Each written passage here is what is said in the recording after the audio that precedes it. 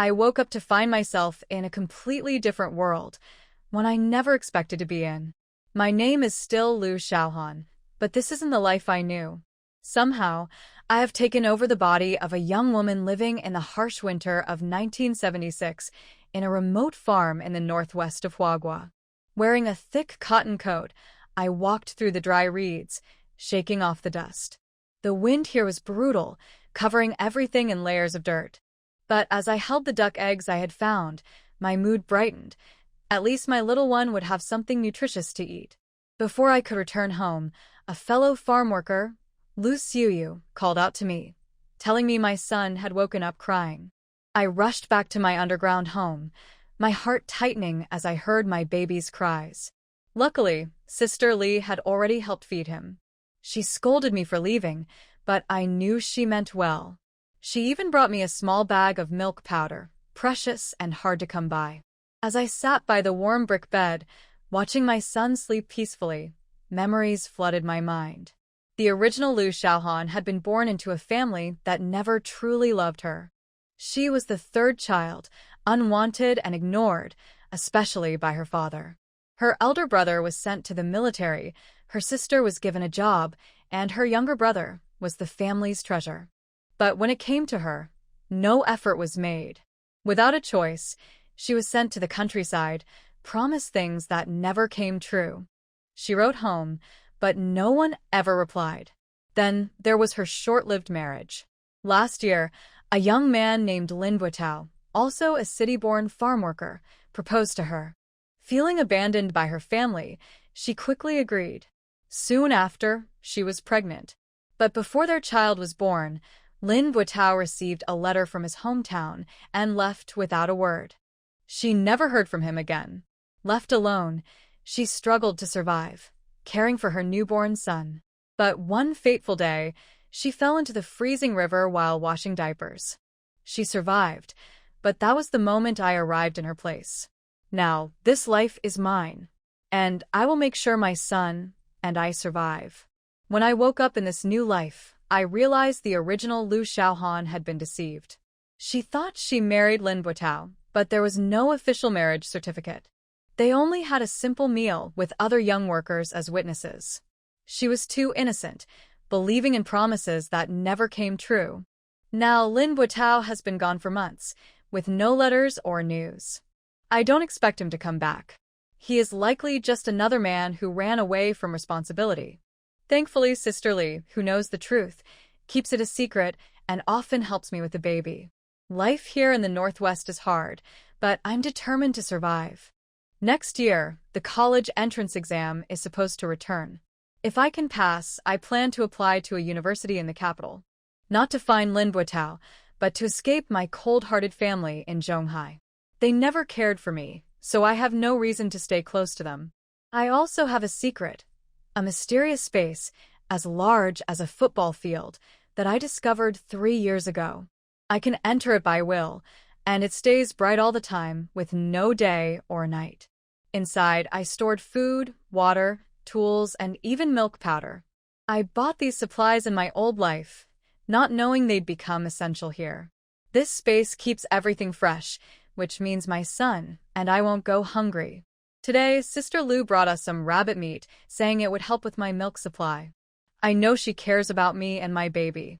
I made rice porridge for dinner, paired with salty radish, keeping it simple so no one smells anything unusual. I must stay cautious. People here notice everything. As I sit on the warm brick bed, watching my baby sleep, I feel hopeful.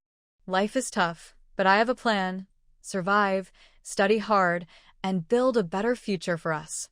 I may have inherited a broken life, but I won't let it break me. After sending off Lu Xiaoyu, I sat at the small table to eat. This underground home was once dug out with Lin Buitao, meant to be our marital space. Now, it's just me and my 4-month-old son. I've decided to give him my surname and name him Lu Qingze, following the naming tradition from my past life. I can't let him bear the surname of a man who abandoned us. Life here is simple but tough. Tonight, I fed my son some rice porridge and watched his innocent smile.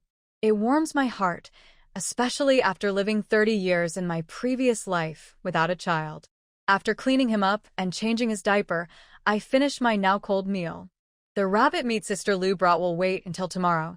It's too risky to cook something that smells so good. People would get curious. I have a hidden space, a secret I've guarded since my previous life. It's like a large football field, filled with supplies, grain, meat, and even baby formula. I stored these things out of fear when I first got the space, unsure if I'd face an apocalypse. Now, it's helping me survive in this unfamiliar world. Before bed, I counted the money Lin Buitao left. Over 3,300 yuan, an enormous sum in this time. Plus, various ration tickets for essentials like grain and cloth. He said it was all he had, and I believe now that his family must be wealthy. Tonight, when I entered the space again, something strange happened. My son came with me. Until now, living beings couldn't enter. His curious eyes scanned the bright surroundings. If he can enter, it means we have a safer place to hide if needed.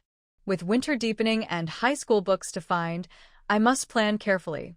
Next year's college exam could change our lives. I won't let my son grow up with the same neglect I once faced. I was holding my son, Lu Qingze, inside my personal space when I noticed something strange. In the past, an invisible barrier had always stopped me from going beyond a certain point, but now it was gone. Curious, I stepped forward and discovered a vast piece of land, around 10 acres, with wooden fences forming several enclosures. My heart pounded with excitement. This meant I could now grow crops and raise livestock. As I explored further, I saw a small circular platform with carved patterns. It looked clean, untouched by dust. I gently placed my sleeping son on it, and suddenly, a book and a jade-like porcelain bottle appeared out of nowhere. Startled, I grabbed my son and stepped back, watching for any more surprises. When nothing else happened, I cautiously approached and picked up the book. The moment I opened it, a golden light shot into my forehead, causing my head to spin. I barely held onto the platform to keep myself from falling. A flood of memories filled my mind, overwhelming me with pain. Through these memories, I learned about my past life. I had once lived in the Republic of China era as the illegitimate daughter of a wealthy family. Abandoned during wartime, I joined the Red Army and later married my husband, Shui Cheng. We were undercover agents gathering intelligence, but he was betrayed and killed. I tried to escape with my child, but we were both caught and executed. After death, our souls wandered for years until a kind Taoist gave us another chance at life. However, during reincarnation, my soul split into two. One part became a slow-witted farm girl in an earlier era, while the other became my current self in the modern world. The Taoist gift, my storage space, had come with me. Now that my son had entered the space, its hidden functions had been activated, merging the two spaces into one. No matter how far apart we were in the real world, we could always reunite here. Grateful, I picked up the jade bottle, discovering it contained powerful pills that could grant immense strength. I swallowed one without hesitation, but a sharp pain tore through my body. The agony was unbearable, but I bit my lips and endured it, determined to become stronger for my son's sake. The pain was unbearable, like my whole body was being torn apart. I lay on the ground for what felt like forever, gasping for breath.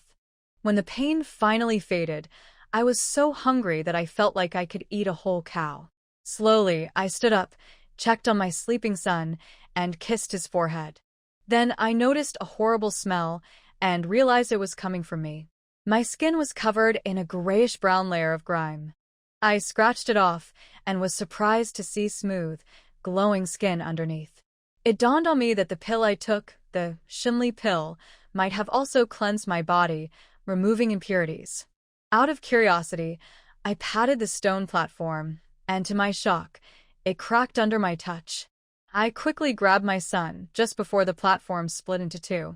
I tested my strength by crushing the stone pieces into powder with just my fingers.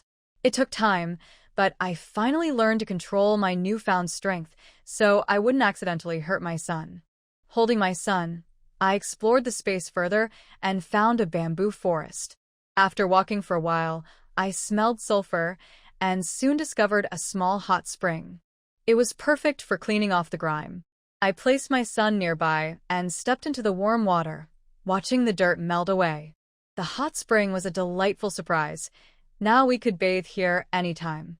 After cleaning myself and my clothes, I returned to the house with my son. The clock showed it was only 8 p.m., though I had spent hours in the space. The time difference was another incredible discovery.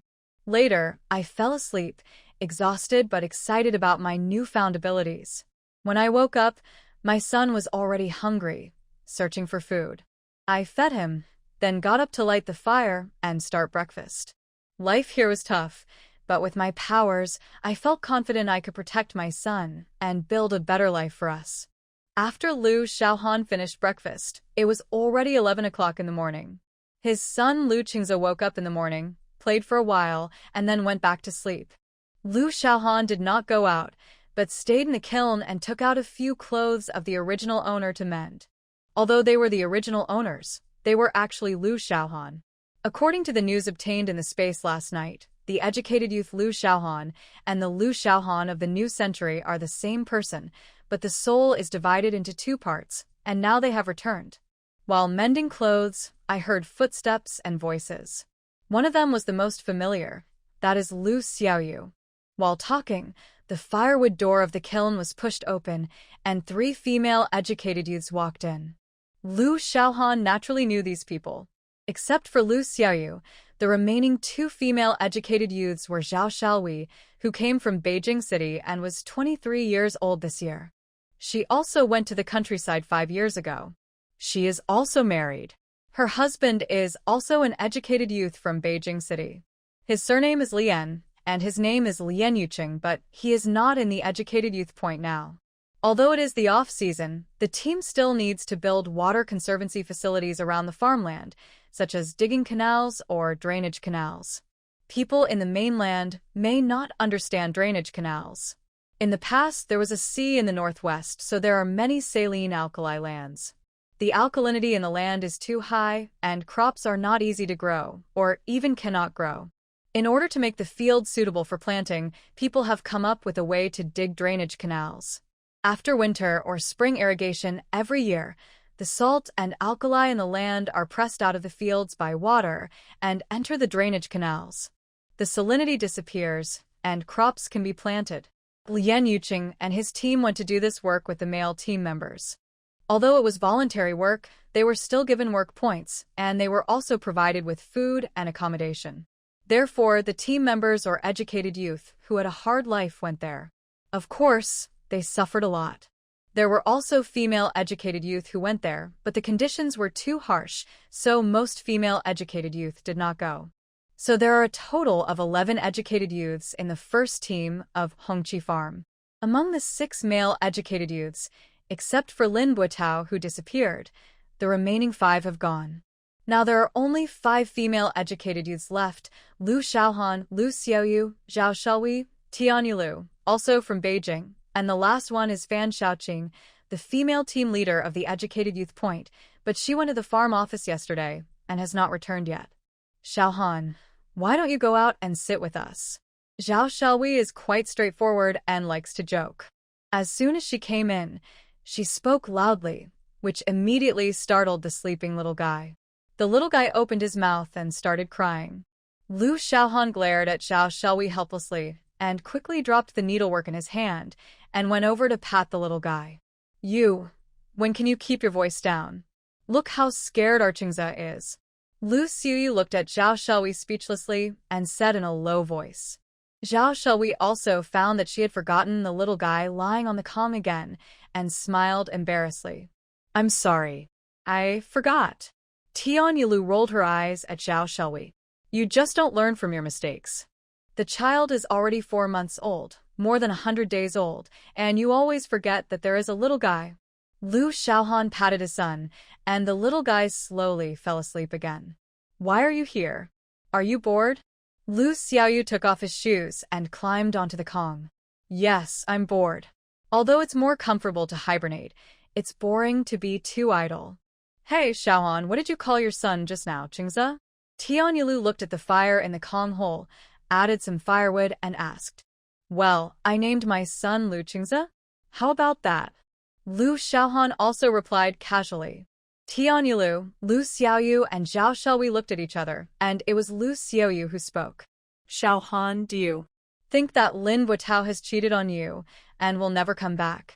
Lu Xiaohan paused while sewing, smiled, and looked up at the three people. What do you think? Am I wrong to think so? Did I misunderstand him? Lu Xiaohan's words made the three people choke. Yes, this man left quietly without saying a word. What does that mean? If you don't want the mother and daughter anymore, you can just say it. I don't have to follow you back to Beijing. If you don't say a word, what do you want Lu Xiaohan to think? Tianyulu sighed. Xiaohan, I only know that Lin Buotao is from Beijing, but my parents are just workers and don't have many connections. I wrote back and they asked for so long, but they didn't get any news about Lin Buotao. Lu Xiaohan smiled and shook his head. Thank you, Lu. Don't ask about it in the future. If he has us in his heart, he will come back. If not, it's meaningless even if you find out. It's better to leave it like this. It's fine for me to take care of the child alone. Lu Xiaohan said this for herself. She is not the educated youth Lu Xiaohan who has feelings for Lin Buotao. For Lu Xiaohan now, he is just a familiar stranger. It's better not to come back. It would be great to be alone with her son. After that, the four of them stopped talking about Lin Buotao and talked about the little guy's name. They all said that Lu Qingze was a good name, nice to hear and with a good meaning, inheriting the grace of heaven. Hey, do you know why Fan Xiaoqing went to the field office yesterday morning and hasn't come back yet today?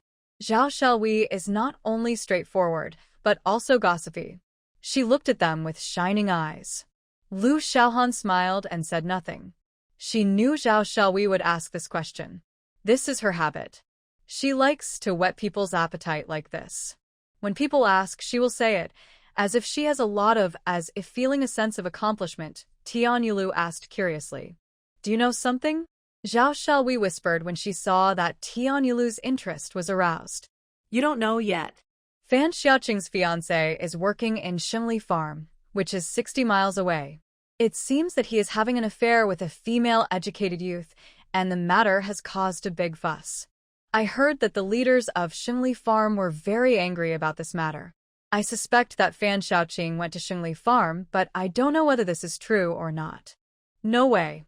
Zhao Shelui, you know everything about this matter. Xingli Farm is 60 miles away from here. How did you know? Lu Xiaoyu also found it a little incredible. Zhao Shelui saw that Lu Xiaoyu's interest was also aroused, and immediately became more excited and whispered. This morning I went to Sister Li's house to get my medicine jars, and I heard Sister Li talking to Captain Li. I heard that Fan Xiaoqing had beaten someone at Xingli Farm and smashed her fiancé's head. Early in the morning, Deputy Captain Li and the captain were going to Xingli Farm to pick up Fan Xiaoqing. It seemed that Deputy Captain Li was very angry, and Sister Li was still trying to persuade him. Lu Xiaohan and the other two were stunned. Fan Xiaoqing's temper was very good in the Educated Youth Center. She was usually like a big sister and took good care of the new educated youth like them. How could she hit someone? It seems that Fan Xiaoqing was very angry, otherwise she wouldn't hit anyone. Lu Xiaohan was very sure that in the 2 years since she came to the countryside to work, Fan Xiaoqing was a very nice person and took good care of her. Yes, I also think it's that man's fault. Sister Fan has such a mild temper. She must be very angry to hit someone. The four of them were talking here when they heard the rumbling sound of a tractor outside. They looked at each other. Zhao Shelui, who was sitting on the Kong, immediately got off the Kong, put on her shoes and ran out. Lu Xiaohan, Lu Xiaoyu and Tianyulu also hurriedly put on their shoes and went out of the underground kiln. They looked outside the poplar forest and saw the tractor driver Fan Dogwei driving a tractor and pulling a few people to the outside of the poplar forest. Let me say here that this poplar forest is not very big, only about 2 or 3 acres in size, with more than 10 underground kilns scattered in between. This is also the residence allocated to the educated youth by the first team of the Red Flag Farm. It's not that the team doesn't provide housing, But the underground kills are warm in winter and cool in summer, so everyone chooses to live here instead of living in adobe houses. As soon as they walked out of the cave, they saw the tractor stopped. Lee's husband, Lee Defew, the deputy team leader, got off the tractor with a gloomy face, glanced at Fan Shaoqing with disheveled hair, and sighed again. Okay, the matter has been resolved. From now on, you can live your own lives. There are many good men in the world. The men in our team and the male educated youth are all good comrades. There is no need to be sad for that kind of man. This, Lee Defew turned around and left without looking back. His family lived in another gathering place not far away, where most of the team members lived. Fan de Kuei glanced at the female educated youth standing next to the tractor and coughed lightly. Well, please make way.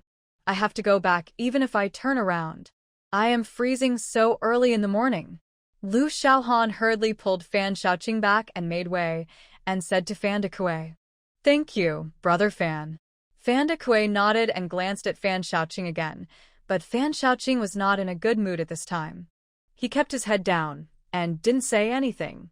A trace of disappointment flashed in Fan de Kuei's eyes, but he still took out the crank to start the tractor, jumped on it, and drove away.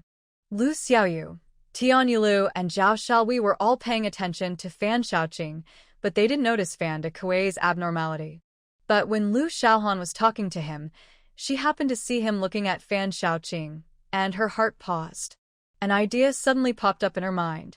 Could it be that Fan de Kuei likes Fan Shaoqing? Lu Xiaohan glanced at a few people, all of whom were lowering their heads to comfort Fan Shaoqing, so she decided not to say it. Fan de Kuei's conditions seemed pretty good now. Being a tractor driver in the first team was a very easy job. Not only did he get full work points, but he was also free. He was still very popular with girls in the team. But Lu Xiaohan knew that Fan de Kuei was only okay for the next 2 years. After 2 years, it would be hard to say. Fan Shaoqing was an educated youth who came from Nanhu province to work in the countryside. She would definitely go back to Nanhu Shushi in 2 years.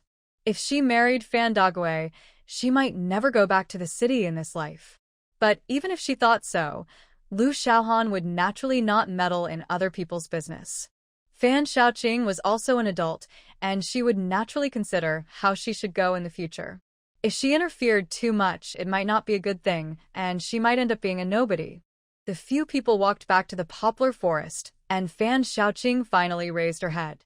This raised her head, and the 4 people were shocked to see that Fan Shaoqing's face was blue and purple, and there was even blood at the corner of her mouth. No, Sister Fan, that man is so hateful that he beat you so hard? Zhao Xiaowei was the first to scream out, and was immediately covered by Fan Shaoqing's mouth. You dead girl, you made such a loud noise. It's embarrassing enough for me, and you still want to attract others. Fan Shaoqing's state at this time did not look like she had suffered a great injustice. The few people who saw it did not look like she had suffered a great injustice. Everyone was stunned. Zhao Xiaowei even forgot that she had her hand covering her mouth. She looked at Fan Shaoqing with a puzzled look. Fan Shaoqing naturally noticed the gazes of several people and rolled her eyes at them. I, your sister Fan, am not that bad. The reason I did that just now caused trouble for the team. I have to act like I have been wronged in front of the captain. After saying that, she turned around and went back to her own brothel. The remaining 4 people looked at each other and then followed Fan Shaoqing's brothel. Hey, Sister Fan, tell us what happened there. Yes, Sister Fan, tell us. Lu Xiaohan watched Zhao Xiaowei and Lu Xiaoyu follow her and was about to go over to listen, but she heard her son Lu Qingze crying from her brothel. She sighed helplessly and went back to her own brothel. As soon as she entered the brothel, she saw her son turned over and cried on the Kong, with tears and snot flowing down his face. Oh, little ancestor. Why are you so sad? Mom doesn't want you anymore. Can't you go out for a while? She climbed onto the Kong and picked up the little guy. Then she smelled a familiar smell again, shook her head, and took the diaper next to her. You little rascal, you pooped again. At least your mother doesn't dislike you. When I get old, I wonder if I can let you change my diaper for me. She kept muttering, and threw the diaper within it into the basket on the ground. She changed his diaper again and let him lie flat on her legs. The little guy may have felt the dryness and comfort under his buttocks, and he grinned happily. Lu Xiaohan saw a white spot on the lower gum of the little guy's mouth. She took a closer look and found that the little guy had grown teeth. Although they had not yet emerged, the white spot had already appeared.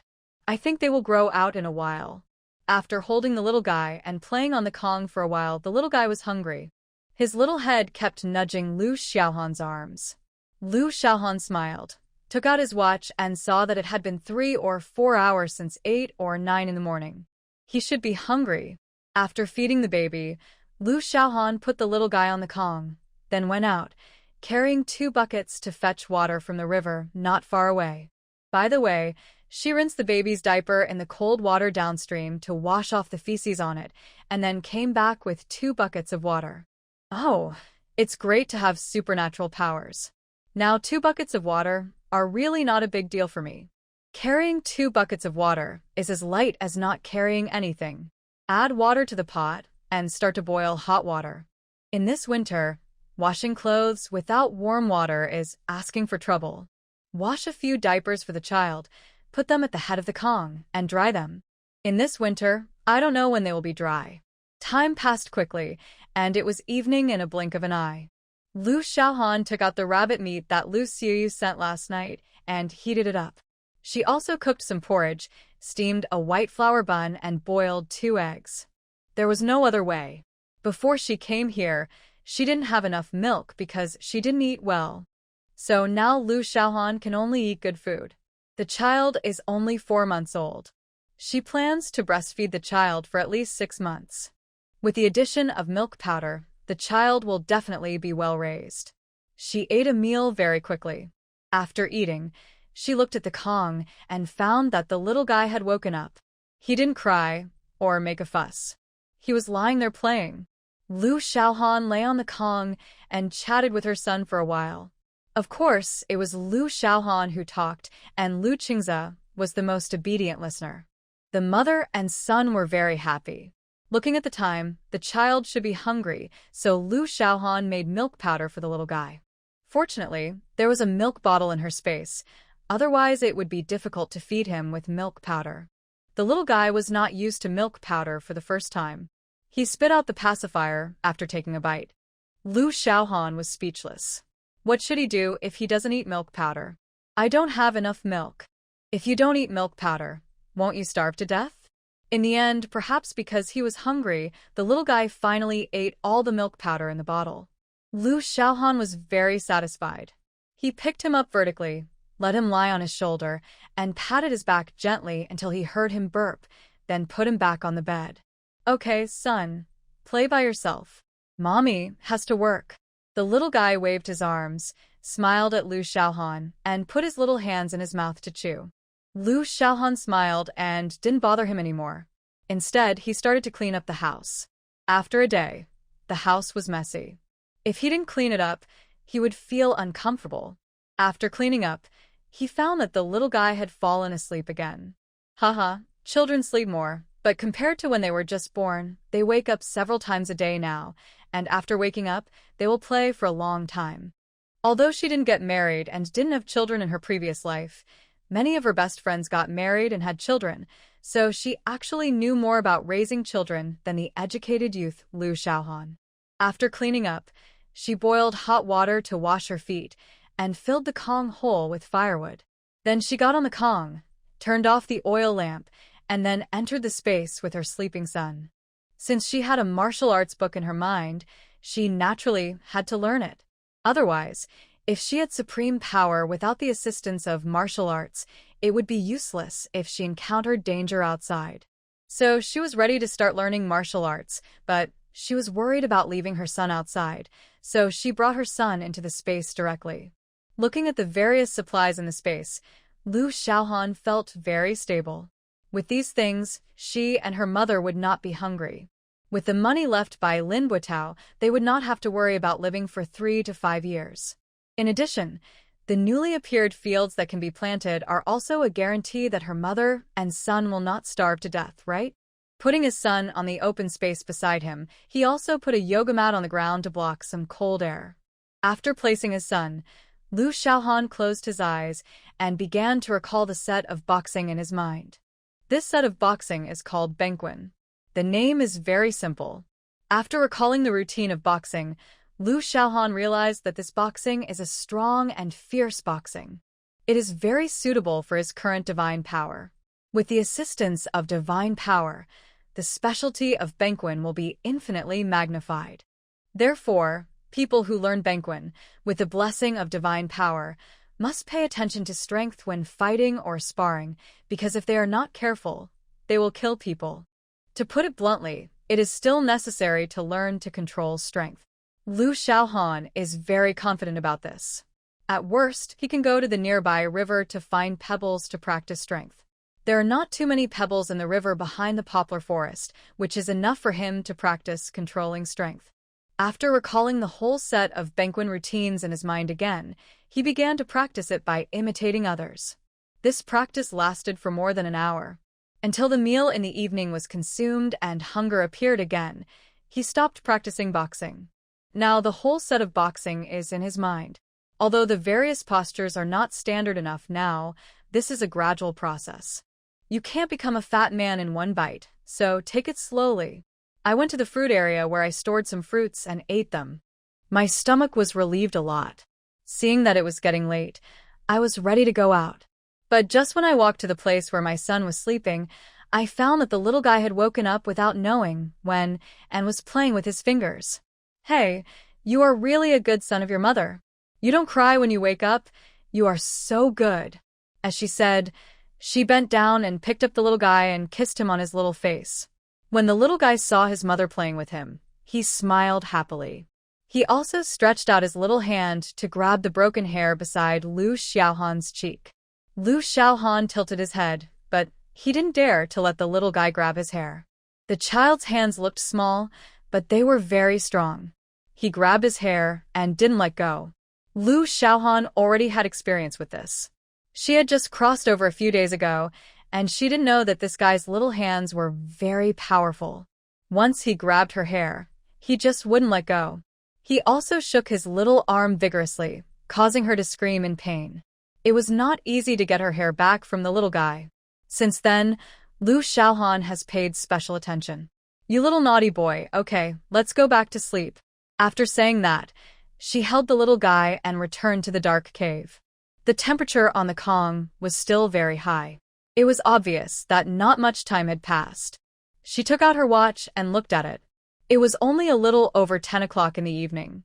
Maybe it was because she had practiced boxing for so long that Lu Xiaohan was really a little tired. She fell asleep in a deep sleep not long after lying on the Kong. When she woke up again, it was already 7 o'clock in the morning. Calculating the time, she had slept for more than 8 hours. The little guy was still asleep. She got up quietly, put on her clothes, shoes and socks, opened the Kong hole, and found that the fire had gone out. They worked together, lit a fire in the Kong, and started to boil hot water on the stove so that they could drink it and wash their faces later. There was hot spring water in the space, but the hot spring water smelled of sulfur and there was no other water source, so every time after taking a bath, they would need to boil some hot water to rinse, otherwise they would smell of sulfur. Although the whole process seemed a bit troublesome, Lu Xiaohan was full of joy and satisfaction. She knew that such treatment was probably a luxury for other educated youth. Even if they were extremely eager to take a comfortable bath, it would be difficult to realize this wish, but she could enjoy it all. In Lu Xiaohan's memory, when she was in Zhonghai City, taking a bath was not a luxury.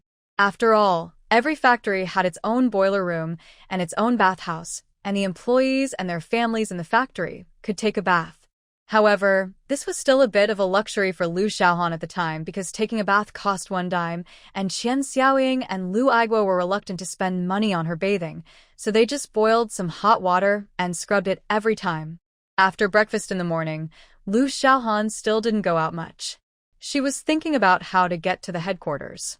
The location of the first team is 5 kilometers away from the headquarters, which is what mainlanders call a 10-mile road. It's not a short distance, so every time I go to the headquarters to buy things, I need to take the team's tractor to go together, but not every time the team's tractor goes to the headquarters, so sometimes I need to walk there. There are two things to handle when I go to the headquarters this time. One is my son's household registration, which naturally has to follow me and be registered under my name. The other is to ask if I can find books about high school. To be honest, Liu Xiaohan really has no confidence in this. This is not the mainland.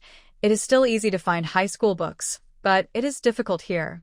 No matter if it's possible, I have to ask.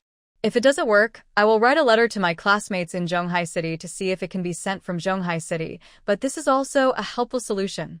Don't bother others unless it's absolutely necessary. That old classmate's family is very well off. His family paid for the job, so he escaped from going to the countryside. It's hard to say whether he is willing to contact me. The most important thing for now is to find out when the team's tractor will go to the field office again. I'm not going alone. I'm holding my son. It's good to save some energy, although I'm exhausted now. Just as I was thinking about things, I heard footsteps outside the door, and then the door was opened. Four people led by Fan Xiaoqing walked in. Okay, Xiaohan, we're going to collect firewood. We'll bring you a bundle, enough for you to burn for a day or two. Liu Xiaohan smiled, and didn't get off the Kong, but greeted.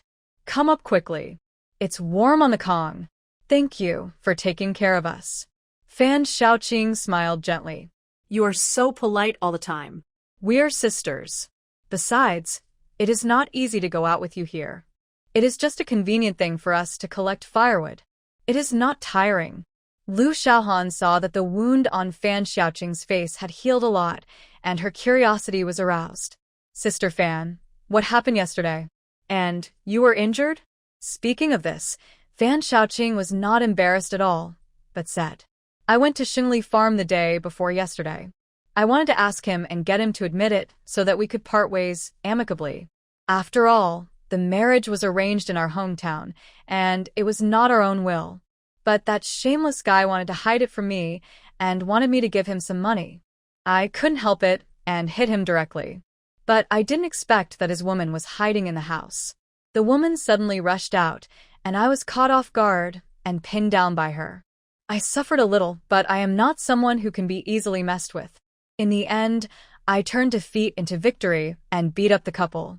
In the end, I was locked up by the leaders of their team.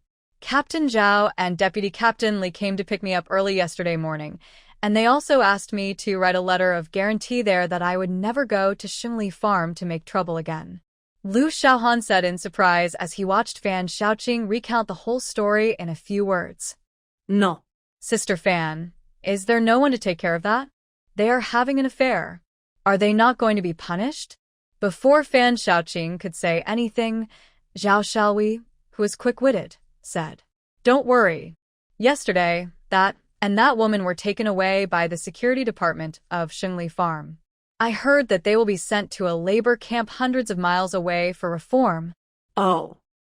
Liu Xiaohan only then knew the cause and effect of the matter. Fan Xiaoqing smiled bitterly. You see. I haven't figured out how to tell them at home. This marriage was arranged by my parents, and the father of that is my father's immediate superior. I'm afraid that my father will have a hard time, and it will all be blamed on me in the end. After hearing what Fan Xiaoqing said, everyone looked at each other. They really didn't know that there was such a relationship in Fan Xiaoqing's marriage. If that father knew about this, Fan Xiaoqing's father would definitely have a hard time. Although he wouldn't immediately make you lose your job, it would still be easy for him to exclude you. After all, a higher-ranking official can crush a person. Sister Fan, what should we do? I think you'd better write a letter to your father as soon as possible, or send a telegram or something, so that he can prepare. After all, things have already happened, and the most important thing to consider now is how to minimize the losses. Lu Xiaoyu also agreed with Liu Xiaohan's words. Yes, Sister Fan, now is not the time to hesitate. You can't let your father be passive. It's better to make preparations early. Fan Xiaoqing thought about it and felt that what the sister said was right, so she immediately got up from the Kong and put on her shoes. Yes, you are right. I will go to the farm office now and send a telegram to my family. I have to be quick, so that my father can know the news here before it is transmitted back to my hometown. Seeing this, Lu Xiaohan hurriedly said, Sister Fan, are you planning to walk to the farm office? Fan Xiaoqing said, while putting on her shoes. How can I go, if I don't walk? Lu Xiaohan was speechless.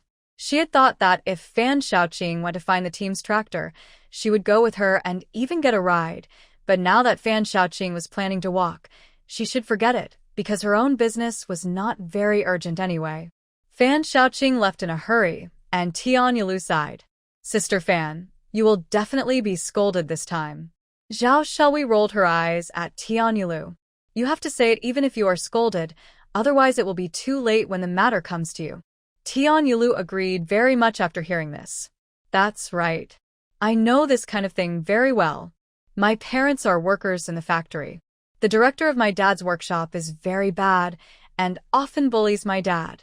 But my dad has no choice. Just like Xiaohan said, a higher-ranking official can crush people to death. Unless you fight to the death, you can only endure it.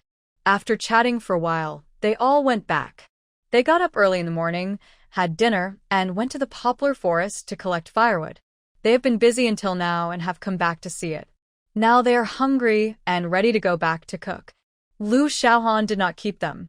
Everyone is the same now, and there is no need to say who eats at whose place. Everyone is short of food, so everyone eats their own food, and no one owes anyone anything. Lu Xiaohan didn't plan to cook tonight, but when she saw her son who had just eaten, she hesitated. She wanted to breastfeed the child until 6 months, so she had to eat something good in the next 2 months. Because she didn't eat well, her milk was insufficient and her son couldn't eat enough, but there were many good things in the space, and she could make delicious food. It's not that she was reluctant to give some food to her good sisters, but she didn't know how to explain this sudden appearance of good things. Besides, if she cooked something delicious, it would be troublesome if the smell spread out. Everyone lived not far away, and each cave was only 10 or 8 meters apart, which was too close. It seems that I have to find time to pick up some firewood tomorrow and put it in the space. I will try to cook in the space in the future. When it's done, I will eat it in the space, so that the smell will not spread out. There is nothing I can do about it. If I go to the field office one day, I will take out some and give it to the sisters when I come back. It can be regarded as repaying the care of the sisters since the birth of my son. Lu Xiaohan was actually very curious. In the novels she read in her previous life, the heroine often met those weird female supporting roles when she went to the countryside, and the people in the educated youth point were all cunning. But in the educated youth point that she traveled through, let alone the male educated youth, not to mention Lin Buotao, I don't know much about other male educated youth, but from my memory, they are not troublesome people. These female educated youth were even better. When they had troubles, they all helped each other. This made Lu Xiaohan very satisfied with the current living environment. Seeing that it was about to get dark, Lu Xiaohan put on her shoes and got off the Kong to prepare to cook. Tonight, she cooked porridge, pickles, and steamed cornbread. These steamed cornbreads were steamed by the original owner herself. They were steamed with 30% white flour and 70% corn flour. They tasted a bit hoarse when eaten. To put it bluntly, the corn flour was not ground fine enough. But now it seems that they are all ground like this. The corn flour stored in her space is in the form of flour, which is very fine. If it is mixed with white flour, it is not unpalatable. After eating a meal, Lu Xiaohan closed the door, turned off the lights, pretended to sleep and rest, and then closed the door and entered the space with her son in her arms. As soon as she came in, she put her son on the yoga mat. She went out again and brought some firewood stored in the kiln into the space. She planned to try whether she could start a fire here. It is said that he can breathe here, so there is air, but if he does not test it, Lu Xiaohan is always worried. He found a few cracked stones the day before yesterday, made a simple stove, and then started to make a fire. Looking at the blazing flames, Lu Xiaohan grinned and looked at his son next to him. Qingze, we can cook in the space in the future. Whatever Qingze wants to eat in the future, Mom will make it for you, right? As she said, she reached out and touched the little guy's face. Suddenly, a black ash appeared on her son's fair face. Lu Xiaohan realized that she had just burned firewood and her hands were covered with ash. He laughed out loud, and the little guy looked at Lu Xiaohan in a daze. There was confusion in his eyes. He must be wondering what happened to his mother and why she suddenly laughed. After laughing enough, Lu Xiaohan quickly took her handkerchief to wipe the little guy's face. After wiping it clean, she put her son back on the yoga mat. Son, Mom is going to practice martial arts. You just play here obediently and don't cry. The little guy seemed to understand. He swung his arms up and down, kicked his legs, and grinned happily. After tapping his son's nose, Lu Xiaohan ignored him and stood nearby. He first recalled the routine of Bangwen boxing and then started practicing again. The time he practiced was almost the same as last night. It was not that Lu Xiaohan was tired, but hungry. Yes, the meal without oil and water at night was good enough for him to practice martial arts for so long. He went to get apples and bananas. After eating, his stomach was not so uncomfortable. Then he looked at his son and found that the little guy had fallen asleep by himself. He smiled, walked forward, picked up his son, and flashed out of the space and returned to the dark kiln. Feeling the temperature on the Kong, it was not bad, so he was too lazy to add firewood, but continued to hold his son to sleep. When she got up the next morning, it was still dark. Seeing that her son had not woken up yet, Lu Xiaohan hurried to the river behind and brought back 2 buckets of water. Seeing that it was still dark and the educated youth had not gotten up yet, she took the opportunity to go to the large poplar forest not far away. While no one was around, she used her divine power to kick more than a dozen poplar trees at their thighs. She also found some saxaul trees nearby and put them directly into the space. These firewoods will be used in the space in the future. What is missing in the space now is the pot. This is also the reason why Lu Xiaohan despises herself. You said that when you prepared supplies in the last life, why did you forget to prepare pots and kitchen utensils? Since she came here, she has despised herself more than once. Fortunately, there are a lot of industrial tickets in the package left by Lin Buitao. When she arrives at the site, she can buy a pot and bowls and chopsticks. There is no need to buy other grains and oils, there are plenty in her own space. Well, I have to ask if there are any vegetable seeds for sale at the field office. I need to plant the land in my space. I won't talk about food for now. If I plant vegetables, I can eat fresh vegetables, right? Nowadays, in the Northwest, there are only 3 kinds of vegetables in winter: cabbage, potatoes, and radishes. The original owner didn't take care of them because her children were still young, so she asked other female educated youth to help store some. Now there are not many, otherwise Lu Xiaohan would not eat a little pickled vegetables every day. In addition, the previous life in the space also stored mostly the 3 kinds of vegetables. There are other vegetables, but not many. If I cook in the space for the time being, it will be enough for a while. Anyway, I will only eat it by myself. Because she was afraid that her son would wake up, Lu Xiaohan just kicked down a dozen poplar trees and hurried back to her cave. Before she reached the door, she heard her son crying. Lu Xiaohan felt a pain in her heart and immediately sped up to return to the cave, lighting the oil lamp and shouting, "Son, Mom is back, don't cry." Perhaps because he heard his mother's voice, or perhaps because his eyes were brightened, the little guy stopped crying, but he was still twitching, and it was obvious that he was crying hard this time. Lu Xiaohan felt so distressed that even if he had to go out in the future, he would take his son with him. It would be good to put him in the space and never abandon the child again. After warming his hands, Lu Xiaohan got on the Kong and picked up the little guy. The little guy was very well behaved in his mother's arms and stopped crying. His little hands tightly grasped Lu Xiaohan's clothes. This scene made Lu Xiaohan's heart softer. "Son, I will never leave you alone again in the future. I promise." The little guy woke up and was hungry. His little head arched into her arms. Lu Xiaohan smiled slightly, then unbuttoned his cotton jacket and began to breastfeed the child. Maybe the little guy was very hungry and ate very hard. Lu Xiaohan felt a little pain, but his little hand never let go of the clothes he was holding.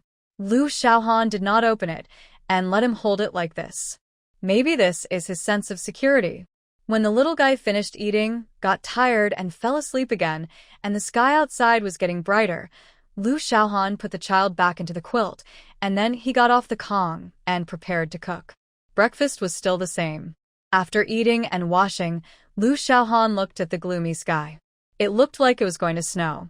The place where Lu Xiaohan joined the team was at the southern foot of the snow-capped mountains, which belonged to the northwest South Xinjiang region. It was dozens of miles away from the snow-capped mountains and close to the desert. This is an arid area, and it rarely rains or snows in a year. I have been here for 2 years. Except for a small snowfall at the end of 1974, there was no snow at all last year. Although the weather was gloomy, the temperature did not seem to be as cold as in sunny periods. After dinner, Lu Xiaohan wrapped the little guy in another cotton coat and then wrapped him with a scarf, revealing only a pair of big eyes. "Son, Mommy is taking you out. Let's go to Uncle Lee's house today, okay?" The child had been out for more than a month after he was born, and after a full month, but since the beginning of winter, Lu Xiaohan basically had not taken him out, so as soon as he went out, the little guy's eyes looked back and forth, very curious. When he came out of the underground kiln, and onto the ground he met Fan Xiaoqing. "Xiaohan, why did you bring the child out? What are you going to do? It's so cold. Don't let the child get sick from the cold." Lu Xiaohan smiled. "It's okay, I wrapped him up thickly. I'm going to go to Sister Li's house. Didn't I ask Deputy Captain Li to bring me a bag of milk powder 2 days ago? This is to send the money. I can't ask others to help me and then pay for it, right? Okay, then you go quickly. Go early and come back early. It might snow today." Lu Xiaohan looked up at the sky and pouted. "Sister Fan, you're worrying too much. It's not so bad in the north or northwest, but it's hard to get snow in the south." The two chatted for a while and then separated.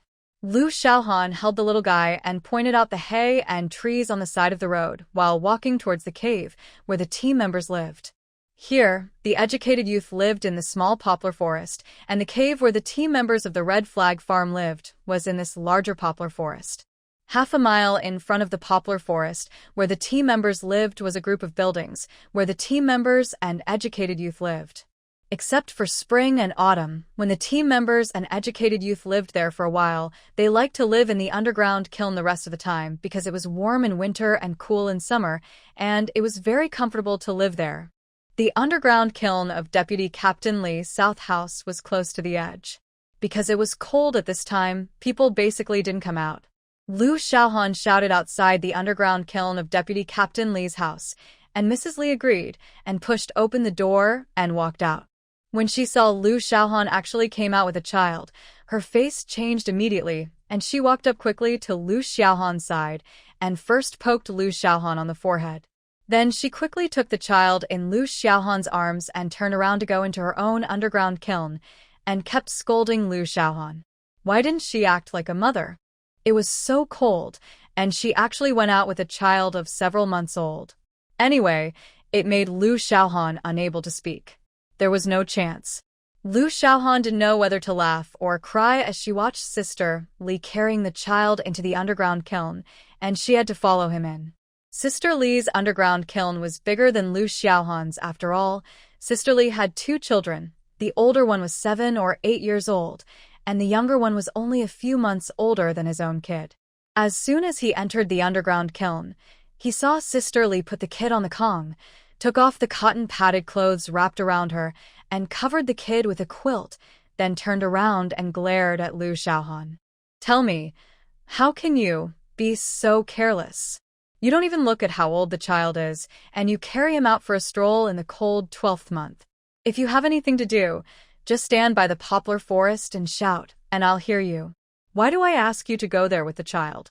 Lu Xiaohan smiled awkwardly and pointed at the waiter of the Li family, who was sleeping on the Kong. "Sister-in-law, isn't your second child also young? How can I go to you when I encounter problems?" Sister-in-law Li didn't appreciate it and rolled her eyes at Lu Xiaohan. "Our eldest child is still playing next door. I just went to your place. Isn't he still at home? He is 7 or 8 years old and can take good care of his younger brother." Then she changed the subject and asked, "What are you doing here? Lu Xiaohan smiled slightly and took out a few dollars from his pocket and put them on the Kong. I asked Brother Li to buy milk powder for me a few days ago. I can't ask you to help me and pay for it, so I sent the money to you today. Sister-in-law Li didn't say anything polite. She took the money directly and said angrily, What can I say about you? I naturally know that you won't owe me a few dollars, so I'm not in a hurry. Just send it when you can. You have to take the child out in such a cold weather. Lu Xiaohan bowed hurriedly. Oh, sister-in-law, please forgive me. I won't dare to do it again next time. Sister-in-law Li smiled at Lu Xiaohan's naughty look and whispered, I see you have come to terms with it. That's good. If men are unreliable, don't rely on them. A great man once said that women can hold up half the sky. Let's live a good life for them to see. Lu Xiaohan smiled implicitly and lowered his head. Sister-in-law is right. I have come to terms with it now. Whether he comes back or not, that's it. If he comes back, it means he hasn't forgotten us mother and daughter. If he doesn't come back, it doesn't matter. I will live with my son by myself. I don't believe that I can't live without that man. Sister-in-law Li looked at Lu Xiaohan and felt relieved. After they chatted for a while, Sister-in-law Li's little son Li Qing woke up and opened his little mouth to howl. The sound was a little loud for a while, and it even woke up the sleeping Lu Qingza, and the little guy also started to howl. Suddenly, the small cellar became lively. Lu Xiaohan didn't know whether to laugh or cry, and went forward to pick up the little guy and tapped his little nose. Your brother woke up and you cried as well, but where are your tears? Why are you just crying without tears? After hearing this, Sister Li, who was holding her own little boy, also stood up and took a look. She found that Lu Qingza really didn't cry, and it was obvious that he was just crying without tears. She sighed. Hey, you know what? Your kid is smart and knows that just crying is enough, but my kid is really crying. It's because his father is used to holding him, and he can't put him down. When he wakes up, he can only be held. This kid was born to collect debts. Listening to Sister Li's complaints, but the look in her eyes when she looked at the child was also full of love, Lu Xiaohan smiled and said, I heard that children who like to cry are the smartest. When they grow up, they are very healthy. It seems that they have a large lung capacity, which is much better than children who don't like to cry. What Lu Xiaohan said was not false. She seemed to have heard it somewhere, but she couldn't remember it clearly, so she just made up a few words. After all, everyone likes to hear nice words, right? After staying in Li Xiaozi's kiln until more than 3 o'clock in the afternoon, Lu Xiaohan took her son to go back. They had to go back to prepare dinner. Who knew that when they came out of the kiln, they found that snowflakes were actually falling from the sky, but not very big. Li Xiaozi sent Lu Xiaohan out and saw that it was snowing, so she said, I'm afraid those who went out to repair the canal will be back soon. When it snows, all work has to stop. When Lu Xiaohan heard this, it was true. The snow made the weather even colder. But thinking that it was already mid-December and the Chinese New Year would be in 2 months. That's right. When it gets cold, all the people who went out to work will come back. Deputy Captain Li will also be able to have some free time. Lu Xiaohan chatted with Mrs. Li for a while and was ready to go back because he was worried that it was too cold outside and the children couldn't stand it. But just as he was about to leave, he heard a voice that made Lu Xiaohan extremely disgusted. Although it sounded very crisp, it was... The owner of this voice really disgusted the original owner Lu Xiaohan. Lu Jiqing, what are you doing here? Aren't you going to the field office to inquire about the news of your Lin Buotao? Lu Xiaohan turned his head to look at the woman who came out of the kiln not far away and sneered in his heart. Oh, who was I thinking about? It's Tai Xiaofeng. What's wrong? Does it have anything to do with you whether I ask about my wife or not? Don't you know that you are meddling in other people's business? You don't need to worry about the affairs between us. You. Tai Xiaofeng was stunned and suddenly choked. Her face turned blue and purple. She pointed at Lu Xiaohan with her finger, but she couldn't speak. She knew what Lu Xiaohan meant, but she didn't lose the battle. Lin Buotao was blind to fall for this female educated youth. Not only did she have a face, but she was also vicious. I don't know what she did to make Lin Buotao leave here quietly. Humph, Lu Xiaohan, you don't know where Lin Buotao went, but I know it. Do you want to know? Looking at Tai Xiaofeng, who was angry and almost fainted just now, and suddenly changed her face, Lu Xiaohan sneered. I don't want to know. If you know, go and him away. I don't care. Go ahead. Look at what you can do. You really think you are someone who knows where Lin Buotao went? Go and fool around, Lu Xiaohan said, holding her son and leaving without looking back. Sister Li frowned and glanced at Tai Xiaofeng. Xiaofeng, go back quickly. If your uncle knows, he will scold you again. After saying that, Sister Li also went back to her own kiln without looking back, leaving Tai Xiaofeng standing alone in the wind and snow, staring at Lu Xiaohan's figure walking away, hating in her heart. If it weren't for her, how could Lin Buotao leave quietly? She must have done something that Lin Buotao couldn't accept. That's why he left here. Tai Xiaofeng, who was cursing, was muttering, and heard a voice from behind. What are you doing here? Tai Xiaofeng's body froze, and then she turned around, with a smile on her face. Aunt, I just came out for a walk. Tang Xiaoyi frowned and glanced in the direction of the educated youth point. Because the snow was getting thicker and thicker, she couldn't see who it was, but she had a rough guess in her mind. Go home. Your uncle and cousin will be back soon, and there's no room at home, so just go back and live in your home. Looking at her aunt walking away, Tai Xiaofeng kicked the dirt on the ground angrily, looked at Tang Xiaoyi's back angrily, muttered in her mouth, but didn't dare to speak loudly. Lu Xiaohan also returned to his own underground kiln. He first opened the Kong hole to take a look. The fire had gone out, so he had to send his son directly into the space to prepare for a fire. The temperature of the underground kiln was a little low, and it was also because he stayed at Sister Li's place for too long that the fire in the Kong hole went out. After lighting the fire in the underground kiln, he looked at his son on the yoga mat in the space with his mind, and found that the little guy was still sleeping soundly, so he was relieved and went to the river behind with a bucket. Because of the cold weather, the river was frozen, and it was necessary to use an axe to cut a hole in the ice. Fortunately, the educated youth had to fetch water here every day, so they had to cut a hole every day. The ice hole for fetching water had only a thin layer of ice. Lu Xiaohan directly picked up the cobblestone beside him, broke it open in a few strokes, pressed the bucket into the water, filled it with water, and then brought the bucket up. Standing on the ice, Lu Xiaohan suddenly became playful and ignored the bucket. Instead, he skated on the ice. It had been a long time since he had such a good time. Until it was getting dark, Fan Shaoqing also came with a bucket to fetch water. Seeing Lu Xiaohan skating, he laughed. Xiaohan's temperament has changed a lot in the past few days. A lot more cheerful. Lu Xiaohan naturally knew that he used to be more dull and didn't talk much. Now he is naturally talkative, and his personality is also his own personality, which is definitely different from before. Isn't this just thinking it through? It's one day to be happy, and it's another day to be unhappy. Why should we be unhappy every day?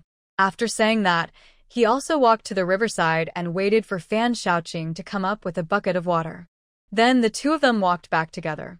Xiaohan, you are much stronger now. In the past, Lin Buotao came to fetch water for you. Now I see you carry 2 buckets by yourself without even breathing hard. Lu Xiaohan smiled. What else could she say? Could she say that she had taken a magic pill, and now she has a lot of strength? Of course, she couldn't say that. I can be considered to have exercised. I have to be able to do it even if I can't do it. The two of them went home while talking and laughing. Lu Xiaohan returned to her own kiln, scooped water into the pot and boiled water. There was no other way. At the end of the day, her son had pooped at least once, and the diaper had to be washed every day, otherwise there would be no change tomorrow. After washing her son's diaper, Lu Xiaohan started to cook dinner. However, she didn't plan to cook dinner outside today, but to enter the space. After closing the door and entering the space, she took a look at her son and found that he had woken up and was playing with his hands, so she did not disturb him. Instead, she placed the cooking pot on the simple stove she had built earlier. added water, and prepared to cook a bag of instant noodles and then beat 2 eggs and ham. It has been a few days since I came here, and I have always been eating porridge with pickles and steamed buns. My mouth has no taste. Alas, it seems that I have to go to the field office quickly to buy a set of pots, pans, and other things. There are quite a few seasonings in the space. When the time comes, I will cook in the space and not use any kitchen utensils outside, so that no one will come and see that something is missing. Instant noodles cook very quickly. With eggs and ham, Lu Xiaohan can be said to have eaten the first delicious meal since she came here. In fact, it's not that she didn't think about cooking instant noodles during those days, but the taste couldn't be concealed, so she didn't dare to try to cook it outside easily. I think it's because I didn't eat much before and my appetite was small. A bag of instant noodles plus 2 eggs and ham made Lu Xiaohan full. After a burp, he staggered to the yoga mat and looked at his son with his eyes closed, his thumb with his little mouth. Seeing his son's cute appearance, Lu Xiaohan's heart softened. He sat on the yoga mat and admired his son's cute appearance. Looking at his son, he remembered Tai Xiaofeng, whom he met at the door of Li's sister-in-law's house today. He snorted in his heart. Lin Buitao once told him that one of the reasons why he quickly found him to marry was Tai Xiaofeng. Tai Xiaofeng was the niece of Zhao Dehai, the captain of the first team. Tai Xiaofeng's family was not in the first team, but in the second team of Hongqi Farm. However, she didn't know when she came to the first team and accidentally saw Lin Buitao, and she began to pursue Lin Buitao. Lin Buitao was very annoyed. Tai Xiaofeng wanted to throw herself into Lin Buitao's arms several times, which also scared Lin Buitao.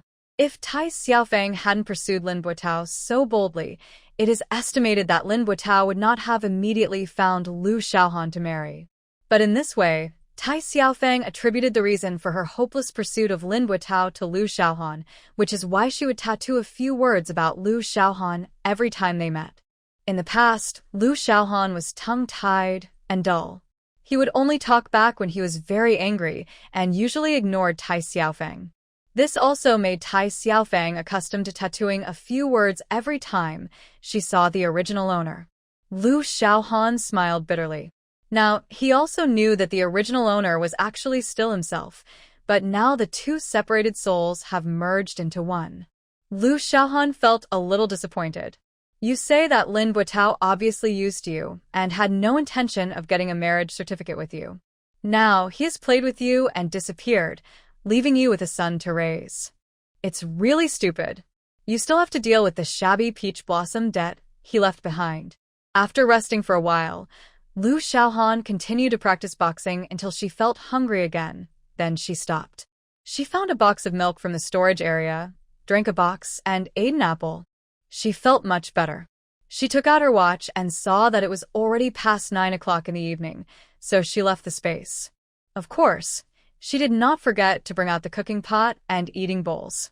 As soon as she left the space, the little guy woke up again. Lu Xiaohan got up and made him some milk powder and fed him. Then the mother and daughter lay down on the kong and went to sleep. The next morning, Lu Xiaohan was sitting in the kiln and teasing her son. The little guy was full and had a movement. He was in good spirits and had a lot of fun playing with his mother. Suddenly, the sound of a tractor came from outside. Lu Xiaohan immediately guessed that it was the male educated youth who had gone out to work and had returned. However, she did not go out either because she was a married woman. It's better not to get involved with men when there's nothing to do.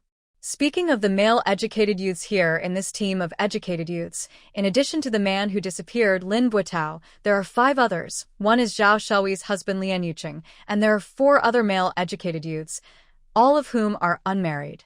One is called Qian Zhonghua, who is from Zhonghai City like himself, but is 4 years older than himself, and is 24 years old this year.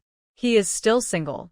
One is called Kong Jining, from Suzhou, a very literary educated youth, who doesn't talk much and looks thin, but in fact he has a lot of strength, otherwise he wouldn't go to dig canals. As for how old he is, Lu Xiaohan really doesn't know, because he has little contact with him. One is called Tang Renjia, and Lu Xiaohan wants to laugh when he thinks of this name. Tang Renjia, Chinatown, haha, I don't know why his parents gave him such a name. He is also from Jing City. Judging from his upbringing and speech, he doesn't seem to have a bad background. But this is just Lu Xiaohan's guess. The last male educated youth was called Hao Xinjia, also from Zhonghai City, and he was also 24 years old this year. Lu Xiaohan didn't know that most of the educated youth who came here came from Beijing City or Zhonghai City, and he didn't know whether the educated youth from other teams were the same. Anyway, in the educated youth point of Team 1, except for Fan Xiaoqing, who came from Nanhu Province, and Kong Jining, who came from Suzhou, the others were basically from these two places. After waiting for his son to get tired from playing and slowly fall asleep, Lu Xiaohan packed up, put on his cotton boots, and walked out of the kiln.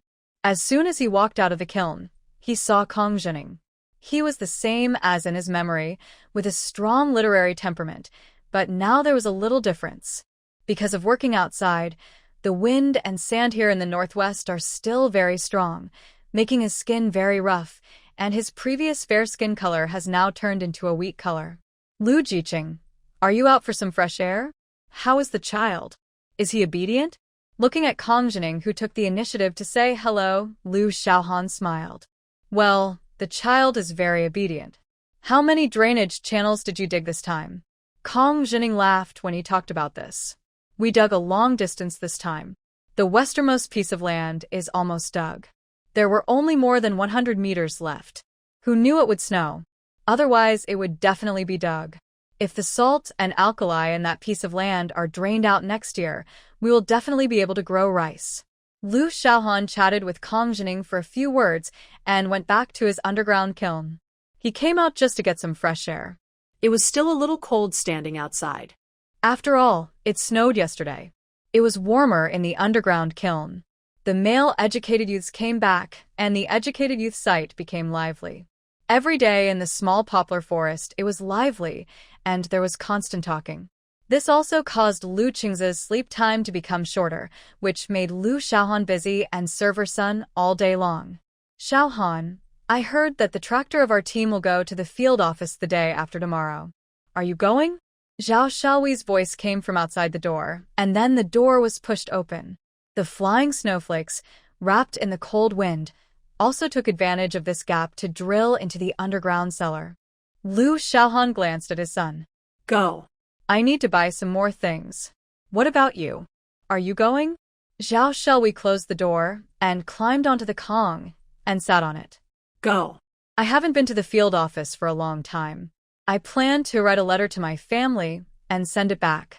It's the end of the year, and I have to send something home. Lu Xiaohan nodded. She knew something about Zhao Xiaohui's family conditions. There were too many brothers and sisters in the family. As a person who went to the countryside, she had to find a way to save some things and send them back to her hometown. This was also good for Lien Yuqing, who did not stop it. Most men would not let their wives send things to their parents' home. Xiaohan, don't you send a letter to your family and Lin Butao?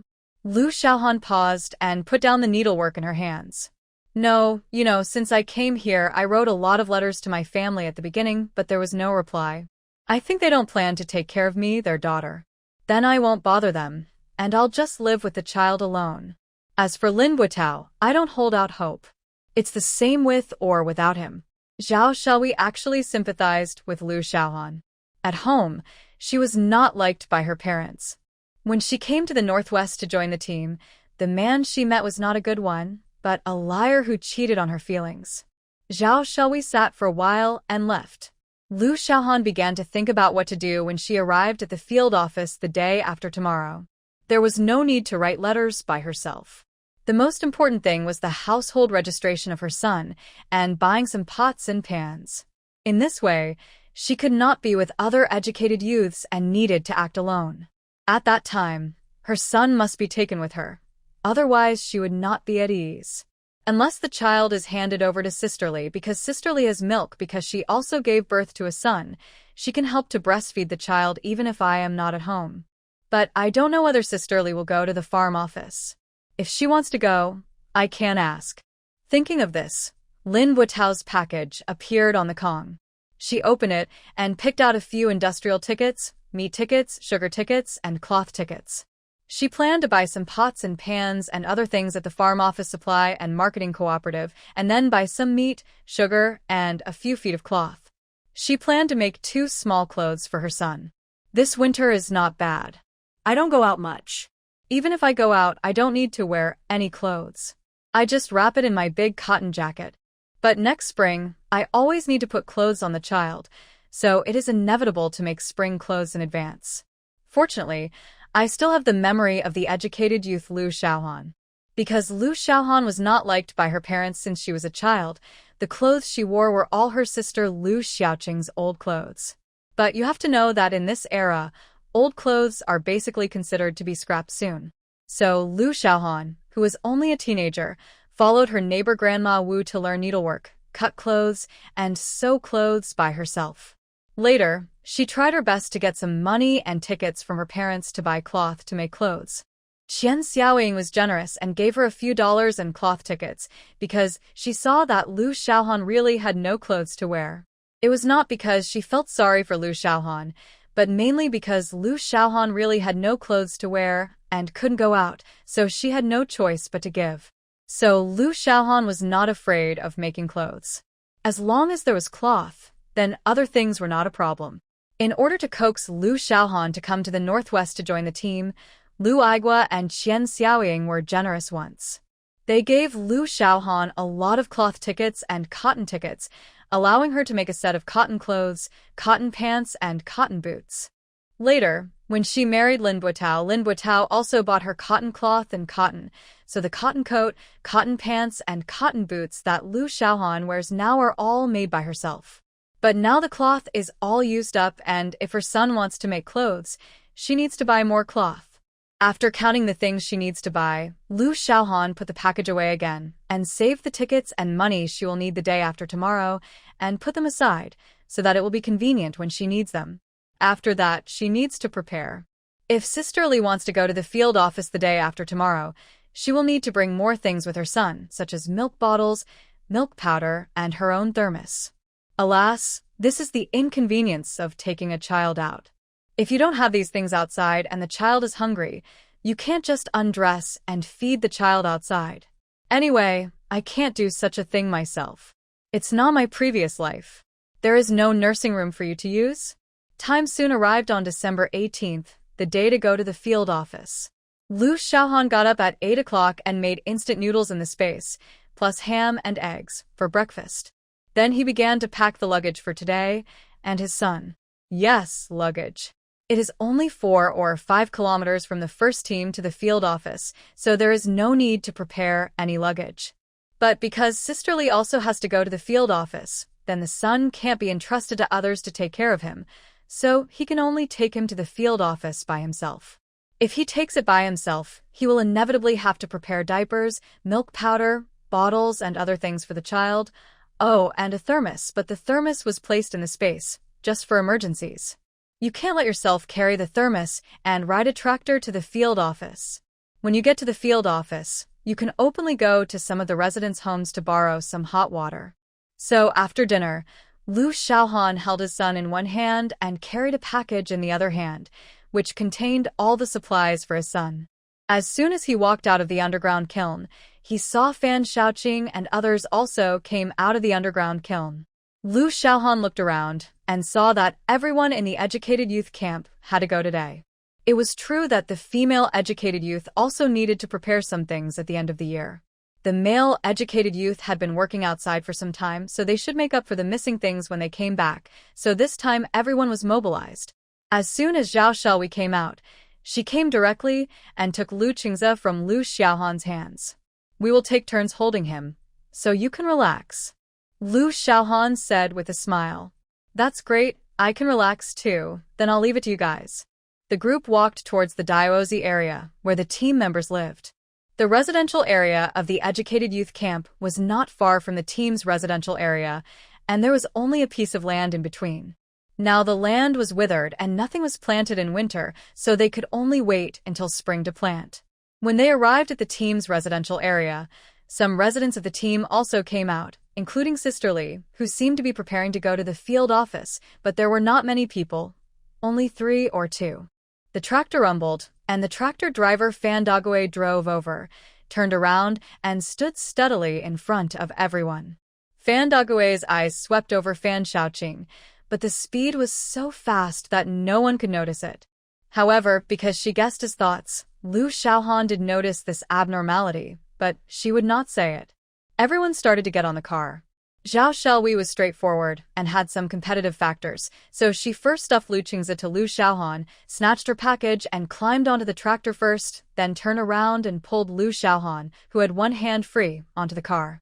Then she helped the other female educated youth get on the car. The speed was so fast that the male educated youth laughed a lot, but they were all good people. They waited until the female educated youth got on the car and sat down before they got on the car. Zhao Shelwei found a place leeward for Lu Xiaohan to sit down with the child.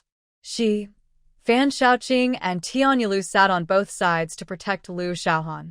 Because the road to the field office was really bad, and it was very bumpy to sit on, the two of them sat on both sides and could protect Lu Xiaohan at the same time. "Thank you. You're protecting me." After hearing what Lu Xiaohan said, Zhao Shelwei rolled her eyes at her. "You're being sentimental. We read just afraid that our little Qingzi will be hurt. It's none of your business." Mrs. Li, who was sitting opposite, laughed. "Okay, stop talking. The tractor is starting to move. If you talk, you'll get wind. It will be uncomfortable to cough then." The few people stopped talking.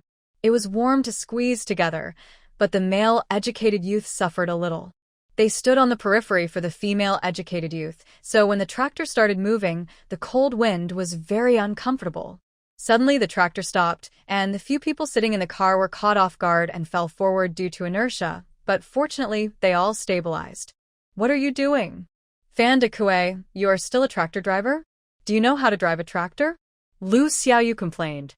In fact, she didn't hold on well and bumped into Kong Jinning's arms. This made her feel very embarrassed, and her face turned red unconsciously. "I'm sorry. Someone is stopping the car. If I don't stop, won't I hit someone?"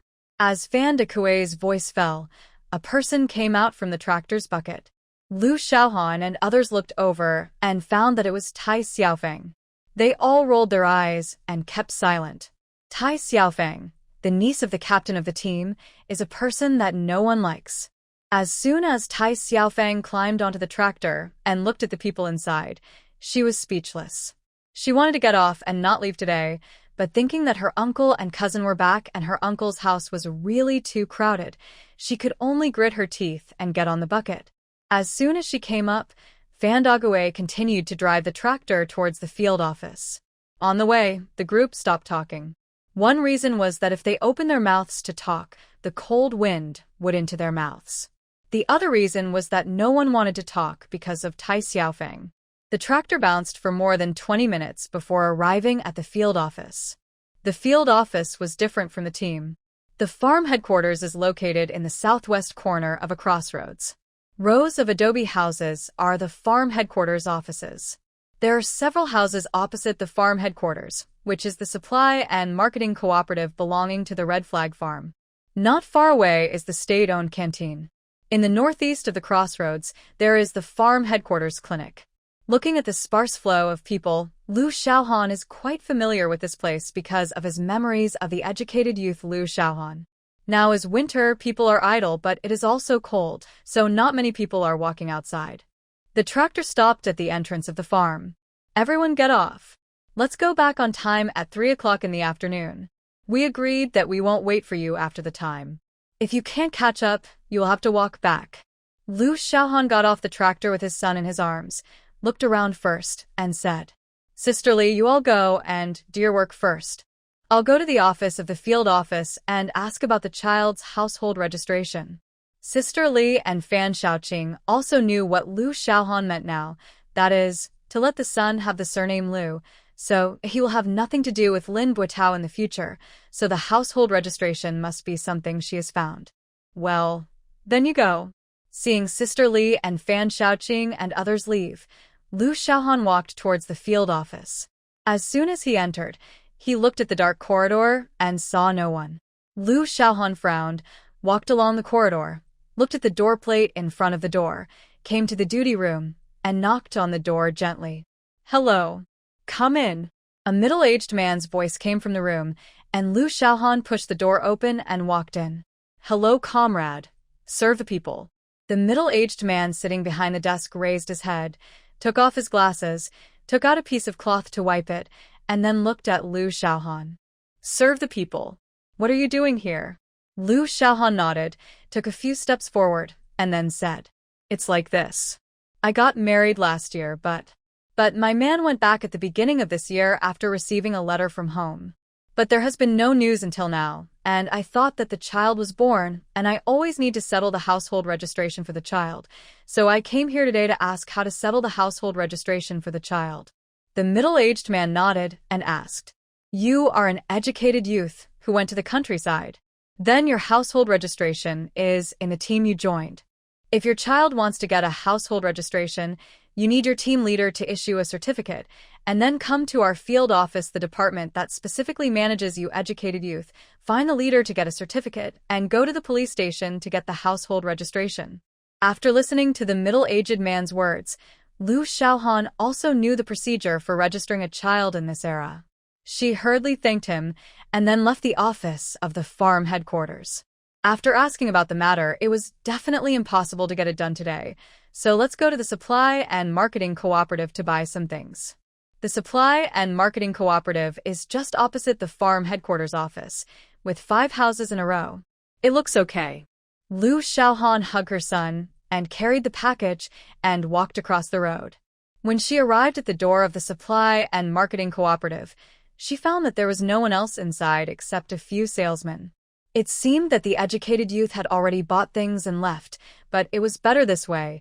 It would not be good for them to see the things she wanted to buy. Lu Xiaohan walked into the Supply and Marketing Cooperative with the child in her arms. It was really deserted inside. Lu Xiaohan was afraid of meeting the educated youths coming back, so she quickly bought all the pots and pans in the Supply and Marketing Cooperative and bought some cloth for the child. Finally, she came to the innermost position where mutton was sold.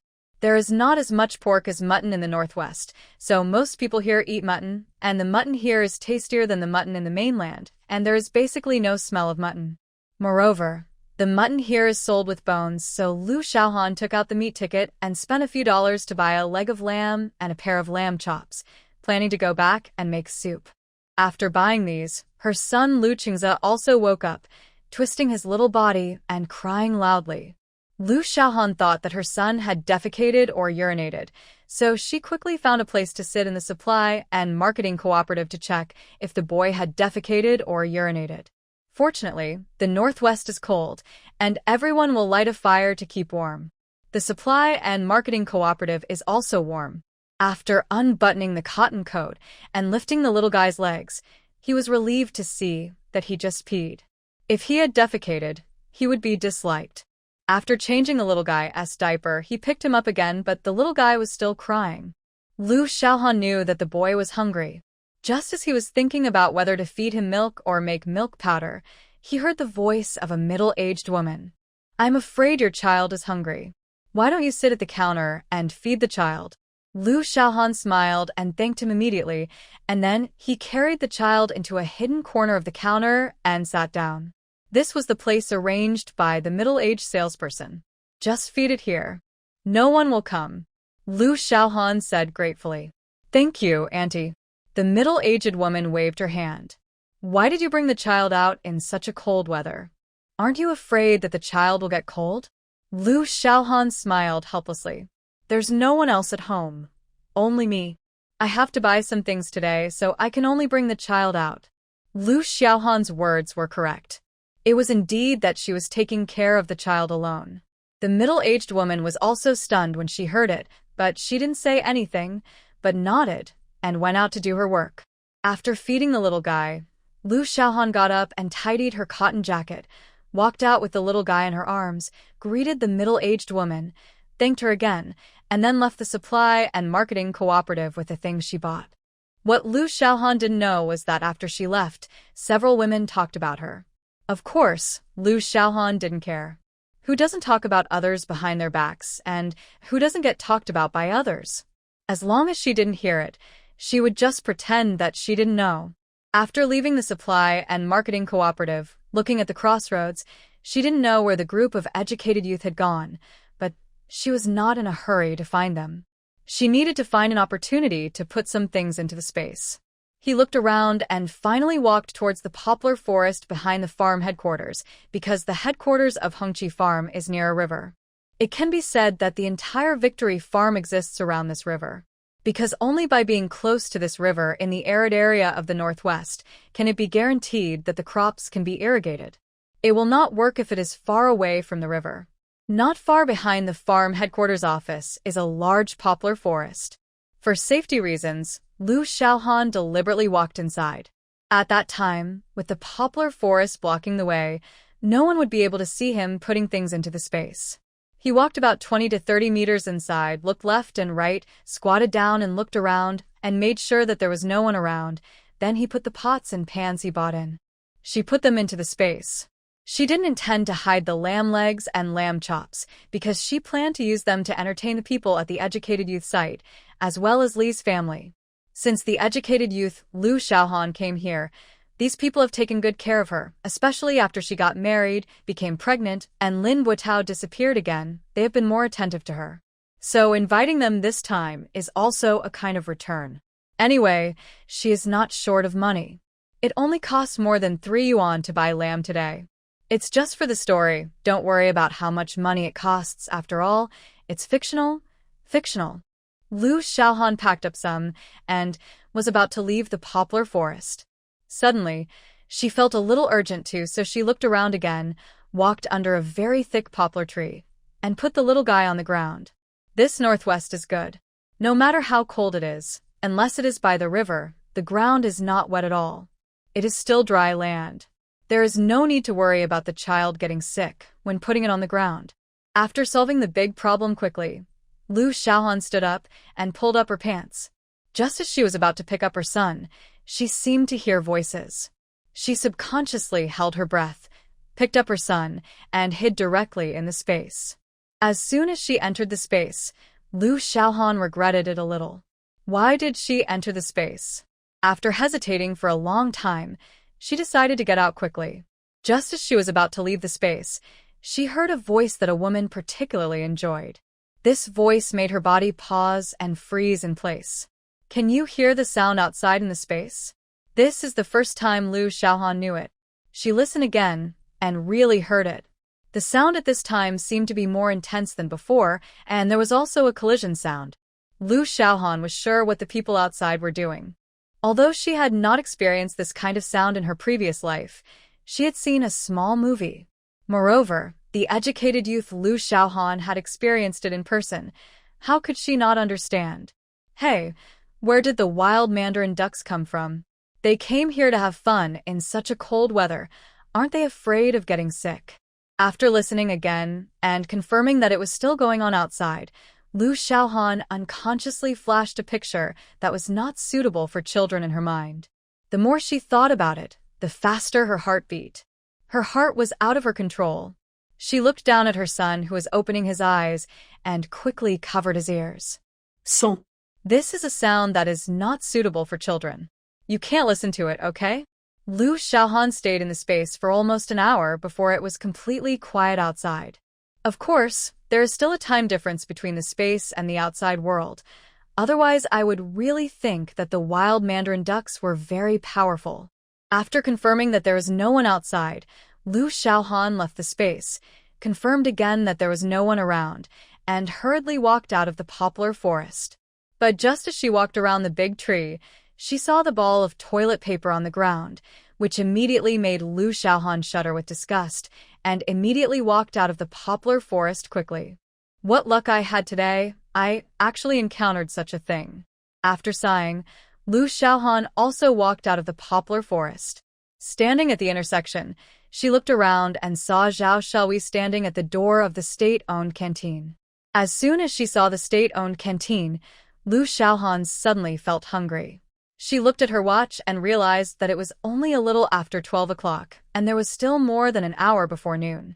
Here, the Northwest is 2 hours later than the mainland, and there is a time difference. Noon is 2 p.m. But since I came to the field office, I must go to the canteen to have a good meal. It's worth the trip, right? When she arrived at the door of the state-owned canteen, Zhao Xiaowei also saw her and complained as soon as she saw her. Where have you been? I went to the supply and marketing cooperative to look for you, but they said you left a long time ago. I couldn't find you anywhere. Lu Xiaohan smiled and stuffed her son into her arms. I went to the bathroom and met a pair of wild mandarin ducks. I couldn't disturb them, so I hid there and waited for a while. Zhao Xiaowei was also married to Lian Yuqing, so Lu Xiaohan didn't have so many scruples in front of her and just whispered it out. Zhao Xiaowei was straightforward to begin with.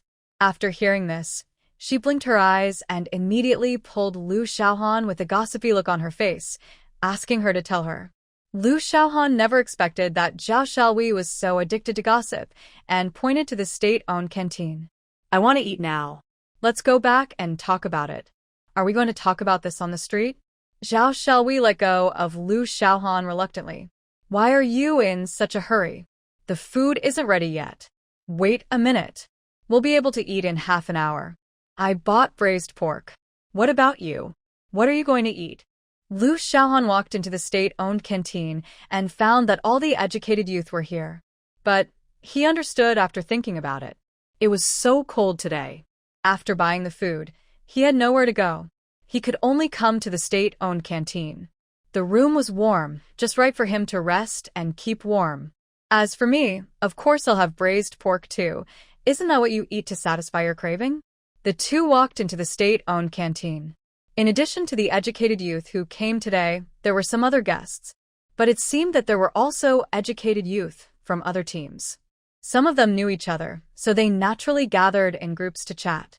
Lu Xiaohan didn't really know the educated youth from other teams, so she and Zhao Xiaowei found a secluded place to sit down. Her son Lu Qingze was sleeping with his eyes closed at this time. Zhao Xiaowei stuffed Lu Qingze back into Lu Xiaohan's arms, walked to the side, took a few empty stools, and placed them side by side. Come on, put the child here, you can relax a little. Lu Xiaohan, naturally no objection, put Lu Qingze on the stool side by side, then took the package and put it aside. Hey, tell me, did you see those wild mandarin ducks just now? Who are they? Lu Xiaohan knew that Zhao Xiaowei was very gossipy, but she didn't expect her to be so anxious. She rolled her eyes at her, looked around, and made sure that there was no one around, then whispered. How should I know? I just finished relieving myself, and I heard that pair of wild mandarin ducks busy there, so I naturally didn't dare to go out. Besides, there was a poplar forest blocking me, so I didn't see them. Lu Xiaohan could only say this. In fact, she was hiding in the space at that time. In order not to expose herself, she waited until everyone left before going out, so she didn't see who those two people were. Zhao Xiaowei was a little disappointed, but it seemed that there was nothing she could do about it. However, she immediately asked when she thought of the figures she had just seen. Where did you go to the toilet? Lu Xiaohan was stunned, not understanding why Zhao Xiaowei asked this. Her stunnedness made Zhao Xiaowei anxious. Hey, did you go to the toilet in the poplar forest behind the field office just now? Lu Xiaohan blinked, and suddenly his heart skipped a beat, as if some idea flashed through his mind, but he couldn't catch it, but he still said, Yes, it's the poplar forest behind the field office. What's the matter? Zhao Xiaowei's eyes flashed with understanding, and she looked around, then leaned over and whispered in Lu Xiaohan's ear. Just before I saw you, I saw Tai Xiaofeng walking out from the direction of the field office, and not long after, another male educated youth came out from there. But I didn't think much about it just now, and now that you said that, I wondered if the wild mandarin ducks you mentioned were Tai Xiaofeng and that male educated youth. Lu Xiaohan was also very surprised. Tai Xiaofeng was still pestering Lin Buotao before, and now that Lin Buotao has left, she has shifted her target again, but she doesn't know who that male educated youth is. Hey, do you know who that male educated youth is? Could it be a male educated youth from our team? Zhao Xiaowei raised her head and looked around the crowd in the cafeteria and immediately leaned over to Lu Xiaohan's ear and said, Yes, not a educated youth from our team. I think he's from the second team, but I don't know him. I do know the clothes he's wearing. Lu Xiaohan nodded. Okay, this is other people's business. Let's not worry about it. Besides, this is all speculation. After all, we didn't see it, right? Maybe there were many people in the cafeteria, and many people were talking, and the voices were a little loud. Lu Qingze woke up again after a while, and his little mouth pouted, and he was about to cry. Lu Xiaohan saw him, and quickly picked him up. Son, you've had milk. You won't be hungry again so soon. The little guy was well behaved. Once he got into Lu Xiaohan's arms, he was at peace, twisting his little head to look around. Because the temperature in the cafeteria was still okay, Lu Xiaohan untied the cotton coat wrapped outside and directly picked up the little guy upright. The little guy sat in Lu Xiaohan's arms. It was the first time for him to see so many people. His eyes were wide open. He looked here and there. His arms were waving up and down. He was babbling non-stop. He was obviously very happy. Hey, little Qingze still likes the excitement. Look at him. Is he happy? Zhao Shelui also looked at the little guy with a smile. Lu Xiaohan smiled and lowered her head to kiss the little guy on the head. We are boys. We definitely like the excitement, right? The little guy seemed to understand what his mother said. He raised his head and looked at Lu Xiaohan. His little mouth was grinning happily, and drool flowed down the corners of his mouth. Lu Xiaohan quickly took out a handkerchief to wipe the corners of his mouth. The little guy grabbed Lu Xiaohan's fingers with his little hands and stuffed them into his mouth. Lu Xiaohan looked at the little guy with a smile, tapped his little nose, and said angrily, "You only know how to eat, stuffing everything you get into your mouth." Zhao Shelui was not happy when she heard Lu Xiaohan say that, and rolled her eyes at Lu Xiaohan. This is human nature, and you know how to eat and drink from birth. You said he is a 4 or 5-month-old baby, and you don't even blush. Are you still his biological mother? Lu Xiaohan was about to speak when she heard the staff shouting. The food is here. Those who have already paid for it, come and get your food. Zhao Shelui stood up and said, I'll go get the food first. Lu Xiaohan was also anxious. There were only about 20 people in the entire cafeteria, and there must be a lot of food. Zhao Shelui brought the food over, a portion of braised pork. Of course, the braised pork here is made of mutton, and a bowl of noodles. Okay, mine is here, you go buy some too. I'll hold the little guy for you. As she said that, she put the food on the table, stretched out her hand, and held Lu Qingze in her arms. Lu Xiaohan didn't hesitate, and went directly to the counter, took out money and tickets to buy a portion of braised pork and a bowl of rice. When they returned to the table, Fan Shaoqing and several other female educated youth moved here and sat down. There was just enough space for one table. Lu Qingze was held in Lu Xiaoyu's arms. Perhaps it was because these female educated youth would go to Lu Xiaohan's kiln to chat from time to time when they were at home. Lu Qingze had also met several aunts, so he had no objection to who held him. Seeing Lu Xiaohan coming back, everyone made way for her to sit down. Lu Xiaohan took Lu Qingze from Lu Xiaoyu's arms again, and then held her son in one hand and ate with chopsticks in the other. The little guy is now almost 5 months old, and he can smell the fragrance of grains. He is very anxious about the adults eating, and he screams, and his little hands want to grab the bowl and chopsticks on the table in front of him. Lu Xiaohan was also careful while eating, for fear that the boy would reach out and grab the bowl, but the little guy was also persistent in leaning forward for a bite of food. Lu Xiaohan had no choice but to dip his chopsticks in the braised lamb soup and put them in his little mouth, letting him. The braised lamb soup was very delicious, and the little guy liked it even more after the soup. So after this meal, Lu Xiaohan was exhausted. Just dipping the little guy in the soup, Lu Xiaohan didn't dare to stop using his chopsticks. Once he stopped, he would scream. The little guy's appearance also made several female educated youth laugh. After the meal, they ate all the food and left the state-owned canteen with the things they bought. Hey, that's not right. Why haven't I seen Sister Li all day? Lu Xiaohan realized at this time that he hadn't seen Sister Li since he arrived at the field office in the morning. Fan Shaoqing said softly, Sister Li's elder brother's home is in the field office. She may have gone to her elder brother's home. Now that she is at the field office, we can't let her spend money to eat outside. Oh, Liu Xiaohan just remembered that from the memory of the former educated youth Liu Xiaohan, there was really this memory. Sister Li's elder brother and elder sister-in-law were actually the elder brother and sister-in-law of Deputy Captain Li Difu. The group walked out of the state-owned canteen and walked towards the front of the field office. At this time, Van Dogway had already parked here with a tractor. Because it was not yet 3 o'clock, no one was in a hurry to get on the car. Liu Xiaohan hugged Lu Qingze and walked around nearby. When she saw the post office not far ahead, she was also stunned. Thinking of the past, I came here to send letters to my family and to Lin Buitao in Jing City, but I sent them all out, but never received any letters. Counting it up, I have sent no less than 10 letters to my family in Zhonghai City, but I didn't get a single reply. Now think about it, those parents are really cold-blooded. If she doesn't like me, then she would wish that she didn't exist as her daughter. She finally kicked me out of the house, and she must be afraid to go back, so she stops contacting me, for fear of being pestered again. Hiding the sadness in her heart, Liu Xiaohan also saw the post office and remembered to find some high school books, so she looked at Fan Shaoqing and others. Sister Fan, I'm going to the post office to take a look. Are you guys going? When Fan Shaoqing and several female educated youth heard that Liu Xiaohan was going to the post office, they all looked at Liu Xiaohan with worry. The worry in their eyes made Liu Xiaohan a little puzzled. Xiaohan, are you still thinking about Lin Buitao's reply? You. Haven't you thought it through?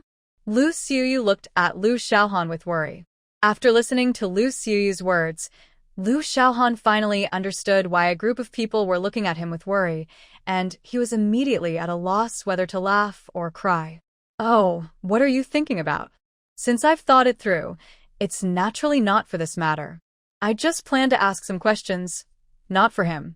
After listening to Liu Xiaohan's words, several people were relieved, but still said, well, since you've let it go, let's just live our lives well and stop thinking about those things. Just live your own lives. We won't go, or let Qingze be held by a few of us, so you can feel more relaxed. Fan Shaoqing said as she stepped forward and took Lu Qingze from Liu Xiaohan's arms. The little guy didn't cry because of leaving his mother, but was wrapped in a cotton padded jacket, and the scarf was wrapped around him so that only his eyes were exposed, looking around curiously. Liu Xiaohan was not polite either. Okay, I'll leave the package to you as well, and the milk powder and bottle are all there. If I can't make it back, you can borrow some hot water to make milk powder for him. After giving the instructions, Liu Xiaohan turned around and walked towards the post office. From the outside, the post office was no more than the size of 3 rooms. As soon as he entered, he saw a tall counter with a black telephone on it. This was the phone for making calls. I heard it as very expensive. Serve the people, hello comrade. What are you going to do? Send a telegram or a letter. The post office staff was very enthusiastic, which made Liu Xiaohan stunned, but then he shouted, serve the people, comrade, I want to ask, do we have some high school books for sale here in our post office? Liu Xiaohan's question made the staff stunned, but still said, no, but if you want to buy high school books, you have to buy them at the Xinhua bookstore in the county, but I don't know if you can buy them. After hearing what the staff said, Liu Xiaohan was really disappointed. The Red Flag Farm is more than 50 kilometers away from the county, which is more than 100 miles away. It would take a lot of effort to go to the county. Perhaps the disappointment in Liu Xiaohan's eyes was too strong, which made the staff feel embarrassed and thought about it and said, you are an educated youth who went to the countryside? You should have graduated from high school. Why do you still want to find high school books? Liu Xiaohan smiled and nodded. Yeah, it's winter break. I'm really bored, so I thought with these books, I can review my lessons and kill time. Oh. How about this? I'm going to the county in a few days. I'll ask you then if I have any, I'll bring them to you. Let me make a deal. As long as they are high school books, I'll bring them to you. You can't refuse them. The staff member couldn't be said to be helping Liu Xiaohan for free, mainly because he knew that his cousin had graduated from high school last year, and those high school books might be at home, and it would be useless if they were thrown at home, so it would be better to get them here and sell them for some money. Liu Xiaohan was immediately happy to hear this. It was like someone giving him a pillow when he was sleepy. He said immediately, oh, That's great, comrade. I want all the books that can be used in high school, no matter how much they are. I will definitely buy them. Hearing Lu Xiaohan's words, the staff member laughed. Don't worry, I will go back to the county in 3 days, and I will come back after resting for about 10 days. You can come 2 days after January 1st. Lu Xiaohan was very happy and nodded immediately to promise to come on January 3rd. Then she left the post office. She didn't expect it to be so smooth. If she could get the high school books on January 3rd, then she wouldn't have to worry. Now, there is not much time left until the end of 1977. It's less than a year, and I have to take the opportunity to study the high school courses again. After leaving the post office happily, Lu Xiaohan returned to the tractor. Everyone was so cold that they stomped their feet and walked back and forth. Fan Dague was also so cold that he looked carefully and found that except for Sister Lee, everyone else had arrived. Everyone get in the car. I'll drive the tractor forward to pick up Sister Lee, and we'll go back. After hearing Fan Dague's words, everyone got in the car. Lu Xiaohan still sat between Zhao Xiaowei and Tian Yulu. The little guy was a little sleepy at this time and fell asleep quickly with his eyes closed. After the tractor started, it went northwards towards the intersection. Not long after walking, they saw Sister Lee coming over with bags. After picking up Sister Lee, the tractor went towards the first team of Hongqi Farm. After 10 miles, they returned to the first team, with the tractor bouncing. When they got off the car, Lu Xiaohan saw that everyone was covered in dust. There was no other way. The northwest was dry, and the roads were covered in ankle-deep dirt. When the tractor passed by, dust could rise more than 10 meters behind the buttocks. Naturally, everyone sitting in the bucket was covered in dirt. After getting off the tractor, everyone hurried to their homes. Not only was it too cold, but they were also dirty and needed to go back and clean up. Lu Xiaohan did the same. When he returned to his own kiln, he immediately checked the Kong and found that the firewood he had added when he left in the morning had been completely burned. However, the temperature in the underground kiln was still maintained for a few degrees. He immediately sent his son into the space and started to get busy. First, he cleaned the stove ash in the Kong hole, and then took the firewood to light it and started to heat the Kong. Seeing that there was not much water in the bucket, he carried the bucket to the river behind to fetch water and boiled it. Then, he breathed a sigh of relief. While his son was still asleep, he quickly closed the door and flashed into the space with the package. Looking at his son sleeping on the yoga mat, Lu Xiaohan was relieved. Feeling the warmth in the space, he put the lamb legs and lamb chops away. This was prepared to invite everyone from the Educated Youth Point and Mrs. Lee to have a meal in 2 days, which was also a thank you for everyone's care during this period. After packing up everything, he took off his clothes and jumped into the hot spring pool to soak in it. He stayed in the hot spring pool for more than 10 minutes and then came out. He returned to the underground kiln and brought a basin of boiled hot water into the space. He wiped his whole body in the space to wash off the sulfur smell and then put on a set of autumn clothes and autumn pants again. After cleaning up thoroughly, Lu Xiaohan was relieved and began to deal with the pots and pans she bought today. This would be her job as a cook in the space from now on. The braised pork she had for lunch tasted good and was filling, so Lu Xiaohan didn't plan to eat tonight. Meat is hard to digest. Today, everyone went to the field office. When they came back, everyone was cleaning themselves. No one came to Lu Xiaohan, so Lu Xiaohan stayed in the space. While her son was still asleep, she started practicing the collapse fist again. Not to mention that after practicing every day for this period of time, Lu Xiaohan's collapse fist is now well trained, and she can control the strength of her punches very well. She stopped and looked around. She really didn't see a place suitable for her to test her strength, so she looked down at the stone floor under her feet, and her hand moved as she wanted, and she punched the stone floor on the ground. With and a series of clicks, the stone floor in front of her actually had cracks. Oh my God! She actually broke the stone floor with one punch. However, Lu Xiaohan overlooked one point. With her divine power, it was easy for her to smash the stone floor, but she also forgot that her hands had not yet been trained to be indestructible. So Lu Xiaohan, breathing in the cold air and shaking her hands, wanted to cry, but had no tears. Her finger bones were very painful at this time, and her hands were bleeding. It was a mistake. She sighed helplessly and could only go to the storage area. She remembered that in her previous life, she seemed to have bought a medical kit with things for bandaging wounds, including iodine, alcohol, and gauze. She found the medicine box and opened it. She found alcohol and first wiped the wound with a cotton swab to disinfect it. Then she applied some Yunnan Baiyao and bandaged her hand with gauze. Looking at her hand wrapped like a zongzi, she sighed and walked to her son's side, and found that the little guy had woken up. "Son, wake up. Are you hungry?" But the boy, who couldn't speak yet naturally wouldn't tell her. He was just very happy when he saw his mother, grinning with his little mouth, and stretched out his two little arms, obviously asking for a hug. Lu Xiaohan laughed, picked him up with one hand, and swung him around in the space. Anyway, there was nothing to do. The space in the kiln was small, so it was better to wander around in the space. In the next 2 days, Lu Xiaohan did not go out. One was that it was cold, and the other was that the little guy was getting older and older, and he had less and less time to sleep. He was awake, so Lu Xiaohan couldn't go out. On the 3rd day, Lu Xiaohan took out the lamb leg and invited a group of educated youth and Li's wife and husband to his kiln. "Look at you only have a few bucks, but you still waste them like this. Meat is so expensive. You should save more money. When the children grow up, there will be many places to spend money.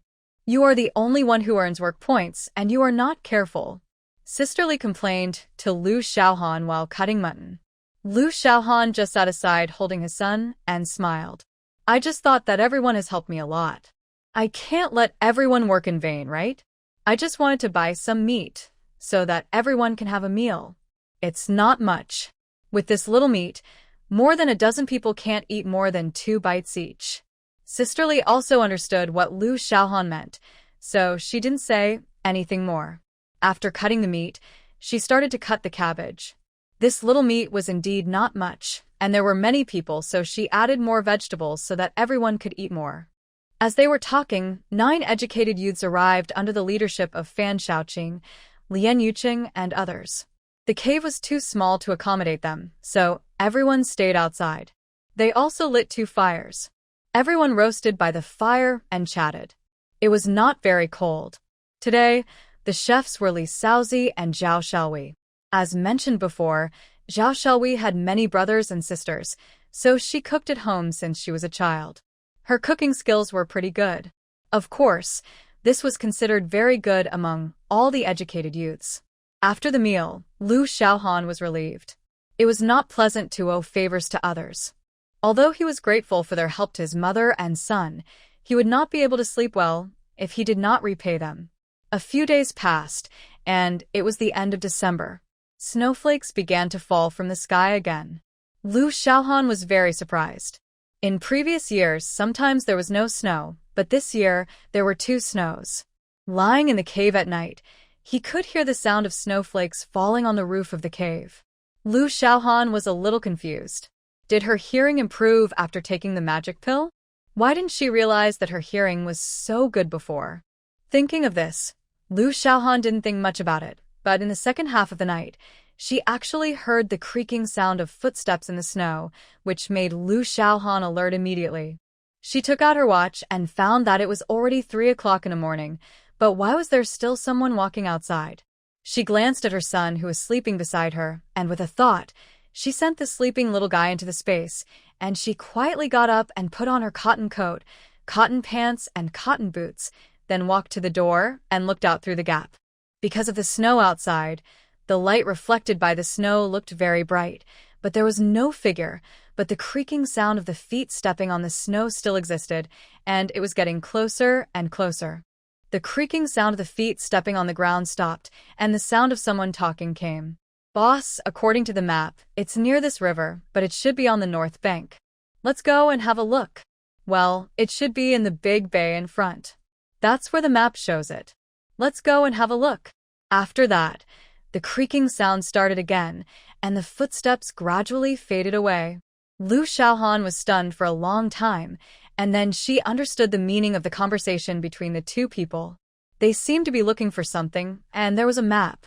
Thinking of this, she immediately opened the door of the underground kiln and walked towards the place where the sound came from. The snow was still falling in the sky, but it was not as heavy as during the day. Lu Xiaohan walked towards the north of her underground kiln. Not far away, she saw a mess of footprints on the ground by the light of the snow. The direction of the two people should be from the direction of the field office, and the direction of leaving was towards the river.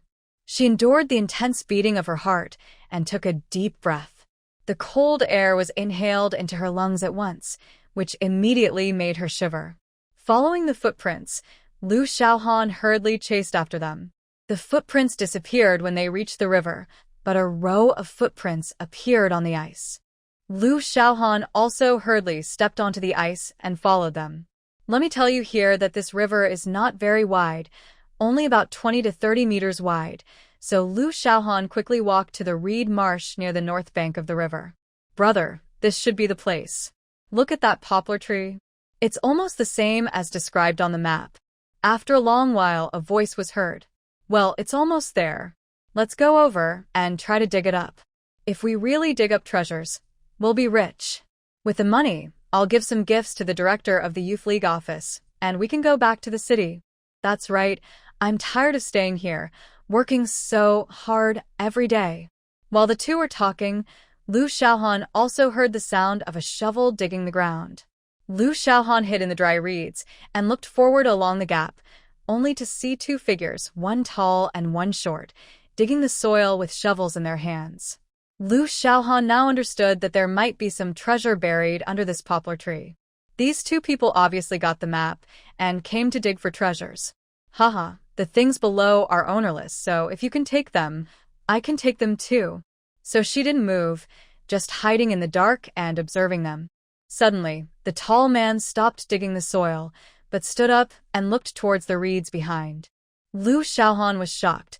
Was she discovered? Seeing the tall man walking towards her position with a shovel, Lu Xiaohan immediately moved her mind and entered the space. At the same time, the shorter man shouted softly, "Boss, what are you doing? You keep digging, I'll go over and take a look." The tall man came to the place where Lu Xiaohan was hiding, frowning slightly. He clearly felt that there was someone here, but why was there no one? Thinking of this, he looked down at the ground and saw that there was obviously one more person's footprints. His heart sank, and his whereabouts had been exposed. Judging from the footprints, the person came from behind him, but the figure was no longer in front of him. He couldn't let this thing be exposed. If he was caught, his life would be over.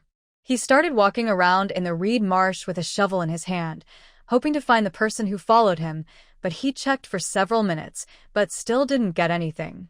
But he had to admit that he was wrong. This was really impossible. He was still very confident in his perception, not to mention that there were footprints, which could not be faked, but he couldn't find who was following him, and he began to feel nervous. A voice came from not far away. "Boss, where are you? Come back quickly.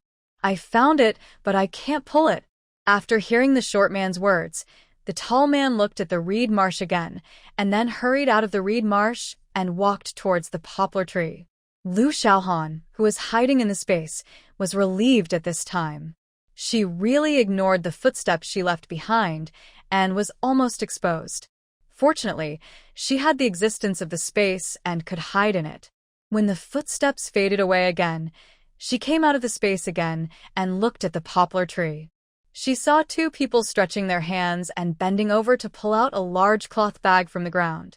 It looked very heavy, and it was quite difficult for the two people to pull it.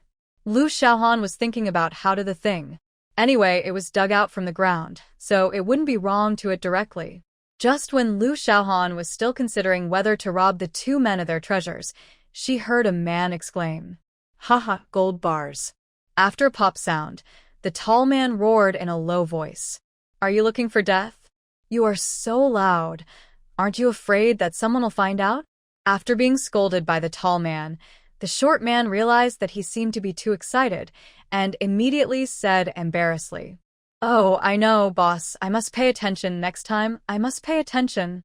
The tall man no longer paid attention to the short man, but took a look at the cloth bag. Let's go. Let's carry the things away quickly. If we are discovered, we are finished. The short man was beaten and scolded and didn't dare to speak, but nodded. After that, the two of them carried the cloth bags and walked along the river to the east upstream of the river. Lu Xiaohan was still hesitating whether to follow them. She heard the word gold very clearly. It would be a lie to say that I am not tempted by these things. It is now the end of 1976, and the country will be reformed and open in just a few years. If I want to do business at that time, I will definitely need startup capital. This is unexpected wealth. If they can get it, why can't I? So Lu Xiaohan decided to rob the thieves and find a chance to get the bag of treasures later. She immediately followed the river and chased ahead. The two people were probably carrying things and were not walking fast. Lu Xiaohan saw two figures in front of her before she walked far. However, they were walking in the river at this time. It was probably because it was too cold to walk on it. If they walked on the ice, they could put the bag on the shovel and pull it. The two people were pulling the shovel with a cloth bag on it. Perhaps because the two people did not coordinate their strength well, the bag fell off the shovel before they walked far. Why are you so stupid? Can't you follow my pace? The short man felt a little uncomfortable after being scolded by the tall man, but he didn't say anything. Instead, he lowered his head and put the bag back on the shovel. But the bag was very heavy and the short man was thin and small, so how could he move it? He had to raise his head and look at the tall man with a hint of flattery. Boss, help me. I can't move it alone. It's too heavy. The tall man frowned, but still bent down to help put the cloth bag back on the two shovels placed side by side. The two pulled forward again, but the bag fell off the shovel again before they had gone far. The angry tall man kicked the short man and kicked him onto the ice, and he slid a long way along the ice before stopping. The short man was not prepared for the boss to vent his anger on him. It was not easy for the two of them to pull things. The cloth bag weighed at least 100 pounds. He was weak and had no way to coordinate his strength. Boss, you are overdoing it. This is not my fault alone. The tall man looked at the short man with a dull look in his eyes, thinking about how to kill the dwarf. In this way, all these things would be his, and it would not be easy for the news to leak out. However, it was not the time to do it yet, so he said softly, I'm sorry, I didn't control my temper. I apologize to you. Come here quickly. If we don't leave now, we probably won't be able to get back before dawn. The short man got up, rubbed his stomach, and cursed the tall man in his heart. Your kick hurts my stomach so much, look at me. He muttered in his heart, and when the short man saw the cloth bag, a trace of ruthlessness flashed in his eyes. He was a man without ruthlessness. Since such a huge fortune was right in front of him, why should he share it with him? Besides, the treasure map was obtained by himself. He called this guy here just to help him, but now this actually despises him. However, the short man knew that he was no match for the tall man at this time. This guy was too strong and could kill him with one punch. It seemed that he needed to find a way to get rid of him.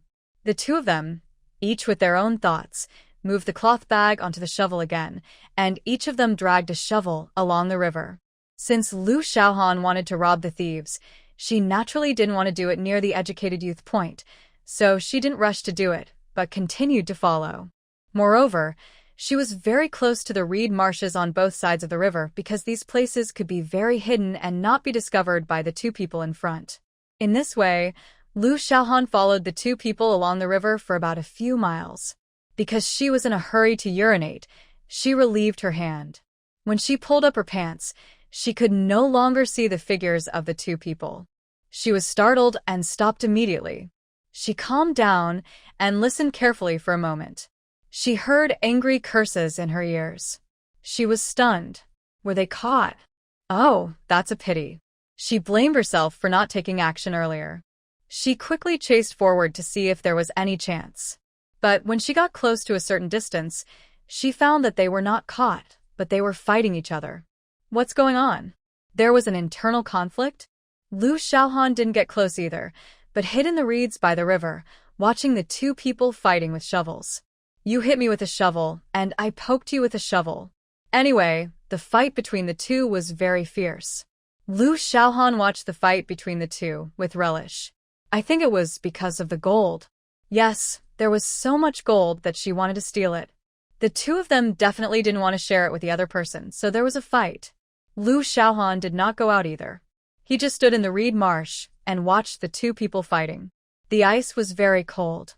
His cotton boots were frozen through. Lu Xiaohan felt cold hands and feet. It seemed that the fight between the two people would not end in a short time. How about going into the space to warm up? When Lu Xiaohan was considering whether to go into the space, a scream came. Lu Xiaohan looked up and saw the tall man covering his abdomen with one hand and retreating backwards. The short man was also kneeling on the ground at this time, supporting himself with the shovel with his hands and not falling. Lu Xiaohan was stunned. This is a lose-lose situation. He was only thinking about whether to go into the space, but he didn't pay attention to this. But now the two people have stopped, and they are standing aside, staring at each other breathlessly. After a while, the tall man snorted coldly, stood up, looked down at his stomach again, raised the shovel in his hand high again, and chopped at the head of the short man kneeling on the ground. Yes, it was chopped. Lu Xiaohan saw it clearly. Although it was night, don't forget that the light reflected by the snow was very bright at night, so it was naturally clear. The short man saw this and shouted immediately, "Boss, boss, spare my life. I know why you want to kill me. I promise you, I don't want this bag of things anymore. I'll give it to you. Please spare me." As the short man finished speaking, the tall man's shovel chopped the short man's shoulder fiercely, and the short man screamed in pain. This was because he saw that begging for mercy was useless, so he quickly tilted his body so that the shovel did not hit his head, but only hit his shoulder. Although it was not fatal, it was still very painful. The tall man stared at the short man with a sinister look, like the god of death. At this point, do you think you can still live? You must die, or I will be finished. Then the tall man chopped at the short man with a shovel, and chopped more than 10 times. The short man lay on the ground, and did not move again. He stopped, and his body softened and fell directly to the ground. Lu Xiaohan was stunned at this time. She stood there trembling all over, and her legs and feet were out of control. She just wanted to rob the thieves, but she never thought that she would see the murderous side, and she didn't think it would be like this. Her heart was pounding, her breathing was rapid, and she wanted to escape, but her legs and feet were out of control, so she just stood there. A gust of cold wind blew over, which made her sober up a little. She remembered that she still had space, and immediately moved her mind to enter the space. Standing in front of the yoga mat, looking at her sleeping son, her heart finally settled down. She sat down on the ground and let out a long breath. Oh my God, I'm scared to death. This is the first time I've seen murder in 2 lifetimes. Now she really regrets why she followed here. Money really can tempt people. She muttered to herself, closing her eyes and lying beside her son. She was now sore all over and had no strength at all, but her heart was still beating fast, making her feel a little palpitated. After staying in the space for an unknown period of time, Lu Xiaohan slowly recovered. She turned her head and looked at her son, who was still sleeping soundly, revealing a smile. "Son, Mommy must learn to be strong." As she spoke, Lu Xiaohan felt that she had some strength in her body, and then she slowly stood up. She first listened carefully to the outside through the space. There was no other sound except the whistling north wind and the sound of snowflakes falling on the reeds. She didn't know whether the tall man had left. After thinking about it, she decided to go out and take a look. As soon as she left the space, she immediately squatted down and looked at the place where the two had fought just now. She found that both of them were lying on the ground because the distance was not close, about 10 to 20 meters away. Lu Xiaohan took out her watch and looked at it by the light of the snow. She found that it was already past 5 o'clock. Suddenly, she had a guess in her mind. The short man was killed by the tall man, so the tall man was also lying there at this time. Could he be dead too? According to normal speculation, after he killed the short man, he must have taken the baby away quickly, instead of staying here. With a rough guess in her mind, her heart couldn't help but beat wildly. If that was the case, wouldn't these gold treasures be hers? Although it wasn't a case of robbing a thief, it was still a benefit for her, wasn't it? With certainty in her mind, Lu Xiaohan took a deep breath. The cold air entering her lungs made her more sober. After thinking for a while, she took out the Tang sword from the space, held it in her hand, and slowly walked towards the place where the two people were fighting. Lu Xiaohan didn't walk fast. Although she had a guess in her mind, it was freezing cold, and the possibility of the two people dying was very high, but she should be careful. She thought she should be as careful as possible. Who knows if the tall man is dead? It took Lu Xiaohan about 5 or 6 minutes to walk a distance of 10 to 20 meters. She walked a few steps and stopped to observe for a while, for fear that one of them would suddenly jump up and hit her with a shovel. Every 10 steps forward, she stopped to observe until she got close to the two people. The two people lying on the ice were still motionless, and the snow was falling even harder at this time, and their bodies were covered with snowflakes. Seeing this, Lu Xiaohan was sure that both of them were dead. After thinking about it, it was true. After such a long time, even if they didn't die from excessive blood loss, they would probably be frozen to death. Holding the Tang Dao in her hand, she poked the tall man with the sword, and then hurriedly retreated to the back. However, after retreating 2 steps, Lu Xiaohan also stopped. Because she could be sure that the tall man was dead, because if a person was alive, the body would be soft, and even if the Tang Dao was poked into the body, she could feel whether it was soft or hard. But just now, when she poked the tall man with the Tang Dao, she felt that it was hard. Obviously, the tall man was dead. She poked the short man with the Tang Dao again, and it was also hard. Lu Xiaohan breathed a sigh of relief, looked around, and confirmed that there was no one around. Lu Xiaohan quickly stepped forward and grabbed the cloth bag. With a thought, the cloth bag disappeared in her hand. Lu Xiaohan didn't want to stay here for long, and wanted to go back immediately. The experience tonight made him exhausted physically and mentally. He just wanted to go back to his extremely simple underground kiln as soon as possible because in her opinion, no matter how simple the underground kiln was, it could make her feel at ease. But after taking 2 steps, she stopped again, remembering the conversation between the two people before they had a treasure map. It wasn't that Lu Xiaohan thought so. If someone really found the 2 bodies tomorrow and searched for the treasure map from the bodies, they would definitely find the poplar tree behind the Educated Youth site. If people went there and couldn't find the treasure, then the people at the Educated Youth site would definitely be suspected because they were too close to there and were the primary suspects. If they were not careful, it would bring danger to the people at the Educated Youth site. After thinking it through, Lu Xiaohan looked at the 2 bodies and hesitated. To be honest, she was really a little scared. Although she was not so scared now, but to find the treasure map, you have to search for the bodies. Isn't this just touching the bodies with your hands?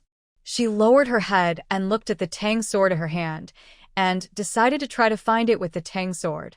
First, she walked to the tall man, picked up his body with her Tang Dao, and turned it over.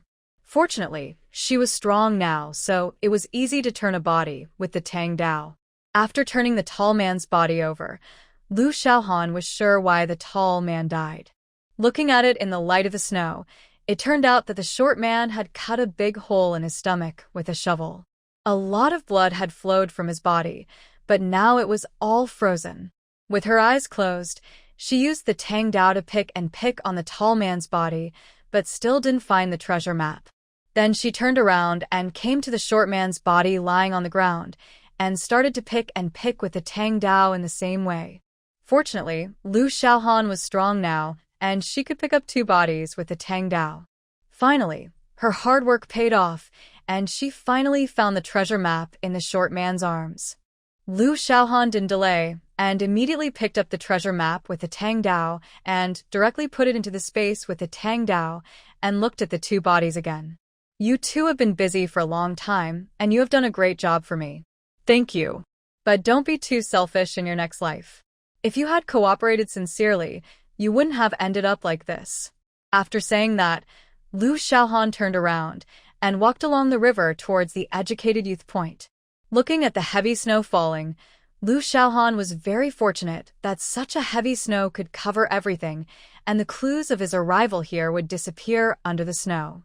thinking that it rarely snows in the northwest in winter, but it has snowed twice this year. It should be for him to make this fortune. Thinking like this to comfort himself, Lu Xiaohan walked a few miles west along the river and finally saw the poplar tree.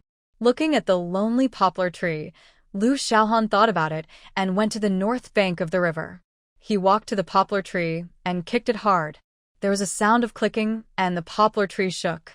The poplar tree, which was as thick as an adult's waist, fell to the ground with a crash. Lu Xiaohan stepped forward and put it into the space. She would feel more at ease without this poplar tree here in the future. After crossing the river and going to the south bank, she walked towards her own underground kiln at the Educated Youth site. When she entered the underground kiln, she closed the door and went directly into the space. As soon as she entered the space, she saw the tang knife and the treasure map on the ground. She picked up the treasure map.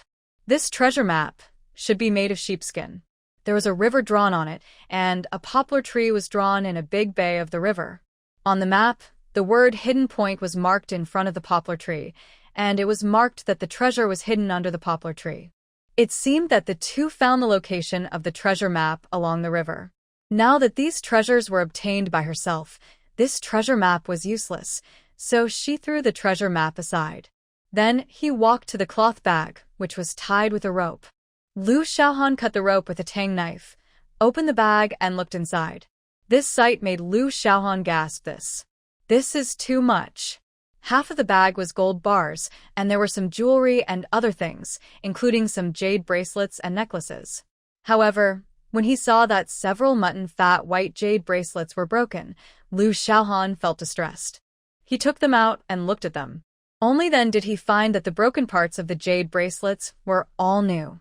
This was obviously broken when the two people were carrying the bag. Really, they are squandering natural resources. What a pity! A few mutton fat white jade bracelets. How much money are they worth? What a pity! While feeling distressed about these jade bracelets, he counted the number of gold bars. There were 50 of them, and Lu Xiaohan didn't know how heavy this one was. It seemed that he had to find a way to weigh these gold bars. The remaining jewelry can be kept until after the new century. Anyway, it's not worth much if it is sold now. Putting the cloth bag aside, walking to the yoga mat, and seeing her son still sleeping, Lu Xiaohan smiled and touched her son's face. Son, our life is guaranteed. When we can go back to the city, we will go to Beijing. But don't get me wrong, we are not going to look for your dad. He is a scumbag, and I don't want him. When we can go back to the city, we will go to Beijing and buy 10 or 8 courtyard houses. And buy a few plots of land in the suburbs of Beijing. When the city opens up, it will definitely be more valuable. I will be a landlady, and you will be a rich second generation. But if you really want to recognize him, I won't object. It's up to you. But don't blame me for being realistic. If your father is a poor guy, I think you'd better not recognize him so as not to drag you down. Lying beside her son, imagining her future life, Lu Xiaohan's already flustered mood was completely calmed down at this time. The sudden huge wealth and the scene of murder she witnessed with her own eyes made her nervous and tired. She fell asleep slowly while whispering to her son. When she woke up again, she was awakened by her son's crying. She opened her eyes blankly. Her whole body was sore and weak, and her skin and bones were aching. But she didn't have time to think about it, but turned to look at her son. She found that her son's eyes were red from crying, and he looked at her with tears in his eyes. She was immediately distressed. She forced herself to sit up, held her son in her arms, undressed, and started to breastfeed the child. The little guy was obviously very hungry. As soon as he got into Lu Xiaohan's arms, he immediately found the ration supply point and started. Looking at her son's hungry wolf appearance, Lu Xiaohan smiled bitterly. Now she could also be sure that she had a fever. I don't know if it was because I was frozen last night when I followed those two people, or because I was scared by the scene last night. Anyway, I have a fever and I still have no strength in my body.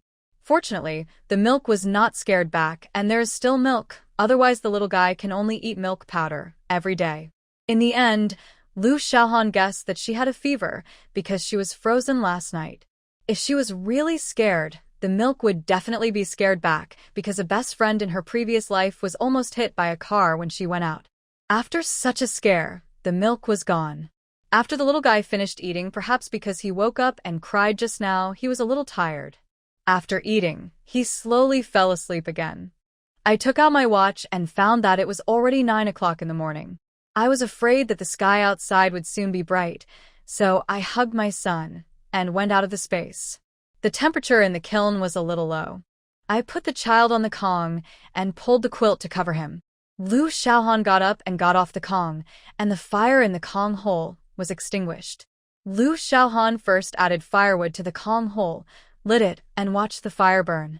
Then he added water to the pot and prepared to boil some water to wipe his body.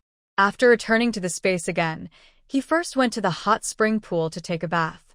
After leaving the space, he washed off the sulfur smell with warm water and found a new set of underwear to put on. At this time, it was already bright outside. Looking at the little water in the bucket, Liu Xiaohan had to resign himself to carrying the bucket to the river behind to fetch water.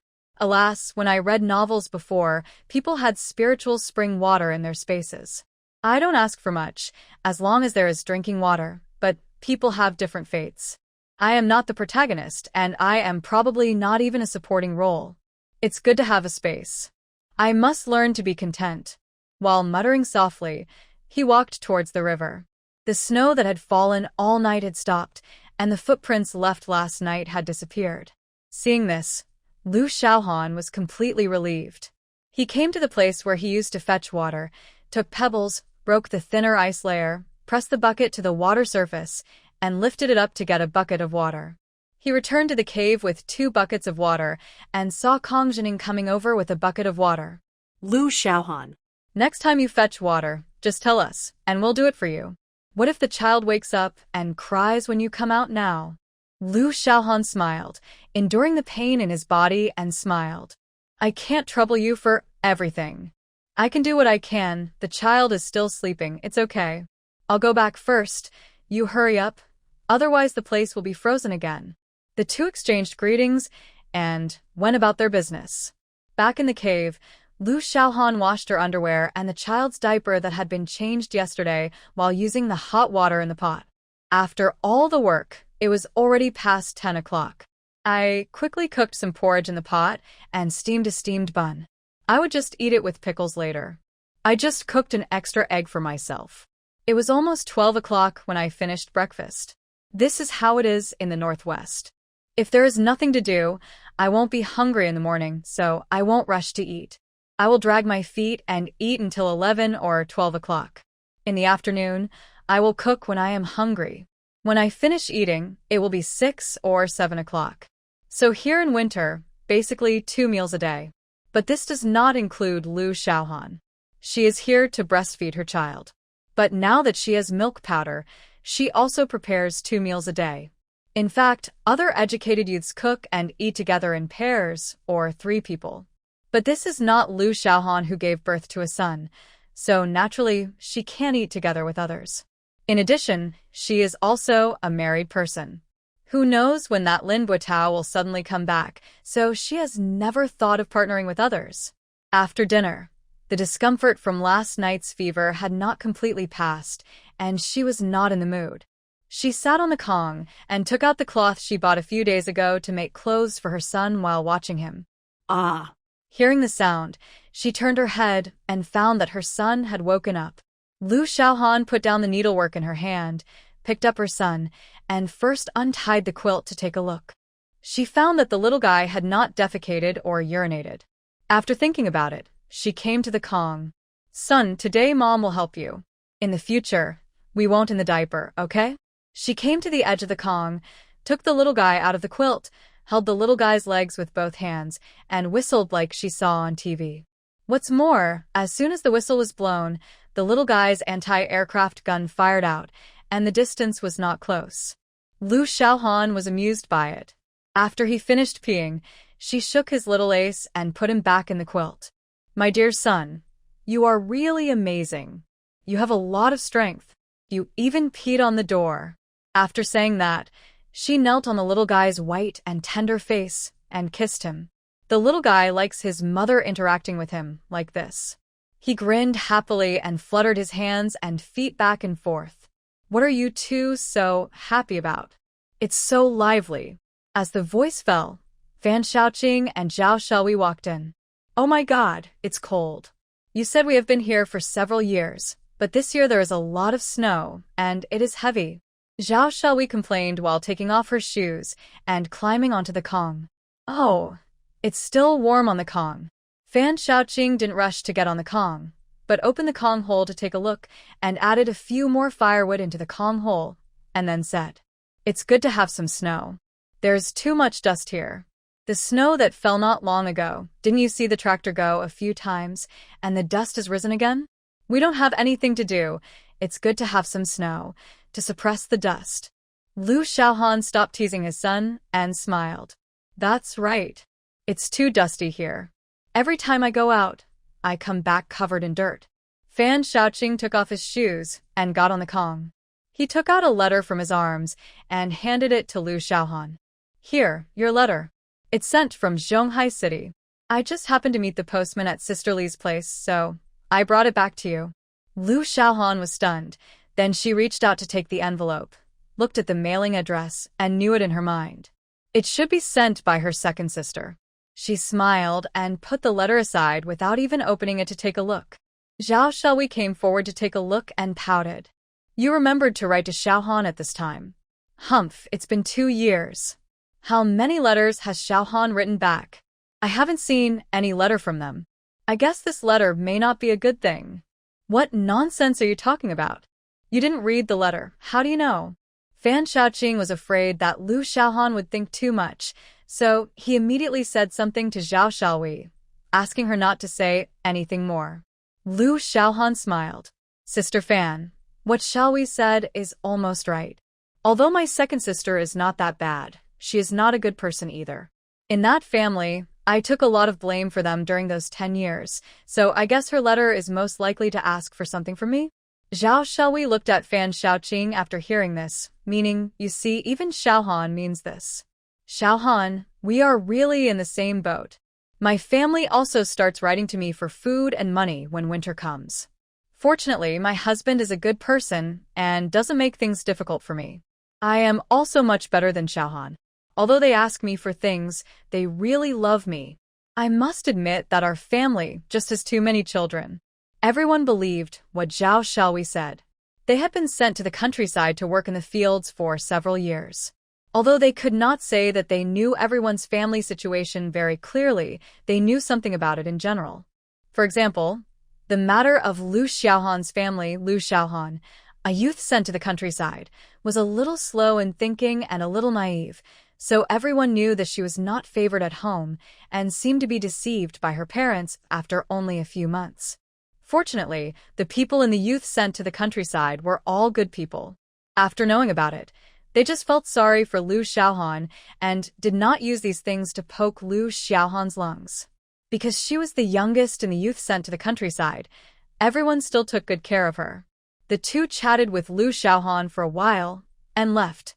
Lu Shaohan sent them away, then added firewood to the Kong hole, returned to the Kong, and opened Lu Shaoqing's letter by the oil lamp. When Lu Shaohan finished reading the letter, he laughed. Alas, it was just as he thought. He wanted to send them some money himself. It was really a lion's mouth. When I went to the countryside, it was fine that they didn't fulfill their promise, but they actually wanted to ask for money from me. It was really wishful thinking. Moreover, Lu Shaoqing also explained in the letter why she didn't reply to me and said that she encountered difficulties. It can be said that she explained in every possible way why she didn't reply to me at that time, but Lu Shaohan didn't believe it.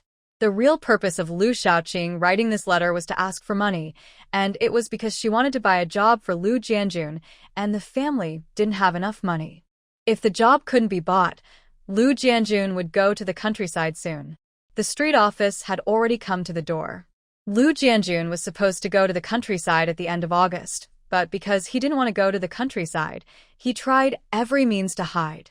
But this time the street office issued an ultimatum. He had to go, otherwise Lu Aigua's job would be gone, and the family was anxious. But that job was not so easy to get. He had to pay for it, but the family didn't have enough money, and it still needed several hundred yuan. He didn't want to come to Liu Xiaohan, so he wanted Liu Xiaohan to send some money back. Liu Xiaohan directly placed the letter on the oil lamp and lit it, watching it turn into ashes bit by bit, and then threw it on the ground. It's impossible to send money. In the past 2 years, because I didn't work very well, my work points were only 5 or 6 points a day, and it was difficult to even support myself.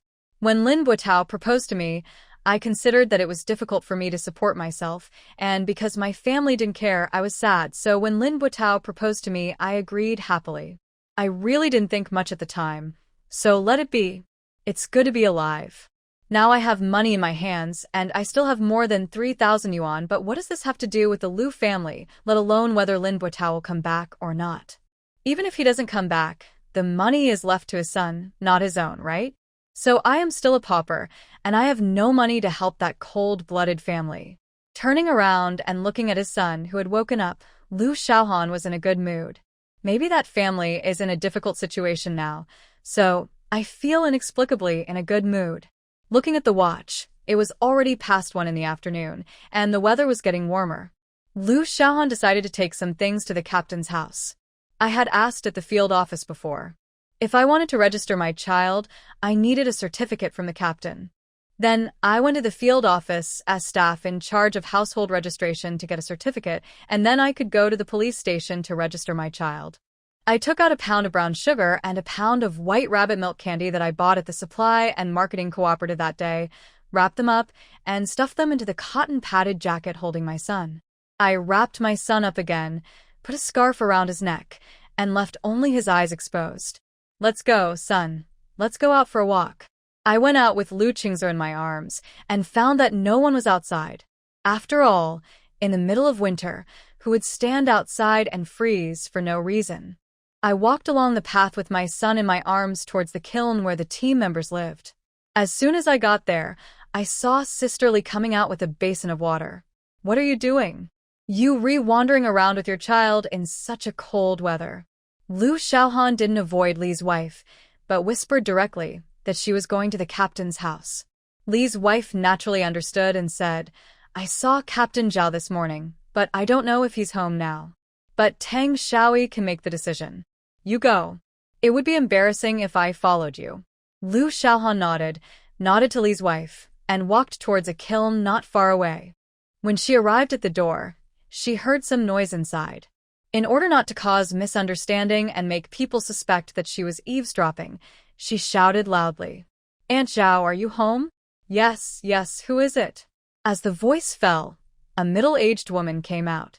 It was Tang Xiaoyi, the wife of the Captain Zhao Dahai. Oh, it's Liu Jiqing. Why are you carrying a child out in such a cold weather? Come in quickly. Looking at the smiling Tang Xiaoyi, Liu Xiaohan smiled and walked down the steps into the kiln. Look at you, it's so cold, and the child is still young.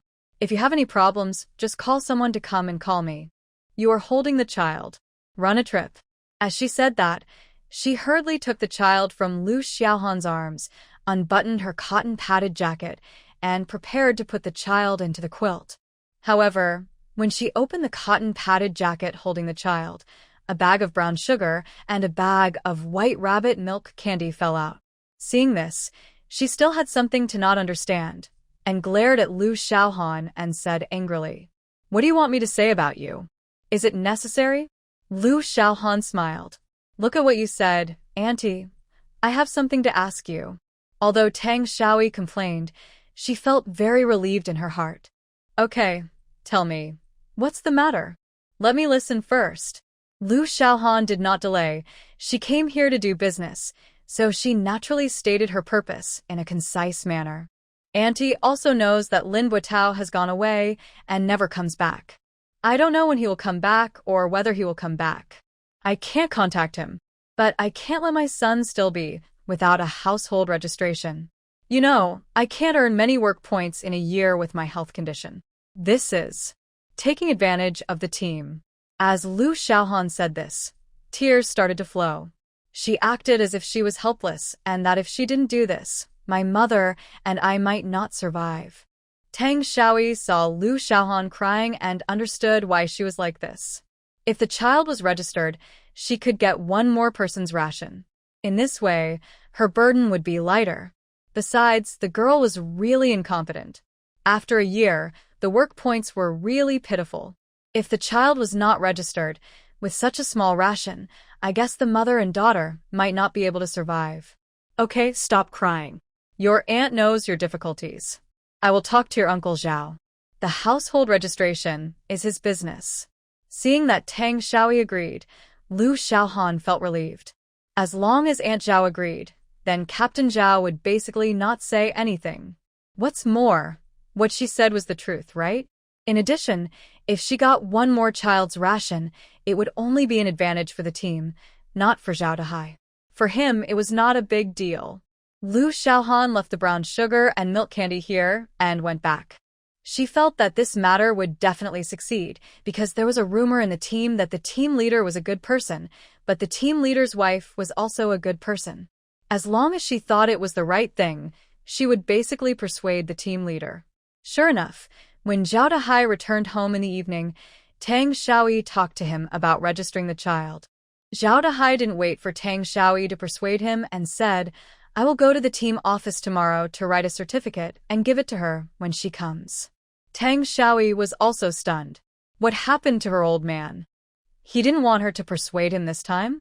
Thinking of this, she asked. Zhao Dahai opened his mouth, but finally closed it. He received a call and couldn't say anything about his affairs. Even if Lu Xiaohan asked, he could only say that he didn't know, but he would try his best to help the girl. Regarding the household registration, it was all a small matter. It seemed that she needed to take time to go to the field office and say hello to the person in charge of household registration there, as well as the police station, and try not to embarrass the girl. Okay, don't ask anymore. Remember, in the future, try to take care of the girl and don't let her be bullied. Although Zhao Dahai didn't say anything, Tang Xiaoyi, as a couple for many years, had followed him as the team leader for many years, so she was naturally very smart and realized something immediately. Oh, I know, but I still remind you that you should not let your niece come to our team again. I don't know why your sister gave birth to such a shameless girl. Tang Xiaoyi's words made Zhao Dahai's mouth twitch fiercely, and he opened his mouth to say something. It seems that there is nothing to say. As an uncle, he naturally knows what kind of person his niece is, so he can only say in a muffled voice, I know. Lu Xiaohan didn't go to Li's sister-in-law's house with her son. She just came out of the team leader's house and immediately went to the deputy team leader's house. Although she didn't have anything, she still needed to be cautious, so she took her son back to the educated youth point. But he did not go back to his own home, but went to Fan Xiaoqing's underground kiln to sit down. But just when he walked near Fan Xiaoqing's underground kiln, he saw Zhao Xiaoyi coming out. When she saw Lu Xiaohan holding Lu Qingze, she was so happy that she immediately pulled Lu Xiaohan into her own underground kiln. Lian Yuqing was adding firewood to the Kong hole, and when he saw the two of them coming in, he said, Hurry up and sit on the Kong, it's warm. Zhao Xiaoyi rolled her eyes at Lian Yuqing. Well, you go to the other male educated youths. Today I want Qingze to stay on our Kong for a while longer, and it's best if he poops on our Kong. Lian Yuqing naturally understood what his wife meant, smiled, and went out. Lu Xiaohan blinked and looked at Zhao Xiaoyi's puzzled face. What do you mean? You insist that my son on your Kong. This is the first time I've heard of this. Don't you mind that it's dirty? Zhao Xiaoyi took Lu Qingze from Lu Xiaohan's arms. The little guy was still awake at this time. He laughed when he saw Zhao Xiaoyi. Zhao Xiaoyi was even more delighted when she saw the little Qingze with a childlike smile. She put him on the Kong, took off his cotton-padded jacket directly, and pulled out the diaper between the child's legs.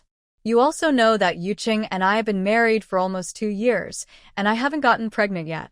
Yuqing's parents have written to me several times asking about it, and I'm a little anxious.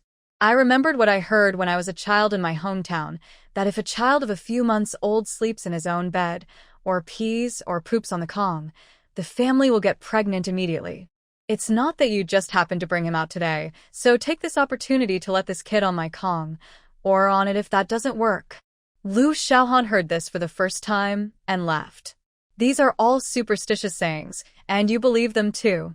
Also, you can just say these things in front of me, but don't tell anyone else, or you'll get into trouble. Zhao Xiaowei stroked Lu Qingzi's little face, teasing him as she spoke. I know, it's because of you. I only said it, hey, let me discuss with you. How about you bring Qingzi to my place after dinner during the day, and let Yuqing go out for a walk and let the little guy or on our Kong once a day. After hearing what Zhao Xiaowei said, Lu Xiaohan didn't know whether to laugh or cry. In order to have a child, she let her husband go out and suffer the cold every day. You know, although the southern Xinjiang in the northwest is not as cold as the northern Xinjiang, it is still nearly 10 degrees below zero in broad daylight. Wouldn't it be freezing to death if he stayed outside? Okay, I got it. I'll bring my son here every day to contribute, and to you. Zhao Xiaowei blushed when she heard Lu Xiaohan's teasing. She rolled her eyes at her and ignored Lu Xiaohan. Instead, she looked down at Lu Qingzi, whose face had already turned red. Hey, Xiaohan, what's wrong with Qingzi? Why is his face red? Lu Xiaohan looked over and immediately realized that her son was about to, but she remembered Zhao Xiaowei's thoughts and said, Don't worry about him. I'll contribute golden to you right away. Are you satisfied? Zhao Xiaowei laughed when she heard Lu Xiaohan say that. That's good. That's good. Seeing Zhao Xiaowei like this, Lu Xiaohan suddenly felt that she was so pitiful and sympathized with her. Is this the sadness of women in this era? If you get married, you must have children, just like Zhao Xiaowei and Lian Yuqing. After 2 years of marriage, their parents-in-law wrote letters to urge them to have children. But it is not necessarily the parents-in-law who urged him to have a baby. Maybe Zhao Xiaowei herself also wanted to have a baby. She was older than him, married earlier than him, and her own child was already 4 months old. Maybe she was extremely envious. This might be the instinct of being a woman. Having a baby is where she reflects the value of life. Of course, Lu Xiaohan, who is from the new century, does not have this idea. Maybe this concept is created by this era. As a foul smell came, Xiao Qingzi's face turned back to normal. It was obviously finished. Lu Xiaohan was about to go forward to clean it up when he was stopped by Zhao Xiaowei. Hey, don't touch it. I'll wipe our little Qingzi's ace and wash him by the way, so that he can learn more. Zhao Xiaowei said as she lifted the quilt and covered the little guy's body with a cotton jacket, revealing the little guy's bare legs. Zhao Xiaowei grabbed the little guy's feet with one hand and lifted his legs. A pile of yellow and orange appeared under the little guy's ace. Zhao Xiaowei looked down without any disdain, then picked up the toilet paper beside her to wipe the little guy's ace, picked him up and put him in Lu Xiaohan's arms, then turned around to take down the bed sheet stained with feces, and put it aside. She took another clean bed sheet and spread it on the Kong, and Lu Xiaohan saw it. Hurry up and boil some water to wash the bed sheet. Zhao Xiaowei shook her head hurriedly. Don't worry. Make sure the feces stay on the bed sheet for a day and a night, and I'll wash it at this time tomorrow. Lu Xiaohan was at a loss for words again, and didn't say anything more. She had never heard of these rules, and didn't know where they came from. After staying at Zhao Xiaowei's house until 4 o'clock, Lu Xiaohan was hungry, and her son fell asleep again. Lu Xiaohan then took her son back. Before leaving, Zhao Xiaowei reminded him again to come over after breakfast tomorrow, and Lu Xiaohan could only agree. After returning to her own cave, she closed the door and saw that the fire in the Kong hole had not gone out. She quickly added more firewood, then closed the door and took her son directly into the space. After arriving at the space, she put her son on the yoga mat and began to prepare her meal for tonight. Today, she planned to steam a pot of rice and stir-fry some meat dishes. Now that there are kitchen utensils in the space, she can naturally cook in the space. No matter how she stir-fries, the smell will not spread out, and she can eat meat with confidence. After spending more than an hour, looking at the white rice and the delicious stir-fried meat, Lu Xiaohan's mouth was drooling. This body has not eaten meat for a long time. In my memory, except for the meal I invited everyone in the educated youth point to have a meal a few days ago, each person only had 3 or 5 pieces of mutton, and the braised mutton I ate in the state-owned canteen, the memory before that was the meat I ate when Lin Buitao was still there. Smelling the aroma of meat, Lu Xiaohan immediately picked up the rice in front of him and ate it. After a bowl of rice, a plate of stir-fried meat was also finished. After a satisfied burp, Lu Xiaohan secretly despised himself, thinking that he was too full and had never seen the world. He stood up and walked back and forth in the space to digest the food. But thinking that he would have to practice the collapse fist later, he was not afraid of eating too much. By then, he would probably be hungry again after practicing the boxing. Lu Xiaohan didn't plan to eat anymore. At most, he could just eat an apple or a banana later. It was at night. Eating too much is not necessarily good. Now my figure is really good. Compared with my previous life, I am very slim. Thinking of my previous life, I tried my best to lose weight, but my weight has always been around 110 kilograms, and my height is 163 meters. This weight is a bit heavy. It is impossible to lose more weight. Anyway, no matter how hard I try, I will still be 110 kilograms. At that time, my best friend had only been giving birth for more than 2 months, and she had already lost weight to 100 pounds. I was so envious of her that I weighed 110 pounds until I died in my previous life. Waited until the bloating in her stomach disappeared before she stopped walking. She returned to the yoga mat and saw her son wake up. She fed him milk powder. After the little guy finished eating, he was not sleepy, but he was sweating a lot. Lu Xiaohan saw that the temperature in the space was okay, about 20 degrees, so she changed him into the small clothes she made for him during the day. These were spring and autumn clothes, which were just right for wearing in the space now. As soon as the little guy took off his thin cotton jacket, he seemed to feel refreshed all over. He was also happy to wave his 2 little arms back and forth, and his 2 little feet pounded on the yoga mat. Lu Xiaohan smiled and ignored him. Instead, she walked aside and started practicing the collapsing fist.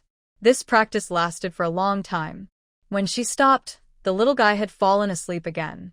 Looking at the time, it was already past 9 o'clock in the evening. She didn't delay anymore, but directly carried her son out of the space, put him down, and added firewood to the Kong, and then went back to sleep on the Kong. The next morning, after getting up early and eating, before Lu Xiaohan had time to go out, Zhao Xiaowei came and climbed onto the Kong without saying a word and wrapped the little guy who had just eaten in a big cotton padded jacket. Okay, I'll take the child away. Come over later. Lu Xiaohan was washing the child's diaper. He looked at Zhao Xiaowei, who took his son away, without any hesitation. He rolled his eyes speechlessly, but didn't say anything. He shook his head and continued to wash the diaper. After washing the diaper, he put it at the head of the Kong because the temperature here is the highest and the diaper dries the fastest. Just as he was about to pack up and go to Zhao Xiaowei's kiln, he heard someone calling him outside the door, so he quickly agreed and went out. As soon as he went out, he found that the person who came was the captain's wife, Tang Xiaowei. Anne is here. Come in and sit down. It's cold outside. Tang Xiaowei smiled and refused. No, I have something else to do today. Here, this is the certificate your uncle Zhao gave you. Take the certificate to the site office in the next 2 days to find the staff in charge of household registration and get another certificate from the site office. Then you can go to the police station to register your household registration. Lu Xiaohan really didn't expect Zhao Dahai to be so fast. Yesterday, Aunt Zhao delivered it today. Oh, thank you so much, Uncle and Aunt. Tang Xiaowei smiled. It's nothing, okay? I've delivered the things. I'll leave first if I have something else to do. After seeing Tang Xiaowei off, Lu Xiaohan returned to his kiln with a smile on his face. Looking at the certificate, he was very happy. Well, think about it. Today is New Year's Day. The staff at the post office that day said that he should go there on January 2nd or 3rd. Then he'll go there the day after tomorrow. When the time comes, I will register the child's household registration and then go to the post office to get the books back. I can also use this time to review the high school courses. I hope that by the end of the year I can be admitted to university. In this way, I can leave this desolate Northwest. In fact, I also knew something about the Northwest in my previous life, but I knew that there were a lot of fruits here and they were sweet and delicious and the scenery was also very beautiful, but in my previous life, I had never been to the Northwest. Now I have arrived in the northwest as soon as I wake up, but the place I am in now is a desolate Gobi desert. I haven't noticed the beautiful scenery I saw in the video for the time being. Put the certificate into the space, and then I packed up and went to Zhao Shelwi's underground kiln. As soon as I entered the underground kiln, I saw Zhao Shelwi cleaning that the little guy had pooped on the bedsheet yesterday, which made Lu Xiaohan want to laugh. How is it? How is this experience? Zhao Shelwi raised her head and glanced at Lu Xiaohan. It's the smell of happiness. Well, Lu Xiaohan had nothing to say. What's the smell of happiness? However, for Zhao Shelwi who wanted a child, perhaps having a child would be happiness. People are different. Although he also likes his own child, he really doesn't have the same sense of happiness as Zhao Shelwi. He just hopes that the little guy will grow up quickly and be able to and by himself. The little guy has fallen asleep at this time. Lian Yuqing is not at home. Maybe he was driven out by Zhao Shelwi. He walked to the tree stump and sat down. I will go to the farm office the day after tomorrow to register the child. Since you want my son to accompany you so much, then I won't take him with me the day after tomorrow. I'll bring you the milk powder and the bottle then, and you can feed him when he's hungry. Ah. I haven't fed a child before. How about you go back and get the milk powder and the bottle, and when the kid wakes up later, you can teach me how to feed the child. Zhou Shelwi suddenly felt a headache. She wanted to have a child of her own, but she had never fed a child with milk powder before, and she was afraid that she wouldn't do it well. Lu Xiaohan thought about it and felt that she was right. Okay, I'll go back and get the milk powder and the bottle, and you can learn it later. In a separate courtyard in the staff quarters of Zhonghai Machinery Factory. Dad, think of a solution quickly. If you delay any longer, I will really have to go to the countryside. Lu Igua frowned, glared at his little son standing aside, and then sighed. The price of that job is too high, 700 yuan. Our family can't afford it. After hearing this, Lu Jianjun scratched his head anxiously and turned to look at Qian Xiaoying who was sitting next to him. Mom, what should we do? If we don't help Xiaowen get the job, she will also go to the countryside. How can we get married? Anyway, I don't care. If you don't help me and buy another job and Xiaowen goes to the countryside, don't blame me if I can't get a wife. I'm the only one in our family who can give you grandchildren. You can do whatever you want. Anyway, my eldest brother's life is ruined. Lu Jianjun's words made Lu Igua's already bad face even uglier. He stood up, glared at Lu Jianjun, pointed his finger at Lu Jianjun, but couldn't say a word. Qian Xiaoying saw that her husband's hands were shaking with anger and quickly got up, walked to Lu Jianjun, and slapped him on the shoulder. You. What nonsense are you talking about? Seeing that he had said it out loud, Lu Jianjun stopped hiding it and said with a pout, Mom, I'm not making this up. I heard what you said to Dad a few days ago. My eldest brother was injured while on a mission outside. He may not be able to have children in this life. This is what my dad told you in person, and I heard it seriously. Do and even think about hiding it from me. I still say that if this family wants to have grandchildren in the future, they can only rely on me. I don't believe that our family is out of money. One job earns 700 yuan, and two jobs earn only 1,400 yuan. You have to find a way to buy me both mine and Xiaowen's. Now that I have a job, you don't want to spend money. This won't do. If Xiaowen goes to the countryside, I won't get married in this life, and your grandchildren will be ruined. You. Qian Xiaoying's face also turned ugly. She took a deep breath and then looked at Lu Jianjun. Jianjun, you have been deceived by Gua Xiaowen. She is using the fact that you like her to force you to ask your dad to buy her a job. In my opinion, we should ignore her and let her go to the countryside. There are many good girls. We don't have to worry about not having a wife. After hearing what Qian Xiaoying said, Lu Jianjun refused to do it and looked at Qian Xiaoying in disbelief. Mom, why are you so cruel? I just like Xiaowen. I don't want anyone else but her. Even if she schemed against me, I accepted it. My dad, you are not without money. I know you are rich. It's just a few $100s, but you are reluctant to give me that. I am your son. Don't you care about your son's happiness? Lu Jianjun's words made Lu Aigua so angry that he walked up to him, pulled out the belt from his waist, and started beating Lu Jianjun on the head, cursing him as he beat him. I told you to have her, I told you to have her. You even forced my mother to do something for a woman, who gave you the courage to yell at me. Qian Xiaoying was not prepared for Lu Aigua's sudden anger, and she hurriedly wanted to step forward to dissuade him, but was hit on the cheek by the flying belt. She suddenly felt her cheeks suddenly swell and numb, and her head was a little dizzy, and she didn't feel anything else. Qian Xiaoying could hear noisy sounds and felt a little dizzy. Lu Aigua was so angry that he naturally didn't notice his wife's appearance, but continued to beat Lu Jianjun in anger. Lu Jianjun didn't expect his father to suddenly get angry. He was stunned for a moment. In fact, it was not Lu Jianjun's fault for being slow to react, but because he had been the youngest in the family since he was a child. He had an eldest brother, second sister, and third sister, especially the third sister, who was a taciturn person. So when he got into trouble and made mistakes since he was a child, he always pushed them onto the second and third sisters. It can be said that he basically never got beaten up since he was a child. In any case, it was mostly the second and third sisters who took the beatings for him. In fact, his parents knew that it was his fault, so they were reluctant to beat him. So they usually planned to hit the second or third sister.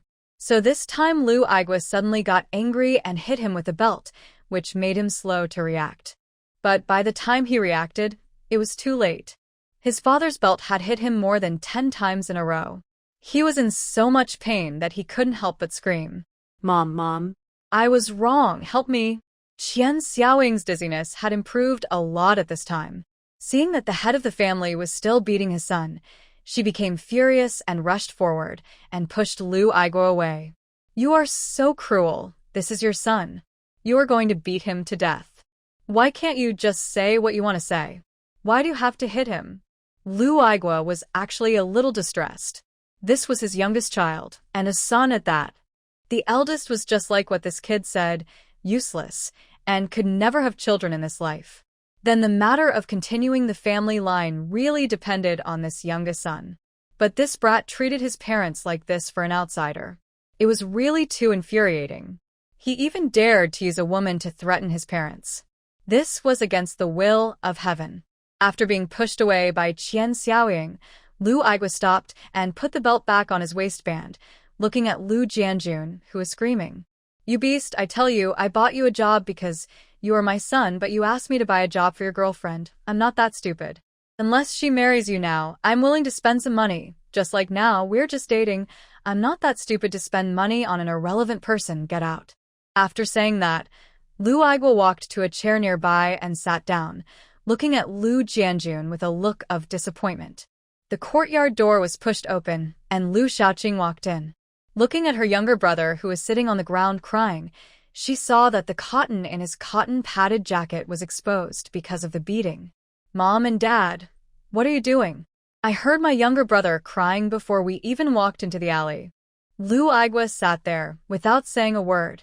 Qian Xiaoying was still feeling lucky in her heart. It was winter, and no matter how hard Lu Aigua beat him, the child's injuries were not that serious because of the cotton-padded jacket. When she heard what Lu Shaoqing said, she smiled bitterly. It's all because of work. Lu Shaoqing's eyes flashed when she heard this, and she understood what was going on. Mom and Dad, I sent a letter to the third child. If she can send some money, maybe we can help my younger brother find a partner without spending any money ourselves. After hearing what Lu Shaoqing said, Lu Aigua narrowed his eyes, but didn't say anything. Instead, Qian Xiaoying looked at Lu Shaoqing suddenly. You wrote to the third sister. She kept writing back to ask for money last year, like a debt collector. What kind of money can she have? Qian Xiaoying didn't like Lu Shaohan at all. She got angry when she heard what Lu Shaoqing said. It was so hard that the debt collector stopped writing to the family. She probably forgot about it. But you wrote to her again. Isn't this reminding the debt collector of the family's promise?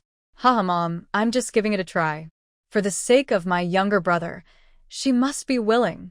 But I don't know if she has any money. But I think she will send some back more or less. Qian Xiaoying shook her head. Impossible, although she is a little dumb, she is not stupid. Have you ever thought about why she hasn't written back since May last year? Lu Jianjun sat on the ground, looking at Lu Xiaoqing. Second sister, you said the other day that you would write to third sister and ask her to send me money.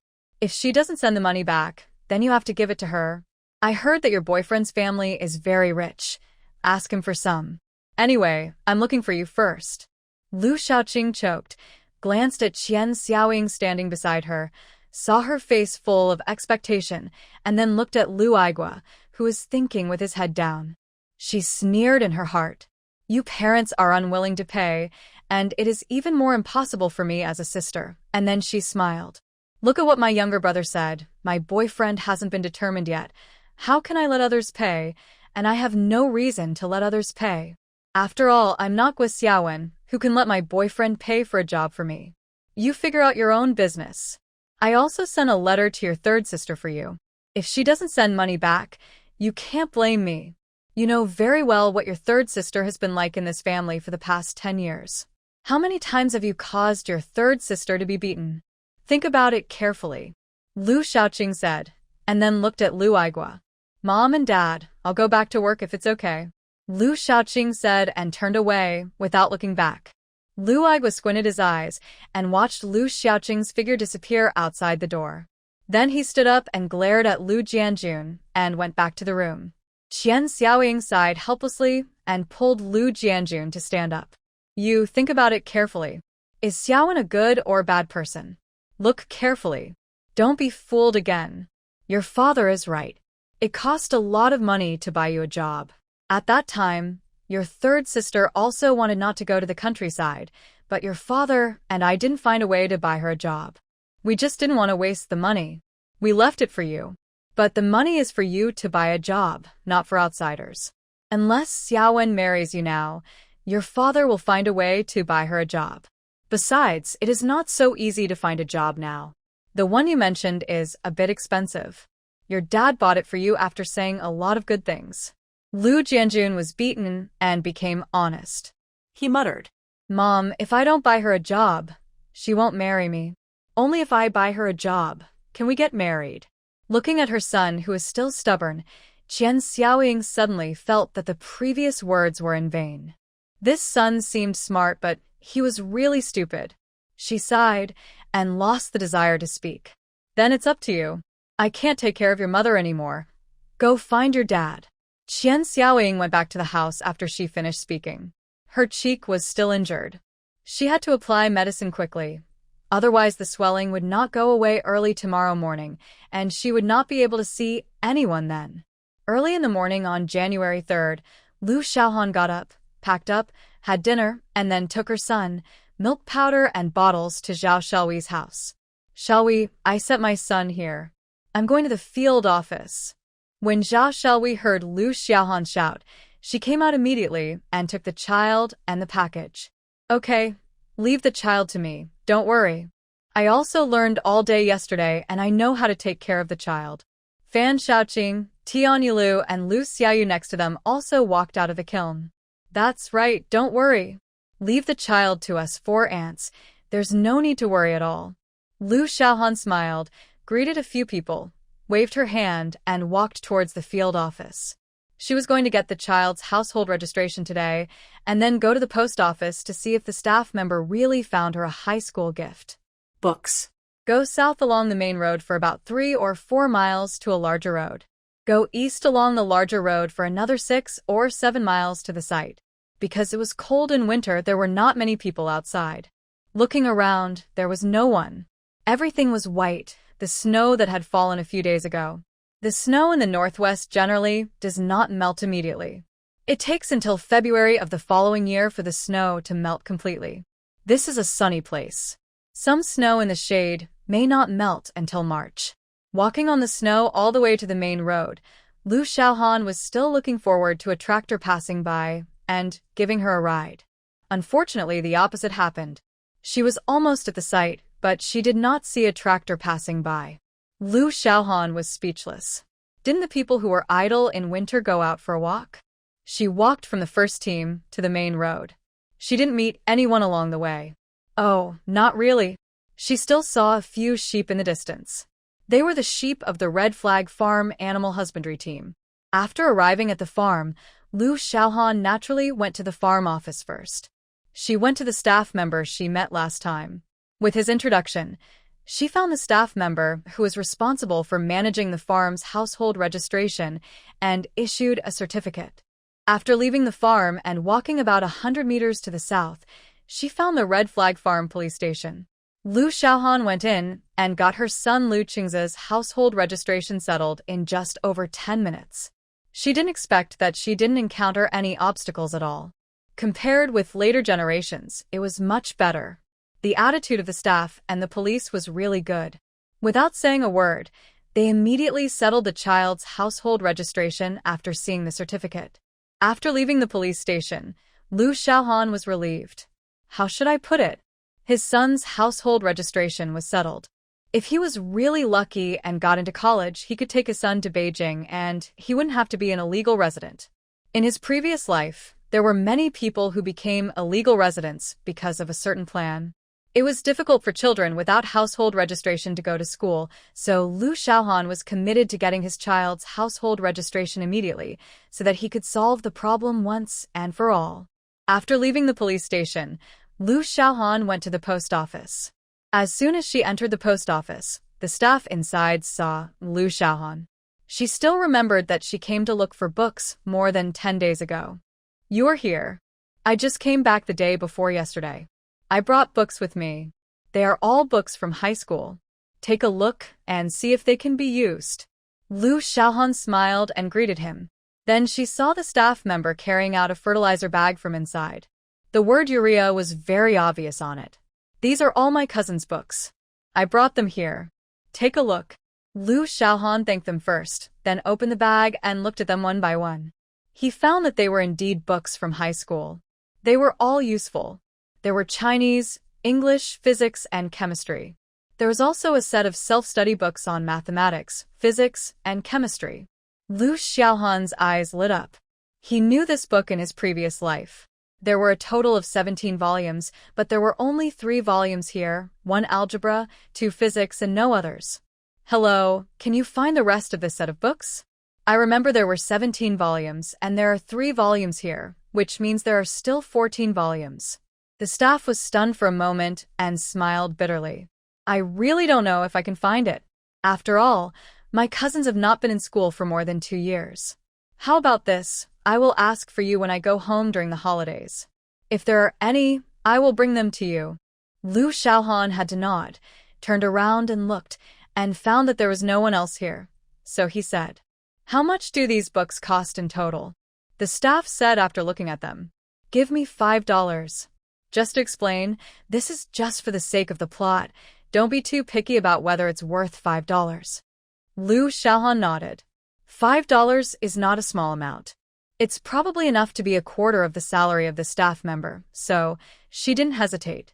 She took out $5 from her pocket, actually from the space, and handed it to her, and said that she would come back to see it later. The staff member was also very happy. These books were obtained from relatives, but they didn't cost money. It can be said that she had no capital and got $5 for nothing. Lu Xiaohan carried the urea bag out of the post office, looked around, and felt that she had to find a place to put all these books into the space. Although she was full of strength and didn't feel tired at all carrying these things, she didn't want to carry them. After all, there was a space, so why waste her strength? After looking at it, she decided to go to the poplar forest behind the field office. Last time, she met a pair of wild mandarin ducks there. This time, she shouldn't be so unlucky. Carrying the bag, she walked into the poplar forest. She looked around and found no one. Just as she was about to put the urea bag into the space, she heard a quarrel in front of her. Lu Xiaohan paused and confirmed again whether there was anyone around. Only when she was sure that there was really no one did she put the bag into the space. Just as she was about to leave here, she thought that there was a quarrel in the direction where the sound came from, and there was a woman's voice. She was a little curious and finally decided to go and take a look. She walked towards the sound and arrived at the river not far away. This river was a naturally formed river and was very wide. It was estimated to be at least 20 to 30 meters wide. Hiding behind a thick poplar tree, looking forward along the trunk, she found a man and a woman quarreling, but the voices were very small at this time, and the distance was not close, so Lu Xiaohan did not hear what they were quarreling about. After watching for a while, she just felt that the back of the woman was a little familiar, but Lu Xiaohan didn't remember who it was, and the two didn't fight or anything, so Lu Xiaohan lost interest and turned to leave the poplar forest. While there was no one around, he looked at his watch and found that it was already 12 o'clock in the morning. The state-owned canteen would start selling food in a while. Since he had come to the field office, Lu Xiaohan naturally wanted to eat before going back. And since he had come out, he had to buy some things when he went back. After all, those people were helping him take care of his son. While there was no one around, he looked at the time and retracted his watch into the sleeve of his cotton-padded jacket. There was really no other way. Lu Xiaohan's current watch was bought in his previous life. In this era, the most beautiful watches are not as beautiful as his own, so he couldn't bring his own watch out. When he was at home, he basically never brought it with him. He kept it in the space. When he came to the state-owned canteen, there were only a few people sitting inside. But at this time, Lu Xiaohan was really hungry. He had thought about eating braised lamb later, so he had no choice but to go to a minority window and buy a naan to eat. This naan is a kind of food unique to the ethnic minorities in the Northwest. It is baked in a naan pit. The naan that has just been baked is delicious and fragrant. Sitting aside and eating naan, the hunger in her stomach was also relieved. At 1 o'clock, the salesperson started selling meals. Lu Xiaohan immediately ran over to buy a portion of braised lamb and ate lunch with naan. After eating, Lu Xiaohan left the state-owned canteen and walked all the way to the supply and marketing cooperative not far away.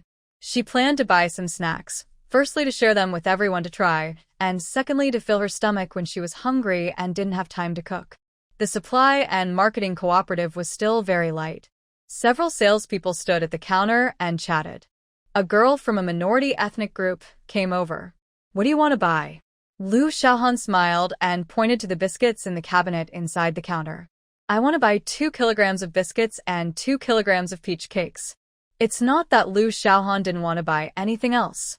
There are still very few types of cakes in the Northwest, so she bought some biscuits and some peach cakes before giving up. Then she bought some peanut candies and white rabbit milk candies. After leaving the supply and marketing cooperative, Lu Xiaohan planned to go back. Although she felt relieved to leave her son to a few people, she couldn't help but miss her son when she really came out.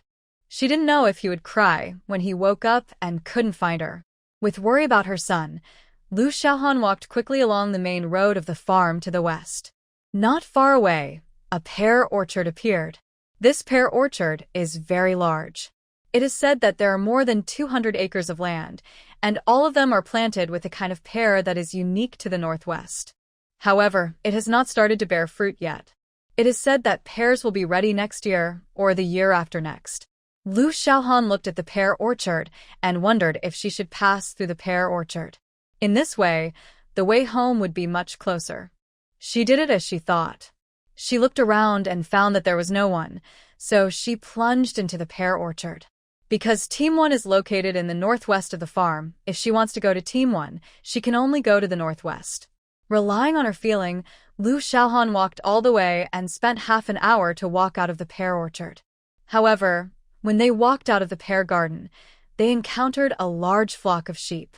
Judging from the visual, there were at least hundreds of sheep.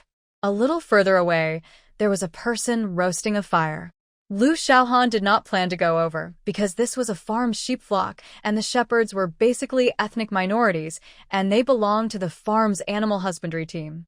She was not familiar with the ethnic minority people, so she did not know them either. She planned to walk along the path in the field in the direction of the first team, who knew that she had just walked out not far when she heard someone shouting. She stopped and looked in the direction of the sound, only to find that the shepherd who was roasting the fire just now was waving at her and running all the way towards her. Lu Xiaohan was a little confused. What did this mean?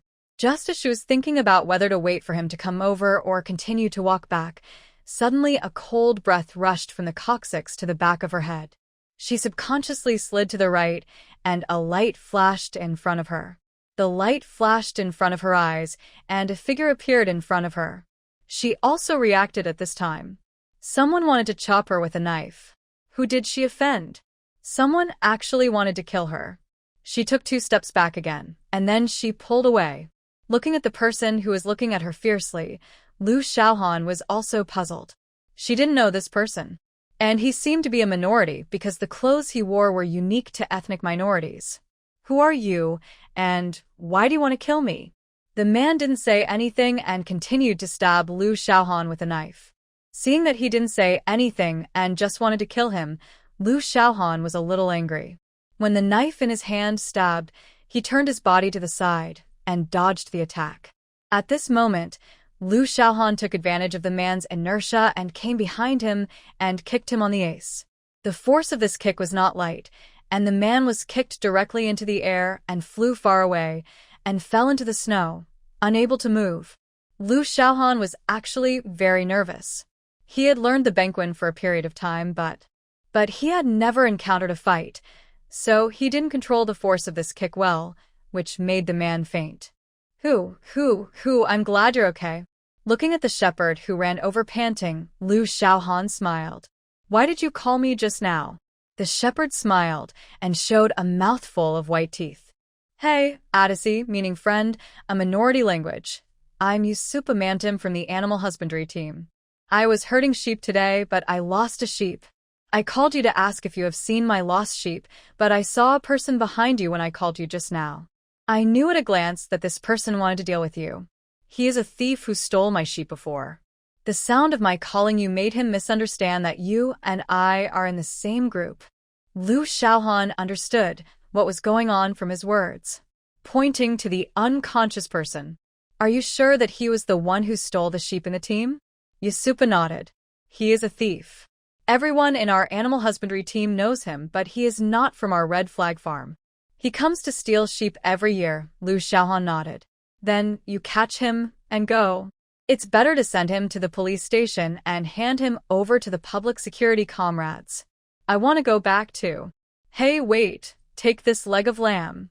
Yusufu took out a leg of lamb from the sack on his back and handed it to Lu Xiaohan. You helped me catch the thief today. This is for you to eat. After saying that, he stuffed it into Lu Xiaohan's hand and then took out a rope from the sack to tie up the guy who was unconscious on the ground. Lu Xiaohan held the leg of lamb and shook it towards Yusufu, not knowing whether to laugh or cry. Thank you. I'm going back. See you later. Yusufu also smiled and nodded, kicked the unconscious guy awake, and pulled him away with a rope. Lu Xiaohan then walked towards the direction of the first team with the leg of lamb.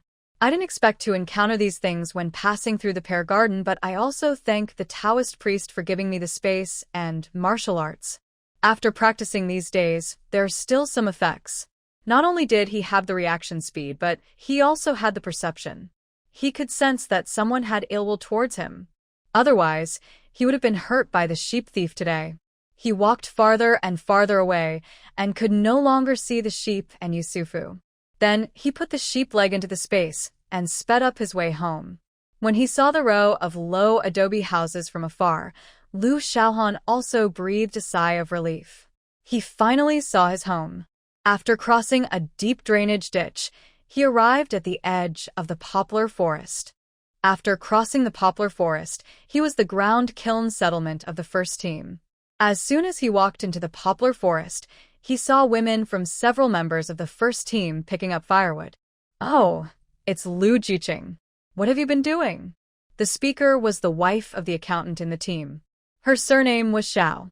As for her name, no one knew, but everyone called her Aunt Wang because the accountant of the first team was called Wang Dagui. Oh, it's Aunt Wang. I went to the field office today and I came back from the small road. It's closer. Aunt Wang nodded. It's indeed closer to walk diagonally, but it's not safe. You're a girl, so you have to be careful. Why didn't you bring your son with you today? It's not a long way. If I carry that kid, I'm afraid I'll be exhausted. Another middle-aged woman in her 40s laughed and echoed. That's right. It's really a pain to walk with a child in my arms. The person who spoke was the mother of Fan de Kue, a tractor driver of the first team. She was a nice person. She always smiled at everyone and had a gentle temper. Okay, I'll leave first. Aunt Wang, Aunt Fan, I have to go back quickly. Fan Xiaoqing and the others are taking care of the child. Oh, then go back quickly. Lu Xiaohan exchanged a few words with the two of them and immediately walked towards the poplar forest where the educated youth point was located. Before he got there, he heard the noise coming from his own kiln. Lu Xiaohan raised his eyebrows slightly. Are they all here in his kiln? He took out the biscuits and candies he bought today and gave some to everyone later. Then he stepped harder and entered his own kiln. There was an oil lamp in the cellar. A group of women were sitting on their own kangs, and their sons were lying in the middle. What are you doing? Hearing the sound of the door being pushed open, several people turned their heads and saw that it was Lu Xiaohan who came back, and Fan Xiaoqing smiled.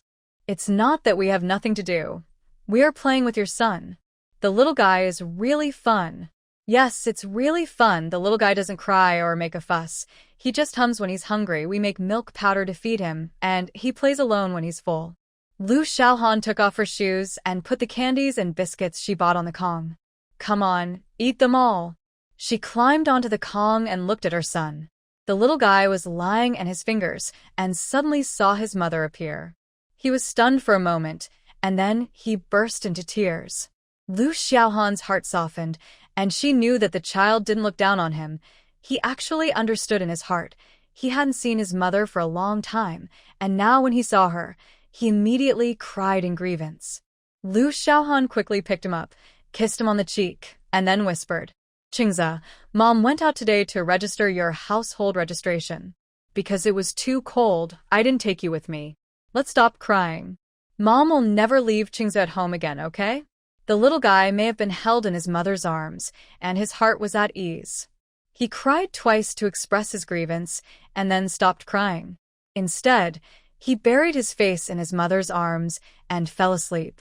Looking down at his son's aggrieved look, Lu Xiaohan smiled, feeling very relieved. Seeing that he was still twitching in his sleep, it can be seen that he was very aggrieved today. Haha, this kid is an ungrateful boy. We have served him for a whole day, and as soon as his mother came back, she forgot about us, as if she had wronged him, but we were afraid that he would cry all day, so we were always teasing him, right? Lu Xiaoyu said with a smile. Zhao Shelui rolled her eyes at her. No one can compare to Mom. In the eyes of such a big child, Mom is everything. No one can help. That's right, I still miss my mom sometimes. Not to mention such a big child. Lu Xiaohan watched his son slowly fall asleep, then put him on the Kong and covered him with a quilt. Okay, I have to thank you all today. Zhao Shelui waved her hand indifferently. It's not a big deal. Is everything going well for you today? Lu Xiaohan nodded. It went very smoothly. It didn't take long after I got there, and everything was done. That's good. The child's household registration has been settled, and you feel relieved. There aren't many people in the field office, right? Lu Xiaohan took the biscuits and peach cakes he bought and spread them on the Kong. Well, not many. When I went there, I didn't see anyone except a few shepherds along the way. It's winter and cold. Who would go out for no reason? Zhao Shelui was not polite either. She went forward and picked up a biscuit and started eating, saying as she ate. Several people sat with Lu Xiaohan for a while before getting up to say goodbye and leaving. Lu Xiaohan sent everyone away, distributed biscuits and peach cakes to each person, and then lay down on the Kong. Today, my son's household registration has been settled and the high school books have been obtained. I have also started to take time to read more books. I have almost forgotten the high school knowledge, so it seems that I need to work harder. At least there is space, and I can still have a lot of extra time. Lu Xiaohan is actually still hesitating whether to let the group of people in the educated youth point read books together. But Lu Xiaohan didn't know how to tell them about this. Should he tell them that the college entrance examination would be resumed at the end of 1977? Thinking about it, Lu Xiaohan had a headache. He couldn't tell them about this. Now that he thought about it, the news here was still closed. There was no news about the major events that happened in October. Maybe the cadres knew about it, but they just didn't say it outside. He stood up and looked at the sky, and then looked at his watch. He found that it was already 6 o'clock in the afternoon. The days in winter were really short. He walked back from the field office at more than 2 o'clock. He even walked through Liuanzi. It was almost 4 o'clock when he got home. He chatted with them for a while, and it was more than 5 o'clock. Turning his head to look at his son, who was still sleeping, Lu Xiaohan smiled, got up and added firewood to the Kong hole, and then walked towards the river with a bucket. He fetched water from the old place, stood on the ice, and felt the north wind blowing. After a while, he felt pain in his cheeks. He rubbed his face twice and walked towards the shore with a bucket. As soon as he got ashore, he saw a gray rabbit running past him. Lu Xiaohan subconsciously kicked a pebble as big as a baby's fist. The pebble flew out and hit the rabbit's head with a thud. The rabbit fell down immediately. It was so clean and neat. Lu Xiaohan was stunned for a moment. He could not kick a pebble with his foot, and he could hit a rabbit? Putting down the bucket, Lu Xiaohan immediately walked towards the rabbit lying on the ground. When he got close, he found that the force was not light. The rabbit's mouth, nose, and eyes were bleeding. It can be seen how much force his casual kick had. Well, not bad. Let's eat rabbit tonight. He picked up the rabbit's ears and looked at it. It was winter, and the rabbit was also very thin. There was basically no meat, but it was still good. He looked around and found that there was no one. Then he put the rabbit into the space and carried 2 buckets of water back to his kiln. After taking off her outer cotton coat, Lu Xiaohan added water to the pot, heated it, and then began to wash the diapers her son had used throughout the day. There was no other way. At first, she didn't prepare many diapers, so she had to wash them every day, otherwise they would be useless the next day. However, Lu Xiaohan didn't think there was anything wrong with it. It was impossible for the diapers to stay overnight, otherwise the whole floor would be smelly. Not to mention whether others would find it smelly, I didn't want to smell it anyway. So I still washed them every day. Anyway, it was slack season, and there was nothing to do, so it was good to do some activities. After washing her son's diapers, the sky gradually darkened. She looked at the time, and it was almost 7 o'clock. She added firewood to the Kong again and started to cook porridge. She planned to enter the space to fry rabbit meat later, and the porridge would be cooked outside. Until after 7 o'clock, no one came out to visit each other. Lu Xiaohan closed the door of the floor, turned off the oil lamp, and entered the space with her son in her arms and a bowl of porridge. After entering the space, she put her son on the yoga mat and started to prepare the rabbit. After cleaning up and frying it, it was already 8 o'clock. It was also because time was slow in the space, otherwise it would be more than 9 o'clock outside. Eating rabbit meat and drinking porridge, Lu Xiaohan was very satisfied. After eating, she began to organize the high school books she brought back this time and put them in different categories so that she could find them directly when she needed them later. Next, Lu Xiaohan began to read. Fortunately, it was the content she had learned before. Although she had forgotten it, after reading the book, many things slowly came to mind. It was a mistake. I actually forgot to buy a pen and a notebook at the supply and marketing cooperative today. Some of the knowledge content needs to be taken notes. Alas, it seems that I have to ask who will go to the field office recently. Let them take it to me when the time comes. After studying for an hour, Lu Xiaohan continued to practice the collapsed fist. Today's experience made her understand how good it is to know martial arts. With a faster reaction speed, she will not be easily injured when encountering danger. Thinking about the sheep thief he met today, if he hadn't practiced martial arts, he would have been stabbed by the knife. After practicing the Bangwen for more than an hour, Lu Xiaohan took his son back to the kiln to sleep. When he woke up, it was already 7:30 in the morning. He lit the oil lamp and was about to get up when his son woke up. As soon as the boy woke up, he put his little head into Lu Xiaohan's arms. It was obvious that he was hungry and looking for food. This made Lu Xiaohan, who was about to get up, helpless and had to lie down again. Suddenly, there were several chaotic footsteps. It felt like the sound came from the direction of the river. When Lu Xiaohan was still wondering what the sound was, he heard Lian Yuqing shouting in a low voice. "It's a yellow sheep, catch it quickly." Then came the voices of Kong Jining and Tang Renjia, followed by a low shout, which frightened the little Qingze, who was breastfeeding so much that he forgot to breastfeed, and looked at Lu Xiaohan with wide eyes. With the light of the oil lamp, Lu Xiaohan also saw that he was looking at her, so she smiled and kissed his little face, smelling the milky fragrance on him. "Son, what are you looking at? Were you disturbed by the noise outside while feeding?" The little guy ignored Lu Xiaohan, but stared at Lu Xiaohan motionlessly. Lu Xiaohan didn't know whether to laugh or cry. "This little noise attracted you?" The noise outside was very loud, which showed that it was not so easy to catch yellow sheep. Yellow sheep are not so easy nowadays. People can eat them if they have the ability to catch them, but it is not the case in the future, as they are protected animals. In fact, yellow sheep do not look like sheep, but are somewhat similar to deer, with yellow-brown fur all over their bodies. The noise outside lasted for about 10 minutes before it stopped. When the sound stopped, Lu Qingze resumed feeding again. Lu Xiaohan wanted to laugh when she saw this. A child of this age would be attracted by the noise outside and even forget to eat.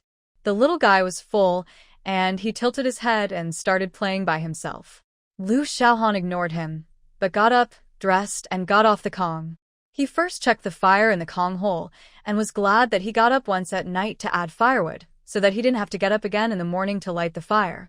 He stuffed some more firewood in, and then opened the door of the cave. As soon as he walked out of the cave, he saw a group of educated youths busying themselves there with oil lamps. "Hey, Xiaohan, you got up. There was such a big noise, but you didn't wake up?" Zhao Xiaowei walked over with a smile. "I woke up early. When I heard the noise, the child was feeding. How is it? Did you catch the yellow sheep?" Zhao Xiaowei smiled and pointed at the crowd. "Look, they are peeling the sheep. We agreed that everyone in our educated youth camp will come to eat mutton at noon today.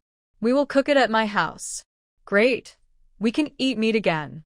Lu Xiaohan was also very happy. Yellow sheep meat is not easy to eat.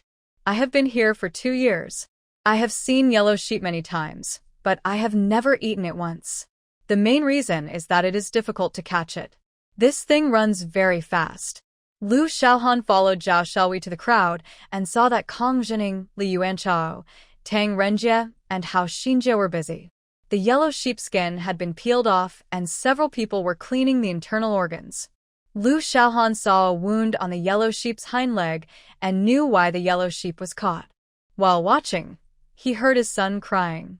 Lu Xiaohan had no choice but to run back to the kiln. He saw that his son had changed from lying to lying on his stomach. His eyes seemed red from crying, and the quilt covering his body fell to the side. "Hey, my son, why did you roll over? You kicked off the quilt. It's not good to catch a cold." Coaxing her son, Lu Xiaohan started to boil hot water and wash up. She cooked porridge and ate a coarse flour bun with pickles and 2 boiled eggs. While her son was asleep, she left the cave and saw that the yellow sheep had been packed up and hidden. Even the peeled yellow sheepskin was hidden. The yellow sheep's internal organs were also packed out. In this era, food is scarce. Not to mention meat, even grain is still difficult to fill people up. Therefore, the yellow sheep's internal organs are also delicious meat after being packed up. The reason why the yellow sheepskin was hidden is mainly because everything belongs to the collective now, even the yellow sheep.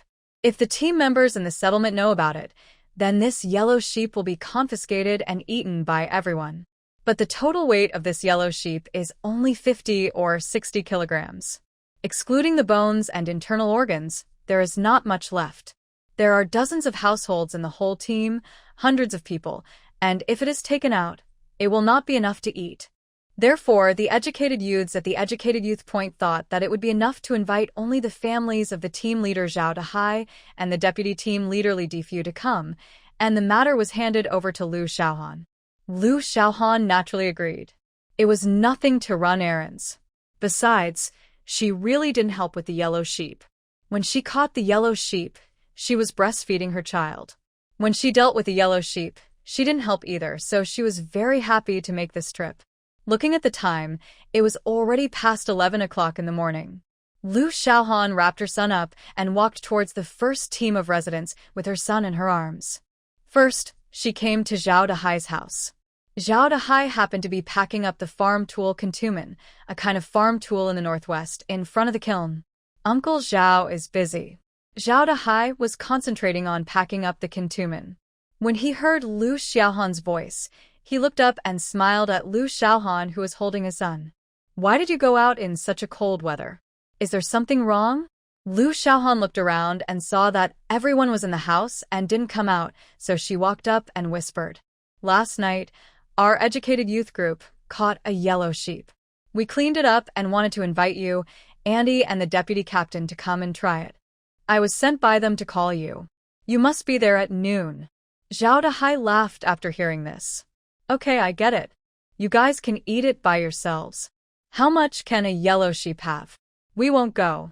Seeing Zhao Dahai's refusal, Lu Xiaohan refused to agree. She was here to invite people. If she couldn't invite them, she wouldn't be able to explain to the other educated youth when she returned. That won't do.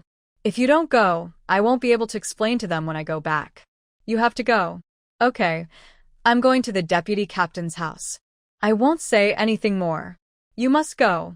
Lu Xiaohan didn't stop after she finished speaking, but walked directly to the deputy captain's underground kiln. Zhao Dahai wanted to call her, but suddenly stopped, smiled and shook his head, and went back to his own underground kiln. Lu Xiaohan came to the deputy captain's house, that is, Li's wife's house. He shouted at the door, and Li's wife opened the door. Seeing the little guy in Lu Xiaohan's arms, she said, You are really careless. Are you addicted to carrying children out? Aren't you afraid of freezing? Lu Xiaohan smiled and let Li's wife complain, and followed into the underground kiln. Li Difu was sitting in front of the Kong and cleaning the Kong ash. Xiaohan is here. It's so cold. Your sister-in-law is really right. She is really careless. Lu Xiaohan took off the cotton-padded jacket wrapped around the child, put his own son next to Li's wife's son, and let them lie side by side. Li's wife's son was 3 or 4 months older than Lu Qingze, and naturally a little bigger than Lu Qingze. The two children lay next to each other, tilting their heads to look at each other. Ah, ah, ah, ah. The two children greeted each other like adults, which made Lu Xiaohan laugh. Sister-in-law, look, they're saying hello. Sister-in-law Li was eating. She had been taking care of the two children since she got up in the morning, and she had just had breakfast. When the weather gets warmer, let them play together. After chatting with the couple, Lu Xiaohan also told them the purpose of their visit. Li Difu did not expect that the educated youths were so lucky that they actually caught a yellow sheep. Okay, I'll go there later. Lu Xiaohan said in surprise. Sister-in-law, you're not going? You're going alone? The food is so delicious, but you won't let sister-in-law go with you? Li Difu looked at Lu Xiaohan and didn't know whether to laugh or cry. Don't you see how cold it is? She has to take care of the children at home. Sister-in-law Li also said. I won't go. I'm not as bold as you to take the children out. In the end, Lu Xiaohan failed to persuade sister-in-law Li to go to the educated youth point to eat meat, and reluctantly returned to the educated youth point with her son in her arms. At the youth league, everyone gathered in Zhao Xiaoyi's cave. Of course, this was for the women. The men were in Kong Jining and Hao Xinjia's caves. Zhao Dahai and Li Difu arrived at the youth league at 1 o'clock. They were the only ones there. They didn't bring their families, not even their children. Zhao Dahai looked at the yellow sheep meat cooking in the pot and smiled. I heard some noises at around 7 o'clock, but I didn't think much about it. You guys are lucky. It's really too small. There's no way to feed the whole team. Zhao Dahai waved his hand indifferently. This stuff depends on your ability. There are so many people in a team. I'm afraid that even if we bring 10 more yellow sheep, it won't be enough. Just catch them and eat them yourself. Even if I know, I won't tell anyone. Lian Yuqing also took out his half bottle of white wine. We are happy today. Let's have a drink each. Hao Xinjie was stunned and teased Lian Yuqing. Oh, they are really married and know how to live together. This bottle of wine seems to be what we drank last year. Later, we went to their underground brothel again, but we didn't see it. It turns out that they had hidden it. Everyone laughed and teased Lian Yuqing. Lian Yuqing didn't get angry and let them tease him. After 3 rounds of wine and 5 kinds of dishes, Zhao Dahai looked at the male educated youth in front of him. I have news to tell you. SRB has been crushed. Now the situation has improved greatly. After Zhao Dahai finished speaking, the underground brothel fell into silence in an instant. Everyone looked at Zhao Dahai with a surprised expression. Tang Renjie came back to his senses first and looked at Li Difu, who was sitting next to him and eating yellow sheep meat. Deputy Captain Li, is what Captain Zhao said true? Li Difu nodded while eating meat. It's true. The news here is delayed. This happened in October. It's been more than 2 months. The national situation is very good now. Everyone was very happy, especially Hao Xinjie and Kang Jining. Seeing that their eyes were red, Tang Renjie patted Kang Jining on the shoulder. Well, the situation is very good now. I think Uncle and others will go back soon. Qian Zhonghua, who had been silent at the educated youth point and took care of everyone like an elder brother, also advised. Well, although we don't know much about your 2 things, we have hope now. Let's wait for the news. Kang Jining nodded with red eyes. I'm fine, just a little excited. Lu Xiaohan and her group of female educated youth naturally didn't know about the male educated youth. They didn't drink alcohol. They ate some mutton, drank some soup, and sat down to chat. It was not until the evening when the 2 captains left that they learned about the SRB being smashed. Lu Xiaohan smiled. She knew this a long time ago. After everyone knew that the SRB was crushed, they were all very happy. Lu Xiaohan took his son back to his underground kiln. Perhaps he had known about this news for a long time, so he was not very excited. This is the benefit of being a prophet. After eating yellow sheep meat at noon, Lu Xiaohan did not plan to eat at night. He casually cooked some porridge and ate a bowl. He closed the door and entered the space. He first made milk powder for his son and fed him. Then he started studying. After studying for an hour, he rested for half an hour and started practicing the collapse fist. After finishing, he continued to read for another hour, then carried his sleeping son out of the space and went back to the underground kiln to sleep. The next morning, before daybreak, her son Lu Qingze woke up and his little head went straight into Lu Xiaohan's arms. Lu Xiaohan was woken up by her son. In a daze, she subconsciously lifted her underwear, and the little guy found the food supply and started to eat. Hiss! Lu Xiaohan opened her eyes and looked down at the little guy who was trying to eat. Son, you can't do this, it hurts. You have teeth now, you can't bite, okay? The little guy seemed to understand, and even the strength of was much smaller. Looking at such a sensible son, Lu Xiaohan smiled and kissed him on the forehead. You are really a good son of your mother. Until the little guy was full and his little head tilted and stopped eating, Lu Xiaohan put him in the quilt, got up, picked up the watch and looked at it, and found that it was already 8 o'clock in the morning. She got up, dressed, and got off the Kong. She looked around and quickly lit the fire. When she woke up in the morning, she felt her face was frozen.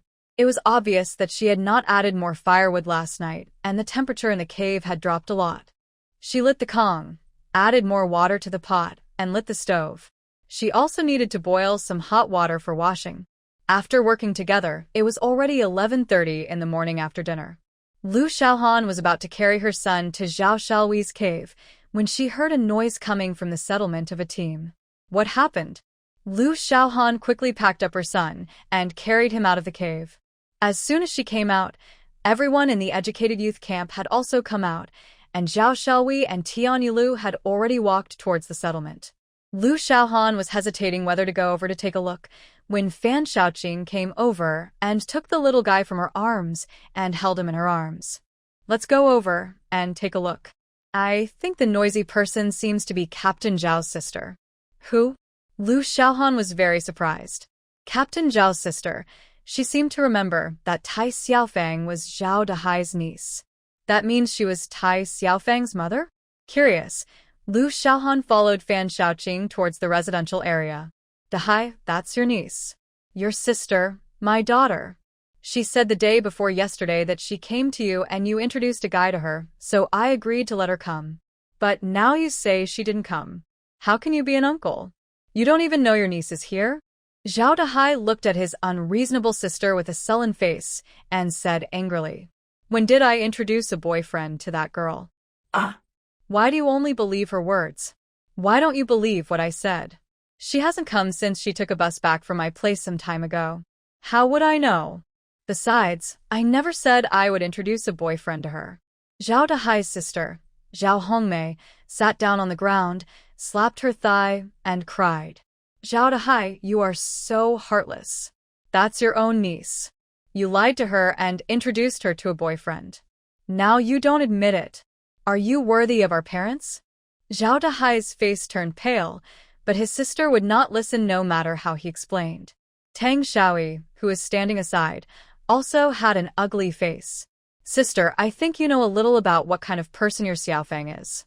She lies all day long. I don't want to say anything about her. After all, I am just an aunt, and there are some things I can't say. My husband and I should ask ourselves, we have not done anything wrong to your Thai family, and we are sincere to that girl. Over the years, I have been concerned about you being Dahai's elder sister and loving him since he was a child, so I didn't say anything. Xiaofang is in our team. She has been pursuing Lin Jiqing, which caused Lin Jiqing to come to us to complain several times. We have also persuaded her many times, but it was useless. Later, Lin Jiqing left. I thought she could let it go, so I let her leave here and go home. Now, she disappeared after returning home. This is your dereliction of duty as a parent. We are just an uncle and aunt, and it is impossible for us to do anything. Now you are blaming us for your daughter's disappearance. I think you are crazy. Tang Xiaoyi's words touched Zhao Hongmei's heart, but now, she had no choice. How could she find that stinky girl without asking her brother for help? I don't care. Zhao Dahai, now your niece is missing. You have to send someone to find her. If you can't find her, I will die in front of your house. After saying that, Zhao Hongmei began to slap her thigh and cry again. Only now did the onlookers understand what was going on. It turned out that Tai Xiaofang was missing, and Zhao Hongmei couldn't find her, so she came to her brother from her natal family. To put it bluntly, she wanted Zhao Dahai to find someone to find her daughter for her. Zhao Dahai also understood the intention of his eldest sister to come and make a scene. While he was angry, he felt helpless. How could he have such a sister? But now that his niece is really missing, he has to find her. He glared at Zhao Hongmei, who was sitting on the ground, and winked at Tang Xiaoyi, signaling her to stop and help her eldest sister up. Tang Xiaoyi naturally saw Zhao Dahai's eyes. While she despised him, she also felt relieved. After all, Zhao Hongmei was his sister. If he was embarrassed again, he would still feel sorry for her. Then she stepped forward and supported Zhao Hongmei. Big sister, get up. Dahai didn't say he wouldn't look for Xiaofang. You are really embarrassing your brother by doing this. You should just talk nicely. Why do you have to do this? Zhao Hongmei stood up after being teased by Tang Xiaoyi. She was not embarrassed at all and ignored Tang Xiaoyi, but looked at Zhao Dahai. Hurry up and send someone to look for her. What are you still doing? Zhao Dahai closed his eyes, suppressed his anger, and when he opened them again, he looked at the team members and educated youth who were watching. Please help look for her. I thank you all here. The team members and educated youth originally hated Tai Xiaofang. She was also quite annoying in the first team before, but for the sake of the captain, naturally no one cared about her. Now that she was missing, although everyone didn't show it on their faces, they must be very happy in their hearts. However, since the captain had spoken, they naturally had to show some signs of happiness. They left here in groups of 3 or 5 and scattered around. Lu Xiaohan took her son from Fan Shaoqing and planned to go back. It was natural that she, who had a child to take care of, didn't need to go looking for someone. Who knew that after just 2 steps, she heard Zhao Hongmei say, "Hey, why don't you go find someone?" Lu Xiaohan didn't realize that this was talking about her, and still walked forward with the child in her arms. Seeing that Lu Xiaohan ignored her, Zhao Hongmei immediately took quick steps and caught up with Lu Xiaohan in a few steps, reaching out to grab Lu Xiaohan's arm. After Lu Xiaohan's martial arts training for this period of time, his body's reaction speed was not slow. When Zhao Hongmei's hand was about to touch his arm, he twisted his body and turned half a circle on the spot. Zhao Hongmei was not so lucky. She grabbed nothing with one hand, and because of inertia, she could not stop her body and rushed forward. Unprepared, she fell directly into the firewood pile beside her. The firewood pile was made of dry branches of poplar trees, so when Zhao Hongmei stood up again, there were several blood marks on her face. Zhao Hongmei even screamed. Lu Xiaohan smiled at Zhao Hongmei, who had stood up. "Auntie, are you calling me?" Zhao Hongmei's face was scratched by the branches, and it hurt a lot. When she saw Lu Xiaohan's smiling face, she was immediately furious and rushed towards Lu Xiaohan. Tang Xiaoyi originally planned to help Zhao Hongmei go into the kiln, but Zhao Hongmei actually wanted to cause trouble for Lu Jiqing. Before she could stop him, Zhao Hongmei plunged into the firewood pile. Just as she was laughing in her heart, she saw Zhao Hongmei was actually going to hit Lu Jiqing. She hurriedly went forward to pull her, and saw Zhao Hongmei's body flying out like a light swallow, and Lu Xiaohan's kicking foot had not yet been retracted. Tang Xiaoyi stared at Zhao Hongmei lying on the ground beside her in amazement, and then looked at the foot that Lu Xiaohan had just retracted. What did she see? Lu Xiaohan kicked Zhao Hongmei away. Even if Zhao Hongmei is thin, she is still an adult. At least she must be more than 100 pounds, but Lu Jiqing kicked her out with one kick? Lu Xiaohan smiled at Tang Xiaoyi's expression. "Auntie, it's okay. I didn't use any force in this kick. It was just a clever move. If you don't believe me, look." This auntie stood up immediately. As Lu Xiaohan's voice fell, Zhao Hongmei, who had fallen to the ground, really got up all of a sudden, pointing at Lu Xiaohan, and was about to start cursing. However, Tang Xiaoyi pulled him and covered his mouth and took him to the underground kiln. Looking at Zhao Hongmei being dragged into the underground kiln by Tang Xiaoyi, Lu Xiaohan shrugged his shoulders and was about to go back when he heard Lu Qingze in his arms making a few noises. Lu Xiaohan looked down and found that the little guy was staring at the entrance of Zhao Dahai's underground kiln with wide eyes. There was a hint of anger in his eyes, and his mouth was open, making noises. Lu Xiaohan was surprised. Looking at her son's expression, he was actually angry. Fan Xiaoqing, who was standing next to Lu Xiaohan, was also looking at Lu Qingze with surprise. What happened between Lu Xiaohan and Zhao Hongmei just now happened too quickly. Before she could react, Zhao Hongmei was kicked away by Lu Xiaohan. When she came to her senses, Zhao Hongmei had been dragged into the kiln by Tang Xiaoyi. Although the curses were still heard, the danger was lifted. She was glad that Lu Xiaohan reacted quickly, but she was also shocked. Zhao Hongmei is a strong middle-aged woman. Xiaohan looks very thin. Although it is much better than when she first came, it was also slowly raised after marrying Lin Buotao. Even so, she is not at the same level as Zhao Hongmei, but she was kicked away by Lu Xiaohan just like that. When she was about to ask if Lu Xiaohan was okay, she saw the child in Lu Xiaohan's arms glaring at Zhao Hongmei, making a sound in his mouth, obviously very angry. This child is so smart that he even knows to stand up for his mother. Lu Xiaohan didn't know whether to laugh or cry. Although her son was young, he already knew that Zhao Hongmei wanted to bully her just now. While feeling relieved, she was also a little moved. Hey, our little Qingze actually knows to stand up for his mother. What a good child. Fan Xiaoqing immediately took the little guy from Lu Xiaohan's arms and kissed him on his little face. The little guy was suddenly taken away and was stunned for a moment, but after finding out that it was Fan Xiaoqing, he stared at Fan Xiaoqing with big eyes, meaning, "Why did you kiss me?" Looking at such a cute son, Lu Xiaohan smiled and shook his head. Let's go back. Aren't you going to find Tai Xiaofeng?" After hearing this, Fan Xiaoqing looked back first and found that there was no one. So he whispered, "I have nothing to do. Why should I look for her? She is such a person. Why should I look for her?" The two of them returned to the educated youth camp while talking. The other educated youths went out to help find Tai Xiaofeng. Lu Xiaohan still persuaded Fan Xiaoqing to go find Tai Xiaofeng. It was understandable that she didn't go.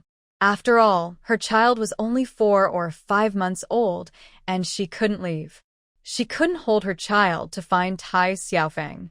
This couldn't be forced anyway. But it would be bad if Fan Xiaoqing didn't go.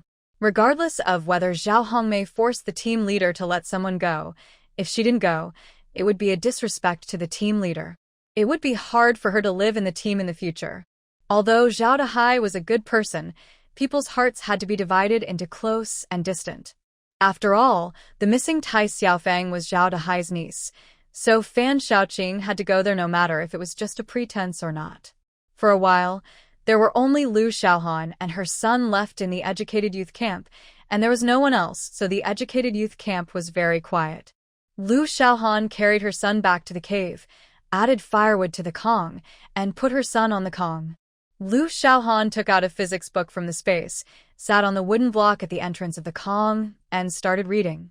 There were footsteps outside, but Lu Xiaohan didn't care, thinking that it was some educated youth who came back, but when she heard the sound coming directly towards her cave, the footsteps were getting closer and closer. Lu Xiaohan frowned slightly, and doubt flashed in her eyes, because she felt that the footsteps were men's footsteps. At this time, many male educated youth had gone out, so who could it be? Just as she was about to get up and go out to take a look, the door of the cave was pushed open. Lu Xiaohan looked closely and found that she didn't know this person. He was in his 20s, wearing a sheepskin coat, and exuded a foul smell. "Who are you looking for?" The man first stared at Lu Xiaohan, then smiled, revealing a mouthful of yellow teeth. "Are you the educated youth Lu Xiaohan?" Lu Xiaohan narrowed her eyes. It seemed that this person was coming with bad intentions. But she remained calm and continued to look at the man. "Who are you?" The man smiled, rubbed his hands, and wiped them on his body. "You don't need to know who I am. I came here today to let you enjoy yourself. Come on, time is running out, let's hurry up." As he said that, he was about to untie the sheepskin coat on his body. A trace of disgust flashed in Lu Xiaohan's eyes.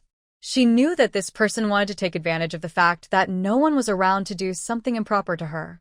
Thinking of this, she became even more angry. What a psychopath. Her right foot came directly behind the wooden block, and with a force, the wooden block flew up and hit the head of the guy who lowered his head to untie the sheepskin coat. But to Lu Xiaohan's surprise, this man turned out to be a martial artist.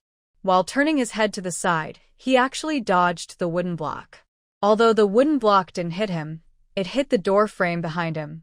After rebounding, it hit his back again, causing him to stagger forward. At this moment, Lu Xiaohan stepped forward and kicked the man in the chest. With a muffled, the man was kicked by Lu Xiaohan and flew directly behind him. He hit the door frame again and knocked Lu Xiaohan's door off. The door and the man fell directly on the passage in front of the kiln. Lu Xiaohan knew that she couldn't hesitate. She rushed out of the kiln in a few steps and stepped on the chest of the man lying on the ground. With a force, the man let out a miserable cry. "Tell me, who asked you to come? If you don't, I will make sure you don't live through today." Lu Xiaohan asked sternly. Although she shouted sternly, she was actually panicking in her heart. This was her first time fighting like this, and it was also the first time in her past and present lives. But she also knew that if she didn't do this at this time, she would be finished. The man now felt like a huge rock was pressing on his chest, making it hard for him to breathe.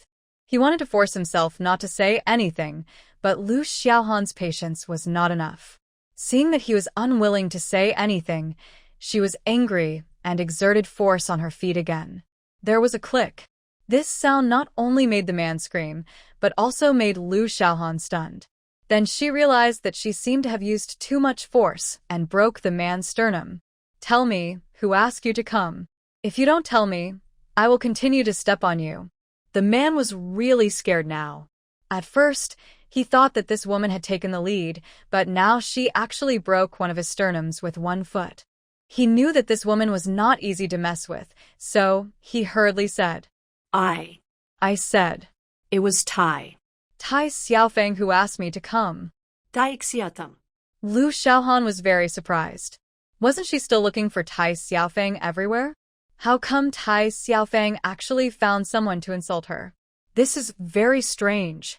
Where is Tai Xiaofang now? The man endured the pain in his chest. He felt unbearable pain in his chest even when he was breathing. "Wait for me. in the poplar forest north of the river. Lu Xiaohan narrowed her eyes and let out a long breath. Lin Buitao, you have caused me a peach blossom debt, and you are going to implicate me.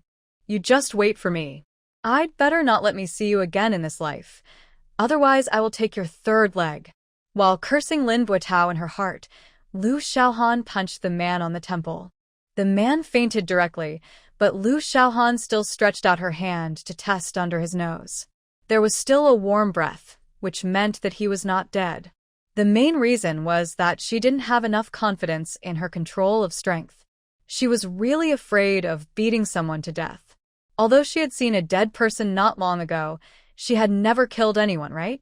He stood up and looked around to make sure there was no one around. He returned to the cellar and put his sleeping son into the space.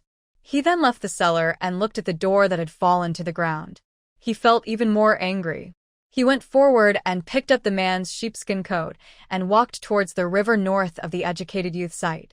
Lu Xiaohan was still very careful. She looked around as she walked, afraid that someone would see her. Although she had a clear conscience about this matter, if someone saw her, it would definitely spread bad news. She went down the river very quickly. There were tall reeds on both sides of the river, which could still block part of her sight. When she came to the north bank of the river, she saw that the poplar tree that had existed before was now only a root, and the rest was collected by Lu Xiaohan. After confirming that there was no one on the north bank, Lu Xiaohan quickly carried the man and ran towards the poplar forest 200 meters to the north. What Lu Xiaohan didn't know was that she was running very fast now, but she didn't realize it herself. As soon as she entered the poplar forest, Lu Xiaohan stopped. The man just said that Tai Xiaofeng was waiting for him in the poplar forest, so she needed to be extremely careful not to be seen by Tai Xiaofeng. After hiding the man in a clump of red willows, Lu Xiaohan began to look for Tai Xiaofeng in the poplar forest. It took more than 10 minutes for Lu Xiaohan to see Tai Xiaofeng sitting on a dead poplar trunk. Tai Xiaofeng was facing away from him. She took a deep breath and approached Tai Xiaofeng quietly. Tai Xiaofeng didn't notice her arrival until she stood behind her. A hand knife chopped Tai Xiaofeng's neck. Tai Xiaofeng fell to the ground without a groan. Lu Xiaohan ignored her and quickly went back to take the hidden man out of the red willow bush. After carrying the man to Tai Xiaofeng, Lu Xiaohan put the man and Tai Xiaofeng side by side. Well, you two are a good match. Since you want to harm others, you should be prepared to be retaliated. As he said that, he took off Tai Xiaofeng's clothes and nodded in appreciation at Tai Xiaofeng. There is some material, but it's a pity. After saying that, he took off the cotton padded jacket and covered Tai Xiaofeng again to prevent her from freezing to death. Only then did he look at the man, and Lu Xiaohan fell into hesitation. I don't want to get sty. Alas, I have taken 99 steps, and I can't give up this last step. After saying that, he closed his eyes and directly pulled off the man's sheepskin coat, and then closed his eyes again and pulled off the man's lower body clothes. Finally, Tai Xiaofeng, who was almost infinitely, was placed on the man. In this way, the two people could keep each other warm and not freeze to death. After doing all this, Lu Xiaohan did not delay and immediately ran out of the poplar forest towards the direction of the educated youth point. When she returned to the educated youth point, no one had returned yet. Looking at the door that fell to the ground, Lu Xiaohan sighed and regretted that he had used too much force just now, otherwise the door would not have been knocked down. After propping up the door, he saw that the wire tied to the door frame had broken. If he wanted to fix the door, he could only find a new piece of wire to tighten the door frame. After thinking about it, it seemed that there was a piece of wire hanging in front of Zhao Xiaohui's door. Lu Xiaohan hurried to Zhao Xiaohui's underground kiln. Fortunately, the wire was hanging outside. Lu Xiaohan took it and returned to his own underground kiln. He tied the door frame and the two pieces of wood of the door together with the wire and tightened it with the wire. Only then could he install the door. He opened it back and forth to try it out. It was not bad. Although it was not as easy to use as before, it did not delay its use. That's it. At most, we will move to the adobe house in a few months. He looked at the fire in the Kong. Fortunately, he did not delay any time. Just when he was about to sit down and continue reading, he remembered that his son was still in the space. He quickly took his son out of the space and found that he had woken up. Lu Xiaohan laughed, and the boring things just now were no longer lingering in his mind. Who cares? Since I've dealt with them, they're dead. Although I don't want to kill them, those two people want to harm me, so keeping them alive will be a disaster. But I don't know if the two people will be found by the people who are looking for them. If they can't be found, maybe they will really. There is a possibility of freezing to death. Forget it, whether they live or die depends on their luck. Putting things aside and not thinking about it anymore, Lu Xiaohan really didn't think about it anymore. First, he fed the child, and when he was full, he let him play by himself, and then Lu Xiaohan picked up the book and started reading again. It was not until the afternoon when he was hungry that Lu Xiaohan woke up from the ocean of knowledge. He was a little hungry, but he didn't want to move. After thinking about it, he closed the door and entered the space to cook a bowl of instant noodles. Of course, eggs and ham are a must. After eating and drinking, he left the space. Hearing the movement outside the door, Lu Xiaohan looked at his sleeping son, and then went out of the kiln. He saw that it was Zhao Xiaohui and Lu Xiaoyu who came back. Sister Xiaohui, Sister Yu, you are back. Did you find Tai Xiaofeng?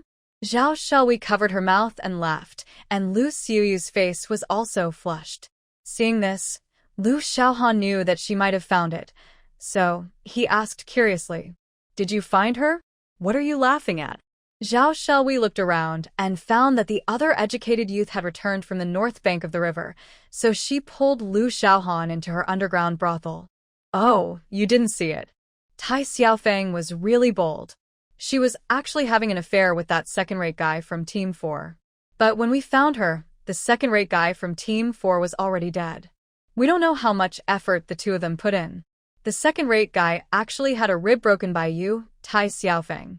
Lu Xiaohan made a surprised expression and hesitated for a long time before asking, "Did they have an affair? And they killed that second-rate guy?" At this time, Lu Xiaohan didn't know that she was getting stronger and stronger mentally. Speaking of the man's death, she didn't feel scared. Well, that's right. At this time, the second-rate guy's body was taken to the police station by Captain Zhao and others, and Tai Xiaofeng was also taken there. After saying that, Zhao Xiaohui leaned over to Lu Xiaohan's ear and whispered, "These people are really playing tricks. They actually had in the poplar forest. You said that they didn't protect themselves. In the middle of winter, one of them froze to death." Zhao Xiaohui said it because she and Lu Xiaohan were both married. Lu Xiaoyu, who was not married yet, blushed when she heard it. Lu Xiaohan smiled. "Did you find any other abnormalities there?" What Tai Xiaofeng said, I think she will definitely not admit it. Zhao Xiaohui gave Lu Xiaohan a thumbs up after hearing it. "You are really amazing. You guessed all these." Tai Xiaofeng refused to admit it.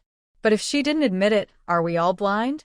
She and that second-rate guy were hugging each other in disheveled clothes. Everyone saw it clearly. Lu Xiaohan smiled.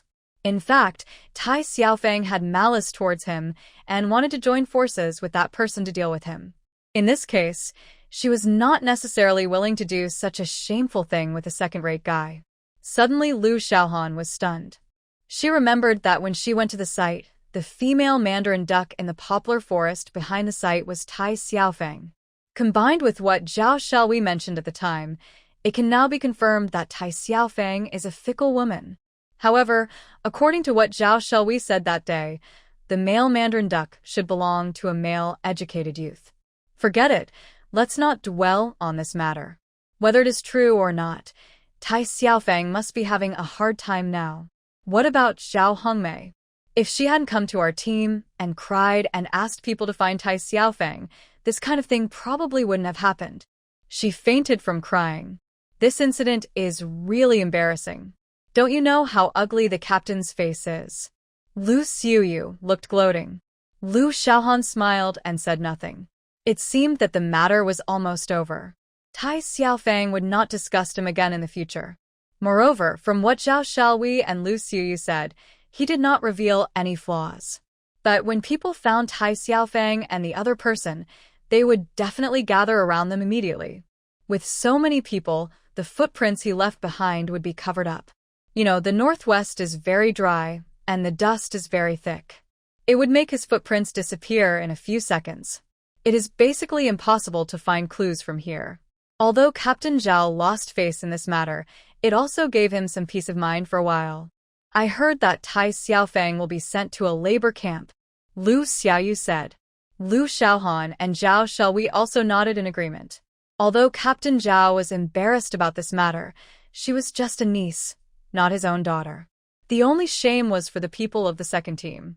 Another thing was that Tai Xiaofeng went to the labor camp and would not be able to come back within 3 to 5 years.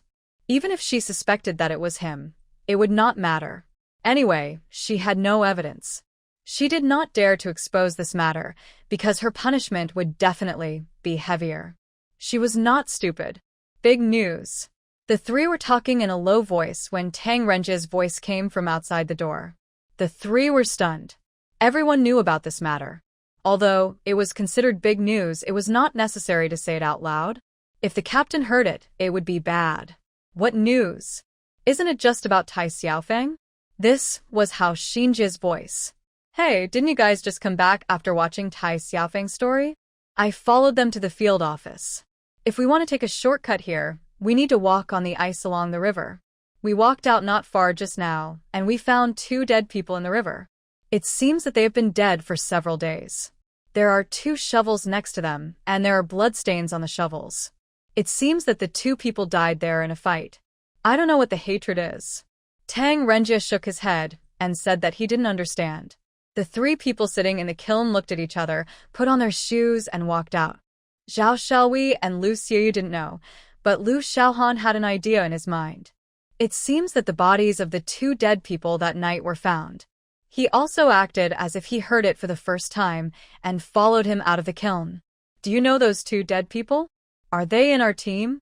Zhao Shelui asked quickly as soon as she came out. Tang Renjie glanced at Zhao Shelui speechlessly. I don't know him. If I knew him, I wouldn't have mentioned who he was just now. But the captain seems to know him. Now the captain has asked people to carry 3 dead bodies to the field office. I guess the police station will be busy. The educated youths in the educated youth point came back one after another, and they were all talking in a low voice about Tai Xiaofeng and the 2 bodies. After listening to it, Lu Shaohan returned to his kiln. He knew everything that happened, and he didn't leave any loopholes. So this matter was over, and he didn't have to think too much about it. He just lived his life peacefully. The days are short in winter. Not long after the educated youths came back, it was dark. Lu Shaohan boiled a pot of hot water on the stove, closed the door, went to the space to cook a bag of instant noodles, and added an egg and 2 sausages as dinner. After dinner, he still read and studied in the space, and then practiced the Benquin for an hour until 11 o'clock in reality, and then he went out of the space to sleep. In the next few days, the heat of Tai Xiaofeng's matter gradually faded, and no one discussed it much. Lu Shaohan just carried her son to Zhao Shaohui's brothel every day, threw her son on the bed, and sat aside to chat with Zhao Shelui. Fan Shaoqing, Lu Xiaoyu, and Tian Yilu also ran over to chat with them. Ladies, there are letters for you. Come out and get them. With Kong Jining shout outside, several people went out, but Lu Shaohan did not move. In her opinion, Lin Buotao never came back and disappeared, so he naturally would not write to her. Don't even think about the Lu family. They will not write to you. Even if they write, they are asking for something from you, such as asking for money. Didn't my second sister, Lu Shaoqing, write back to ask for money not long ago? But I burned the letter directly, so naturally I won't send them money. You didn't do the east wind before, so don't think about the west rain now. Everyone lives their own lives and no one bothers anyone. Zhao Shelui came back with a letter in her hand. Before she even walked back, she had already torn open the envelope and started reading the letter. Look how anxious you are, Zhao Shelui. What did your family say in the letter? Zhao Shelui put down the letter in her hand in dismay. My 3rd brother is getting married and doesn't have enough money, so he asked me to send some back. Where can I get the money? Originally, after the autumn harvest, we distributed food and money, and I sent all of mine back to them. Now they want more. It's obvious that they know I'm married and can use my husband's family to subsidize them. But I won't give it anymore. Since I got married to Yuching, I haven't sent anything to my husband's family. In the past 2 years, my husband's family has sent a lot of things. But my parents' family, they are not satisfied with my share, and they even want me to use Yuching's share to subsidize them. It's too much. I can't give it to them. It's embarrassing enough that I'm supported by Yuching and my husband's family. Do I have to let my husband's family pay to support them? Liu Xiaohan and others also smiled bitterly after hearing this. Zhao Xiahai met Lian Yuching. If it were an ordinary man, he would basically not allow his woman to be devoted to her parents' family. Then, if you don't send them money, will they come to you? Lu Xiuyu couldn't help asking. Zhao Shelui waved her hand. They are thousands of miles away. It's impossible for them to spend that money to come to me. If I don't give it to them, there's nothing they can do. So let it be. I've sent a lot of things home in the past few years. I've done my best for them. I'm married now, and it's time for me to live for myself. It's okay if we don't have children for now, but if we do have children, we'll have to take care of them, and the work points we both earn may not be enough. Fan Shaoqing also agreed. That's right, I was thinking about going home next winter to visit. In fact, I miss home a little too. As they were talking, Zhao Xiaohui's husband Lian Yuqing walked in, looked at Zhao Xiaohui and the others, and whispered. Tang Renjie received a letter from his family saying that now that the SRB has been destroyed, the college entrance examination may be resumed. Although there is no confirmed time yet, his family told him to start reading and studying now. His family also sent him a lot of high school books. Tang Renjie just said that everyone should read and study together whenever they have time in the future. But the premise is that everyone must keep it confidential and not leak the news. Got it? Zhao Shelui widened her eyes in surprise and looked at Lian Yuqing. You. Are you serious? Are you really going to resume the college entrance examination? Lian Yuqing shook his head. This is just Tang Renjie's family's guess. You don't know that Tang Renjie's parents are both cadres, and they are provincial cadres. His grandfather is also a senior cadre. His uncle wrote to him about this matter. Do you think such a family knew something in advance? That's why Tang Renjie prepared in advance. Anyway, Tang Renjie just said that he planned to review well.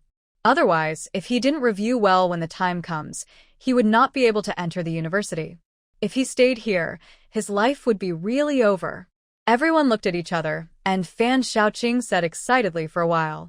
It seems that we have to prepare.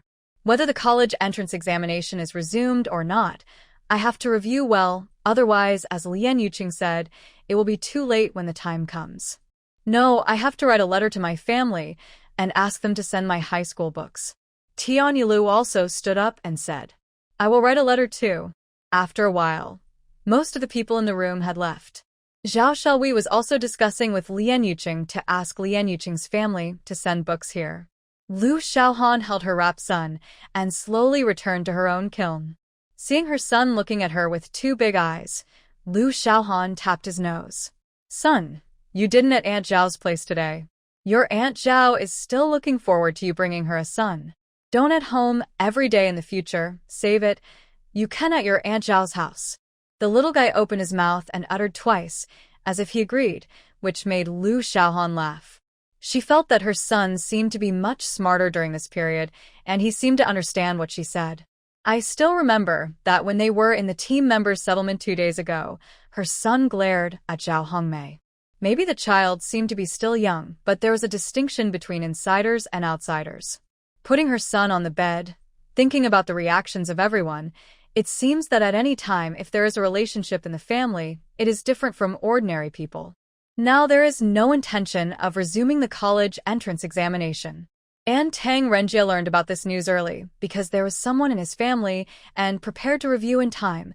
So once the news of the resumption of the college entrance examination came, everyone was ready. After checking the time, she found that it was already past 3 in the afternoon, but she was not hungry yet. So Liu Xiaohan stopped cooking and helped her son urinate and fed him milk powder. After watching him fall asleep, she continued to take out the book to read. She thought that after a while, everyone's books would arrive, and she could take her own books out to read and study with everyone. There was some knowledge in it that she had not understood because it had been too long. Time passed really quickly when she was reading. When her son woke up, she looked away from the book, put the book into the space, looked at her son, and found that the little guy's face was red. Lu Xiaohan immediately realized that her son had pooped. Alas, he had been in Zhao Shelwy's kiln for half a day today, and the stinky boy had not pooped, but he pooped when he came back. It was not until the little guy's expression became normal that Lu Xiaohan lifted the quilt, revealing the little guy's 2 legs, and grabbed his 2 little feet with one hand, and saw the yellow under the little ace. First, she took out toilet paper to wipe the little guy's ace. Then she carried him to her own bed and covered him with the quilt. "Son, don't cry. Mom will wash your ace." After saying that, she stood up and walked to the stove, lifted the lid of the pot, and took a look. She found that the temperature was still warm, so she immediately scooped water into the basin, wet the towel prepared for her son, and wiped his ace. "Okay, stinky boy, you are really a stinky egg. Hey, how about we call you Stinky Egg from now on? There is an old saying that a bad name is easy to raise. From now on, we will call you Stinky Egg. Very good. Mom will call you Stinky Egg from now on." The little guy held his thumb in his mouth and did not react to Lu Xiaohan's words at all, which made Lu Xiaohan very strange. Just like a few days ago, when he and Zhao Hongmei had a conflict, the little guy looked at Zhao Hongmei's back and glared at her, and his little mouth was still obviously as if he understood something. But at this moment, his son looked confused again, and he didn't react to what he said at all. He didn't know whether his son could understand or not. He shook his head and secretly despised himself. No matter whether he could understand or not, he was his son, right? Why think so much? He got up from the Kong, threw the diaper he had just changed into the basin, and began to wash the diaper for the little guy. After washing the diaper, it was dark, and Lu Xiaohan felt a little hungry, so he closed the door of the kiln, blew out the oil lamp, and then entered the space with his son. Now he wanted to eat meat, so Lu Xiaohan took the lamb leg that Yusufu, the shepherd, gave him, cut a piece of meat from it with a knife, and made some chili peppers to make chili fried lamb. He also added water to the steel pot bought from the supply and marketing cooperative of the field, washed the rice, and prepared to steam a pot of rice. There was also a lot of flour and rice in his space, so Lu Xiaohan could eat as much as he wanted. Put the pot of steamed rice on the simple stove, light the fire, and ignore it for the time being, and start cutting mutton and peppers. It was 8 o'clock in the evening after all the busy work, but finally fried peppers and pork and a pot of rice. Looking at the full pot of rice, Lu Xiaohan was very happy. It was good to have a space. A pot of steamed rice would not go bad or get cold no matter how long it was left. This pot of rice was enough for 2 to 3 days for my appetite. I just needed to fry some vegetables each time, which saved me a lot of effort. After cooking, I found that the little guy was not asleep. I thought he slept for a long time in the afternoon and was not sleepy at this time. But as long as he didn't cry or make a fuss, it would be fine. Lu Xiaohan didn't care about him, but ate a bowl of rice by himself. He finished the peppers and pork. After washing the pots and bowls, he held his son and started to walk around in the space to digest the food until the bloating in his stomach disappeared. Then he saw that his son fell asleep again. He put him on the yoga mat and started to practice the collapsing fist. It was past 10 o'clock at night when Lu Xiaohan felt a little sleepy. He stopped practicing martial arts and went out of the space with his son to sleep. The next morning, he was still woken up by his hungry son. The little guy woke up and didn't cry even though he was hungry. Instead, he nudged his head towards a familiar place until he woke Lu Xiaohan up. He lifted his autumn clothes, and the little guy found the exit of his food and started.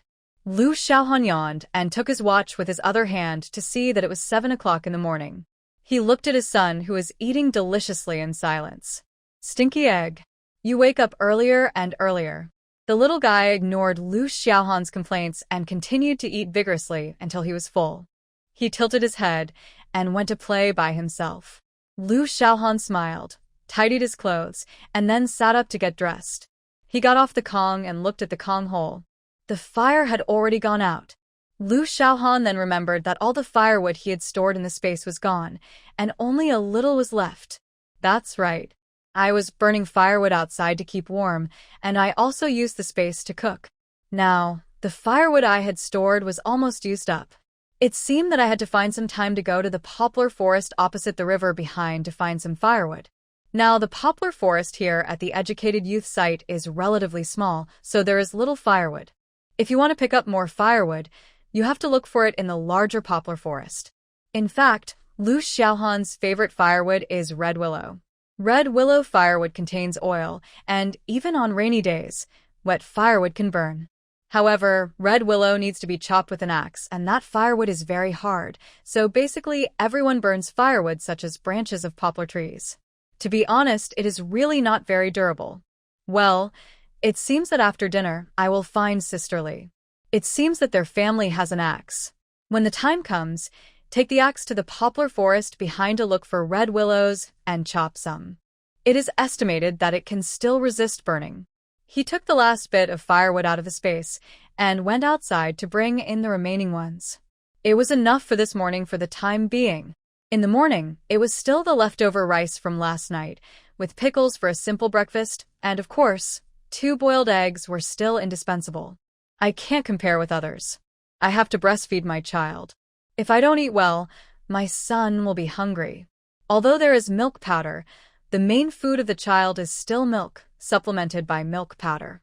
When he is 6 months old, he will no longer be fed with milk.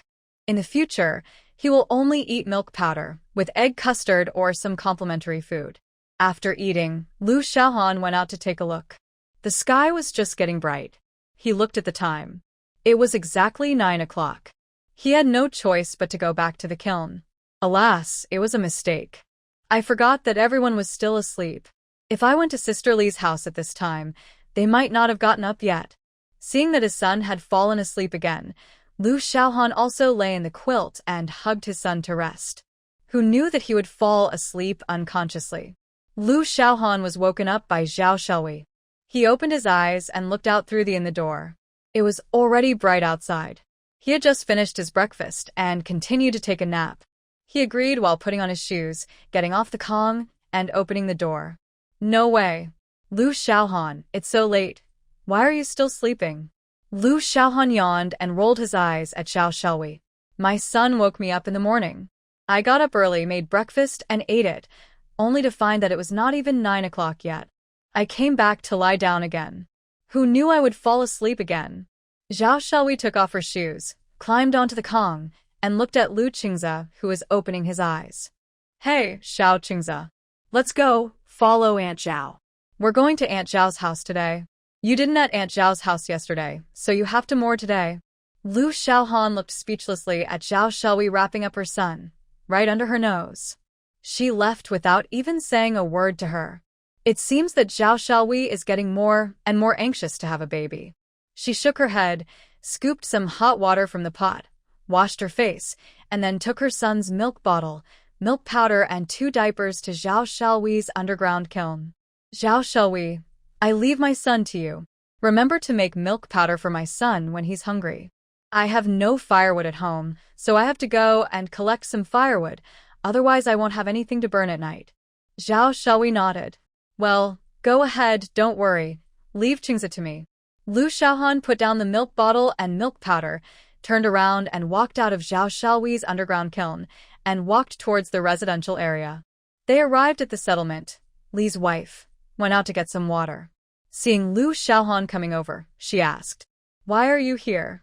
What's the matter? Lu Xiaohan didn't hesitate and asked directly. I don't have much firewood at home. I want to go to the poplar forest behind and cut some red willows. That kind of firewood is more durable. You know, I don't have much time to collect firewood, so I came to see if you have an axe. If you have one, I can use it. Li's wife said indifferently. Hey, what's this? I'll get it for you right away. After saying that, she turned and went into the kiln. Lu Xiaohan didn't follow her in. She stood outside the door and waited. Suddenly, she felt that someone was looking at her. She turned her head and saw Zhao Hongmei staring at her with anger. Is this person sick? She is not angry because of the kick she gave her a few days ago. Although Lu Xiaohan guessed this in her heart, she was too lazy to pay attention to her. Now her daughter has been arrested and sent to a labor camp. How dare she run to a team? I wonder if the Captain Zhao Dahai also hates the sister? Lu Jiqing is so cunning. Lu Xiaohan's heart trembled. Why did this sound like Zhao Hongmei knew something? Although Lu Xiaohan was trembling in his heart, he looked at Zhao Hongmei with a puzzled look on his face. Comrade Zhao, what are you talking about? What cunning? Why do you say that to me? I remember that there is no deep hatred between us. As he spoke, a man came out of the kiln of Zhao Dahai's house. He was about 30 or 40 years old, wearing a sheepskin coat and a face full of vicissitudes. Sister, what are you doing? You have lost face in your second team, and you come to our first team to embarrass yourself? Lu Xiaohan heard it, and it was Tang Xiaoa, Zhao Dahai's wife. The middle-aged man came out and immediately pulled Zhao Hongmei, meaning that she should stop talking. Lu Xiaohan looked over and found that this man should be Zhao Hongmei's man because some traces of Tai Xiaofang could be seen on his face. Zhao Hongmei wanted to say something, but Zhao Dahai came out with a gloomy face. Brother-in-law, take your elder sister home. Xiaofang was sent to the labor camp, and I had no choice. I was just a team leader and didn't have the power to release her. If you want to ask for help, go to the Revolutionary Committee of the farm. After saying that, he ignored the couple and said to Lu Xiaohan, Lu Jiqing, don't bother with them. I know this matter has nothing to do with you. It was my niece who accused you. You were at home that day.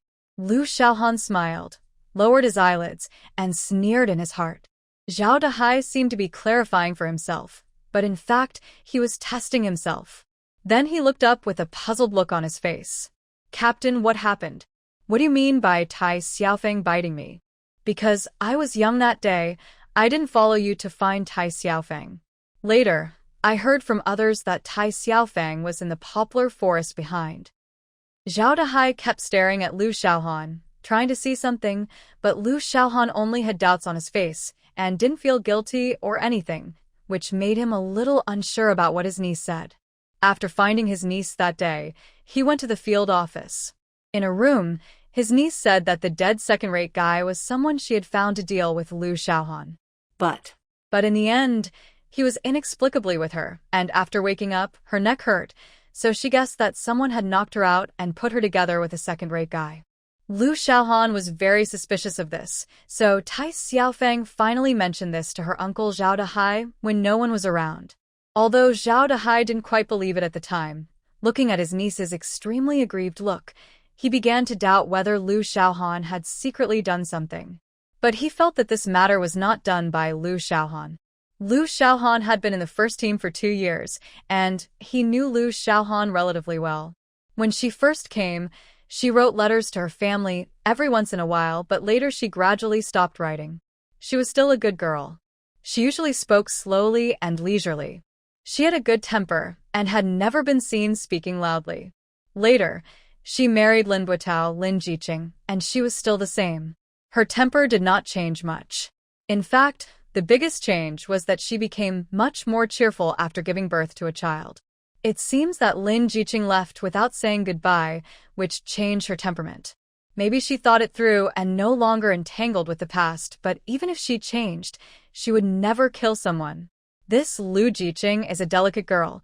Where does she get the strength to kill people? Usually, she greets people with a smile. It can be said that she has never quarreled with others or had a red face. Oh, of course, this does not include her niece, but that is also the niece who always provokes others. Even if it is the temper of Buddha, it will become a furious Vajra. Hee, it's okay, it's okay. My eldest sister is a little too sad. Don't bother with her. If you have something to do, go and do it. After saying that, she looked at the middle-aged man. Brother-in-law, you guys go back first. Don't come to me if you don't have anything to do.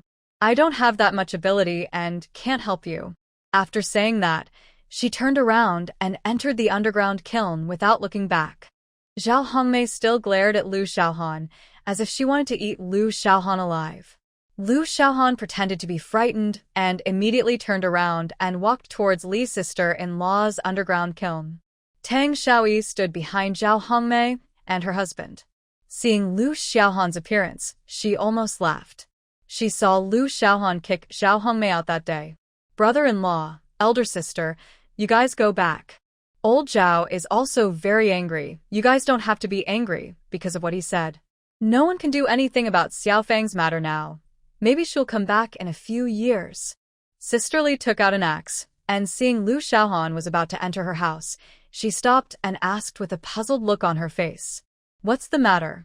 Lu Xiaohan smiled, pulled Sister Li into the kiln, and then whispered what happened just now. Sister-in-law, tell me, what does this have to do with me? That Zhao Hongmei is a dog. She bites whoever she catches. Sister Li's eyes flashed with disdain, and she snorted coldly. Just look at Zhao Hongmei. You can tell that her daughter can't be a good person? They are shameless and rush to the educated youth. Do they really think that everyone in this team is blind and can't see it? It's just that they don't want to say it for the sake of Captain Zhao. They still have the nerve to make trouble in the first team. Captain Zhao has a good temper.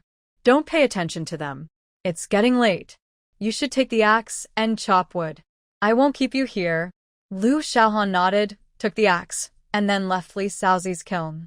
After leaving the kiln, he saw Tang Xiaoa standing not far away and looking at him. Annie didn't go back. It's cold outside. Tang Xiaoa smiled and walked towards Lu Xiaohan. I don't have anything to do. Let's go and talk. Lu Xiaohan's eyes flashed and smiled. Okay. The two walked together towards the direction of the educated youth point and stopped after only walking a few dozen meters.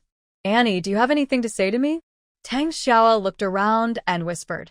Tai Xiaofang said in the field office that you killed that scoundrel because she was the one who hired that scoundrel to kill you, so she suspected that you were behind what happened that day. Lu Xiaohan had calmed down at this time. She was sure that Tai Xiaofang would not dare to tell the field office revolutionary committee and the police station about this matter. Now that Zhao Dahai and the others knew about it, she obviously told them secretly. And all this today was just to test herself. Now they even sent Tang Xiaoa to test herself again. She pretended to be wronged and said in disbelief. And you also believe what Tai Xiaofang said. I didn't even go out that day. I stayed in the kiln with the child. How could Tai Xiaofang wrongly accuse me? After saying that, she shook her head. Impossible. If the people from the Revolutionary Committee of the field office and the police station really listened to her, they would definitely send someone to look for me. Now that they haven't come, it's obvious that her words are false. Ants, don't be fooled. You should know what kind of person I am. Looking at Lu Xiaohan, who was looking at her anxiously and sincerely, Tang Xiaoyi also despised Zhao Dahai in her heart. He asked her to test Lu Jiqing. Look how anxious he made him. She hurriedly said, Oh, Xiaohan, I didn't say it was you. This is just Tai Xiaofang's one-sided statement. We don't believe it. I came to tell you just to let you pay attention to Tai Yuzhong and Zhao Hongmei. I have no other intentions. Lu Xiaohan sneered in her heart, but on the surface, she pretended to be grateful as if you didn't misunderstand me. Oh, thank you, Annie. This is really unfair to me. I admit that I have had disputes with Tai Xiaofang before, but Auntie also knows that she always provokes me. Oh, if I had known earlier, I would have endured it. Why do I have to compete with her? Looking at Lu Xiaohan's annoyed look, Tang Xiaoa was more certain of her guess in her heart. This matter was really Tai Xiaofang talking nonsense there. It was probably because she wanted to take someone with her even if she died, so she slandered Lu Jiqing. Okay, I don't know you yet. We have been together for 2 years. What kind of person are you? How can Annie not know? Well, you should hurry up and get busy. I have to go back too. After Lu Xiaohan separated from Tang Xiaoa, he walked towards the poplar forest across the river. On the way, Lu Xiaohan sneered in his heart. This is human nature. Zhao Dahai is still a fair and just captain. But people have their own closeness and distance.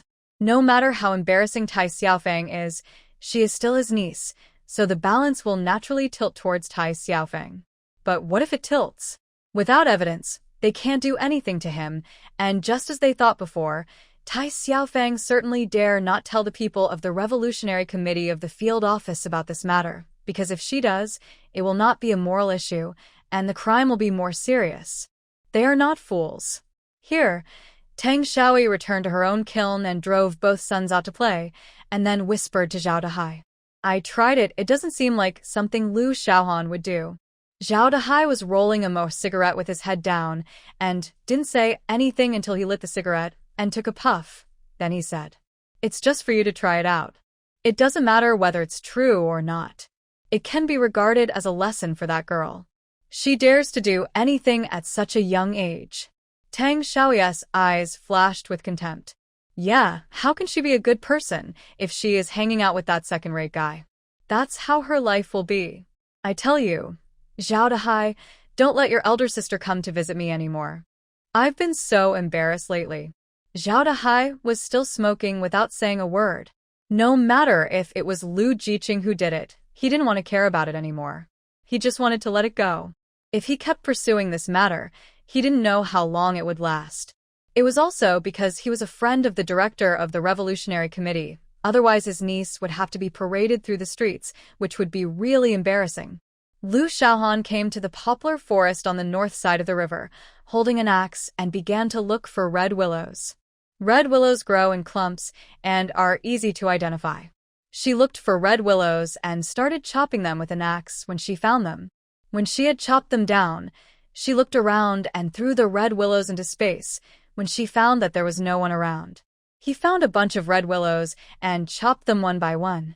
Before he knew it, he had walked deep into the poplar forest. The poplar forest here was much thicker than at the beginning. He entered the space with his mind and found that he had already collected a lot of red willows. He planned to chop some more and carry them back later as firewood. Seeing a large bunch of red willows not far ahead, Lu Xiaohan was very happy. He immediately took the axe and chopped them. It took only 3 to 5 minutes to chop them all. Oh, the magic pill is good. Look, with my current strength, chopping wood is a piece of cake. I didn't feel tired at all after chopping so much. He took out a piece of rope from the space and all the firewood. He weighed it, and it was almost 100 kilograms. Well, that's enough. If I carry more back by myself, it will easily attract attention. These are enough. I will take time out every day to continue chopping wood in the future. He put the firewood into the space and looked at the time. It was just after 2 o'clock in the afternoon. It was still early. My son was taken care of by Zhao Xiaoyi and others, so I just walked around here to relax. He looked at the direction and walked towards the west of the poplar forest. Lu Xiaohan had been here for 2 years and knew that the third team of the Red Flag Farm was 2 kilometers away from the first team. Speaking of the first team of the Red Flag Farm, it was northwest of the farm headquarters, and the second team was north of the farm headquarters. A little further west was the animal husbandry team in the farm. The animal husbandry team was a team that specialized in raising cattle and sheep on the farm.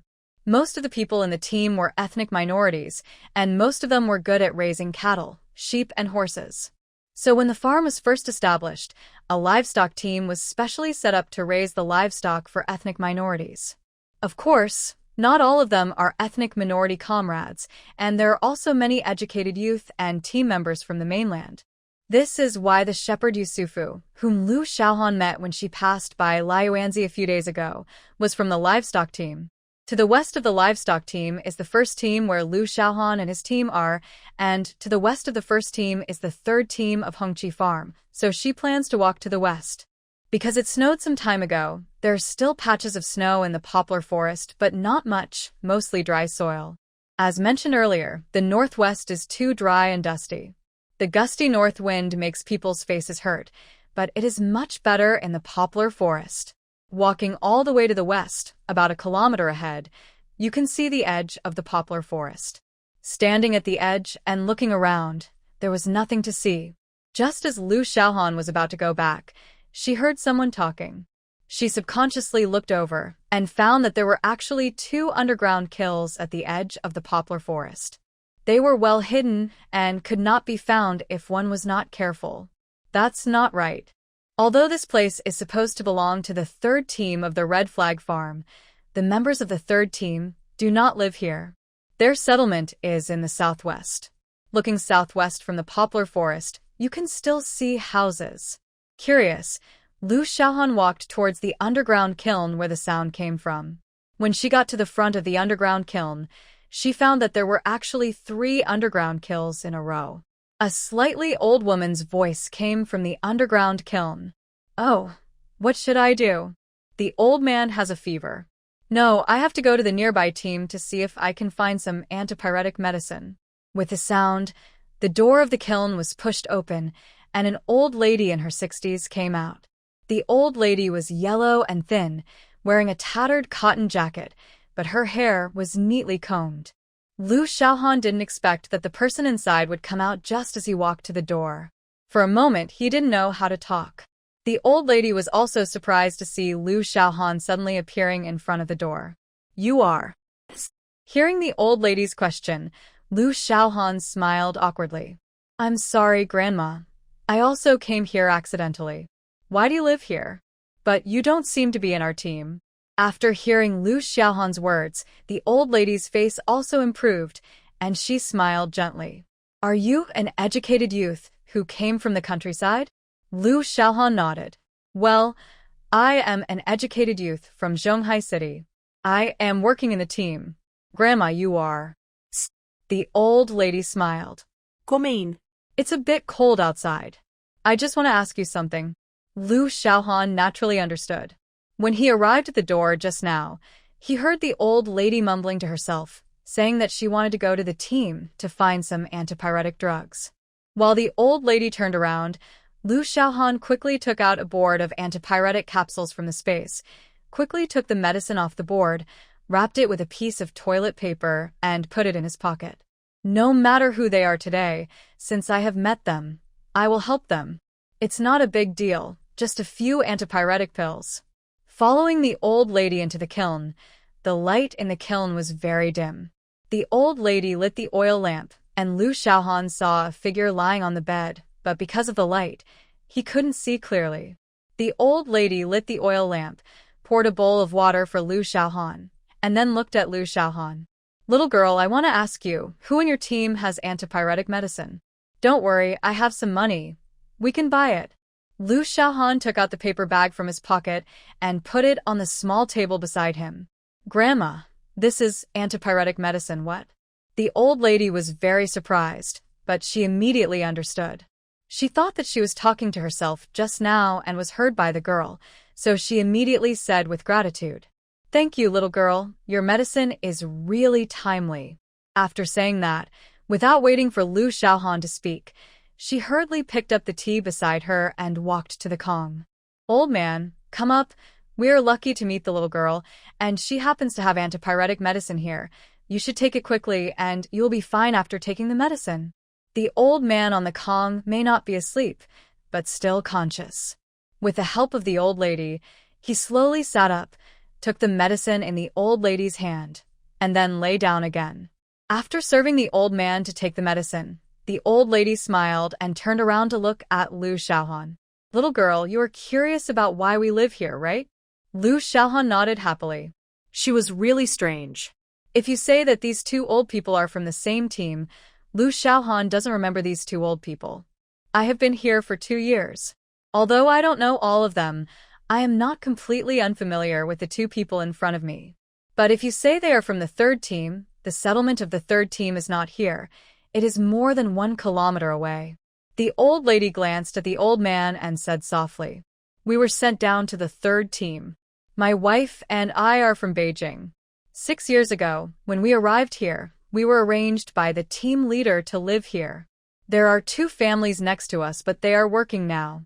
You can't see that there is a sheepfold in the north. These are our tasks. We raise sheep every day and do the work on the first 2 plots of land." Lu Xiaohan finally understood. It was mentioned in the novel she read in her previous life that many of the people sent down were intellectuals and learned people, and some of them were officials. But at that time, because she was a person of the new century, she didn't have a deep understanding of this, so she didn't think of this just now, but now she knows it. These are also poor people. They are in their 40s and should be enjoying their retirement, but they are driven to this rural area to work every day.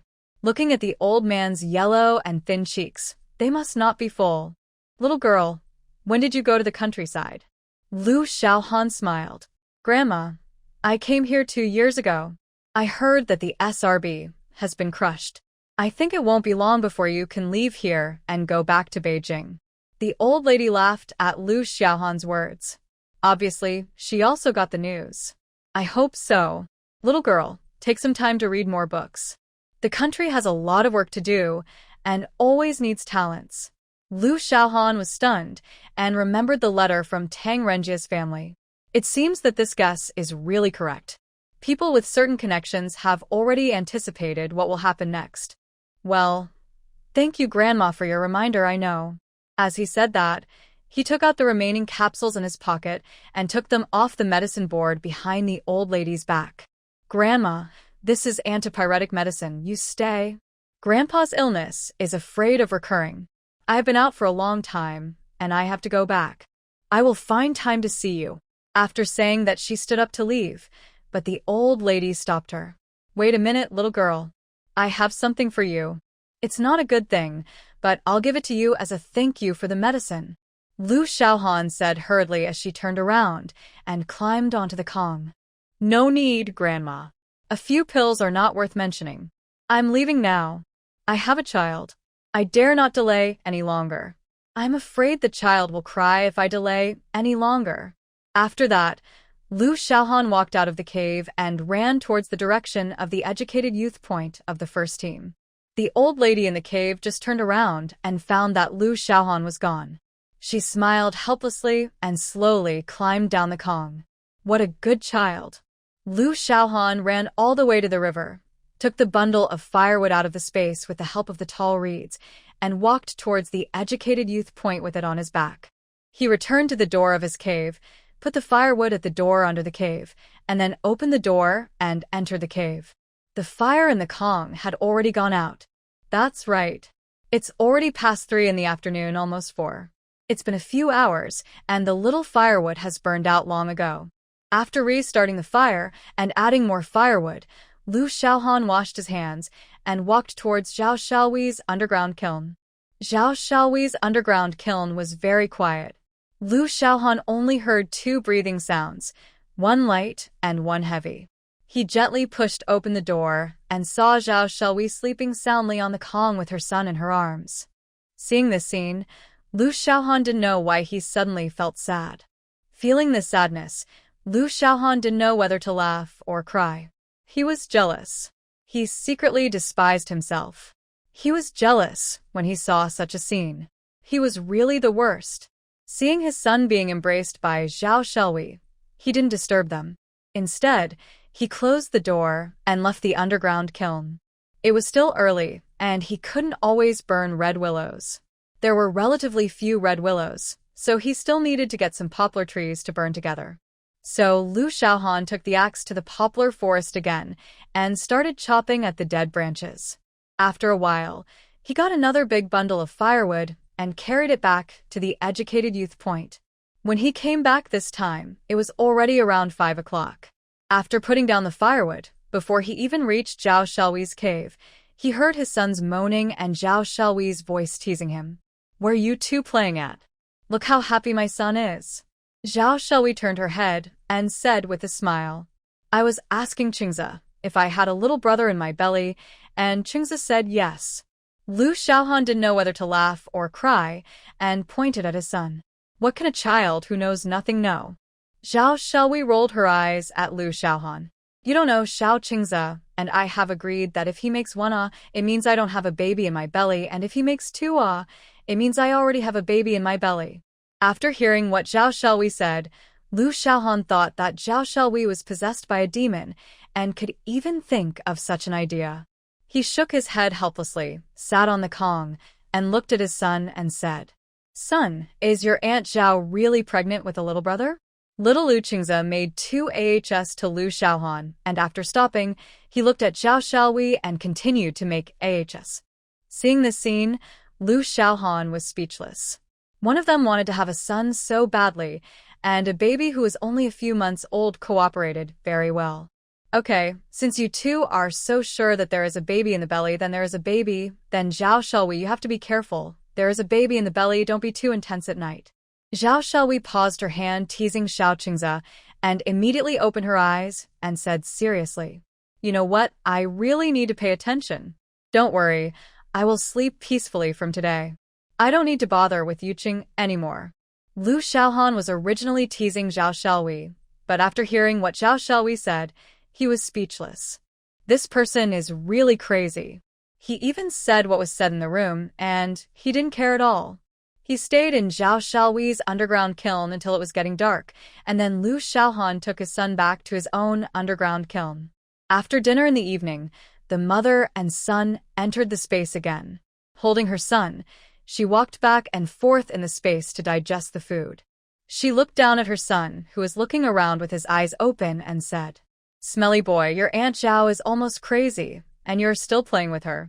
She said that if you say 1 you don't have a son, and if you say 2 ahs, you have a son. You're still cooperating with her." After walking around for a while, seeing that the little guy was hungry, he made milk powder for him to eat. After putting the little guy, who fell asleep again after eating the milk powder, on the yoga mat, Lu Xiaohan started practicing Bangwen again. After practicing for a while, after performing the whole set of Bangwen, Lu Xiaohan felt that she had made great progress. She felt that she had learned habitual movements in her boxing. Because today when she was chopping wood, a thick poplar branch fell down, and she subconsciously dodged the falling branch. From this, it can be seen that muscle memory has been formed, and her body can make subconscious actions when encountering danger. This should be the body instinct after practicing martial arts. After a set of boxing, it was more than 10 o'clock in the evening. Lu Xiaohan carried her son out of the space, added firewood to the Kong hole, and then went to sleep. In the morning, she was still awakened by her son's little head. She fed the child first, and then looked at the time. It was 7 o'clock in the morning. It seemed that her son woke up at about 7 o'clock in the morning. It was still early for the time being. After looking at the Kong and adding firewood, Lu Xiaohan lay on the Kong thinking about the 2 old people she met yesterday. Judging from her conversation, the old lady should be a great intellectual. Her temperament cannot be faked. Even if some people are down and out, the temperament that has been with them for decades is not easy to eliminate. Thinking about everything in the 2 old men's kiln, it was really very simple. Lu Xiaohan thought about whether he should take the time to send some food to the 2 old men and not too much flour and rice in his space. Moreover, it is already 1976, and the situation will soon start to improve. If such an old man can return to Jing City, he will probably have some power. Since he does not plan to go back to Zhonghai and does not want to see that family, then he will go to Jing City, and he also plans to go to a university in Jing City. If the 2 old men are there, maybe they can help him. Don't blame Lu Xiaohan for being scheming. Life is like this. It is good to have connections at any time, although he is not sure how much help these 2 old men can really give him. But Lu Xiaohan thinks it is better to invest in advance. Food and the like are really not a big deal for him. If he really gets there, it will be too late. Besides, there are a lot of things in his space. Giving them some, even if they can't help him at that time, it doesn't matter. It's just a little food and meat, just consider it as a good deed.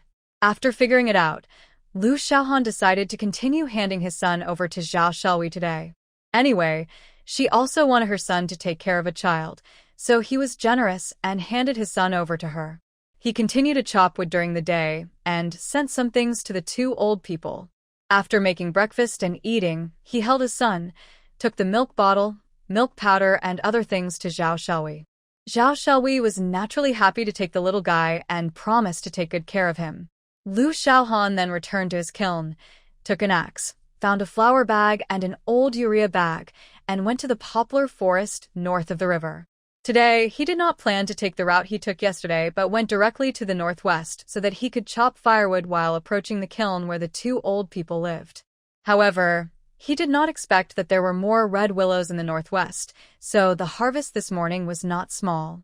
It took more than an hour to chop a lot of firewood. Lu Xiaohan was very satisfied looking at the pile of firewood in the space. Not only was this enough for him to use in the space for half a year, but it was also enough for the Kong outside. Seeing that the red willows were almost done, he cut a lot of poplar branches. These firewoods were also easy to burn, but not as easy to burn as red willows. There was enough firewood. Lu Xiaohan looked around and made sure that there was no one. This time he walked behind a thick poplar tree and entered the space. He took the prepared flour bag and poured out half of it from the open rice bag. There were also more than 20 kilograms of rice. He also took out the lamb leg that the shepherd Yusufu gave him. He gave these to the two old people. Although he ate some, it was not much.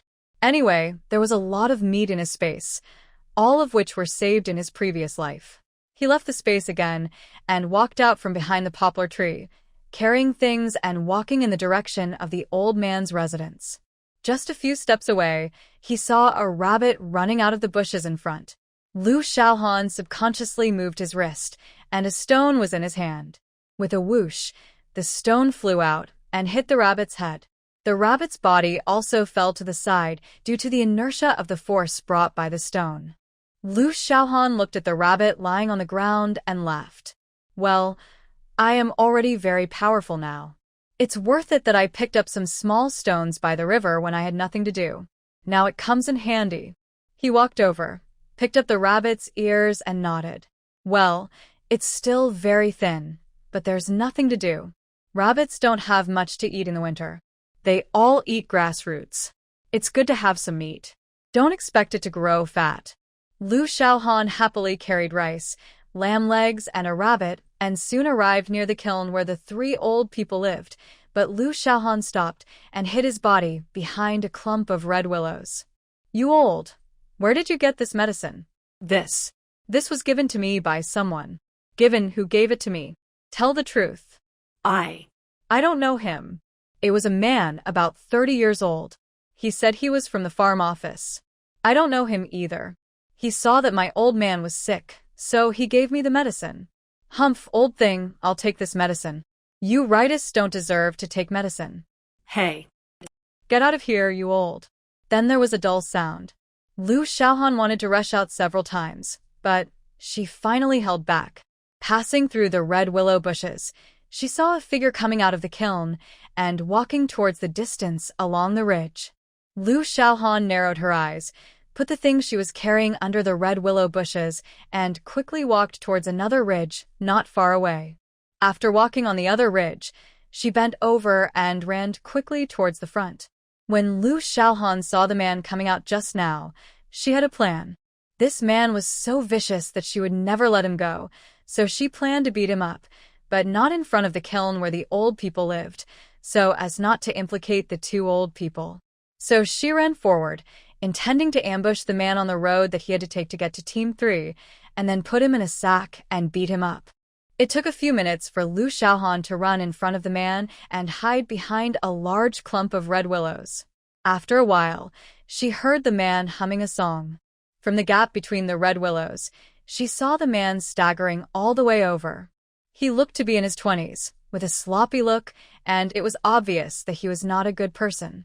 Lu Xiaohan lowered her body and knew from the sound of footsteps that the man was about to come to her, and took out another urea bag from the space. When the man was humming a song and just walked through the red willow bushes, Lu Xiaohan suddenly stood up and rushed to the man's back. The man was quite alert and probably felt someone behind him, so he turned around to look. But Lu Xiaohan couldn't let him see him. With a clasp of his hands, the urea bag was directly buckled on his head before he turned his head back, and at the same time, he kicked him hard in the stomach. The man screamed in pain in his stomach and then bent down, trying to squat down and try to get rid of the bag on his head. But since Lu Xiaohan didn't want him to see him, he naturally pulled the urea bag down with one hand, making it impossible for him to break free from the urea bag covering his head, and even pulled out a hand to punch him in the stomach again. The force of this punch was heavier than the previous kick. After this punch, the man immediately lost the ability to resist and curled up on the ground, holding his stomach and humming. Seeing this, Lu Xiaohan also stood up and kicked him on the head again. The man stopped moving. This scene scared Lu Xiaohan. He quickly bent down and put his hand into the bag. He tried the tip of the man's nose and found it was a little warm. He felt relieved. He just wanted to teach him a lesson but never thought of killing him. Now that he is sure that he is not dead, he feels relieved. He searched him and found a capsule wrapped in a handkerchief. Lu Xiaohan naturally recognized it at a glance. This was the antipyretic medicine he gave to the old man. He searched his body again but only found a few cents. Lu Xiaohan frowned at the few cents. This is too poor. It's just such a small amount of money. If it weren't for his original intention to avenge the old man, then it would be a big loss. A few cents is really not worth it for him to take action. Forget it, poor. If I see you bullying people again, I will kill you. After saying that, she put away the urea bag on the man's head, looked at the man's disgusting appearance, and kicked him in the chest again, with only a slight click. Lu Xiaohan twitched his mouth. Oh, I didn't control the strength well. It was a bit heavy, but it's good this way. You don't have to do evil anymore, just stay at home and recuperate. Lu Xiaohan beat the man here, and then walked along the way to the cave where the old man lived. He came to Honglu from the back, picked up the rice, lamb legs, and rabbits hidden here, and came to the entrance of the old man's cave. Grandma, are you there? I'm here to see you and Grandpa.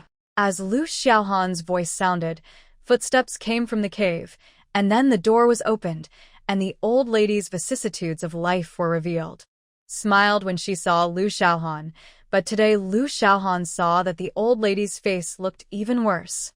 Before, she was just yellow and thin, but today she looked a little pale.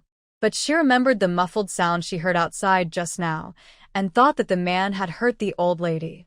Thinking of this, she hurriedly carried her things down to the underground kiln and helped the old lady. Grandma, what's wrong with you?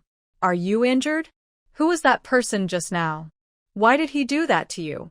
The old lady knew that the little girl had heard what Lu Xiaohan said just now, and a bitter smile appeared on her face. Let's go in and talk. After saying that, she took Lu Xiaohan into the house. Because the light was too dim, the old lady lit the oil lamp. Little girl, why are you here today? Lu Xiaohan hurriedly put the things she brought on the table. Grandma, this is some rice, a leg of lamb, and a rabbit that I brought to you.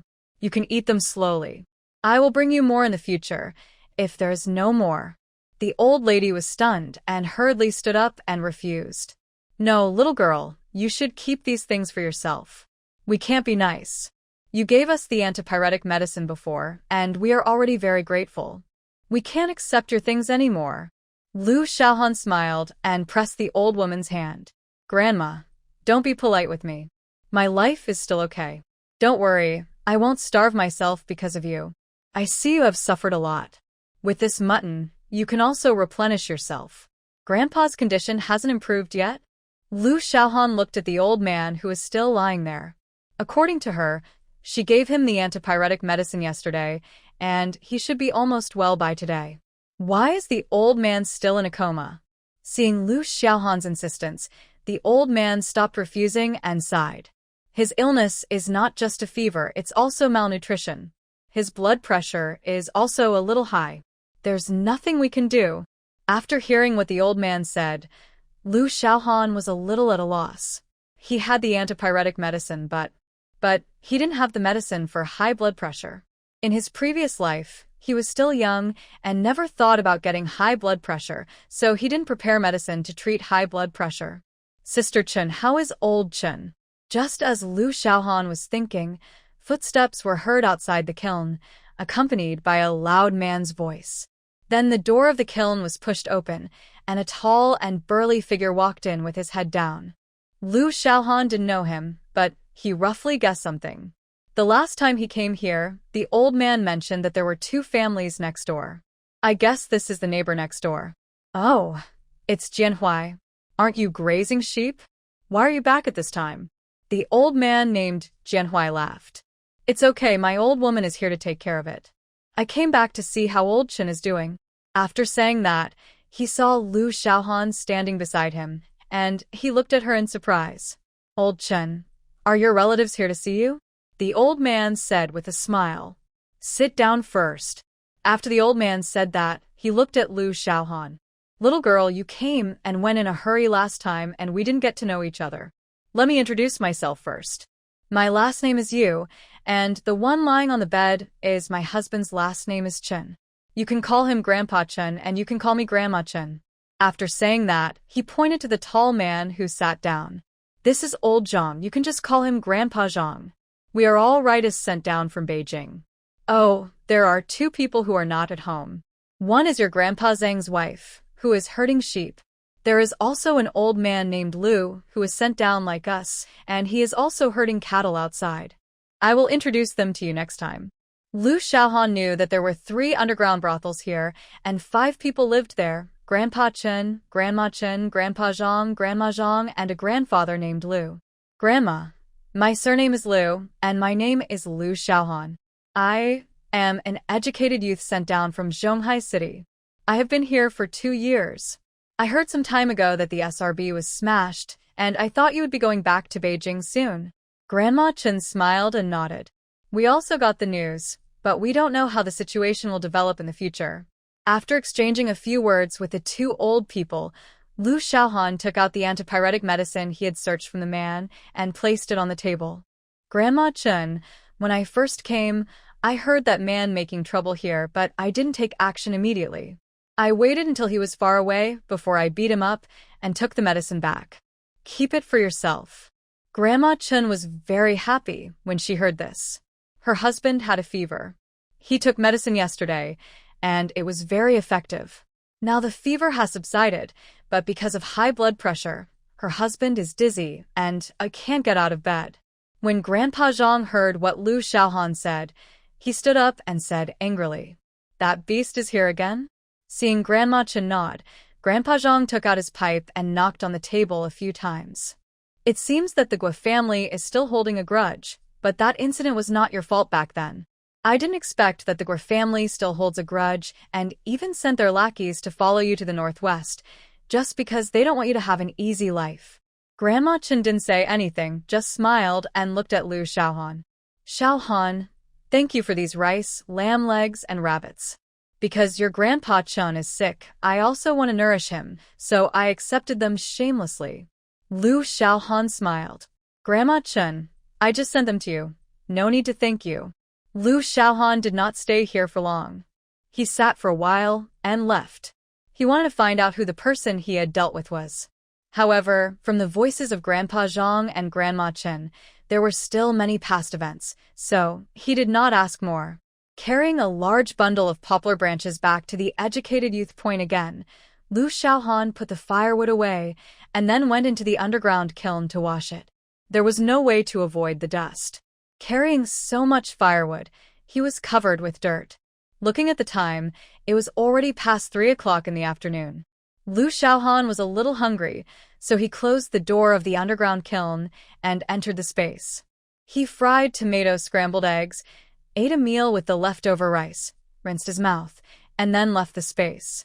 He looked at the Kong again and found that the fire had gone out, so he had to light the fire again and add firewood, then walked towards Zhao Xiaohui's underground kiln. Before he reached the door of Zhao Xiaohui's underground kiln, he saw Fan Xiaoqing walking out of his own kiln. Xiaohan, I heard that you went to collect firewood again. How is it? Do you have enough firewood? If not, we will go to help you tomorrow. Lu Xiaohan smiled and declined. He had enough firewood now, and he didn't need everyone to help him. No need, it's almost done today. It won't be a problem to burn it for 3 to 5 days. The two talked. Entering Zhao Xiaohui's brothel, Lu Xiaoyu and Tian Yilu were sitting on the Kong, teasing little Qingze, who was sitting in Zhao Xiaohui's arms. Little Qingze was facing the entrance of the brothel. When he saw that it was Lu Xiaohan who came in, his little body leaned forward, and he was excited and yelled. Fan Xiaoqing, who came in with him, looked at him and laughed. You've been out for a while, and our little Qingze misses you. Oh, you are so heartless. Aunt Zhao likes you so much, but when you see your mother, you don't want Aunt Zhao anymore. Zhao Xiaohui complained with a smile. Lu Xiaohan took off his shoes, went up to the Kong, warmed his hands first, and then hugged the little Qingze, who was about to cry anxiously. My dear son, you miss your mother, right? Mom misses you too. After that, Lu Xiaohan kissed the little guy on the face. Several people sat on the Kong in Zhao Xiaohui's room and chatted for a while, then went back to their own rooms. Lu Xiaohan also took her son back to her own cellar. Son, let's lie on the Kong. Mommy will add some firewood to the Kong. After saying that, She put her son on the Kong and covered him with a quilt. Her room was not as warm as Zhao Shelwy's. Although she had a Kong, the temperature needed to be raised slowly. She added firewood to the Kong hole, washed her son's diaper that he had changed last night, and then went to the Kong.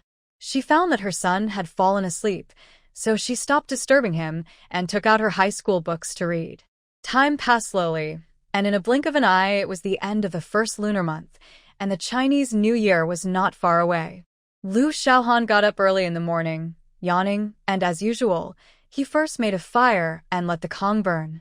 Seeing that the water in the bucket was almost gone, Lu Xiaohan looked at his son and found that the little guy was full and was playing by himself, so he put him into the space and then carried 2 buckets towards the river. Still holding the pebbles beside him, he smashed them at the circular hole. Fortunately, the educated youth had to get water here every day, so the ice here was not frozen thick enough every time, and the ice at the hole was broken in a few strokes. Carrying 2 buckets of water back to the kiln, it was still dark. Looking at the sky, it was only a little over 8:30 in the morning. Thinking that if I cooked at this time, I would probably have to eat 3 meals a day. Lu Xiaohan simply didn't cook, but closed the door again and went directly into the space. His son was lying on the yoga mat, playing alone, and Lu Xiaohan took out a book and started reading. It is already the end of January, and there is less than a year left until the year-end exams in 1978, so I had better do more reading and reviewing. In the past few days, the educated youth have received packages from home one after another. Several of them wrote home to ask for high school books, so in the past few days, everyone has started reading and studying after dinner. Even Zhao Xiaowei, who wanted a son so much, stopped carrying little Qingzi to her bed to wet the bed every day and started reading and reviewing with Lian Yuqing. So Lu Xiaohan was thinking about whether he should go to the field office today to see if the staff at the post office has found the remaining volumes of the mathematics, physics, and chemistry series. Looking at his son. Anyway, it can be put in the space, so let's go. So she immediately started cooking in the space. The rice was the steamed rice from a few days ago. She had a small appetite, so she had fried some shredded potatoes for breakfast before she finished eating. When she came out of the space with her son in her arms, it was already around 10 o'clock in the morning. She said hello to a few educated youths and walked towards the farm office with her son in her arms. In fact, Fan Xiaoqing and a few others also asked to leave the child to them for care, but Lu Xiaohan declined. In her opinion, everyone was busy studying and reviewing, and it would be a bit bad to leave her son to them for care, so she found an excuse to get away with it. Since it snowed in December, it has not snowed again. The weather here in the northwest and South Xinjiang is very good if it snows once or twice a year. Holding her son, Lu Xiaohan did not choose to take the main road, but after crossing the drainage ditch, she walked along the farm road towards the direction of Liuanzi, which was the road she took when she came back from the farm office last time. Last time I walked this road, I helped the ethnic minority Yusufu catch a sheep thief. I don't know if I can meet Yusufu today. When he walked all the way to where he couldn't see anyone, Lu Xiaohan lowered his head and lifted the cotton-padded jacket wrapped around his son to take a look. He found that the boy was not asleep and was looking at him with his eyes open. Smelly boy, you're in good spirits. You woke up at more than 7 o'clock and haven't slept yet. You're getting older and less sleepy. He tapped his son's nose and confirmed that there was no one around. He sent his son to the yoga mat in the space and let him play by himself. This is also what Lu Xiaohan is most satisfied with. Unless his son is in the kiln, he will not cry or make a fuss in the space if he can't see him, unless he is hungry or urinated. Maybe it's because the space is very bright and the changes in the space are all due to his son, so there must be a connection between his son and the space, so the little guy is very stable in the space. After putting her son into the space, Lu Xiaohan followed the route she had taken before and walked towards the pear garden. Taking the shortcut is much shorter than taking the main road, which is equivalent to a triangle. If you take the main road, you need to go south, walk on the main road, and then walk east so that you can reach the field office located in the southeast of Team 1, which is a distance of 5 kilometers. But if you take the shortcut, you can go directly to the southeast, and it will take about 3 kilometers to reach the field office, which can be regarded as saving nearly half of the distance. When she walked all the way to the field office, it was already past 11 o'clock in the morning. Although the distance was not very far, the road was difficult to walk and there was a lot of dust. It was said to be walking, but in fact it was walking in the dirt. There was dust from the feet to the calves. Once you walked on the main road, you need to pat it, otherwise it would be a bit embarrassing to walk to the field office. The purpose of coming here today is to see if you can get the mathematics, physics, and chemistry series. When she came to the door of the post office and looked inside, she happened to see the staff sitting inside. She hurried in and knocked on the counter gently. Hello, comrade. The staff member shouted subconsciously. Hello, comrade, serve the people. After shouting, he saw clearly that it was Liu Xiaohan and immediately smiled. It's you, I thought you wouldn't come. You said that you wanted a series of books on mathematics, physics, and chemistry. I found a few more for you. Take a look. Then he turned around and took out a bag from under the counter and put it on the counter. Take it and have a look. Bring it if you like it, I'll pay for it for you. Liu Xiaohan thanked him, took the bag and walked to the side, opened the bag and started to read. He found 3 books of mathematics, physics, and chemistry in front, and finally found 5 more here, and found a few other books, but they were also useful. In the end, Liu Xiaohan took all the books in the bag, spending a total of 10 yuan. Carrying the bag out of the post office, Liu Xiaohan went to the poplar forest behind the field office and put all the books into the space. Then he walked out of the poplar forest humming a song, and walked towards the supply and marketing cooperative opposite.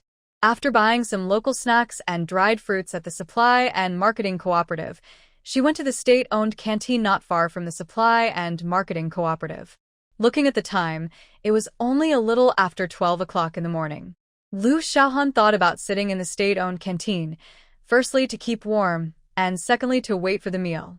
Who knew that as soon as she entered, her son in the space started crying. Liu Xiaohan had no choice but to walk towards the poplar forest, not far away again. She couldn't enter the space on the street. Letting her son cry, she finally came to the depths of the poplar forest. After making sure that there was no one around, she entered the space. As soon as Liu Xiaohan entered the space, she stood next to the yoga mat. The little guy stopped crying as soon as he saw Liu Xiaohan, but his red eyes showed that he was very sad.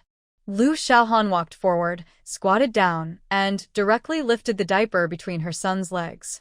When she saw the yellow, she realized that her son had pooped. Stinky boy, you've really become a stinky egg. As she said this, she changed the little guy's diaper, carried him to the hot spring pool, cleaned his little ace, and then put him in a diaper again. Thinking that it had been a few hours, the stinky boy might be hungry, so she made him a bottle of milk powder and fed him. After the little guy was full and slowly fell asleep, she put him down and walked out of the space towards the state-owned canteen. She took out the food coupons and money and bought a few naan. She planned to take the naan back and eat it when she was hungry in the future, and she didn't have to cook. She waited until 1 o'clock, and the canteen started selling rice. Liu Xiaohan bought a portion of braised lamb and a portion of rice and started eating. After eating, she planned to go back. The purpose of coming out today was also achieved. The books were found. Although the mathematics, physics, and chemistry series had not been found in full, it was good this way. Walking all the way to the pear orchard, Liu Xiaohan continued the way she came and went straight into the pear orchard, ready to go home along the path. The pear orchard was quiet. Except for the sound of Liu Xiaohan's footsteps, there was no other sound. Liu Xiaohan didn't care. He lowered his head and walked forward along the footprints he had left in the morning. Adasi. Liu Xiaohan was walking. When he heard the voice, he immediately looked up and found a man standing outside the pear orchard. It was the shepherd Yusupu whom he met last time. Behind him, there was a group of hundreds of sheep eating dry cottonwood in the fields. Adasi, are you going to the farm office? Liu Xiaohan actually likes to listen to ethnic minorities speak. The tone of voice sounds particularly funny, and the tone of voice is also very interesting. Yes, I went to the farm office. Are you still herding sheep today? Yusufu smiled and nodded. Come here, I'll treat you to barbecue today. He raised the skewers in his hand, which were skewered with red willow branches and had large pieces of meat. You retreating me? Lu Xiaohan pointed at herself in surprise, with a look of surprise on her face. Yusufu nodded and smiled. Of course, you helped me last time. I'll treat you to barbecue. Lu Xiaohan laughed. It seemed that the hospitality of ethnic minorities was true. Thinking of this, she didn't hesitate to climb out of the pear garden from the bushes and saw a felt blanket on the ground beside her, with a leg of lamb on it. There was also a small knife and a pile of clean red willow branches in front of him. Yusufu was squatting beside her cutting meat and skewering the meat on the red willow branches. Can I help you? Lu Xiaohan tried to ask, and Yusufu asked without raising his head. No need, I'll do it soon. You're my guest, just sit down and wait for the food. He pointed to a fire not far away and motioned Lu Xiaohan to sit over there and wait. Lu Xiaohan was not polite. He walked to the fire and sat down, and took out a naan under the cover of his backpack while Yusufu wasn't paying attention. It's just right for us to grill meat with naan. Yusufu smiled when he saw Lu Xiaohan taking out the naan. It will taste better if you grill it over the fire later. Yusufu worked very quickly, and soon he had skewered 5 or 6 skewers of mutton. Lu Xiaohan looked at the skewers of mutton and thought they probably weighed half a pound, which was really too big. Yusufu, your skewers are too big. I'm afraid I'll be full with just one skewer. Yusufu looked at the skewers in his hand and smiled. Hey, it's not big. I can eat 3 or 4 skewers by myself. After saying that, he squatted down, prepared the charcoal that was almost burning, and started to grill the meat. The two chatted while grilling the meat. Why did you come out alone as a girl? It's very unsafe. Someone died in the river not long ago. But you are also very capable. Don't be afraid. When Lu Xiaohan heard it, he knew that the people who died in the river that Yusufu was talking about were the 2 people who killed each other. Well, I will pay attention to safety. As he spoke, the aroma of mutton also emanated, and Lu Xiaohan knew that it was almost cooked. Yusufu looked at Lu Xiaohan sniffing hard, laughed, took out the seasoning and sprinkled it on the skewers, and immediately a stronger fragrance spread. After Yusufu roasted the skewers that Lu Xiaohan took out on the fire, he put the barbecue on the naan. Okay, you eat the first skewer first, Yusufu said as he handed it over. Lu Xiaohan was not polite. After thanking him, he took another deep breath of the aroma, and then opened his mouth and took a bite of the meat. It smells so good. The 2 of them ate and chatted while they finished all 6 skewers of barbecued meat in a short while. Lu Xiaohan ate 2 skewers. To be honest, this was the most she had eaten since she traveled through time. The 2 skewers of mutton weighed at least 1 pound. For Lu Xiaohan, it was the first time she had eaten so much meat. Oh my, I ate too much. Yusufu laughed. It's okay. If you want to eat it in the future, just come over and I'll grill it for you. Lu Xiaohan smiled and shook his head. That's not okay. I can't keep eating your meat. Okay, I have to go back too. Goodbye. I'll come to chat with you when I have nothing to do in the future. After saying goodbye to Yusufu, Lu Xiaohan followed the old road all the way to the edge of the alkali drainage canal. After crossing the alkali drainage canal, he arrived at the settlement of the first team. I didn't meet the people from that day today. The poplar forest was quiet. Lu Xiaohan had eaten braised lamb at noon, and on the way back, he ate 2 barbecue skewers from Yusup. His stomach was still full. So when he saw a poplar tree as thick as an arm, he kicked it and broke it, and dragged it towards the educated youth site. He walked smoothly to the educated youth site, but before he got close, he saw 2 figures standing in front of his kiln, pointing and talking. Lu Xiaohan couldn't see who it was because of the distance, but the woman's figure looked familiar, but he couldn't remember it. He dragged the poplar tree to a place not far from the educated youth site. It must be because the noise was a little louder that it startled the 2 people standing in front of his kiln. The 2 turned their heads, and Lu Xiaohan realized that one of them was Tai Xiaofeng's mother, Zhao Hongmei, and the other woman was unknown to him. Hey, it's Aunt Tai, what are you doing? When Zhao Hongmei saw clearly that it was Lu Xiaohan, she rushed towards Lu Xiaohan, turning a deaf ear to Lu Xiaohan's questions, and it was obvious that she wanted to fight. Lu Xiaohan narrowed his eyes. Is this guy crazy? He forgot the lesson from last time. Seeing Zhao Hongmei rushing over and about to pounce on her, Lu Xiaohan stepped back, tripped, staggered, and almost fell. She took the opportunity to look around and found that there was no one around, so she pretended to panic and stepped back. At the same time, the poplar tree in her hand, as thick as an arm, was directly aimed at Zhao Hongmei, who was rushing over. Seeing the poplar branch piercing Zhao Hongmei's face, accompanied by 2 consecutive sounds of piercing, ouch, Zhao Hongmei screamed. Lu Xiaohan pretended to be unable to dodge and sat on the ground with an innocent face, looking at Zhao Hongmei with horror, and the middle-aged woman who accompanied Zhao Hongmei was also confused at this time. What was going on? Why didn't she understand? Zhao Hongmei covered her face and screamed, which scared her. She ran towards Zhao Hongmei quickly. Lu Xiaohan also pretended to be anxious, got up anxiously, and walked to Zhao Hongmei. Aunt Tai, what are you doing? I didn't provoke you, but you came up to beat me. Look, I'm holding a poplar tree, and you rushed up. Are you okay? Zhao Hongmei, who was still yelling, heard Lu Xiaohan say this, and suddenly became angry, let go of her hands covering her face, and started scolding. You have bad intentions.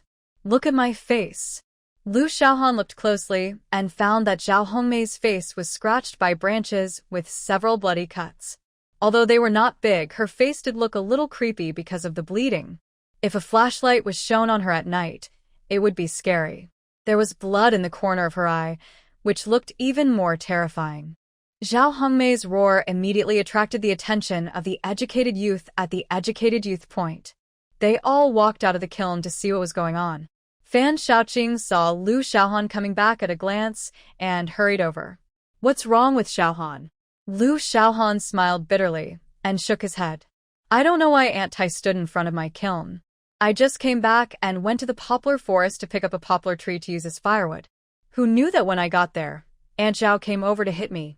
I subconsciously took a step back, and who knew that Aunt Tai fell on the poplar tree and her face was scratched by the poplar tree? What are you quibbling about? You did it on purpose. Lu Xiaohan pretended to be aggrieved and looked at Fan Xiaoqing.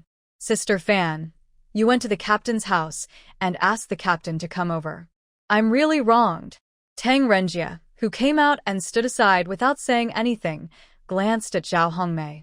It's okay. Hao Xinjie has already gone, and I think the captain will be here soon.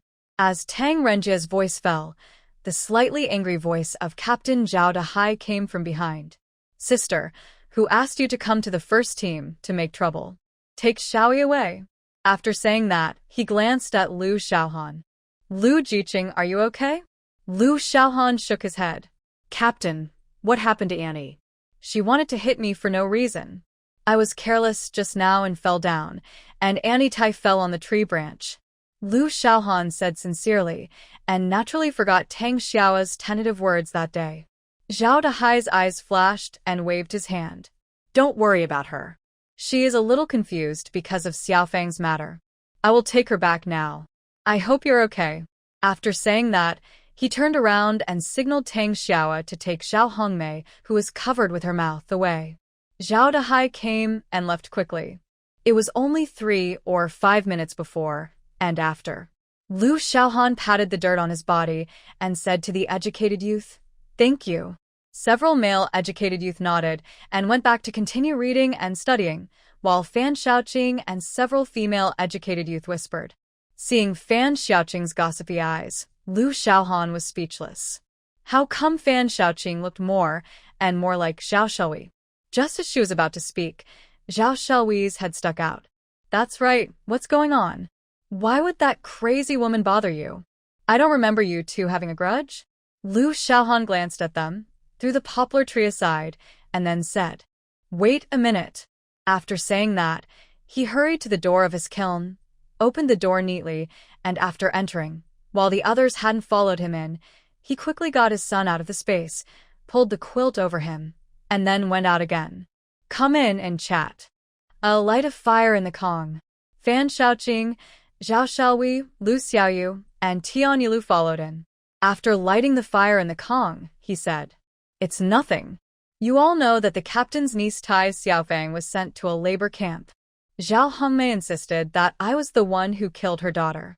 She's completely crazy. That's why the drama just now happened. Lu Xiaohan didn't say much in detail. So far, only the captain's family and Zhao Hongmei have been speculating about this matter. The educated youth don't know about it yet.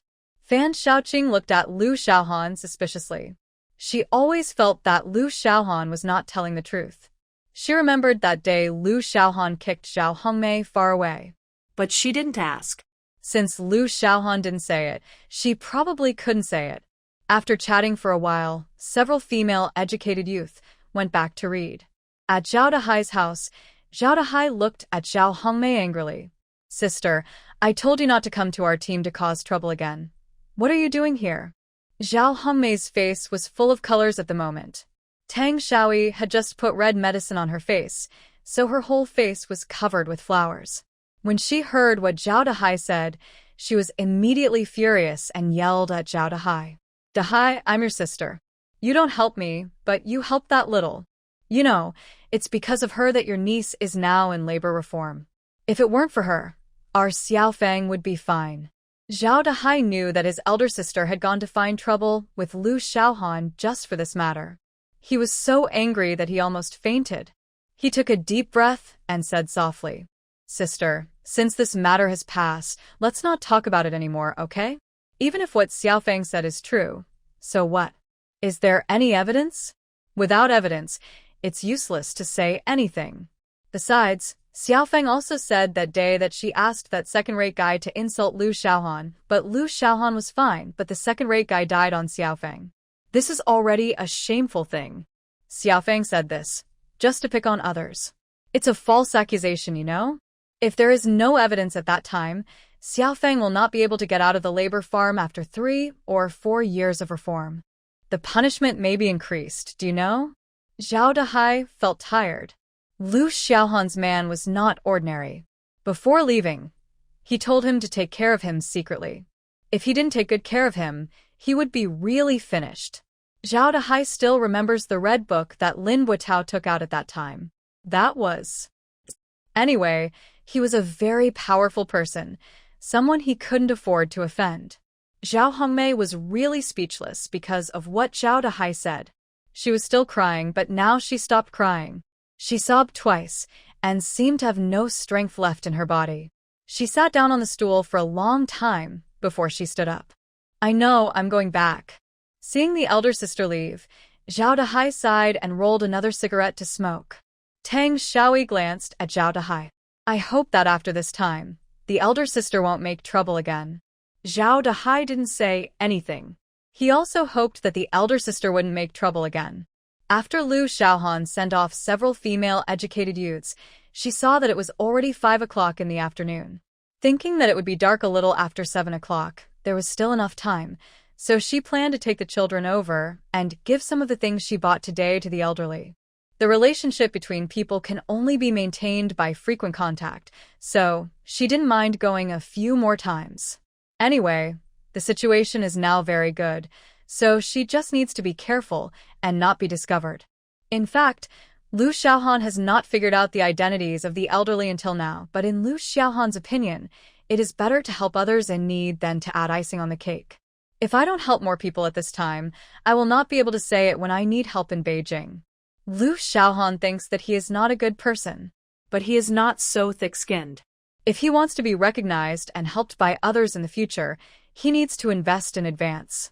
After tidying up, Lu Xiaohan wrapped his son in a cotton-padded jacket again and walked out of the kiln and walked towards the poplar forest across the river. At this time, everyone was studying in the kiln, so naturally no one saw Lu Xiaohan go out. After crossing the river, there were tall reeds blocking the view. Lu Xiaohan took advantage of the fact that no one was there and put his son into the space again, entered the poplar forest, and walked to the west. When he was almost at the edge of the poplar forest, he took out the dried fruits and cakes he bought today, took his son out of the space, held him in his arms, and walked towards the 3 kilns. Just as I walked to the door of Grandma Chen's underground kiln, I heard voices coming from inside. It was the voice of an unfamiliar elderly woman. This must be Grandpa Zhang's wife, Grandma Zhang. Oh, there was also a man's voice.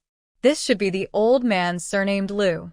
The last time I came here, Grandma Chen also gave a general introduction, but Lu Xiaohan had not seen Grandpa Lu and Grandma Zhang yet. Grandma Chen, I'm here to see you. Lu Xiaohan shouted loudly while walking towards the bottom of the underground kiln. Lu Xiaohan's voice obviously alarmed the people in the underground kiln. The door was opened, and Grandma Chen's face was revealed. When she saw Lu Xiaohan, she smiled very lovingly. It's Xiaohan. Hey, what are you holding? Lu Xiaohan laughed. This is my son. Lu Xiaohan's words made Grandma Chen stunned, and then hurriedly said, Hey, come in quickly. Why are you bringing your child out in such a cold weather? Aren't you afraid that the child will get cold? Hey, it's okay. He's wrapped in a cotton padded jacket. He won't be cold. As he spoke, Lu Xiaohan followed Grandma Chen into the underground cellar. An oil lamp was lit in the underground cellar. Although the light was a little dim, he could still see everything around him clearly. Grandpa Chen, who used to sleep every time he came here, now sat up. Come on, Xiaohan, put the child on the Kong. There's a fire burning. It's warm on the Kong. Lu Xiaohan was not polite. He untied the cotton-padded jacket wrapped around the child and put the little guy on the Kong. Grandma Chen also quickly pulled the quilt over to cover the little guy. She lowered her head to look at the little guy and then smiled. It's a big fat boy. You've raised him very well. Lu Xiaohan smiled, then looked into the house and found 3 more people. One of them was someone he knew. It was Grandpa Zhang whom he met last time. Sitting next to him was a grandmother who was about the same age as Grandma Chen. I think it was Grandpa Zhang's wife, Grandma Zhang. There was also an old man sitting at the back, but because it was in the shadow of the light, it was not clear to see her face. Grandpa Zhang, this must be Grandma Zhang. I didn't see her last time. Zhang Jianhui smiled heartily. Well, this is your Grandma Zhang, your wife. This is the little girl I told you about last time, but I didn't expect that this child actually has a child. It doesn't look very old. Lu Xiaohan called Grandma Zhang tactfully. Zhang Jianhui pointed to the old man behind him and said, This is your Grandpa Lu, an old comrade in arms with me. Come on, old Lu, sit closer, so that the child can get to know you too. Old Lu then stood up and walked out, looking at Lu Xiaohan and said, Your last name is Lu too. Where are you from? What's your father's name? Old Lu hadn't said anything, but this sudden question stunned Lu Xiaohan. Not only Lu Xiaohan was stunned, but others were also stunned. Hey, old man, what are you doing? Why are you asking this when you're meeting a child for the first time? After saying that, he looked at Lu Xiaohan again. Xiaohan, don't mind it. This old guy is not like this usually. I don't know what happened today. Old Lu ignored Grandpa Zhang's words, but looked at Lu Xiaohan and continued to ask. I once knew a boy named Lu, and you look a bit like him, especially the forehead and nose. That's why I asked you. I don't mean any harm. Old Lu continued to say, which made everyone in the room feel relieved, but Lu Xiaohan was not afraid or anything. She was just a little strange, but after hearing what old Lu said, she smiled. Grandpa Lu, there are so many people in this world who look alike. That's right, old Lu. I'm not saying anything bad about you. Why do you think so? Just like Xiaohan said, there are many people who look alike. Zhang Jianhui also said so after hearing it. Grandma Chen also said, Yes, old Lu. Don't I remember you saying that since your wife left, you have never been married again in your life, and you don't have any children. What do you mean by this? Old Lu glanced at the few people and then sighed. I once had a subordinate who had no name since childhood. He was an orphan. I gave him a name. He didn't know his own surname, so he took my surname. Just now, I saw that this child was somewhat similar to that kid. Because this child also has the surname Lu, I asked him. I don't mean anything else. When Lu Xiaohan heard what old Lu said, he paused in his heart. It couldn't be such a coincidence, right? But he calmed down and looked at old Lu. Grandpa Lu, my father's name is Lu Aigua. He was indeed a soldier in the past. Later, he participated in the Peninsula Campaign. Later, he was injured and retired. He works in a machinery factory in Zhonghai City. Lu Aigua? Old Lu's eyes flashed with joy when he heard it, and he immediately said, "Does your father have a scar on his left arm, and it's round?" Lu Xiaohan nodded, and his guess in his heart became more certain. This is the company commander his father mentioned that year. He had just joined the army and was still fighting. When registering his name, he was an orphan since childhood and didn't know his surname, so the company commander Lu Qingyi named him Lu Aigua. Old Lu laughed. "So you are really that boy's daughter." 20 years have passed in a blink of an eye. I haven't seen him for a long time. I didn't expect that he was injured and retired, he said. "It's our fate that I met you in this remote northwest. Your father, that young boy, is now more than 40 years old." Lu Xiaohan smiled faintly and nodded. "Well, almost 50. Seeing that Lu Xiaohan did not show much surprise, old Lu looked at Lu Xiaohan suspiciously. "You and your father have a bad relationship?" Lu Xiaohan did not deny it but nodded. "It's not that they are not good, but he and my mother don't like me. Among the 4 children, I am the one they like the least. My eldest brother was sent to the army by them, and my second sister was supposed to go to the countryside, but they couldn't bear to let her go, so they paid for her job and stayed in the city. I was sent to the northwest, and they were afraid that I would refuse, so they registered for me without telling me, so I had to go to the countryside." Lu Xiaohan did not show any resentment when he spoke, and was very calm. "In fact, it's not that I don't want to go to the countryside, but there is no harm without comparison. Only with comparison can it be shown that they don't like me." Looking at Lu Xiaohan's calm expression, old Lu nodded. He understood what Lu Xiaohan meant. It's not that he didn't want to respond to the country's call and go to the countryside to build the country, but that they treated the same children differently, which made the child feel quite upset. Old Lu looked at Lu Xiaohan solemnly. "Now let me introduce myself. My name is Lu Qingyi. Before I was driven here, I was the chief of staff of the ex-army of the Beijing military region. But now I am not." Old Lu laughed and did not complain about his current situation. It seems that his mentality is very peaceful and open-minded. "Okay, Xiaohan, now that I know your respective identities, I will also introduce myself. My surname is Zhang. Like old Lu, I was sent down. I used to work in the southern military region. Your grandmother Zhang is the deputy director of our military hospital. She was also sent down." Grandpa Chun, who had been sitting on the Kong and had not spoken, said, "Xiaohan, first of all, I want to thank you for the medicine you sent. The effect is very good. This is the most energetic day for me in these days. I will also introduce myself. I am the deputy director of the museum in Beijing, and your grandmother Chen is a professor at Beijing University." Lu Xiaohan was ecstatic. He didn't expect that the people in front of him were not simple. Both of them work in the military region. Haha, make friends with these people, and you'll have a network to help you if you encounter any problems in the future. Grandpa Chen, Grandma Chen, and Grandpa Zhang and Grandma Zhang, Grandpa Lu, I really didn't expect that your identities are so scary. Lu Qingyi waved his hands nonchalantly. "What identity? Now the phoenix with feathers shed is worse than a chicken, and you're still suffering here herding sheep? What's scary, or not scary, it's useless. If it weren't for the rice and mutton you sent a few days ago, we old guys would have run out of food." "That's right. Thank you, Xiaohan. It's also your kindness that helped us this time and allowed us to survive." Lu Xiaohan just smiled after hearing this, and was about to speak when he heard the little guy lying on the Kong wake up and ah a few times. Lu Xiaohan walked over to take a look and calculated the time. The little guy should not be hungry because he was fed once before coming here, and he must have pooped or peed.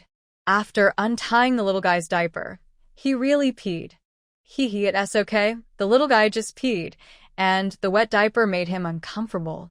Several old people gathered in front of the Kong and watched. Seeing Lu Xiaohan changing the diaper for the child, Lu Qingyi frowned and looked at Lu Xiaohan. "Xiaohan, how old are you? How come you gave birth to a child? Who is the father of the child?" Lu Xiaohan paused, then raised her head and said, "Grandpa Lu, the father of the child left at the beginning of the year, and I don't know where he went. His family is from Beijing, and they are all educated youth who came from the countryside. I don't know the details of his family. Lu Qingyi frowned when he heard it and glared at Lu Xiaohan with some disappointment. What's the surname of the child's father? Grandpa Chen also sat on the Kong and looked at Lu Xiaohan and asked, Xiaohan. What's the surname of the child's father? We are all from Beijing. Maybe we know him. We can also write to ask. Help you find him. The child can't be without a father. Lu Xiaohan didn't want to say anything after hearing this. Although she was the other half of the original owner's soul, and now the two have merged into one, she didn't want to have anything to do with that Lin Buotao. Seeing Lu Xiaohan hesitating there, Lu Qingyi got anxious and snorted twice. Hurry up and tell me. If the old man knows who it is, I will break his legs. He actually abandoned me after having an affair. Zhang Jianhui rolled his eyes at Lu Qingyi. Go now if you have the ability. A bad element who has been demoted, do you have the ability to go back to Beijing? Zhang Jianhui's words directly shut Lu Qingyi up and said angrily, Even if I can't go back now, I don't believe I can't go back forever. After saying that, he turned his head and looked at Lu Xiaohan. Tell me, what's his last name? What's his name? Then Grandpa Lu will definitely find him and teach him a lesson when he gets back. Lu Xiaohan really wanted to cry, but had no tears at this moment. But looking at Grandpa Lu's wide eyes, she had to say, Grandpa Lu, actually I don't blame him. Maybe he has some difficulties. I can still raise the kids without him in the future. After hearing what Lu Xiaohan said, Lu Qingyi became even angrier and pointed at Lu Xiaohan. You girl, you are disobedient, aren't you? I gave your father's name, so you are just like my granddaughter. Forget it if I can't go back. If I can go back, I will definitely avenge you. Tell me, who was that kid? After listening to Grandpa Lu's words and obviously angry, Lu Xiaohan looked at Grandpa Zhang and Grandpa Chen, as well as the two grandmothers helplessly, but it was useless. They had no intention of helping him persuade Grandpa Lu. Sighing helplessly, he had to tell everything about Lin Buotao in his memory, and finally said, Grandpa Lu, actually I have thought about this matter. It has been almost a year, and I don't plan to look for him. From now on, everyone should live their own lives. I think I can definitely raise the child. In the morning, Lu Xiaohan was once again awakened by his son's little head. He closed his eyes and smiled, then reached out his hand to lift his autumn clothes. The little guy found the food supply point and started it with big gulps. Lu Xiaohan also slowly woke up, took out his watch and looked at it. It was just past 7 in the morning. The kid woke up earlier and earlier. He waited until the little guy was full and tilted his head to play alone before Lu Xiaohan got up and dressed. While getting dressed, he remembered what happened in the sheepfold yesterday evening. After he told the story of Lin Buotao, among the several elderly people, Grandpa Lu and Grandpa Zhang obviously knew the man with the surname Lin. But Grandpa Chen and Grandma Chen obviously didn't know each other. So can we infer that the Lin family might be the same as Grandpa Lu and the others? All of them are from the military. Because Grandpa Chen and Grandma Chen are cultural workers, they are not in the same circle, and Grandpa Lu and Grandpa Zhang are both soldiers. So it is very likely that they are familiar with the Lin family. And when I said Lin Buotao's name, the expressions of both of them were a little wrong. Lu Xiaohan didn't understand why they showed a hint of incredible expression. However, several people later stopped mentioning Lin Buotao's affairs, and Lu Xiaohan was secretly relieved. She really didn't expect that. She just wanted to invest in these big figures in the future in advance. So how could she almost have a relationship with Lin Buotao? Shaking her head, she didn't think about it anymore, put on her clothes and got off the Kong. First, she lit the fire in the Kong hole and sent her son to the space again. Then she took the bucket to the river to fetch water. Breakfast was eaten at more than 11 o'clock in the morning. Lu Xiaohan didn't take her son to other educated youth, but huddled in the kiln to read and study. It was almost noon when she heard a commotion outside. Lu Xiaohan was puzzled. It was winter, and it was so cold outside. Who had come to the educated youth camp to make trouble? Just as she was about to get up and go down to see what was happening, she heard her son humming. It was obviously the noise outside that woke the boy up and made him unhappy. Lu Xiaohan had no choice but to stop getting down from the Kong and gently patted the little guy, wanting him to fall asleep before she could go out and see what was happening. However, when the little guy woke up, he was very energetic. He opened his big eyes and stared at the roof without moving. Lu Xiaohan then realized that the little boy was listening to the excitement. Come on, you are very energetic. Let's go. Mom will take you to see the excitement. As she said that, she took the cotton padded jacket that was placed aside and wrapped the little guy up. Then she put on her shoes and got off the Kong. It was already very lively outside. When Lu Xiaohan walked out of the door, he saw that the most lively place was in front of Fan Xiaoqing's underground kiln. There were many people around, all in a team, both men and women. Anyway, Lu Xiaohan took a rough look and saw at least 20 to 30 people. Because there were so many people around, Lu Xiaohan couldn't see what was happening inside, but he heard Lu Xiaoyu and Fan Xiaoqing cursing. As for who they were cursing, he didn't know. There was also a middle-aged woman's voice mixed in. Lu Xiaohan felt familiar with the voice, as if he had heard it somewhere before. Lu Xiaohan walked over with his son in his arms, and happened to see Aunt Wang, the wife of the accountant in the team, standing at the door of Tang Renjia and others' underground kiln, eating a handful of melon seeds in her hand. She smiled, and then leaned over and whispered, "Aunt Wang, what's going on? So noisy." Aunt Wang was watching a show. When she heard someone talking, she turned her head and found that it was Lu Xiaohan. She saw that she was holding a child in her arms.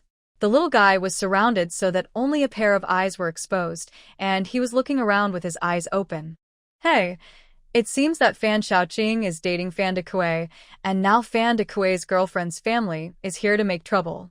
You see, this is really a mess. What? Lu Xiaohan was surprised. She knew that Fan Dekui liked Fan Xiaoqing, but she had never heard that Fan Dekui had a girlfriend. She didn't even know when Fan Xiaoqing and Fan Dekui were dating. No. Impossible. Sister Fan can't be dating Fan Dekui. Lu Xiaohan shook her head to show that she didn't believe it. Who said it wasn't? We don't believe it either. The educated youths in your educated youth site are the most law-abiding. We have never seen Fan Xiaoqing and Fan Dekui together. Lu Xiaohan squeezed in with the child, but there were too many people and she couldn't squeeze in.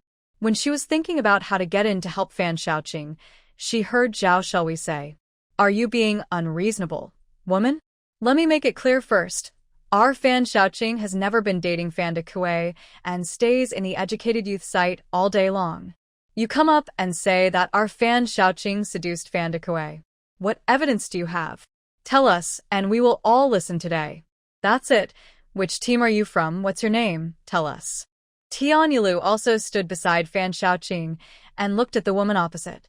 For a while, the woman's voice could not be heard, and Lu Xiaohan could not get in, so he stopped squeezing and just stopped. "The captain is here." Someone saw Zhao Dehai walking towards here, so he shouted. This time, everyone turned around, only to see Zhao Dehai walking over with a bad face, and behind him were Fan Dekui and Fan Dekui's mother. When Fan Dekui was seen coming, someone shouted, "Fan Dekui just happened to be here. Let him tell us what's going on."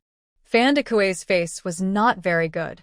He was resting at home when he heard someone say that a woman from another team came to the educated youth camp of Team 1 and made trouble for Fan Xiaoqing just because the woman said she was his girlfriend. He was stunned at the time. How come I didn't know I had a girlfriend? So, at first he didn't believe it. It was Captain Zhao who came to the door in person and said that someone had come to Fan Jiqing's place and said that she seduced him. Fan Dekui didn't know what he felt in his heart. He felt a little happy and a little guilty. He was happy that his love for Fan Jiqing was exposed, and he felt guilty because he probably guessed who was the troublemaker. The woman was a lunatic. Fan Dekui followed Captain Zhao. Dehai walked to the crowd, and people automatically made way for each other. Lu Xiaohan took the opportunity to follow in with her son in her arms. As soon as she entered, she saw Fan Xiaoqing looking angrily at a woman standing not far away. The woman was probably in her early 20s, and she was not bad-looking, but she still couldn't compare to Fan Xiaoqing. No matter what, Fan Xiaoqing was an educated youth who came from the city, and she graduated from high school. Although she had been in the countryside for several years, her temperament was still very different. But this woman looked like a farm girl. Although her dress was not bad, her temperament was still far behind. Walking up to Fan Xiaoqing, Lu Xiaohan looked at Fan Xiaoqing, whose face was red with anger, and said softly, "Sister Fan, what's the matter?" Fan Xiaoqing saw that it was Lu Xiaohan, and looked at her holding the child and said, "You have nothing to do here. Go back quickly. The child is still young. Why did you come out with the child in your arms?" Lu Xiaohan smiled and looked down at her son. The little guy was looking at Fan Xiaoqing with curiosity, and he made two sounds in his little mouth, as if he was saying hello to Fan Xiaoqing. The cute look of the little guy made Fan Xiaoqing, who was originally very angry, calm down a lot. He took a deep breath and glared at the woman. She is a psychopath. She came here and called me out without saying anything and wanted to beat me. She is unreasonable. She said that I was dating Fan Dogaway. Except for the man in front, I have never dated anyone else. Even the marriage of the man in front was arranged by my parents. I have no plans to date for the time being. I came to the countryside to build the motherland, not to date. After saying that, she did not forget to glare at the woman. Seeing this, the woman did not show weakness and rushed directly towards Fan Xiaoqing. Fan Xiaoqing shouted hurriedly, "Zhao Xiaowei, take Xiaohan away quickly, don't hurt her and the child." She rushed towards the woman, but both of them were stopped by the people standing next to them. "Xiaoqing, calm down. The captain is here. Let the captain decide." Lu Xiaoyu immediately stopped Fan Xiaoqing and stopped her from going forward. Aunt Wang grabbed the woman's arm. "Hey girl, what are you doing? You came to our team to cause trouble. Which team are you from? Tell us, we want to see whose girl you are." "She is the daughter of the deputy captain of the animal husbandry team." Fan Dogaway's voice sounded. He was in a bad mood at the moment. Just now, he came here with a little bit of joy in his heart, thinking whether he could find an opportunity to poke the window paper with Fan Jiqing. But as soon as he approached, he heard Fan Xiaoqing's words, and the spirit and energy he had when he came here disappeared without a trace. She had no intention of finding a partner, so why was he still secretly happy here? The animal husbandry team. Everyone in the team knew that the captain of the animal husbandry team was a Uyghur uncle named Aihidi, and the deputy captain was a Han Chinese named Hu Guishan, so the woman in front of him was Hu Gishan's daughter. Zhao Dahai glared at Fan Dogaway. "This is the person you provoked. You deal with it." Hearing Zhao Dahai's words, Fan Dogaway's face suddenly became bitter. What should he do? This woman is a dog skin plaster. It's too late for him to hide. Thinking of this, Fan Dogaway saw that the woman caught by Aunt Wang broke free, and Aunt Wang ran towards him. Seeing this, Fan Dogaway took a step and wanted to escape. "Fan Dogaway, you are such a heartless man. You don't want to admit it after taking advantage of me, right? I gave you my body, but you are flirting with other women. Can you be worthy of me?" The woman shouted this. Not only did Fan Dogaway, who wanted to escape, stop, but also many people who were around were stunned. "Oh my god, Fan Dogaway is so awesome. He just took someone else's body?" This is everyone's guess. Lu Xiaohan and several female educated youths looked at each other.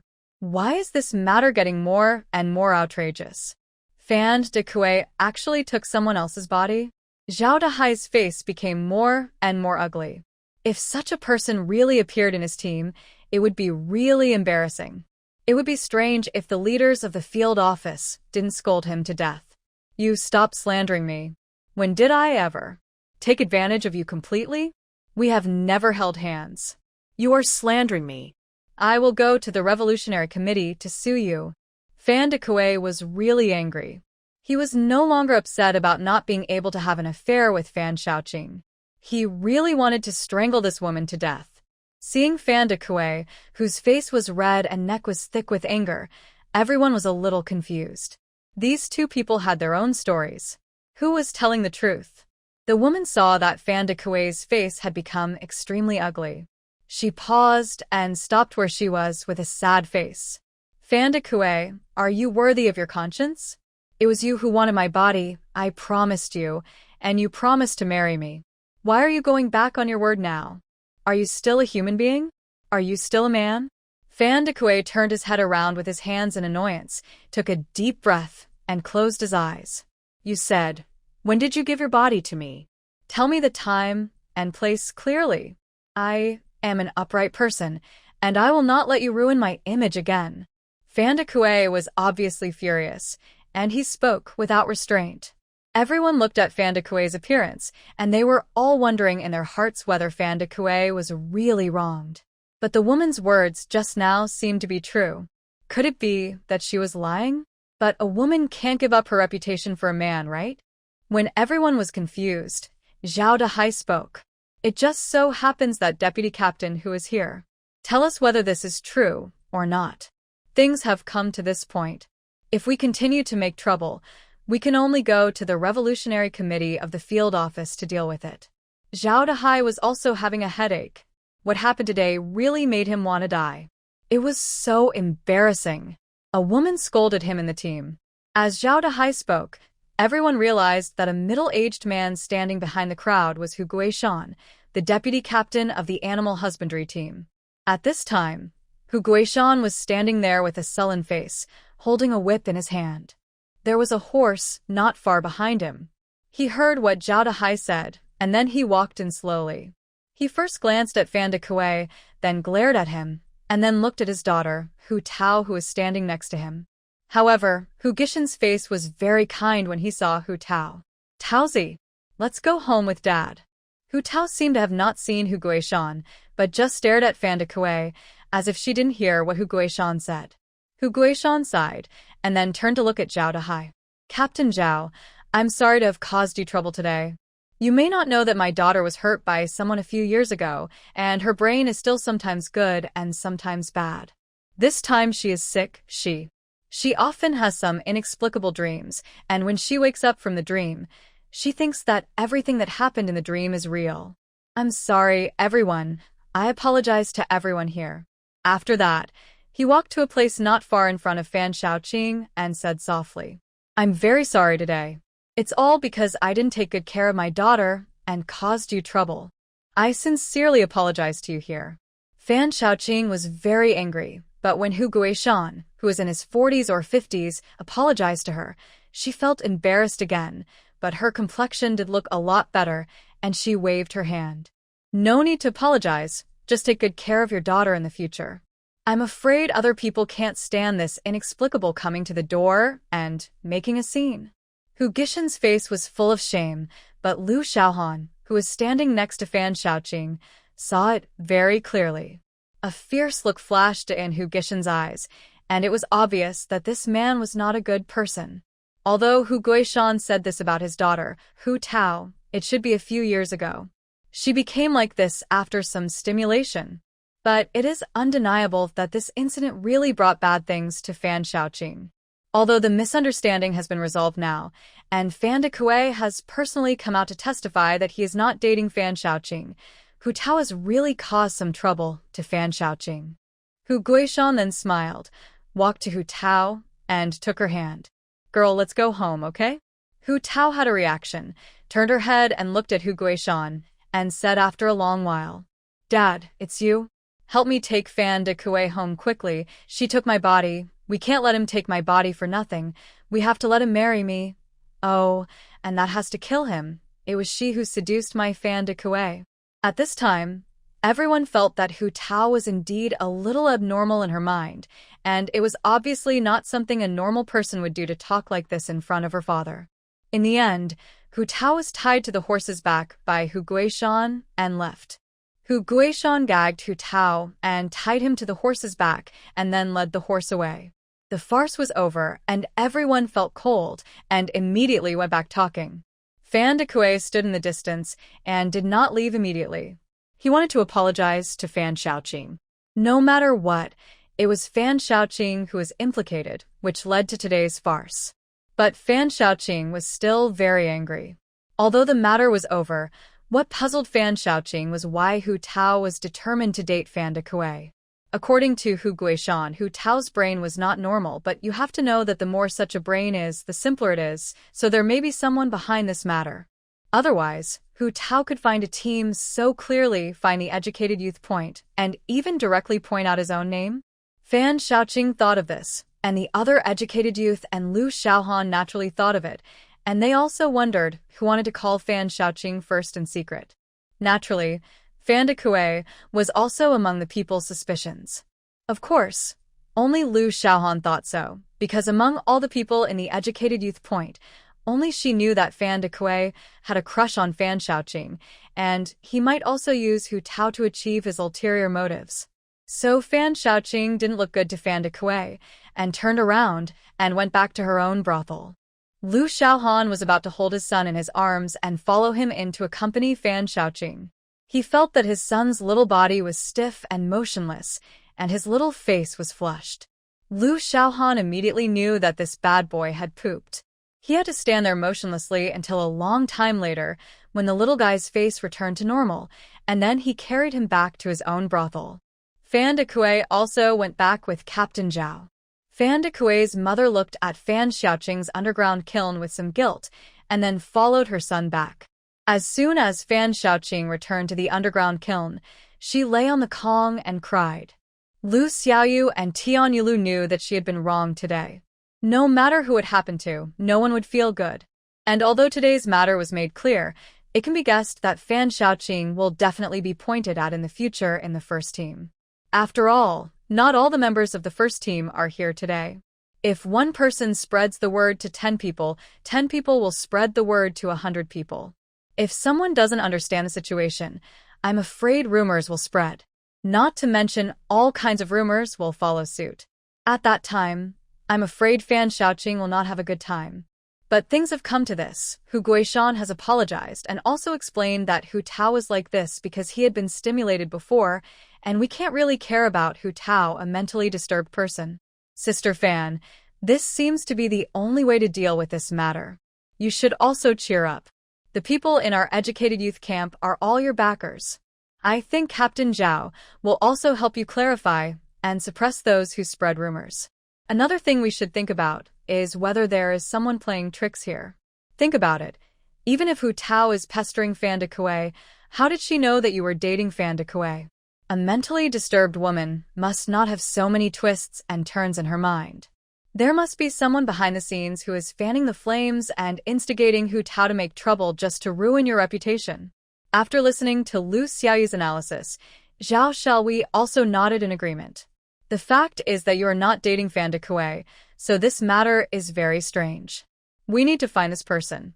The 4 female educated youth analyzed the matter in the underground kiln, and several male educated youth also returned to their own underground kilns.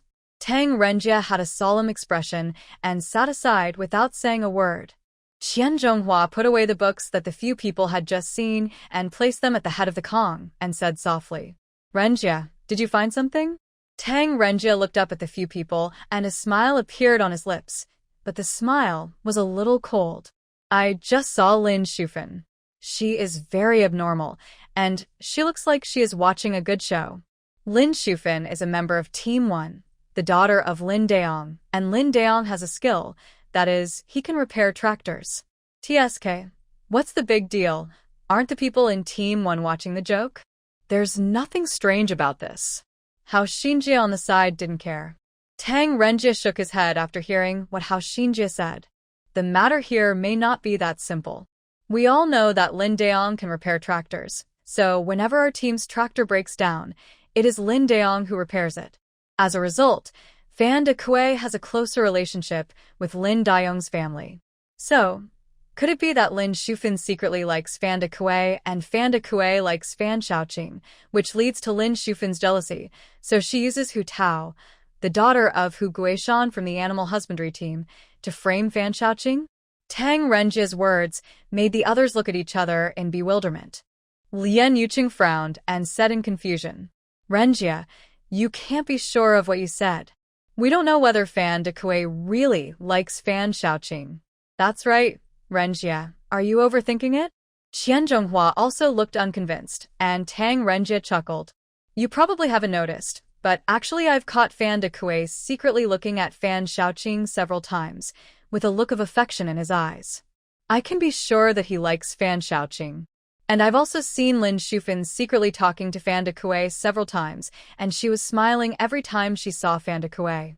We are all young people, so we can naturally understand this kind of look. If you don't believe me, you can see it in the future if you pay more attention. Originally, this was other people's business, so I didn't care much about it.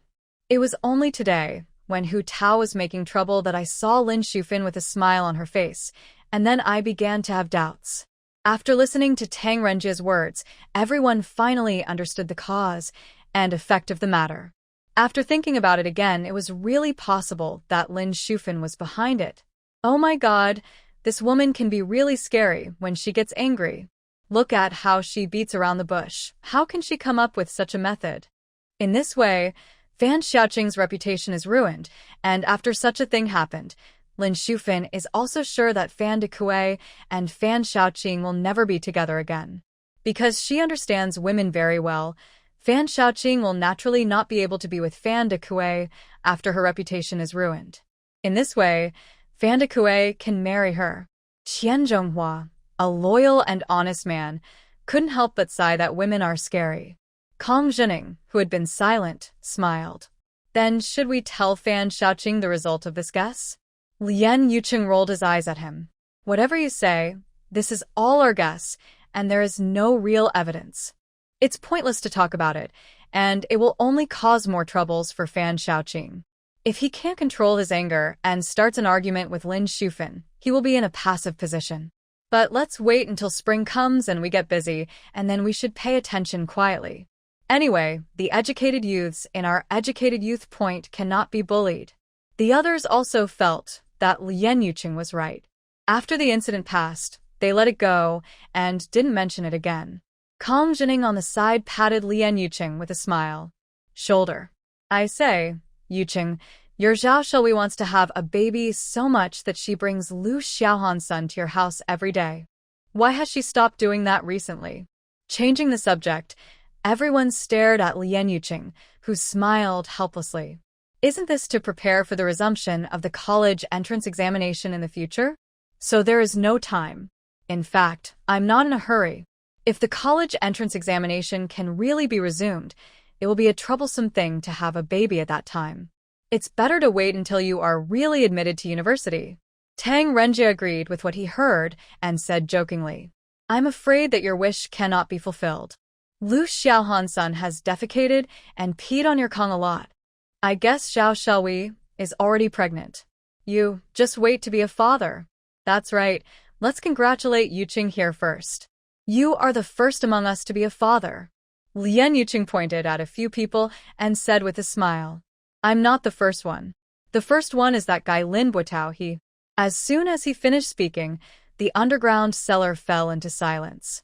Several people looked at each other, and everyone fell silent. After a while, Qian Zhonghua smiled. Hey, why do you mention him? Xiaohan is such a good girl. She was let down like this. We are all men and can't do anything to help. We can only wait and see if there is a chance in the future. If I meet him again, I will beat him up. It's not something a man can do. Kong Zhining raised his arms and showed off his muscles, but because it was winter and he was wearing a cotton padded jacket, he didn't show anything. That's right. If we meet that brat Lin Buotao, we will definitely beat him up. What did he do? He is not a man. Several male educated youths here were fighting Lin Buotao for her, while Lu Xiaohan had just cleaned the diaper that her son had pooped on. What she didn't know was that several male educated youths were still thinking about beating him up if they met Lin Buotao in the future. But even if Lu Xiaohan knew, she would not care, but she would still be grateful to them. After all, it was for revenge for her and her son, right? Although she had let go of this matter, and it didn't matter if they lived their own lives in the future, she would still be very happy if someone beat Lin Buotao up. It was also revenge for the original owner. She hung the washed diapers on the Kong, and then looked at the sky. She found that it was already 3 o'clock in the afternoon. She was a little hungry, so she closed the door of the kiln and flashed into the space with her son in her arms. The steamed rice from a few days ago was finished, and Lu Xiaohan decided to steam another pot of rice in the steel pot.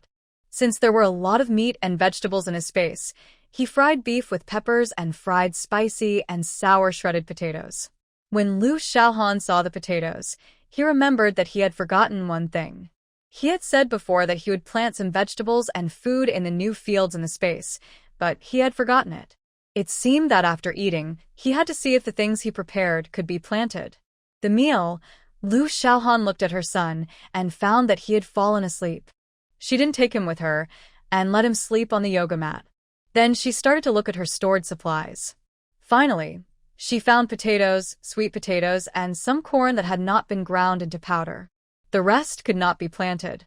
She knew how to plant potatoes and sweet potatoes. She had been here for 2 years and had learned them. The corn was easy to deal with. Just dig a hole and plant a seed in each hole. She took out 2 or 3 potatoes and sweet potatoes, grabbed a handful of corn seeds, and went to the edge of the field in the space with a kitchen knife. The sweet potatoes did not need to be cut into pieces, but the potatoes had to be cut into pieces first. She knew that in reality, seedlings had to be grown first, but this was a space, so she put the sweet potatoes and potatoes in and covered them with soil. Just try planting them first. If it really works, then plant more. If it fails, go out and ask other educated youth. Lu Xiaohan was more confident about corn, so she planted all of it in the field just to see when it would come out. She wanted to go out of the space and bring in a bucket of water to water the corn, but she gave up when she saw the wet soil. This was a space, not the outside world, so maybe there was no need to water the corn. The field wasn't dry anyway. Half an hour passed after she was busy. After Lu Xiaohan washed her hands, she returned to the place where she usually practiced martial arts. She first made sure her son was not awake, and then she continued to practice martial arts. The next morning, after breakfast, Lu Xiaohan went to Fan Xiaoqing's underground kiln with her son because she didn't know how Fan Xiaoqing was doing because of what happened yesterday. Fan Xiaoqing was reading a book, but although her eyes were fixed on the book, she was obviously not in the right state. As soon as Lu Xiaohan entered the room, Lu Xiuyu signaled her to lower her voice. Okay, I'm fine. Although what happened yesterday made me very angry and sad, I can still bear it. It's just a rumor in the future. As long as you believe me, there is nothing to be afraid of. Even if the Revolutionary Committee comes, I think the captain and you will help me. Lu Xiaoyu saw Fan Xiaoqing saying this and said hurriedly, "That's right, don't worry. We can all testify. You are innocent. In fact, I think the Revolutionary Committee should not come. Think about it. Now that SRB has been smashed, they have no backing, and they must be very honest. Besides, I think the captain will definitely report this matter to the field office. Otherwise, if the incident really breaks out, he, as the captain, will not have a good time. It is better to report in advance so as not to be passive in the end." Tian Yilu also nodded in agreement. "That's right, don't worry. We all stand with you. Don't think too much." Fan Xiaoqing smiled and looked at Xiao Qingze, who was held in Lu Xiaohan's arms, and stretched out his hand. "You are right, let's not think about it anymore. Come on, Xiaohan, give me Qingze to hug. Hug our little baby, and all the worries will go away, right, little Qingze?" Fan Xiaoqing took little Qingze from Lu Xiaohan's arms and kissed him on his little face, which immediately made the little guy giggle. For a while, the underground kiln was full of laughter. Time passed slowly, and soon it was the beginning of February. There were only more than 10 days left before the Spring Festival of 1978.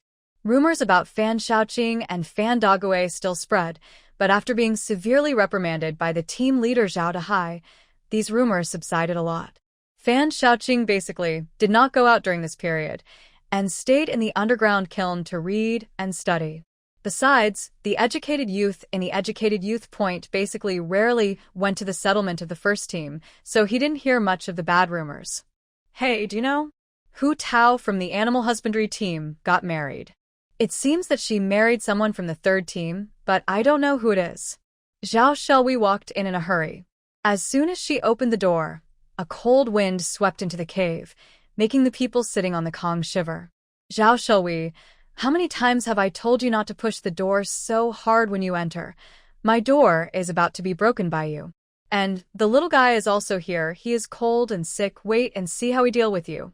Fan Xiaoqing complained to Zhao Xiaowei while comforting the frightened little Lu Qingze. Zhao Xiaowei paused when she heard Fan Xiaoqing's words, then smiled awkwardly, walked to the Kong, first opened the Kong hole to take a look, and found that the firewood was almost burned, so she took a few more firewood and threw them in. I know, I will pay attention next time. She took off her shoes, climbed onto the Kong, looked at Lu Qingze, who was lying in the innermost part, and reached out to the little guy's face. Well, so tender. Your Aunt Zhao, love you so much. Who knew that as soon as she touched it, Tian Yilu slapped her on the back of her hand and said angrily, You just came back from outside. Your hands are so cold. Don't let our Qingze get cold. Zhao Xiaowei was not angry. She looked at Tian Yilu and teased. What's the matter? Do you want a child too? Tian Yilu was still a big girl, and when she heard Zhao Xiaowei's teasing, she was a little embarrassed and annoyed, and rushed directly towards Zhao Xiaowei. For a while, the laughter of the two spread throughout the educated youth point. Lu Xiaohan came back with a bundle of red willows and heard the laughter, and she also smiled. She went to see Grandpa Lu and a few others today and gave them some rice and flour. It was not the New Year soon, and she couldn't give too much, otherwise it would be difficult to explain where the things came from. And the things she gave each time were not much, just enough to eat for 10 days and a half months. Although it was already the beginning of 1977, they didn't know when they could be taken back. She didn't have much time to build a relationship with them, so it would be better to visit them more often during this period. Besides, their lives were really bad. The captain of the third team was also cruel and didn't care about the elderly. So early in the morning, after eating, she sent her son to Fan Xiaoqing and went to the poplar forest, ostensibly to collect firewood. In addition, the little guy usually wouldn't cry unless he was hungry or had a movement, so everyone liked him very much. After putting down the firewood, she first opened the door and looked at the fire in the Kong hole and found that it was about to go out. This time, she hurriedly added firewood and waited for the fire to start before walking towards Fan Xiaoqing's underground kiln. After staying in Fan Xiaoqing's underground kiln for a while, she took her son home. Time soon came to the end of the year, and the new year was just a few days away. Captain Zhao Dehai notified the educated youths in the educated youth point that mutton would be distributed in the settlement 3 days later.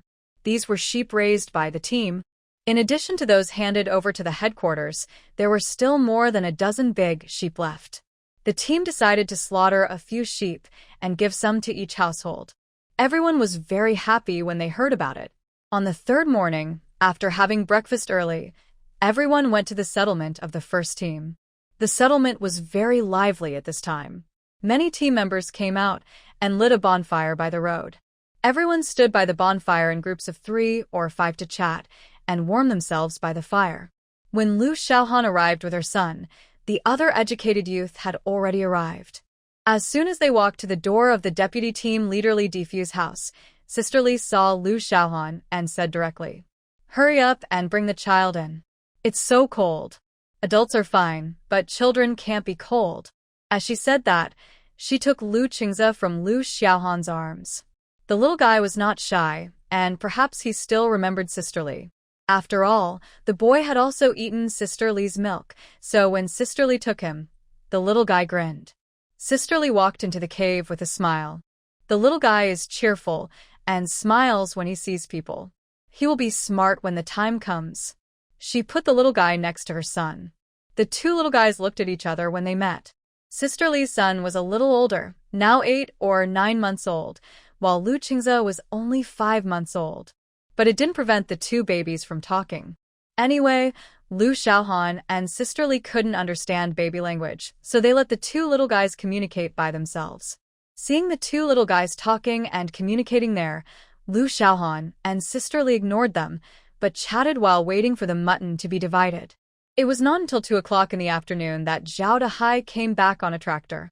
There were more than 10 whole sheep that had been slaughtered on the tractor, but they were all packed in bags, which needed to be cut up again. When everyone saw the mutton had arrived, they all came forward and gathered around the tractor to watch. Zhao Dehai and Li Difu stood up from the truck bed, first patted the dust off their bodies and glanced at the team members and the educated youth. Okay, what are you all doing here? Defew, take all the mutton away quickly, Lin Yong. Go and bring out the prepared table. We'll distribute the mutton to everyone later. After hearing the arrangement, several people immediately started to act and got busy. Lu Xiaohan and Sister Li were also in the kiln and heard the movement outside. You're back so soon. The animal husbandry team seems not far from us, but it's a long way around. Besides, it was dark when we brought the mutton back last year, but it's faster this year. Sister Li glanced at the two children who were already asleep, smiled, and said softly, I think this is related to the incident that Hu Gishan's daughter caused here some time ago. The reason why he can come back so soon today may be this, such as to apologize and make peace. Lu Xiaohan was stunned for a moment, and then he understood. It's really possible. No matter what, no matter how wrong Hu Tao is, the incident has finally come out. Hu Guishan has to express something, right? Seeing that the children were all asleep, the two of them got up and followed him out. Standing behind the crowd, Lu Xiaohan asked curiously, Sister-in-law, you said the sheep of our team are all raised in the animal husbandry team, so how can we tell them apart? Is the animal husbandry team willing to raise sheep for us for free? Sister-in-law Li rolled her eyes when she heard Lu Xiaohan's question. I see you've been here for 2 years, but it's all in vain. You don't understand all this? The sheep in our team are raised by the animal husbandry team. We usually ask the animal husbandry team to help take care of them and herd the sheep. We are also paid. We have to give them a few lambs every year, otherwise they won't give us mutton for free every year. Moreover, the sheep give birth to lambs every year, and the sheep grow up every year. We can slaughter more than 10 sheep every winter, which is also a welfare of our team. Lu Xiaohan finally understood why mutton had to be distributed every year. Mutton was also distributed the year before last and last year, but she always took her share of mutton and went back, and she never asked the educated youth why they had mutton to eat every year. The crowd was noisy, and Lu Xiaohan did not rush forward. Instead, Sister Li squeezed in and whispered a few words to Li Defew. When she came back, she pulled Lu Xiaohan back to the underground kiln. Sister-in-law, aren't we waiting for the distribution of mutton? Sister Li added firewood to the Kong hole and said this. I told our boss that we should let him take the lamb back directly from our 2 families. It's too cold to wait outside, so he won't suffer that. Lu Xiaohan agreed. Although it was noon, the weather was still very cold, more than 10 degrees below zero, and it was no joke. The excitement outside lasted for about an hour, and the noise gradually died down. With the sound of footsteps, Li Defew came in with 2 lamb legs. Oh, I'm freezing to death. As he said that, he put the lamb legs on the table beside him, hurriedly walked to the entrance of the Kong, squatted down, and started roasting the fire. Sister Li got up and walked to the stove to scoop out hot water for him. Boss, wash it with hot water first. How about the mutton is enough to share? I just heard someone arguing that the mutton he was given was not good. Li Defew snorted coldly, and then said while washing his hands. It's all a bad habit, but it's okay. The captain has taught him a lesson. Let's cut off the mutton at noon, make soup with the bones, and add some cabbage. It will definitely taste delicious. Seeing that Li Defew had also returned, Lu Xiaohan couldn't sit down any longer, so she stood up and said, Thank you, Brother Li, for today. I'll go back first. Let's chat another day. As she said that, she bent down and picked up her son from the Kong, wrapped him in a cotton-padded jacket, and then left the cave with a farewell of Sister Li. After returning to her own cave with the child and the lamb leg, Lu Xiaohan threw the lamb leg into the space. To be honest, she really didn't lack meat. There was plenty of meat in her space, so she planned to give this lamb hind leg to a few old people. There were only 7 or 8 days left before the Chinese New Year, and it seemed impossible for them to go back before the New Year. After checking the time, it was already past 3 in the afternoon, almost 4, so she closed the door and entered the space. She cooked the rice she had steamed a few days ago, fried some vegetables and ate them, then carried her son back to the cave. The little guy is now more than 5 months old and will soon be 6 months old. He was able to sit a few days ago, but the weather was too cold and he was wearing thick clothes, so the little guy could still sit unless he was in the space and not cold, and wore less clothes. The next day, Lu Xiaohan sent her son to Fan Shaoqing and went to the poplar forest across the river again in the name of collecting firewood, and came directly to the cave of the elderly from the poplar forest. As soon as she walked into the vicinity of the cave, she heard a sharp shout. "Who is it?" Lu Xiaohan was also walking with her head down, so naturally, she didn't see anyone beside the red willow bush not far away, and she was also shocked. She stopped and looked at a soldier in military uniform in front of her in surprise. When she saw the soldier, she immediately understood. She was thinking yesterday that the elderly people should not leave before the new year, but she didn't expect someone to come today. Although he was startled, mainly because he was suddenly stopped by someone, Lu Xiaohan was not afraid. He was here to deliver lamb legs to the elderly, and he had no bad intentions. He raised the urea bag in his hand, revealing the lamb legs inside. "I'm delivering lamb legs to the grandparents." The soldier looked at Lu Xiaohan suspiciously, but still warned him. "Don't move, my people have already reported." Lu Xiaohan stood still obediently, but in his heart, he was wondering whether these people were here to pick up Grandpa Lu or Grandpa Zhang Jianhui. Not long after, footsteps were heard in front, and Grandpa Lu came over accompanied by several soldiers. When he saw Lu Xiaohan, he said to the soldiers around him, "This is my granddaughter, let her in." The soldier who stopped Lu Xiaohan made way, and Lu Xiaohan raised his eyebrows and walked to Lu Qingyi with a smile, carrying the urea bag. "Grandpa Lu, are these people here to pick you up?" Lu Qingyi smiled and shook his head. "No, we are here to pick up your Grandpa Zhang and Grandma Zhang. They are going back." Lu Xiaohan heard a hint of disappointment in Grandpa Lu's tone. "Grandpa Lu, don't worry. You will be there soon. The SRB has been smashed. The country needs generals like you and will definitely take you back." Lu Qingyi just smiled after hearing this. He really didn't have any idea about this. Whether he can go back or not, it doesn't matter. At worst, he will just wait to die here. What kind of battles have you not experienced in your life? What kind of suffering have you not endured? The two of them came to the kiln one after another. In addition to several elderly people in the room, there were also two soldiers. They also stood upright in front of Grandpa Zhang. Grandpa Zhang looked down at a piece of paper in his hand and said after a while, "Since you are here to pick me up, let's go now." After speaking, he stood up and looked at Lu Qingyi and Grandpa Chun and his wife. "Old friends, I'm leaving now. Let's contact each other later." Grandpa Chun and his wife nodded to Lu Qingyi and said goodbye to Grandpa Zhang and his wife. Zhang Jianhui then looked at Lu Xiaohan. "Xiaohan, you have to be well too. Grandpa will send you some things when he returns. Build the motherland well here." Lu Xiaohan nodded. "Grandpa Zhang, don't worry. You don't have to send things. I'm happy that you can live well." Zhang Jianhui and his wife left under the of 4 or 5 soldiers. Seeing that it was getting late, Lu Xiaohan left the leg of lamb to the 3 old men and left. Now that Lu Qingyi knew Lu Xiaohan's life experience, he became closer to her. He was not polite and accepted the leg of lamb generously. When Lu Xiaohan returned to the kiln, it was already noon. He went to Fan Shaoqing to pick up his son, and then continued his days of reading and studying. In the blink of an eye, it was the Spring Festival of 1978. On the night of New Year's Eve, Lu Xiaohan took out a new cotton-padded jacket she made for her son. The fabric of the cotton-padded jacket was bought from the Supply and Marketing Cooperative in December. The cotton inside was the old cotton wool she took out from her old cotton-padded jacket, but it was still warm, so she made a new cotton-padded jacket for her son. The Spring Festival of 1977 arrived.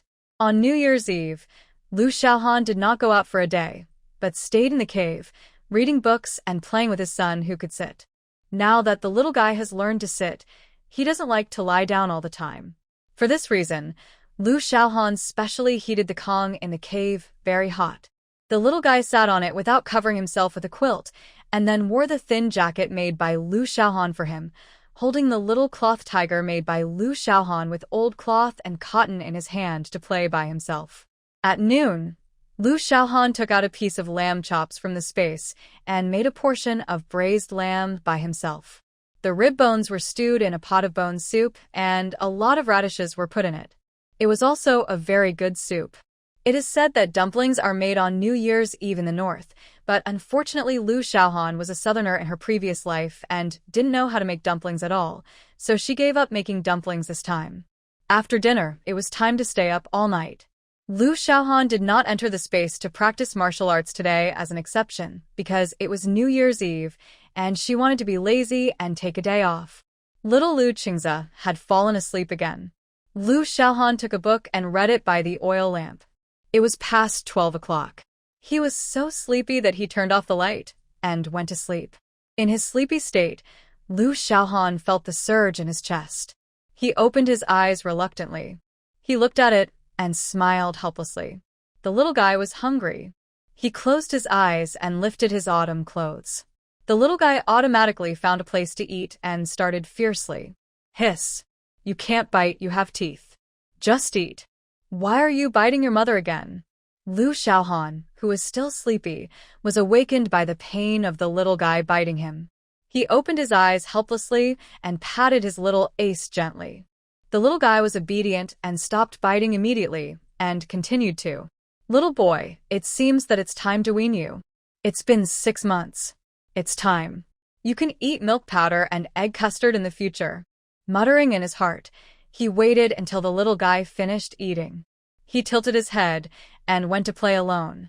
Then he sat up, looked down, and saw 2 small tooth marks on his son's food supply point. He sighed helplessly. After getting dressed and getting off the Kong, he still checked the Kong hole first and found that the fire had gone out. He lit the fire again, boiled hot water, and washed his face. It was not yet bright outside. The temperature in the underground kiln was the lowest at this time. If he wanted to warm up, he had to wait until the Kong was warm, so Lu Xiaohan climbed onto the Kong again, covered with a quilt, and began to read.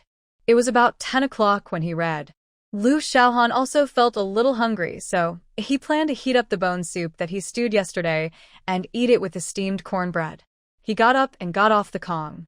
Just as he was about to heat up the mutton soup that he stewed last night, he heard footsteps. Then the door of the underground kiln was pushed open, and Zhao Shelui walked in with a bowl in her hand. Xiaohan, these are the dumplings I made last night. I'll bring you a few to try. Lu Xiaohan didn't expect Zhao Shelui to bring her dumplings, so she said hurriedly. No, I made soup with mutton bones, and it tastes pretty good. You guys can have some. Lu Xiaohan really didn't think about eating the dumplings Zhao Shelui brought. Each family only shared 3 or 2 pounds of mutton. How much would there be after removing the bones? Each family didn't have much meat, and after making dumplings, there wouldn't be much left. She didn't lack meat, so it didn't matter whether she ate dumplings or not. But in the end, Lu Xiaohan didn't argue with Zhao Shelui, so she had no choice but to accept the dumplings. However, she also served a bowl of the braised mutton left over from last night and asked Zhao Shelui to take it back. She really couldn't do anything to take advantage of others for nothing.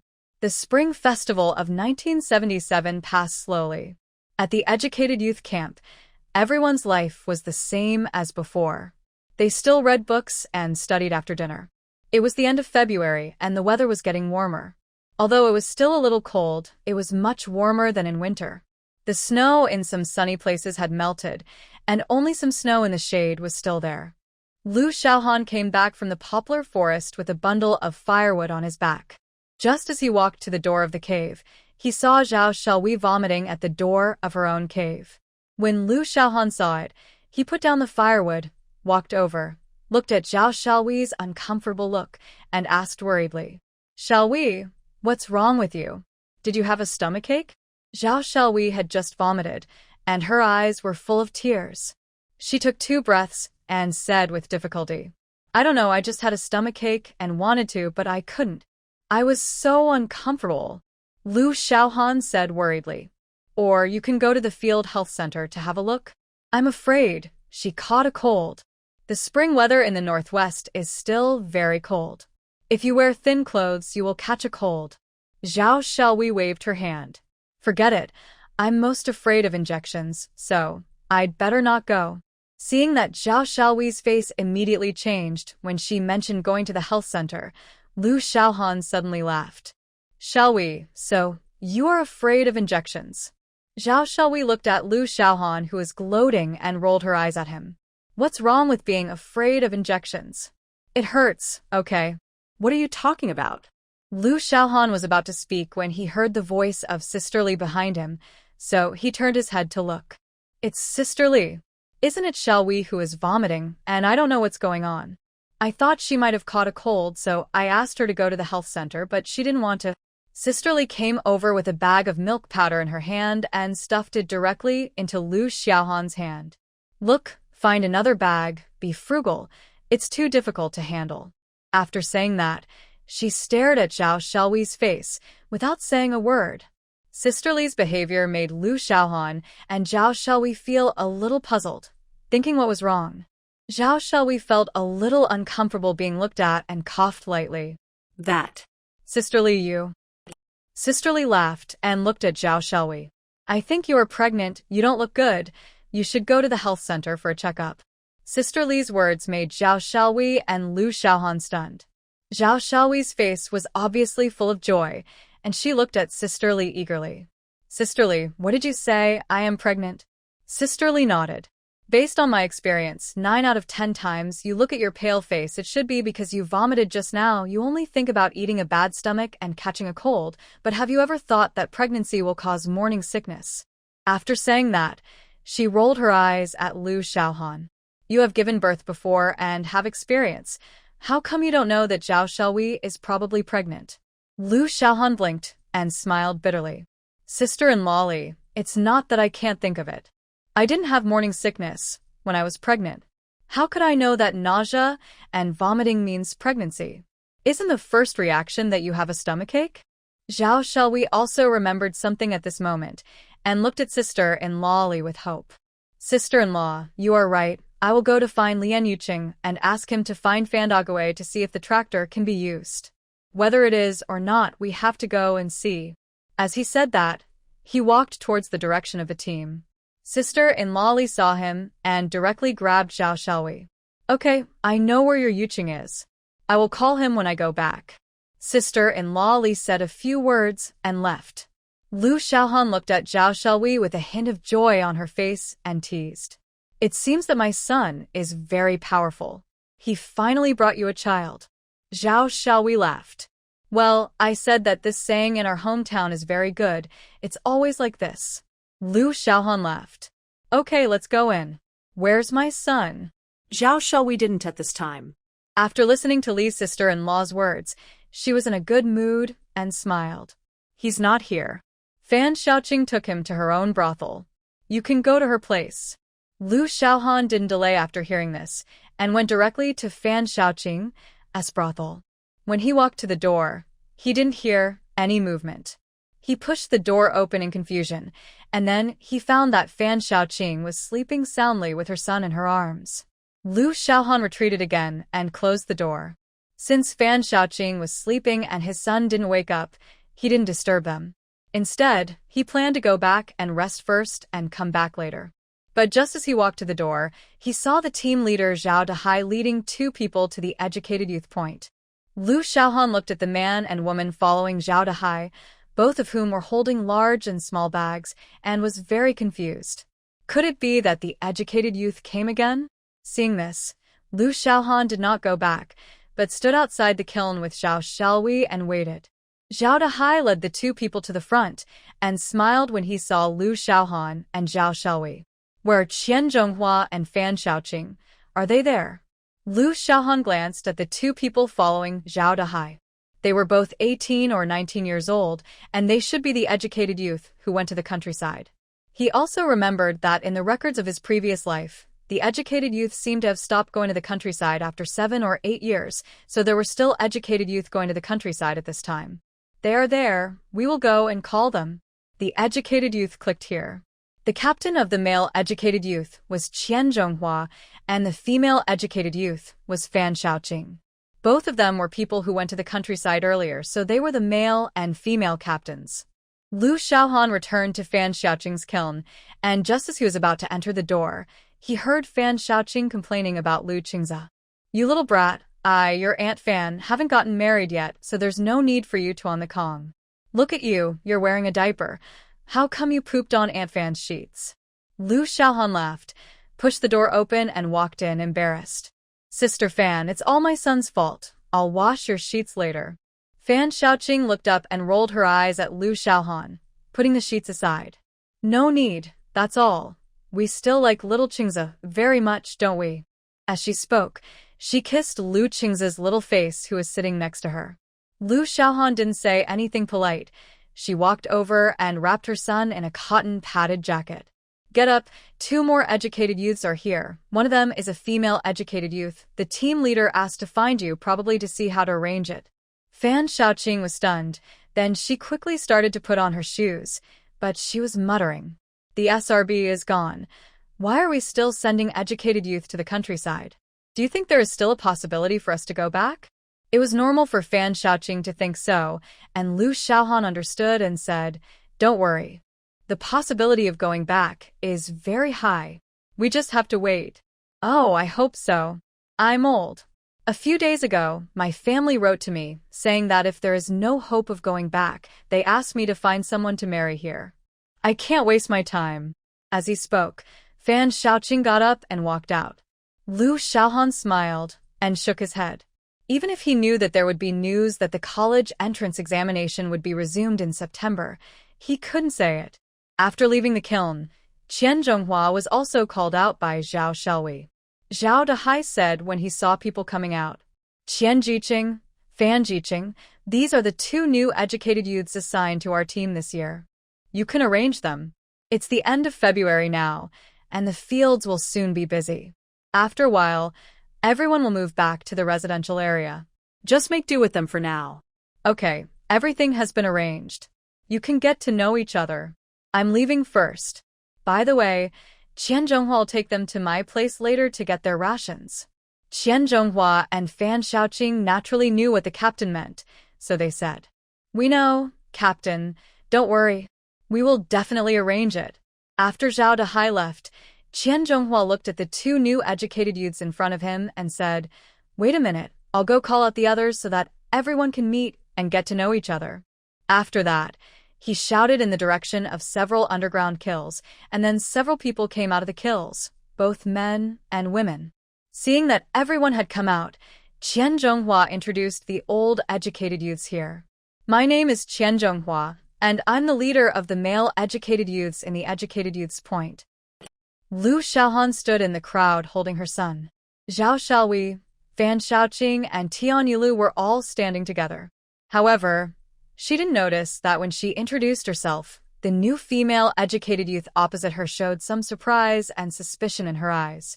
After introducing the old educated youths, Qian Zhonghua said, "You should also introduce yourselves. From now on, everyone will live together and get along with each other every day.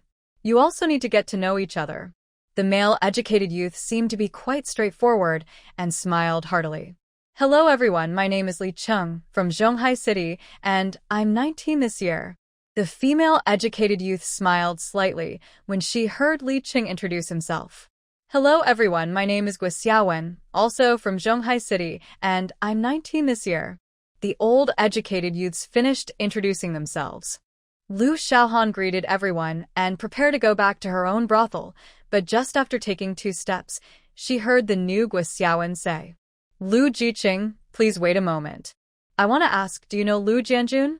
Lu Xiaohan was stunned when he heard this, then turned his head and found that he did not know this female educated youth. But why did she know Lu Jianjun, his adopted brother? Seeing the surprise in Lu Xiaohan's eyes, Gui Xiaowen pursed her lips and said, "Lu Jianjun is my boyfriend. But he has a job and my family has no money, so I came to the countryside." At the end, Gui Xiaowen's voice became lower and lower, her expression became more and more sad, and her tone became more and more aggrieved. Lu Xiaohan felt very uncomfortable with this look. What does this mean? "It's as if I have let you down." Zhao Shelui, who was standing next to Lu Xiaohan, naturally saw Guo Xiaowen's expression, and she shuddered immediately. Hey Guo Jiqing, what do you mean? Are you blaming Xiaohan's brother for not getting you a job? Zhao Xiaohui's ruthlessness made Guo Xiaowen stunned. A trace of embarrassment flashed across her face, and she waved her hands to deny it. No, I'm just a little sad that I can't be with Jianjun. Lu Xiaohan didn't say anything. Fan Xiaoqing next to her flashed a trace of contempt in her eyes. This new female-educated youth seemed to be a person who was used to acting. She had to be careful when getting along with her in the future. Okay, since you don't mean that, although you know Xiaohan's brother and are dating, that's your business. Let's go. I'll take you to arrange it. After hearing what Fan Xiaoqing said, Guo Xiaowen hurriedly carried her luggage and followed Fan Xiaoqing to a brothel not far away.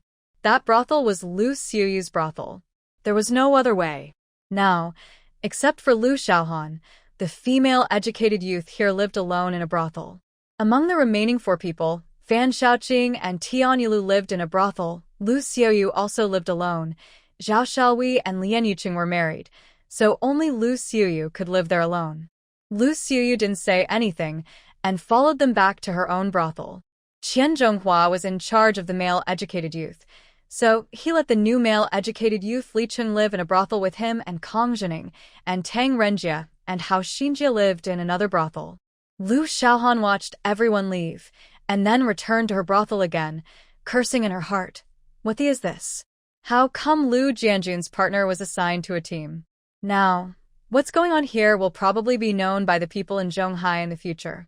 Zhonghai doesn't even know that she is married and has children. But Lu Xiaohan just thought about it, so she wasn't afraid. If that family knew that she was married and had children, they would probably be very happy. After all, they don't have to worry about it, right? If they knew again, I was abandoned by my husband and had to raise the child alone. I'm afraid they were afraid that I would go back to them. After all, raising a child alone is a burden. My reputation will be even worse. They can't get rid of it yet, let alone get close to me. Thinking of this, Lu Xiaohan had nothing to worry about. As long as she could get into college by the end of the year and go to Beijing, good days would come. Guo Xiaowen followed Fan Xiaoqing to Lu Xiaoyu's cave, and Lu Xiaoyu followed in. Guo Jiqing, this cave is so small, it can still accommodate 2 people. You can sleep at the other end. The weather will soon be warmer, and we will move to the residential area around the end of March. This place is just a transition. Guo Xiaowen nodded quickly and smiled at Lu Xiuyu. Don't worry, Lu Jiqing. Since I'm here, I'm ready to endure hardships. These are nothing. I can hold on. Lu Xiuyu complained in her heart. That's not what I meant. Whether you can endure hardships is your business. It has nothing to do with me. I was just being polite and asked you not to cause any trouble during this period. Haha. Since Guo Jiqing is ready to endure hardships, that's good. The conditions here in the northwest are tough, and it's the most challenging. After saying a few words, Fan Xiaoqing left. Guo Xiaowen packed her luggage and bedding while chatting with Lu Xiuyu. In the end, she couldn't help but ask. Lu Jiqing, whose child is that child that Lu Xiaohan is holding? Is she married? Lu Xiaoyu glanced at Guo Xiaowen with a smile. She was trying to find out about Xiaohan, but these things were all in the open, and there was nothing to hide. Even if she didn't say it, she would probably be able to find out. Yes, Xiaohan is married, and the child is half a year old. After saying this, Lu Xiuyu stood up and said, You continue to be busy. Pack up quickly, and you still have to go to the captain to get your rations. After saying that, he left the kiln. His impression of Guo Xiaowen was extremely bad. Although everyone knew about Lu Xiaohan's affairs and there was nothing to hide, asking about it from himself always made him feel like he had betrayed Xiaohan. He might as well leave. After Lu Xiaohan figured it out, he stopped worrying about it. Now at the end of February, the weather is much warmer. Although it is still a little cold in the morning and evening, it is much warmer than before. But there is a lot of wind. Every day, the wind blows. Although it is not very strong, it is non-stop. Fortunately, it is already spring. Although the wind blows on the body, it is not as unbearable as the winter wind. After all, The winter wind blows on the face like a knife. Put the sun on the Kong, surround him with a quilt to prevent the little guy from falling off the Kong, and then start a fire. After the fire is lit, the cold air in the room gradually dissipates. Take out the watch and look at it. It is already 4:30 in the afternoon. Lu Xiaohan took advantage of the fact that no one was around, closed the door of the underground kiln, and carried her son into the space. She was hungry, so it would be better to come to the space to eat. She ate the rice and leftovers made yesterday, and then she carried her son out of the space again. The main reason was that there were people coming and going during the day, and it was hard to predict who would come, so it was better to stay outside. Guo Xiaowen packed her luggage here, and immediately went out with Li Cheng and Qian Zhonghua to go to Captain Zhao to get rations. Looking at the desolate surroundings, Guo Xiaowen felt very upset. Last fall, she received a notice from the street office urging her to go to the countryside. She didn't really want to go to the countryside, but the street office urged her to go. She had many brothers and sisters, and she couldn't get enough money to buy herself a job, so she had to go to the countryside. Later, she tried to trick Lu Jianjun into getting her a job to avoid going to the countryside. But she failed in the end. Lu Jianjun was a waste, but she got a job and escaped going to the countryside, but she ended up going to the countryside. But she didn't expect to meet Lu Jianjun's sister here. Maybe she could ask her for help. She looked like she was living well here. She didn't expect to get married and have children. Lu Jianjun didn't seem to know about this either, and he hadn't mentioned it. It seems that she needs to find out more. If she can make good use of this future sister-in-law, she might not have to suffer so much here. Suddenly, a gust of wind blew, and a cloud of dust rose up, covering Guo Xiaowen. She subconsciously covered her mouth and nose and squinted her eyes. The dirt was too big. Li Cheng beside him was also coughing and covering his mouth with his hands. Qian Zhonghua in front was not abnormal at all. He turned his head and looked at the two people behind him and smiled. Okay, this is just a gust of wind. It will be gone after it passes. This is how it is here in the northwest. The wind never stops in spring. There will be yellow wind in a while. You will be scared when you see it. You can hear people talking 5 meters away, but you can't see people. After hearing Qian Zhonghua's words, the two people's faces changed. Qian Zhonghua laughed and walked to the ground kiln of Zhao Dahai's house. Is the captain at home? Time came to the beginning of March, and the team began to get busy. Tractor driver Fan Dague also started to drive the tractor to plow the land in the field. This was to prepare for the planting of spring wheat, so it was also the first land to start working. There are 4 teams in Hongqi Farm. Team 1 is responsible for planting spring wheat.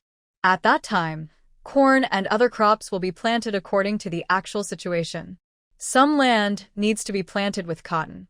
Team 2 is responsible for planting rice and other food crops. Then corn, potatoes, and so on will be planted later. Lu Xiaohan didn't know about Team 3 and Team 4 because they were farther away from Team 1. Lu Xiaohan had been at Hongqi Farm for more than 2 years, but he had never been there once.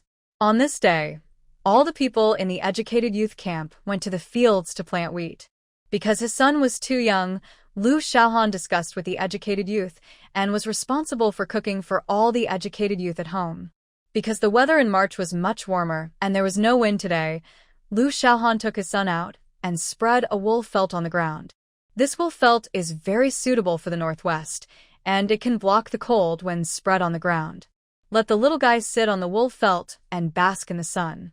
The little guy is now 7 months old and can sit a long time ago. He plays with the little tiger by himself, swinging it around. As long as Lu Xiaohan doesn't leave his sight, he will sit there and play obediently. Lu Xiaohan was busy cooking at the stove that had been set up. Everyone took out their rations, and Lu Xiaohan helped cook at noon. Besides cooking, she would also take her son to the fields to help with things within her ability. Every day, the team leader also gave Lu Xiaohan 3 or 5 work points, which was pretty good. Anyway, Lu Xiaohan didn't care about the work points, and the team leader Zhao Dahai didn't say anything, and the educated youth didn't say a word. Even the members of Team 1 were suppressed by the 2 team leaders. They don't have to worry about food and drink, and they don't rely on work points to make a living. Why do you care so much? Just do your own work well. While busy cooking, she heard her son, there. Lu Xiaohan turned her head and found that her son was looking in one direction, with his eyes wide open. His little mouth was still open and Lu Xiaohan was a little surprised. She followed her son's line of sight and saw 3 figures. Aren't they Grandpa Lu and Grandpa Chen? How did they come over? She put down the things in her hands, walked over, picked up her son and greeted him. Grandpa Lu, Grandpa Chen, Grandma Chen, why are you here? That floating bridge is not easy to cross. Lu Qingyi laughed, took Lu Qingze from Lu Xiaohan's arms, and kissed him on the little face. Haha, I came here today to tell you that there was a letter from Beijing. I'm afraid we will leave soon. I came to see you today. Hearing Lu Qingyi say this, Lu Xiaohan was also very happy. Last winter, Grandpa Zong and his wife were taken away. Now there are only Grandpa Lu and Grandpa Chen. Now it's good, they are leaving too. That's congratulations, Grandpa and Grandma. This time we are back to Beijing, which means everything is over and back to normal.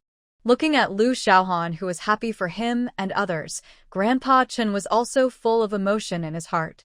This child is a good one. Grandpa Chen is in poor health. Anyway, since Lu Xiaohan met them, his health has not been very good. Grandpa Chen once thought that he might not be able to wait until the day he returned to Beijing. Unexpectedly, he received a letter from Beijing and someone came to pick them up immediately. Yes, we finally got good news. The 3 old men did not stay here for long. They sat for a while and then left. Before leaving, Grandpa Lu gave Lu Xiaohan an address and told her that if she really went to Beijing, she should go there to find him.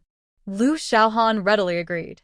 To put it bluntly, from the very beginning when she approached them, Lu Xiaohan had the intention of climbing up the ladder. Since Grandpa Lu offered an olive branch, she naturally had no reason to refuse. Although she had the intention of climbing up the ladder, it was for her own consideration, and she did not have the intention of harming others. Although her mind was not pure when she got along with them, Lu Xiaohan believed that she was not a bad person. If they really did not want her to climb up the ladder, she could also terminate her contact with them, and she could also do it without disturbing them at their doorstep. The busy March and April passed, and the spring wheat of the first team was planted. The rest was to prepare to plant cotton because when planting spring wheat, another part of the team was watering other plots. Now it is the beginning of April, and the watered land is almost ready to be plowed. After plowing, cotton will be planted. Just at this time, Lu Xiaohan received a letter. Looking at the address of the letter, Lu Xiaohan was a little confused. The address of the Zhonghai food factory. Lu Xiaohan thought about it and didn't figure out who wrote the letter. But when she opened the envelope and saw the signature at the bottom of the letter, she knew who wrote the letter. Lu Jianjun, the younger brother of this body. After reading the letter, Lu Xiaohan had a sneer on her face. Lu Jianjun really thought he was still the same as before? The person who let them flatten and round?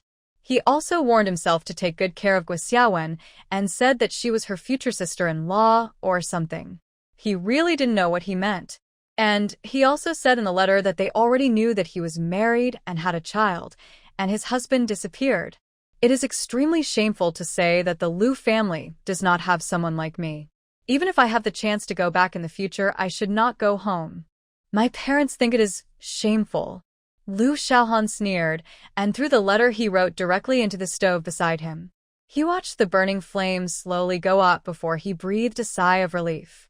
I know. Well, it is just as I guessed. They can't get rid of me now. I don't have to be afraid that they will pester me at that time. At the same time, in the family compound of the Zhonghai machinery factory, the Lu family. Boss, why are you back at this time? I remember you wrote back some time ago, saying that you will be promoted to deputy battalion commander soon? Lu Aigua looked at Lu Jiandang, who suddenly came home with a puzzled look. Lu Jiandang is more than 1.7 meters tall, nearly 1.8 meters tall, wearing a straight military uniform, looking quite heroic and extraordinary. After listening to Lu Aigua's words, he said lightly, just come back to see, and then go to the Jingshi military region. Qian Xiaoying poked her head out of the kitchen. Aigua, comes then help. Jiandang, please wait a moment. The food will be ready soon. Lu Jiandang stood up and followed them into the kitchen. He brought out the food with Qian Xiaoying and Lu Aigua. The three of them sat around to eat. At the table, Qian Xiaoying looked at her son with joy. This son was really hardworking. He had only been in the army for a few years, but he had already made it to the company level. He was about to be promoted to deputy battalion commander. However, as a mother, she was also worried about her son's marriage. Jiandang, you are already 25 or 26 years old. Do you have a partner? If not, Mom will find someone to introduce you to someone? Lu Jiandang, who was eating, paused his chopsticks and said without changing his expression, "No, Mom, I don't want to think about this for the time being. Now I'm preparing for promotion. Let's talk about it later." Lu Aigua also said on the side, "That's right. Now is the critical moment. You don't have to worry about this matter. Jiandang is so old and can make his own decisions." After hearing what Lu Aigua said, Qian Xiaoying had to shut up and stop talking about marriage and partners. Lu Jiandang ate a few mouthfuls of food, then looked at Lu Aigua and Qian Xiaoying. "Dad, Mom, I heard that the third sister is working in the countryside in the northwest. Do you know the detailed address?" Lu Aigua and Qian Xiaoying were stunned. Qian Xiaoying looked at Lu Jiandang suspiciously. "Jiandang, why are you asking this? That girl has been gone for more than 2 years. Every time she writes back, she asks for money. Why bother with her?" Lu Jiandang paused with his hand picking up the dishes, put down his chopsticks, and then looked at Qian Xiaoying. "Mom, are you still holding a grudge against the third sister?" Lu Jiandang asked a question, but there was a hint of affirmation in his tone. Qian Xiaoying's face froze and she smiled awkwardly. "Jiandang, why do you say that?" Lu Jiandang let out a long breath, looked at Qian Xiaoying, and then at Lu Aigua. "I was young and ignorant before, and I didn't say anything about your harsh treatment of my third sister, and I didn't realize anything. But after serving in the army for a few years, I realized that you had gone a little too far.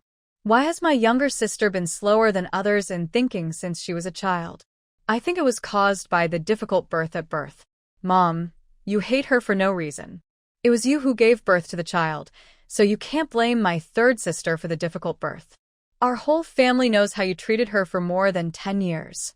I only found out last year that my third sister went to the countryside to become an educated youth. Is our family really that short of money? The allowance I send back every year is several hundred yuan. It shouldn't be difficult to arrange a job for my younger sister. You have already arranged a job for my second sister, but just because of the difficult birth when I gave birth to my third sister, you sent her to the countryside without caring about your own flesh and blood? Don't you know that the third sister is a little slower than others in her brain and is easily bullied outside?" Looking at Lu Jiandang's questioning tone, Lu Aigua originally thought that his son who made him proud had returned and would also make him shine in the factory. But now that his son questioned him like this, he felt embarrassed, and at the same time, he was even more annoyed with Lu Xiaohan, who was the fuse of the matter, and his voice suddenly rose several degrees. "Why do you still mention her? That shameless thing not only got married, but also had a child, and now her husband is nowhere to be found, and she lives alone with the child. She has made me lose face." Lu Jiandang was also stunned by Lu Aigua's words. Qian Xiaoying looked at Lu Aigua, whose face was flushed. Obviously, she remembered the matter of Lu Xiaohan again and felt a little embarrassed. "That's right, Jiandang. I asked your brother to write a letter to her, telling her not to come back to Zhonghai in the future. Our family can't afford to lose that person. I heard from Jianjun that his girlfriend is now in the same team as that dead girl, and her husband is nowhere to be found. Isn't it obvious that she was deceived? I told you that her brain is only capable of doing such shameful things." Lu Jiandang's face was also very ugly at this time.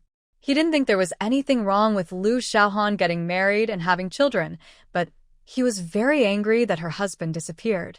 He muttered in his heart that if he knew who that man was, he would definitely break his legs. Thinking of this, he looked up and sneered at Lu Aigua and Qian Xiaoying. "Don't you think about why the third sister got married in such a hurry? Why did she write to you before, but stopped writing later? Do you really think I don't know? You tricked her into going to the countryside just to save money at the beginning, and finally, you didn't keep your promise. How did the third sister live in the countryside? Now you're complaining? Lu Jiandong's voice tone unconsciously became a few notes higher, and he even showed the majesty he had in the army, which frightened Qian Xiaoying. For a moment, Qian Xiaoying did not dare to reply. On the one hand, she was really guilty. It was her idea to let Lu Xiaohan go to the countryside, and she asked Lu Aigua to go to the street office to sign up for Lu Xiaohan. Lu Aigua did not expect that his eldest son, who had been in the army for several years, would now have such majesty. For a moment, he kept silent and stopped refutation of Lu Jiandong's words. However, Lu Jiandong's words were also the truth. As the couple who advocated sending Lu Xiaohan to the countryside, they were naturally guilty. In front of their second daughter and youngest son, they dared to show off their majesty as parents, but in front of their eldest son, they were a little insecure. Do you know the address of the third sister? Give it to me. I'll send some things to her. And I won't send my allowance home in the future. The second child has a job and a partner. You have also prepared a lot of things for her, and she is getting married soon. The fourth sister has also started working, so the family should have enough money. It will take 2 years for her to get married, so I will send my allowance to the third sister in the future. Lu Jianding said, put down his bowl and chopsticks and walked out. Qian Xiaoying sat there with an angry look on her face for a long time before she spoke. Boss, look at Jianding. Lu Aigua narrowed his eyes, looked at the food on the table, and sighed. Maybe we went too far, let him be. Who can blame them for having such a deep relationship between brother and sister? I didn't see it before. There was a hint of sarcasm in Lu Aigua's tone, which meant to mock what Lu Jianding did in his early years. Back then, the whole family ignored that dead girl. It's not that Lu Jianding didn't see it, but he saw it and acted as if he didn't see it. Now he is kind-hearted? Lu Jianding left his home and walked in the machinery factory's family compound that he was once very familiar with. From time to time, he met some old people. These old people were the parents of the factory employees and were familiar with Lu Jianding. So when he walked out of the family compound, Lu Jianding kept stopping to chat with everyone along the way. Lu Jianding walked out of the machinery factory's family compound and walked along the tree-lined avenue in the factory area. Brother Lu, it's you. When did you come back? A surprised voice awakened Lu Jianding, who was thinking with his head down. He looked up and found that it was Wei Xiaofei, the daughter of the director of the machinery factory. They were classmates back then. He had been in the army for several years, but he didn't expect to meet her again after returning. It's Wei Xiaofei. What are you? Wei Xiaofei smiled slightly, raised her right hand to lift the broken hair by her ear.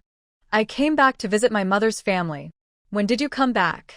When will you return to the army? Hearing Wei Xiaofei talking about going back to her mother's family, Lu Jiandong's heart twitched, but his face was still calm. I arrived home at noon today. I'm leaving tomorrow, Wei Xiaofei said. Alas, what a pity, there is not much time. I was thinking of gathering our high school classmates together, but it seems that we can only wait until next time. Wei Xiaofei chatted with Lu Jianding for a few words, and then left. Looking at the back of Wei Xiaofei, who was leaving, Lu Jianding covered his bitterness and sighed in his heart.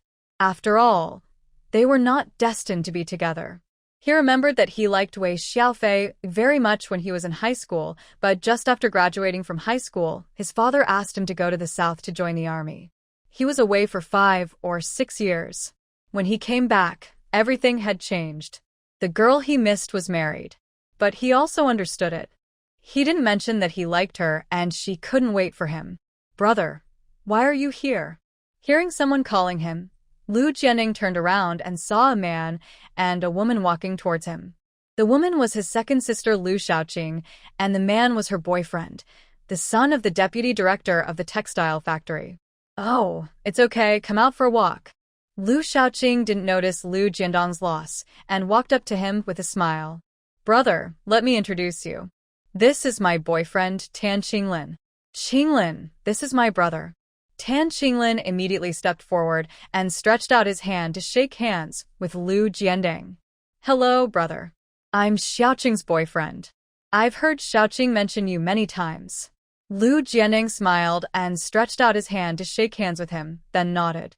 I've heard a little about you, too. After the three of them exchanged a few pleasantries, Lu Xiaoqing took Tan Qinglin to the family compound. Lu Jianning did not go back with them, because he knew that Tan Qinglin came today to discuss marriage with Lu Xiaoqing.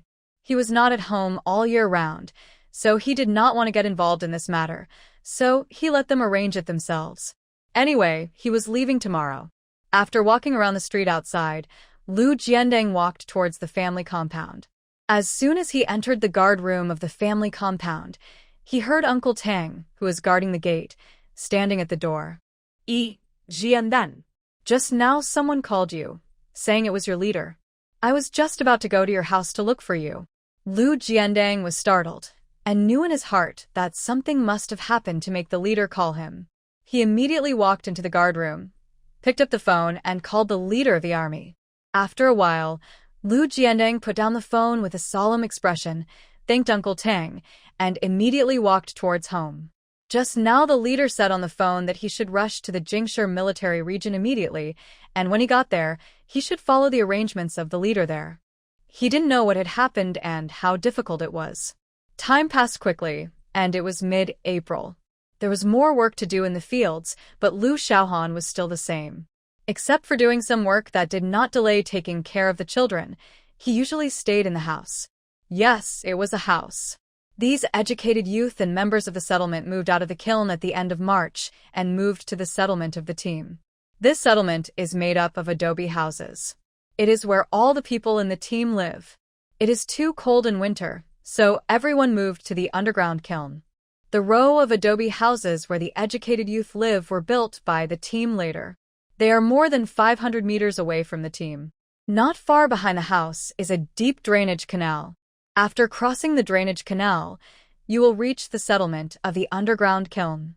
Lu Xiaohan held his son and sat down by the ditch at the end of the field. The weather in mid-April was a little hot during the day, but not very hot. He took out a wool felt and spread it on the ground, letting his son sit on it and play by himself, while Lu Xiaohan was digging licorice not far from the ditch. Yes, licorice, which is a Chinese medicinal material. There are many in the northwest.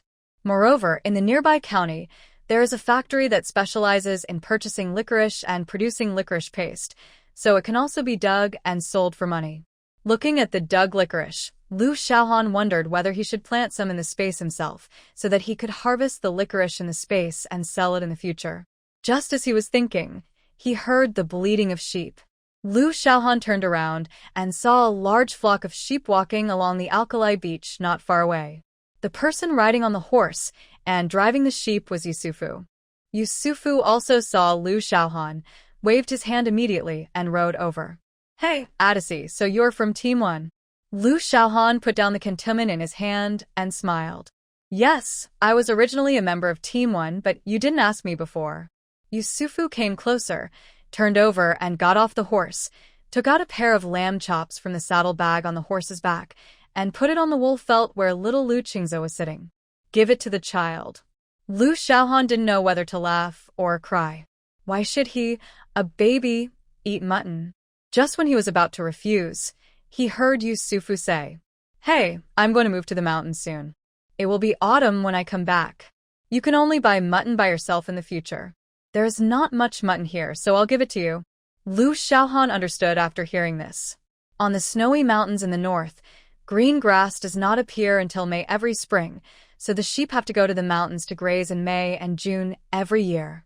At the end of September and the beginning of October, the sheep will come down from the mountains because after October it will snow on the snowy mountains and the snow will cover the grassland and the pastures on the mountains can no longer be grazed, so the sheep will go down the mountains and graze in the cotton fields or the fields where the crops have been harvested.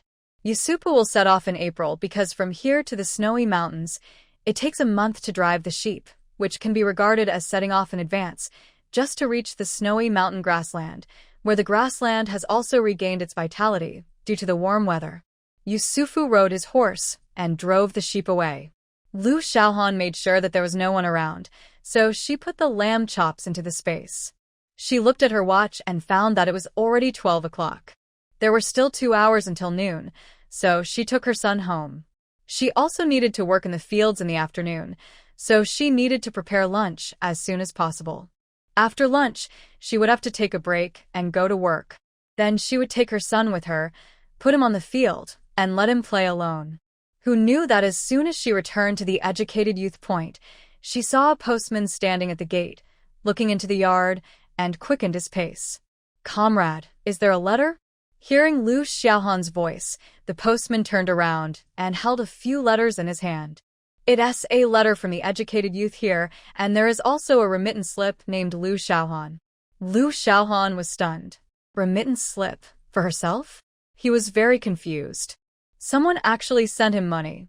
He thought that his family in Zhonghai would never send him money, so it couldn't be that scumbag Lin Buotao, right? Hello, comrade. I'm Lu Xiaohan. "Give it to me." The postman handed the letters and remittance slips in his hand to Lu Xiaohan. "I'll give them all to you. I have other letters to deliver, so I'll leave first." Lu Xiaohan sent the postman away, then hugged his son, and walked into the yard with a few letters. After putting the things away and taking a look, he found that one was from Fan Shaoqing, one was from Gua Xiaowen, and the other was from himself. Holding his own letter in his hand and seeing that the mailing address was Jingshi, Lu Xiaohan was more certain of his guess. Could it really be that guy Lin Buotao? He took a deep breath and looked at the letter in his hand with complicated eyes. He was the original owner, but also not the original owner. This made his relationship with Lin Buotao a little difficult. Moreover, the two of them were actually husband and wife, which made Lu Xiaohan a little unsure whether he should open the letter to read it. She always felt that if she read it, it would be different from what she had originally thought, which made her a little unsure of what to do. Looking down at the letter and the remittance slip in her hand, Lu Xiaohan hesitated for a while before opening the letter. She was stunned by the sonorous handwriting in the letter. Lu Xiaohan knew Lin Buotao's handwriting from her previous memories, but the handwriting in the letter in front of her was completely different. It was not the style of one person at all. She was very curious about who wrote the letter to her. From her memory, she didn't seem to know anyone who wrote such a handwriting. There were 3 pages in the letter. She quickly picked up the last one and looked at the signature, Lu Jiandeng. This turned out to be a letter from her eldest brother, and judging from the mailing address, he is actually in Beijing now. Wasn't he serving in the army in the south? How did he go to Beijing? Putting aside her doubts, Lu Xiaohan began to read the letter. When she finished reading the letter, her mood was very complicated. In my memory, this elder brother was a man of few words. When he was young, because he was 5 or 6 years older than me, the two siblings had little interaction. To put it nicely, they played with each other. To put it bluntly, they were just familiar strangers. Lu Jiandeng was the eldest son in the family. He was good at studying. After graduating from high school, his father decided to let him go to the south to serve in the army. At that time, I was only 11 or 12 years old. Because he was not loved by his parents since he was a child, he was dull and timid. He did not dare to get close to his elder brother Lu Jiandeng. He was like an invisible person in his elder brother's eyes. But I didn't expect that since I went to the countryside, this was the first family member who cared about me. Lu Xiaohan flashed a bitter smile in her eyes. She felt aggrieved, but also moved by the care and love in the words of her elder brother's letter. She didn't know why her elder brother had changed so much. He used to ignore her sister, but now he wrote a letter to care about her. The letter also said that he was ignorant in the past few years and didn't know how to care about his sister. Now he is a soldier and has grown up, and he wants to make up for the loss of the past few years. The letter also said that she already knew what happened to her and comforted herself by saying that she didn't need to worry because the man was gone and he would help her raise the children in the future. He also sent her 200 yuan so that she could spend it boldly. If she ran out of money, he would send her more. Anyway, he would send her dozens of yuan every month in the future. Lu Xiaohan looked at the letter in his hand. The handwriting on it was as sharp as a knife, and every was full of strength and determination, as if every word was engraved on the paper, with a trace of unquestionable majesty. The handwriting was smooth and natural, and the strokes were continuous, as if it was done in one go, giving people a feeling of flowing clouds and water. Lu Xiaohan smiled. She didn't know that her brother's handwriting was so beautiful before, but now she could see from the handwriting that her brother had a more resolute character. She put the letter and the remittance slip into the space, thinking about going to the field post office tomorrow to withdraw the money. Seeing his mother holding the paper without looking at him, Lu Qingze became impatient. He fell on the bed and crawled towards Lu Xiaohan. The sound woke Lu Xiaohan up. She turned her head and saw her son trying to crawl towards her. She laughed. The child was 8 months old now, and it was time for him to learn to crawl. So she didn't help him, but stretched out her hand and looked at him. Qingze, come to mommy. The little guy heard his mother talking, raised his little head and smiled, drooling from the corners of his mouth. He supported himself on the bed with his 2 little arms and wanted to crawl towards Lu Xiaohan. But he hasn't learned how to crawl yet. Only his upper body leaned forward, but his 2 little arms didn't know how to move forward in turn. So when the center of gravity leaned forward, his head hit the bed. Fortunately, there was a quilt in front of him, so he didn't hit his head. The little guy didn't cry, but used his little arms to support his upper body and raised his head again. The 2 little feet behind him kicked the bed, and the little body rushed forward again, and fell on the bed again with a plop. Lu Xiaohan couldn't help laughing. The little guy was so funny, and he didn't help. Just watch the little guy move forward little by little. Xiaohan, what are you doing? A voice came from outside the door. Lu Xiaohan turned his head and saw Zhao Shelby walking over, but she was not walking fast. It's okay, I'm teaching my son to crawl. How is it no morning sickness today? Zhao Shelby smiled slightly, walked in, and sat down directly on a tree stump next to her. Not bad today, no morning sickness. Lu Xiaohan smiled and picked up her son. You be careful.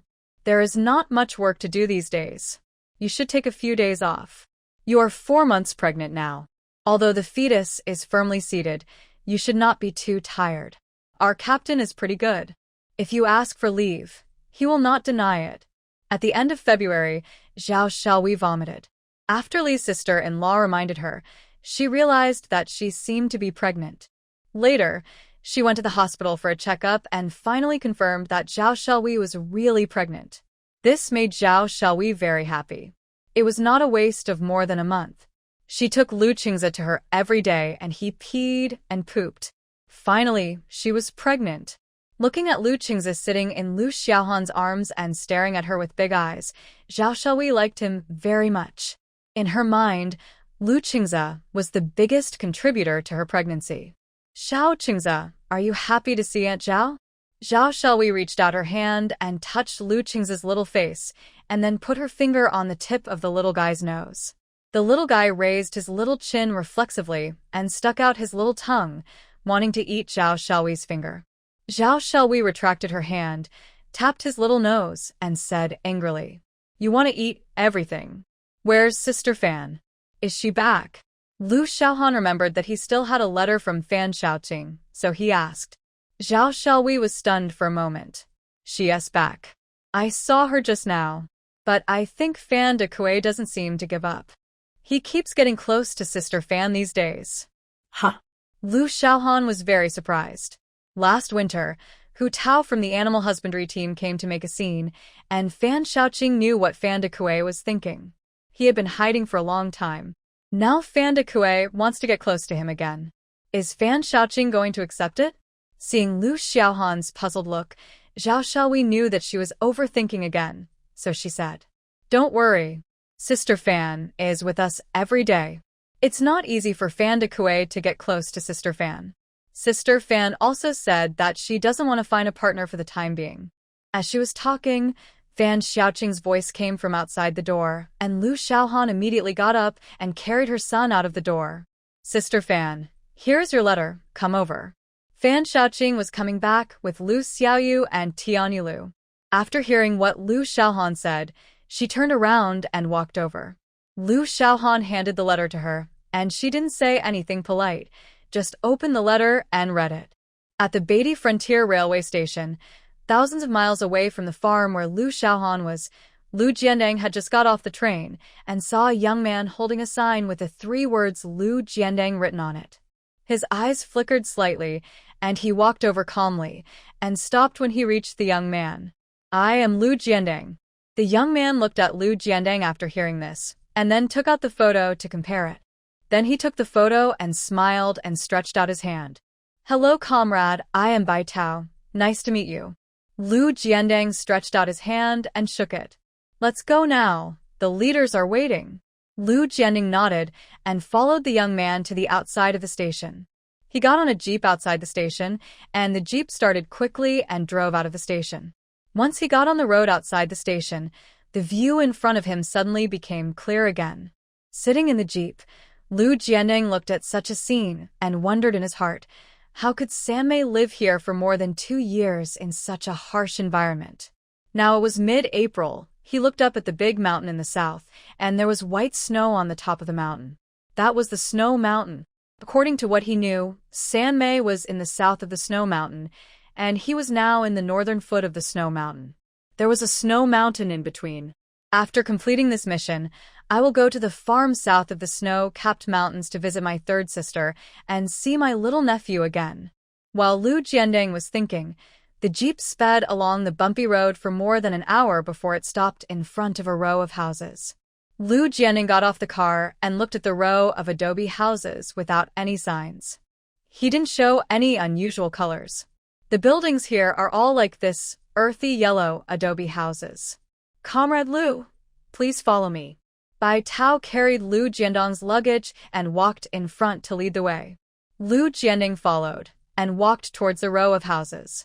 He was blocked by soldiers with live ammunition at the door. Bai Tao took out his ID and motioned Lu Jiandang to take out his ID. After the soldiers checked, he was allowed to pass. After the two passed the inspection, they were allowed to enter the house.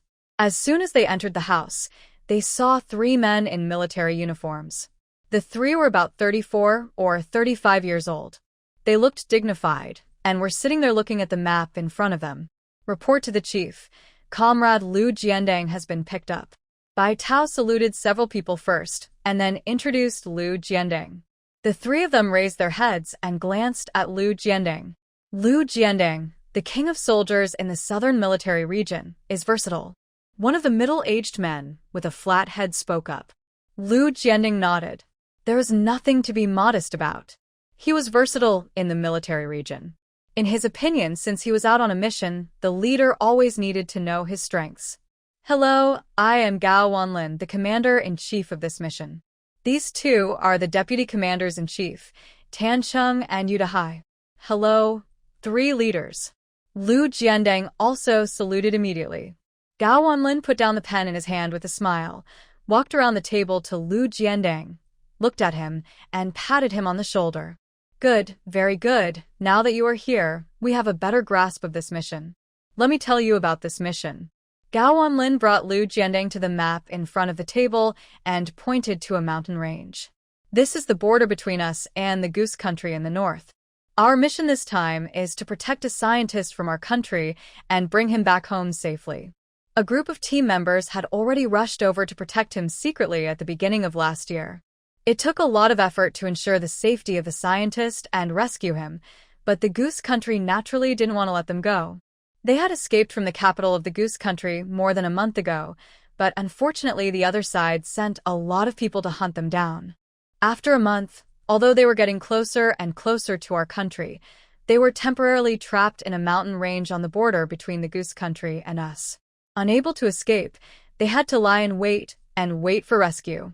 But now our country is at the time of transition from the old to the new, and it is not appropriate to tear each other apart for the time being. So the tasks this time are not put on the surface. Even if you go, you are not acting as a national soldier. You are just you, not a national soldier. Do you remember? Lu Jiandang immediately understood what the chief meant, that is, to do things in his personal capacity, and it has nothing to do with the country. "Don't worry, Chief, I know what to do. Just looking at the map, that place is not close to us. How do I need to get there?" Gao Wanlin chuckled. "Don't worry about that. Someone will take you there later. Remember, you must ensure the safety of the 2 scientists. After entering the border, our people will come to greet you.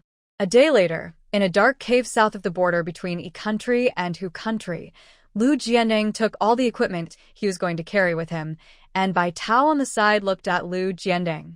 I wish you all the best, and try to find our people and the scientist. According to the news, we only know that they are trapped somewhere in the mountains. As for the details, you can only find them yourself after entering there. Lu Jiandeng nodded. I know, you just wait here. After entering our border, I will send a signal. Bai Tao let out a long breath, watching Lu Jiandeng, in a snow-white snowsuit, disappear from his sight little by little. This place is not far from the border, only a few hundred meters away. He hopes that he can successfully enter the enemy's border. In a narrow valley a few miles north of the border, there is a hidden cave entrance. The entrance is very small and can only accommodate an adult crawling through, and the entrance is very hidden. If you don't look carefully, you may not be able to find it. Lin Buotao crawled and covered in snow. The two people in the cave immediately became alert, their eyes fixed on the direction of the cave entrance. One of them was guarding the entrance with a dagger in his hand. When he saw that the person coming was Lin Buotao, he was relieved and whispered, It's you. You scared me. How's it going? Have those goose people outside the valley left? After Lin Buotao climbed into the cave, he took out a dead hare from his arms and threw it on the ground. He also sat on the ground and shook his head. No, there are more than a dozen people, all with guns, still looking for us, but they haven't found this small valley yet. But in my opinion, I'm afraid they will find this place soon. Fortunately, it has snowed in the past few days, and our traces were buried in the snow, otherwise it would be really dangerous. So we have to find another way. If we go on like this, we will be exposed sooner or later. We don't have many bullets. It would be easy if the other party didn't have a gun. Alas. Lin Buotao sighed and said, this time they were not well prepared. During the days when they were lurking in the country of Goose to protect scientist Zhang, the two did not collect many guns and ammunition, and the country could not help them much. Everything depends on themselves. Another person crawled over and picked up the hare on the ground and took a look. We can't make a fire. They are almost frozen to death. This rabbit is frozen hard. How can we eat it? It's okay, we can eat it raw. It just hurts our teeth. We can handle it. A tired voice came from the dark cave, Lin Buotao, and another person smiled. Scientist Zhang, you are really sensible. Scientist Zhang crawled out of the darkness, dragging one leg out. Lin Buotao took a look at his leg. Scientist Zhang, is your leg okay? Does it still hurt now? Scientist Zhang laughed, revealing a mouthful of white teeth. It's because the light here is dim, so the white teeth are particularly obvious. You took out the bullets.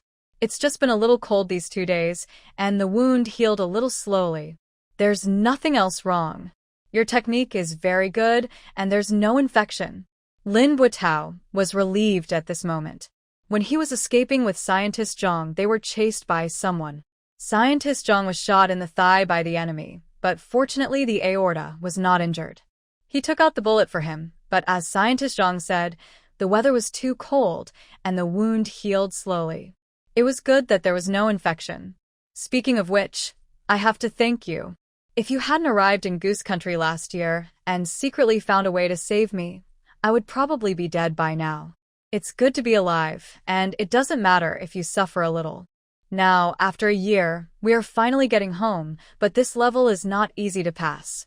At this last moment, the other party will not give up easily, and we must be prepared to fight to the death. Lin Buotao and the other man looked at each other, and they both understood what Scientist Zhang meant. If it really came to that, it would be nothing more than death. A figure flashed through Lin Buotao's mind. That girl, if you count the time, he's been away for a year, and the child is now born, so it should be 7 or 8 months old. How are the mother and daughter? For the sake of the mission, he can't say too much to her. Will she mistakenly think that he doesn't want her anymore? The other man used the dagger in his hand to skin the hare and cut the rabbit meat into pieces. Come on, let's eat. But it's a little icy. Put it in your mouth and soften it slowly before eating, otherwise you can't chew it. But it took me a lot of effort to cut it. As he said that, He picked up a piece of rabbit meat and stuffed it into Scientist Zhang's hand. Scientist Zhang smiled and put the rabbit meat into his mouth. A chill instantly spread in his mouth, making him shiver.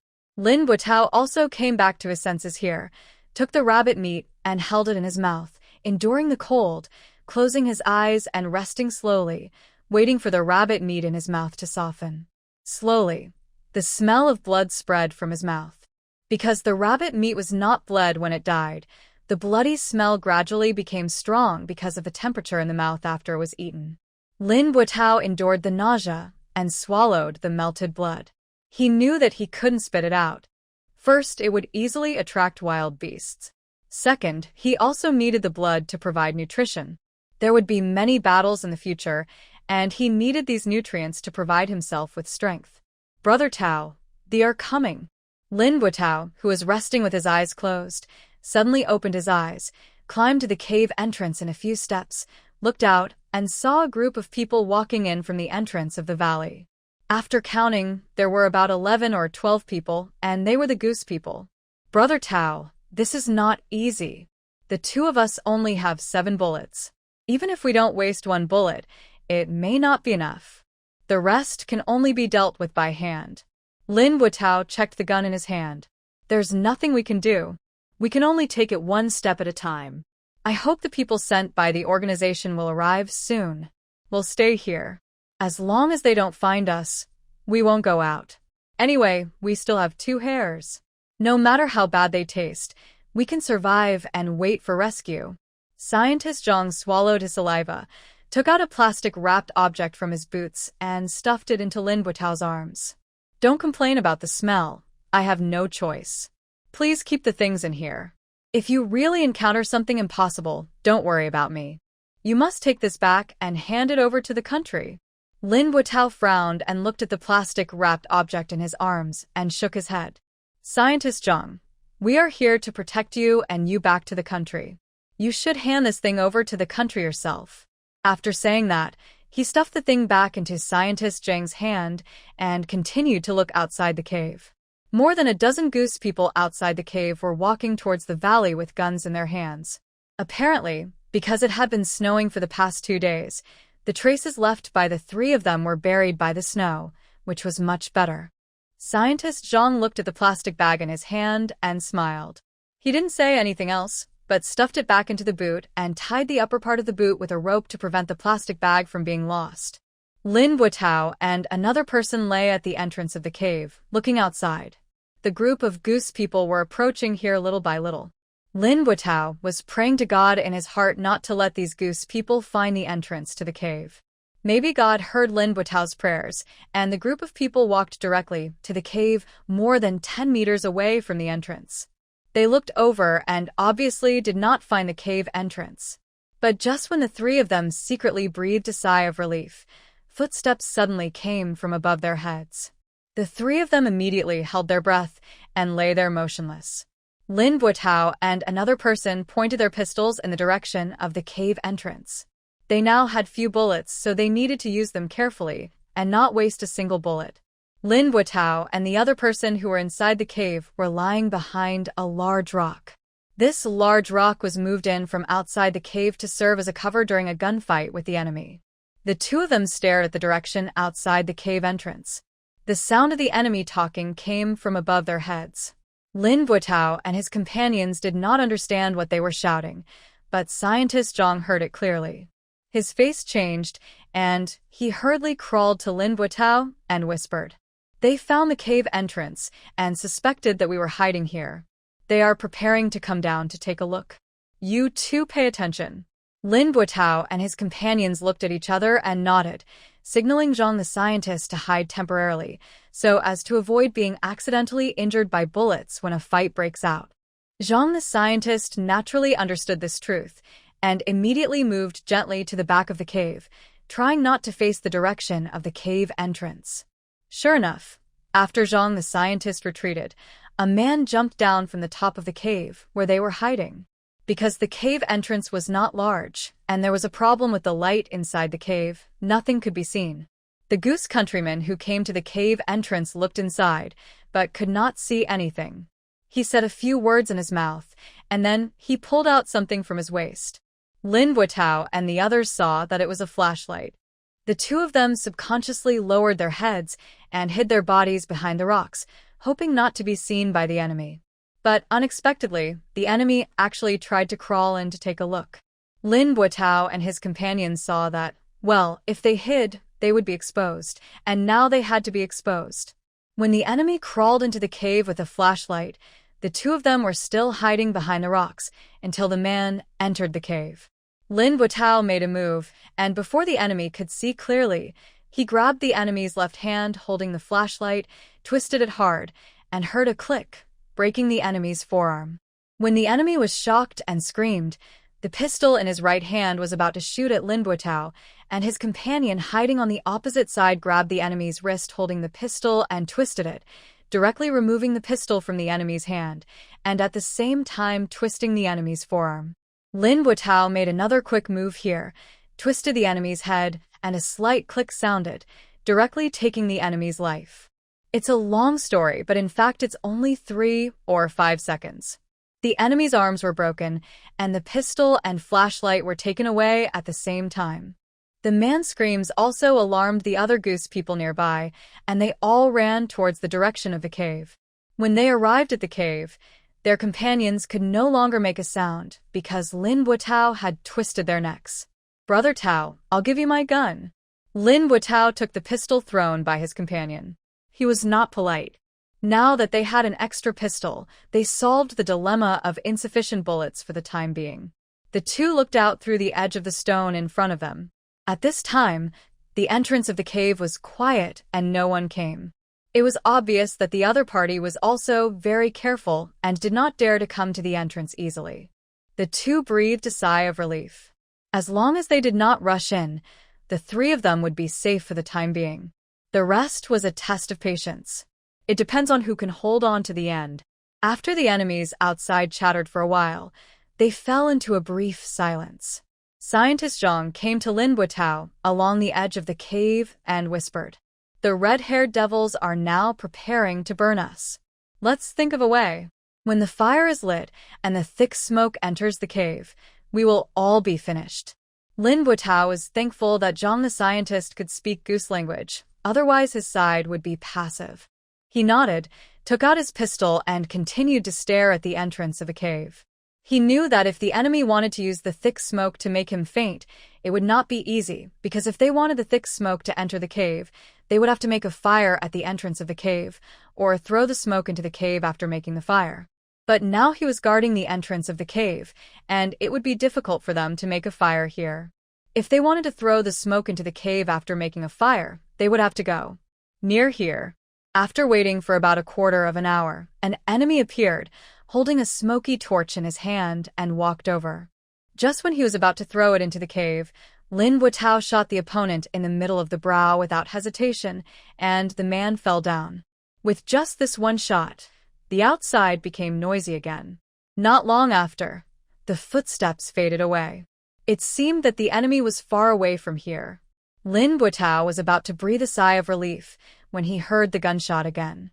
He subconsciously shrank his neck and heard 2 snaps. He was frightened and cursed inwardly. These red envelope devils are not stupid. After being killed by me, they found that they could not enter the cave. They wanted to make a fire and smoke it out, but it didn't work. They hid in the distance and shot directly at the entrance of the cave. Scientist Zhang, step back and hide behind me. It's safe here. There are rocks as shelters. Stay there and don't move.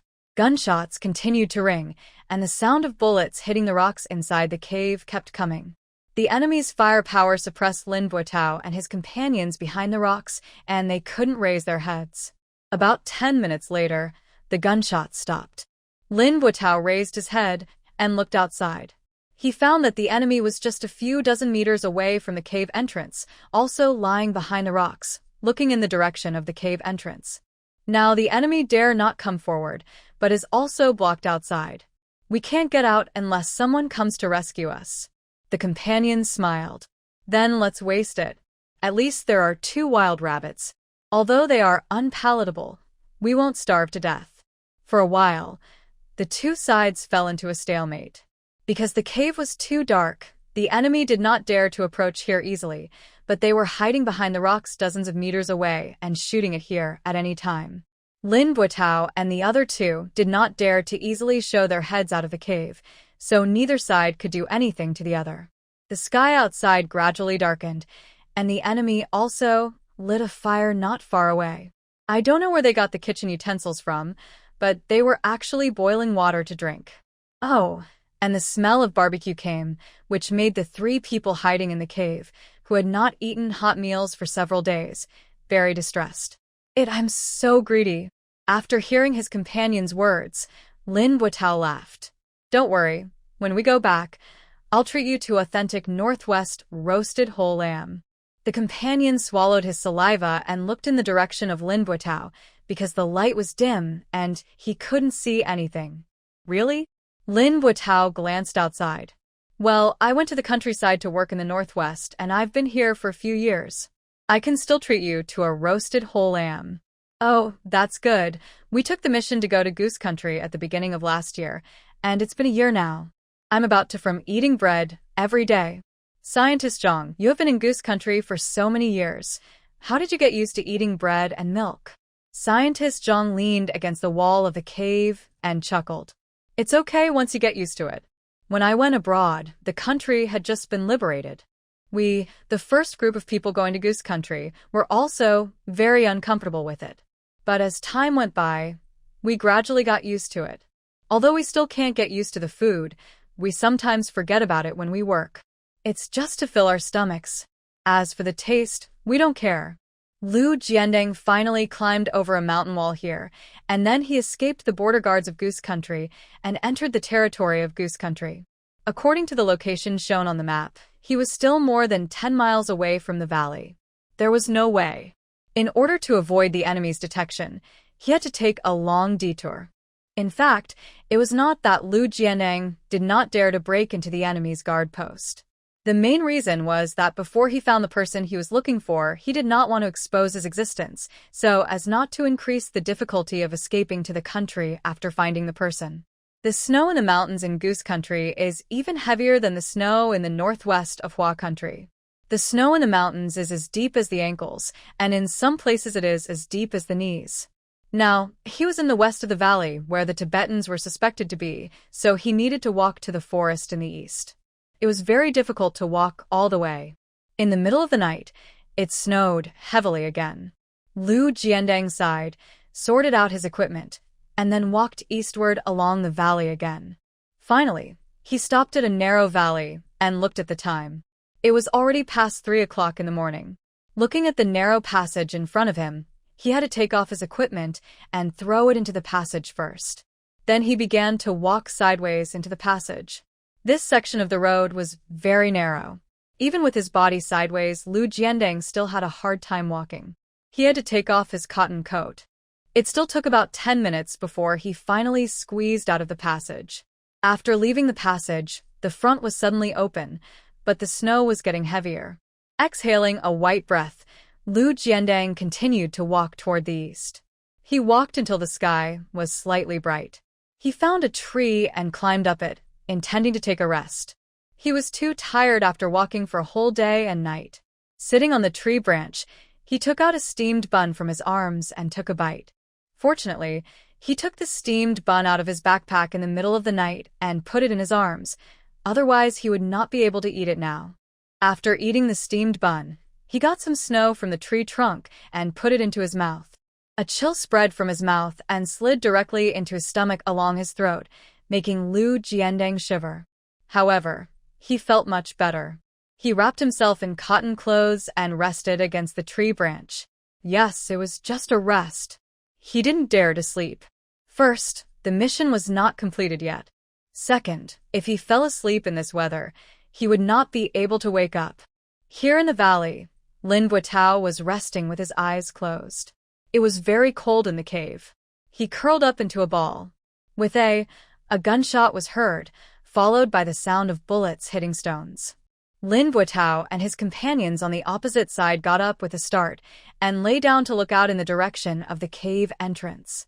They saw that the enemy not far away was shooting in the direction of the cave entrance, but the bullets were blocked by the stones placed at the cave entrance. It's not even daybreak yet, and they're already making a fuss.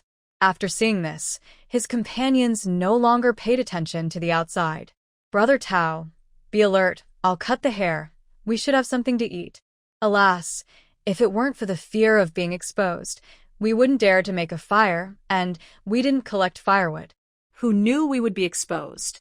Now we can only watch others grill meat while we eat raw rabbit meat.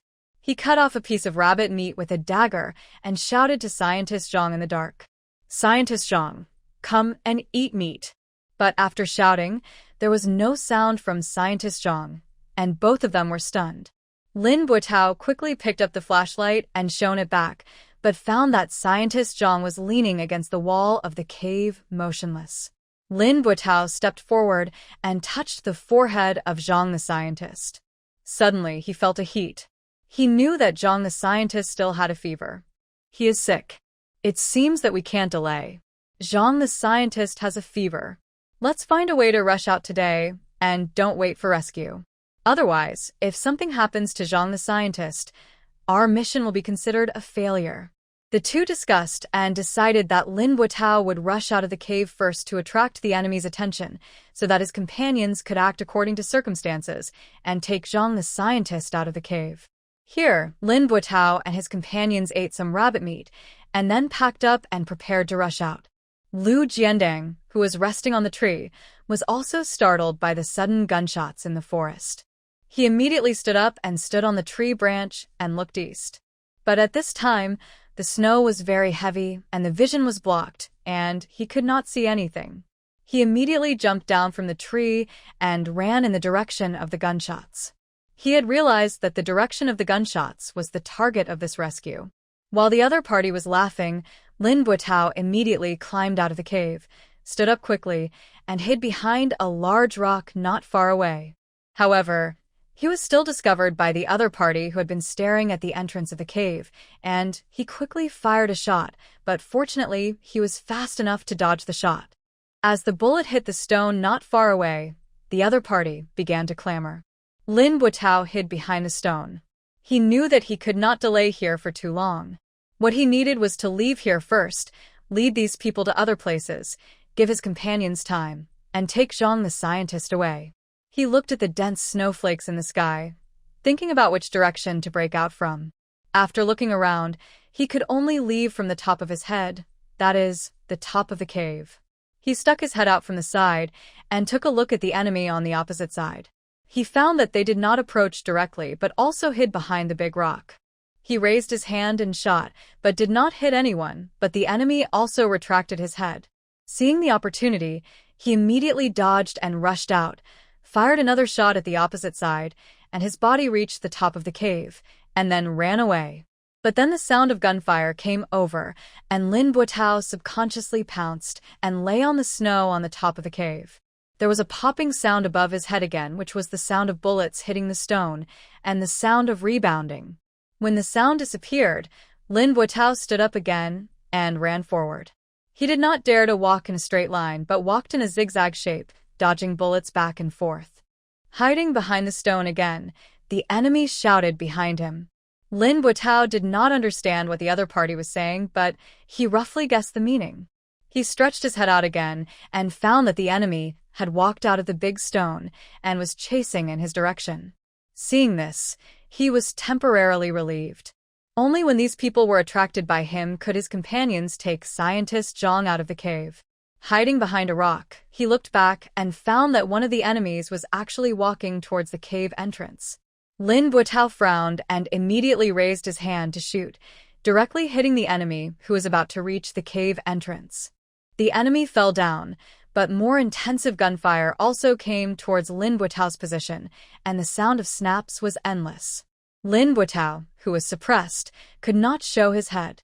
He lowered his head to remove the magazine and took a look. There were only 2 bullets. He had fired 5 shots before, but only killed 1 person. "Sai, try your best. I hope my companions can take Scientist Zhang away from here quickly." Lin Buotao looked across from in the stone. The enemy was also attracted by the shot.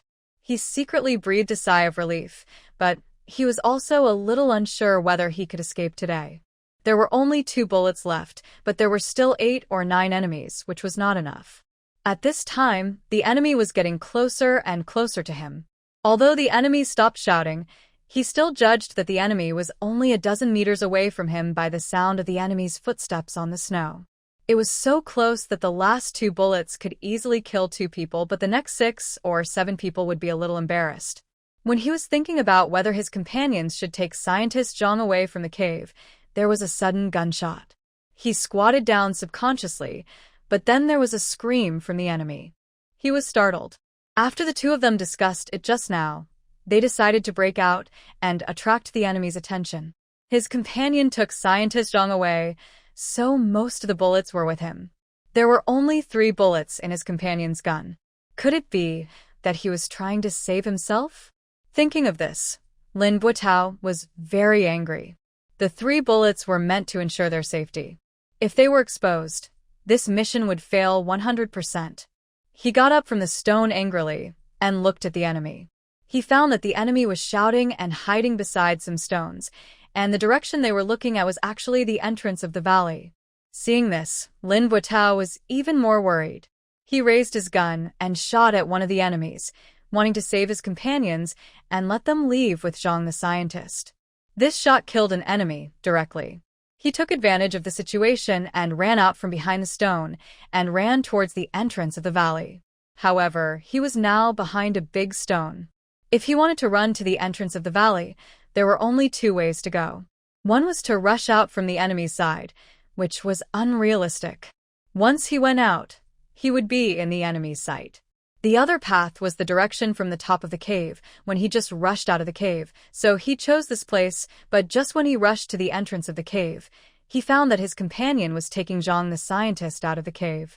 Seeing this, Lin Buotao was stunned. His companions were here, so who was shooting at the enemy just now? Suddenly, he thought of something and immediately cheered up. You go into the cave and hide first. Don't come out, reinforcements are coming.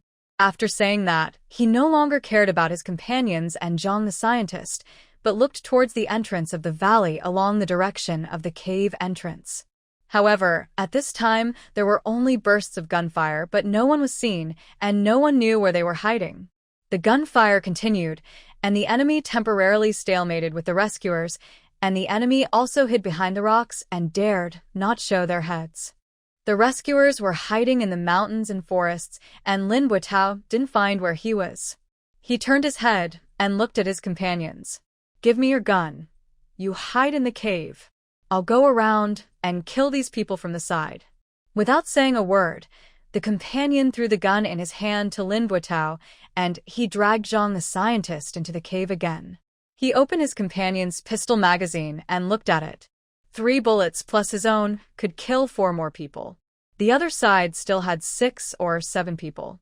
If he killed 4 more, he could still have 2 or 3 more people, which would be much easier to deal with.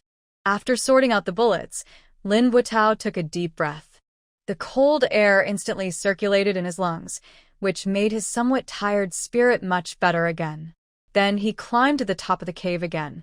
As soon as he emerged from the top of the cave, a series of whizzing sounds passed over his head, scaring him to squat down immediately.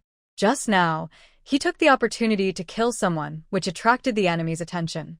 It seems that it is not realistic to sneak attack the enemy from the side here. After hearing the gunshots, Lu Jiandang ran all the way in this direction.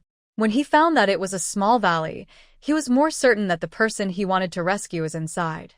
He took out his pistol and started walking towards the valley. Who knew that as soon as he entered the valley, he heard dense gunshots from the front. He knew that this might be a fight between his own people and the enemy. After quickly approaching, he also found a figure flashing on a large stone platform, but after a few gunshots, it stopped. He guessed that his people were probably running out of bullets. There were basically not many gunshots from his own people, but whenever they sounded, they would definitely take the enemy's life. So he began to admire that person. Next, he approached the valley while shooting at the enemy, and he did kill 1 person, mainly because he was a little far away from the enemy at this time, and the bullets were a little floating with the wind and snow. Besides, The power of the pistol was not as powerful as that of the rifle, and the shooting distance was not too far. He quickly approached the valley again, and he found another enemy hiding behind a rock. He immediately raised his hand and shot, and at the same time, his body quickly came behind a rock. He sighed softly, and there were not many enemies. With the few gunshots just now, his own people did take care of 2 more people. At this time, the enemy's firepower was also weakened. Lu Jiandeng stretched his head and looked, and found that there were only 3 enemies, and his people stopped shooting, so Lu Jiandeng also had a rough guess. Then, after observation, he raised his hand and shot 1 person, and then rolled on the snow, and hid behind a rock again. A smile unconsciously appeared at the corner of his mouth. Very good. There are still 2 people. He kicked the stone, and his body flew to one side with the force of rebound.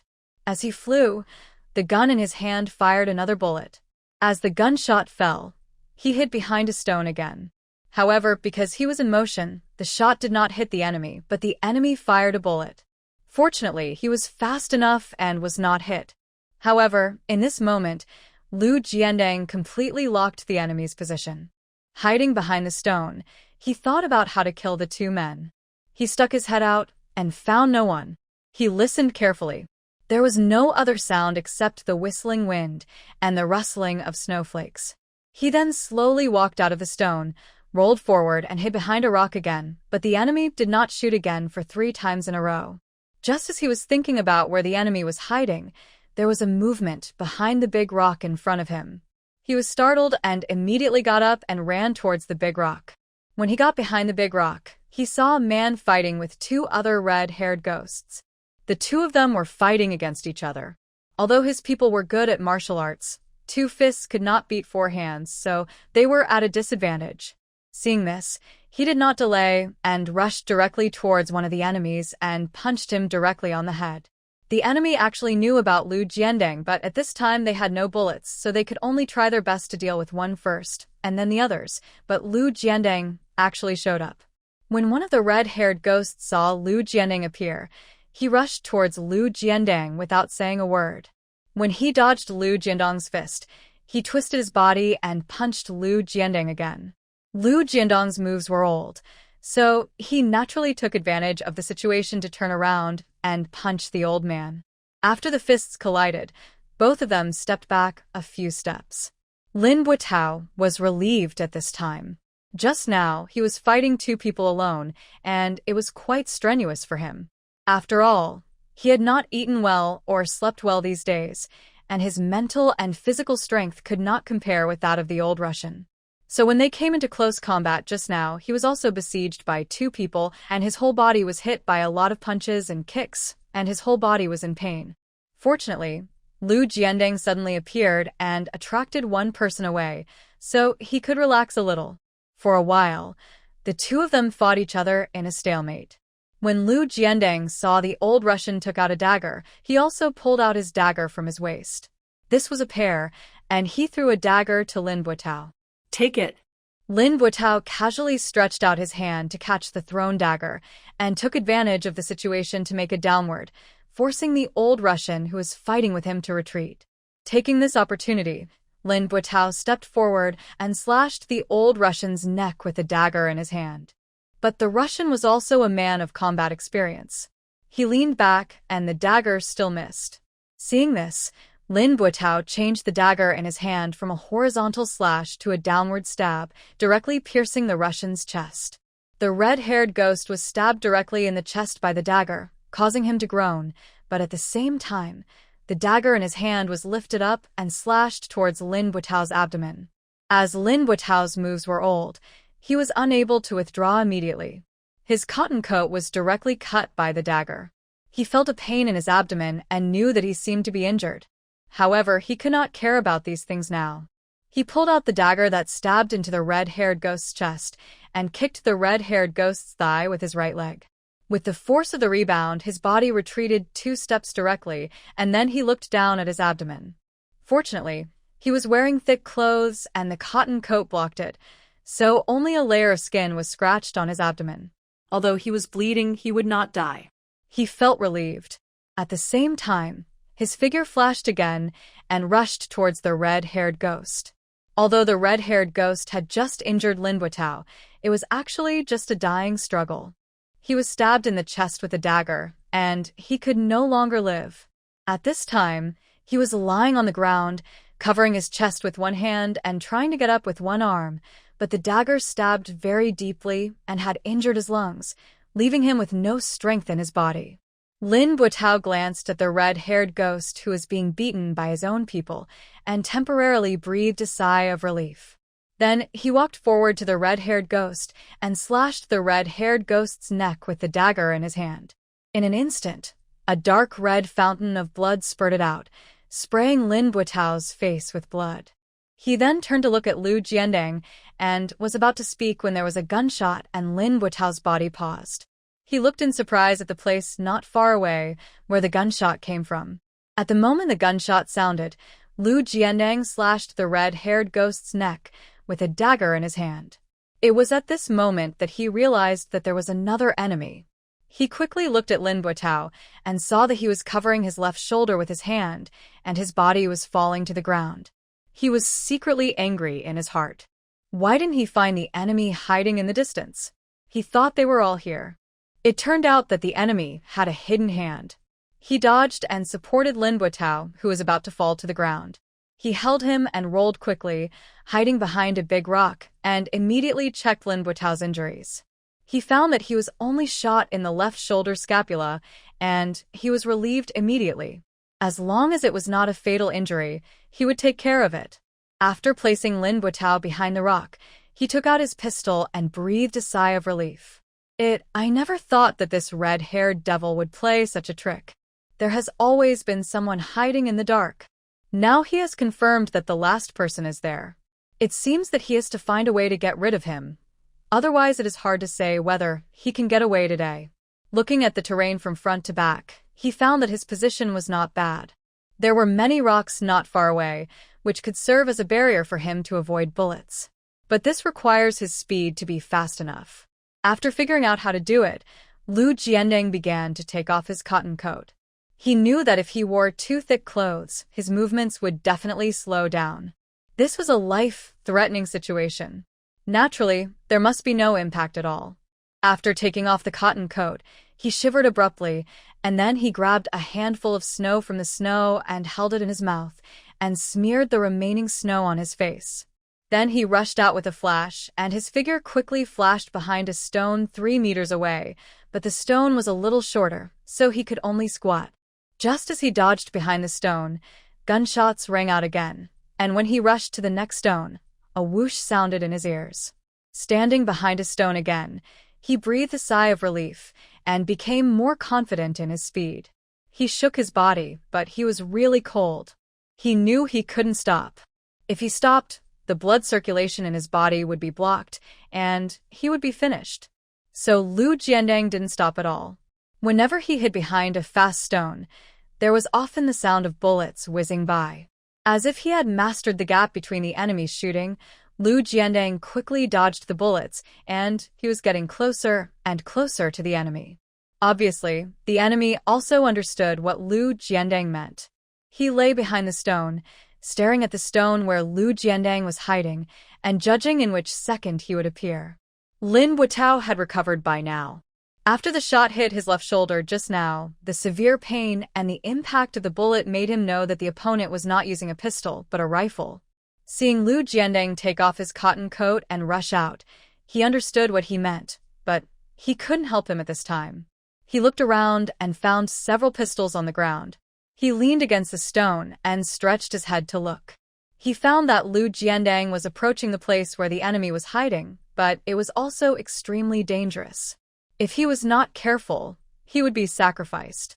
He had to find a way to give him a chance. Then he let go of the hand covering his left shoulder, exerted force on his feet, and took advantage of the situation to roll behind the big rock not far ahead. He rolled behind the big rock and took the pistol from the hand of a dead red-haired ghost. He opened the magazine and looked at it. There was only one bullet left, and he pouted secretly. You guys come out to do the mission, but you don't bring enough bullets. It's really pitiful. As several more gunshots rang out, Lin Buotao stuck his head out and found that Lu Jiandang was getting closer and closer to the place where the enemy was hiding. He immediately endured the pain in his left shoulder and rushed out of the big rock and approached there. Perhaps Lu Jiandang attracted all the attention of the enemies hidden in the dark. Lin Buotao rushed out and approached there. The hiding enemies did not notice him, but Lin Buotao quickly approached the forest. After a few more gunshots, the surroundings suddenly fell into silence. There was no other sound except the sound of wind and snowflakes. Lin Buotao heard a muffled groan from Lu Jiandang. His heart sank, and he had a bad premonition that the helper who came to rescue him and others seemed to be injured. Lu Jiandang was indeed injured, but fortunately, his arm was injured and no vital parts were injured. He leaned against the rock and panted, tore off the hem of his white shirt, and wrapped it around his injured left arm 3 or 5 times, muttering in his mouth. I calculated it wrong. I was 1 second late, and a hole was drilled in my arm. Old Russian, I will skin you alive later. Lu Jiandang did not rush out of the stone again for the time being. The enemy hiding in the dark laughed loudly and said something in his mouth. Anyway, Lin Buotao and Lu Jiandang could not understand. As he spoke, the hidden enemy came out with a rifle and walked towards a stone where Lu Jiandang was hiding. Lu Jiandang also guessed the enemy's thoughts, because the footsteps were getting closer and closer, and he secretly counted the numbers in his heart. Just when the enemy approached the stone, and the two were about to meet, a gunshot suddenly rang out. Then a scream came, and Lu Jiandang was stunned, but he still subconsciously rushed out and saw a red-haired devil from the country of Goose holding a gun and shooting in one direction. Lu Jiandang naturally guessed something. Without saying anything, he threw the dagger in his hand directly into the neck of the red-haired devil while throwing himself on him. For a moment, a stream of warm blood spurted out and sprayed Lu Jiandang all over his body.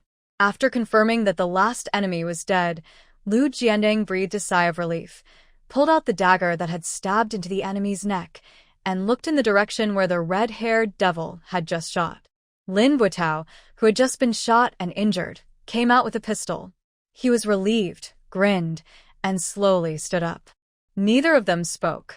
Lin Buotao walked up to him and saluted Lu Jiandang. Lin Buotao, a special operations team member of the Northern Military Region. Lu Jiandang smiled and said, Southern Military Region, Lu Jiandang, the company commander of the reconnaissance company. After introducing themselves, the two smiled at each other, and Lu Jiandang said, There are others. Where are they? Hey, we are here. Come and help me. The two looked in the direction of the voice, and Lin Buotao found that his companion was carrying Scientist Zhang on his back and walking toward here. Because of the slippery road, due to snow, he fell. After checking, it was found that Scientist Zhang was still in a coma. Lu Jiandang thought for a while. We'd better leave quickly. Who knows if there are any pursuers behind us? Lu Shaohan suddenly sat up from the bed, panting heavily. Looking at the dark room in front of her, she let out a long breath and looked out the window. It was still pitch black. She took out her watch and saw that it was only 3 o'clock in the morning. She looked down at her son and saw that he was sleeping very sweetly with a little snoring. She sighed and leaned against the head of the bed. Thinking about the dream just now, Lin Buotao was shot. Her mood was a little complicated.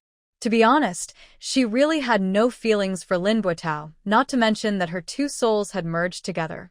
In the past, Lin Buotao, I was just thinking about seeking a support at the time, and it was also because my parents didn't care at the time, and it was just an emotional sustenance when I was depressed.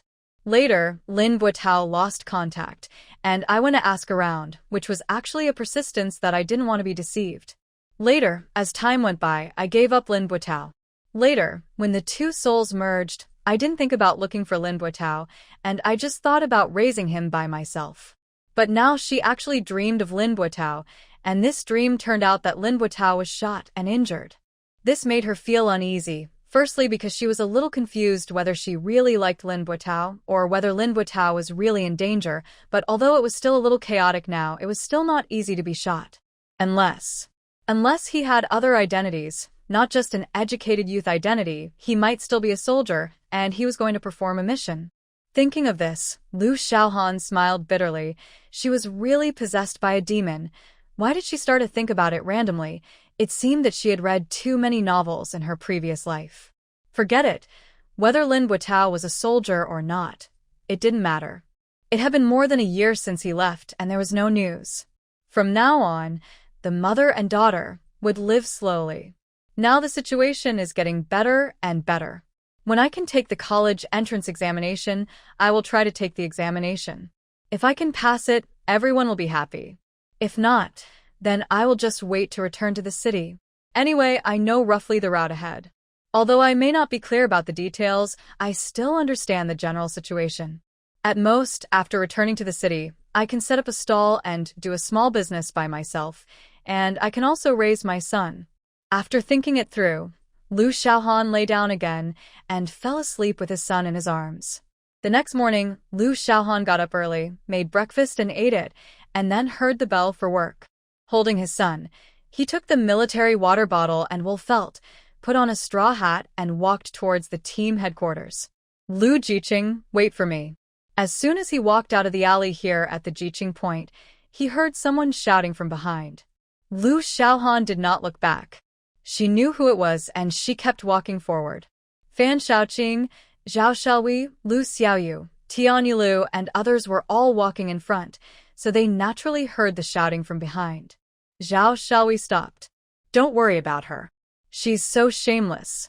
She actually wrote to Xiaohan's family and told them everything about Xiaohan.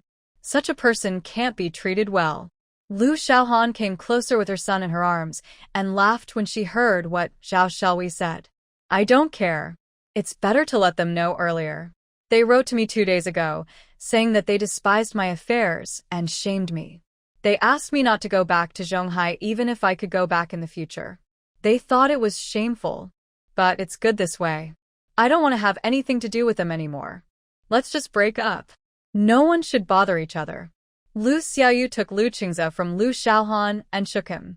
The little brat is sinking again.